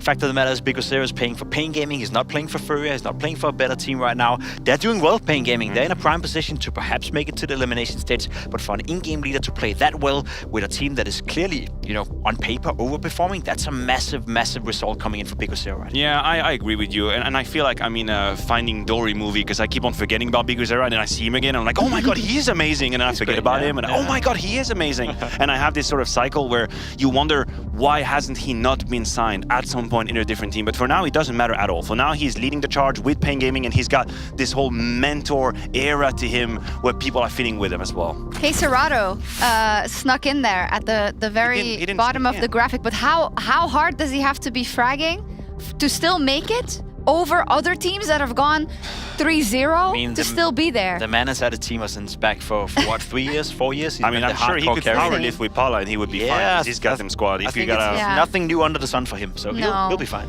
So classic. I'm not sure if we can sign off already. Almost, but I just really, really can't go without your final thoughts, Jacob. What are you thinking about, Jacob, right now? Right Out now? of the blue. Probably the cat display we had early on. That was pretty cool. That's the first one. I think Ecstatic, you know, I'm obviously being a Dane right here. We already have Heroic now making it into the next stage. I would love to see some sort of Danish presence in the arena. I know Kerrigan is our best bet. I'm well aware that even if Ecstatic were to beat Imperial tomorrow, odds are they won't make it to the playoff, but I can't help to feel that, you know, we're in Denmark for the first time at a Danish major. I'd just love to see some Danish presence at the major, so I'm going to root a bit for Ecstatic tomorrow. Wouldn't it be like the ultimate vindication for Shush and Tessus to actually beat the Danes walking in Royal Arena when they had not only in the Heroic jersey played against the crowd, being the bad guys that were denying Astralis the fame, and then even when they were having success with the Heroic, the rest of the quad say, you know what, peace, I'm out, y'all, we don't like playing with you anymore, and still they would be making it to Roll Arena. Now that is the stuff, probably just some Netflix Denmark out there that's ready the stuff to roll the cameras for that. I wonder if that now the crowd would be on their side because they know what they they've would. been through. They would. That'd They be would. cool to see. It's already happening in the community. Is it? It's already He's happening. got his ear to the ground, Yeah. out there. I got it. I'm in all those Facebook groups. Team TV The out there. Facebook groups. The Oh my Facebook god, group. you're You such still a use boomer. Facebook, yeah? You don't know it? I actually haven't used Facebook in quite a long time. Well, I'm terrible. I have like a page. Guess I'm a boomer then, yeah? Sick. And then We're you're all younger boomers than me. here. Anyways, we're gonna sign off because us boomers need a little bit of shut-eye, a little bit of sleep. Thank you so much for watching again today. Of course, we continue with the opening stage for the next 2 days, so we'll be back tomorrow at 1 p.m. See you. Bye.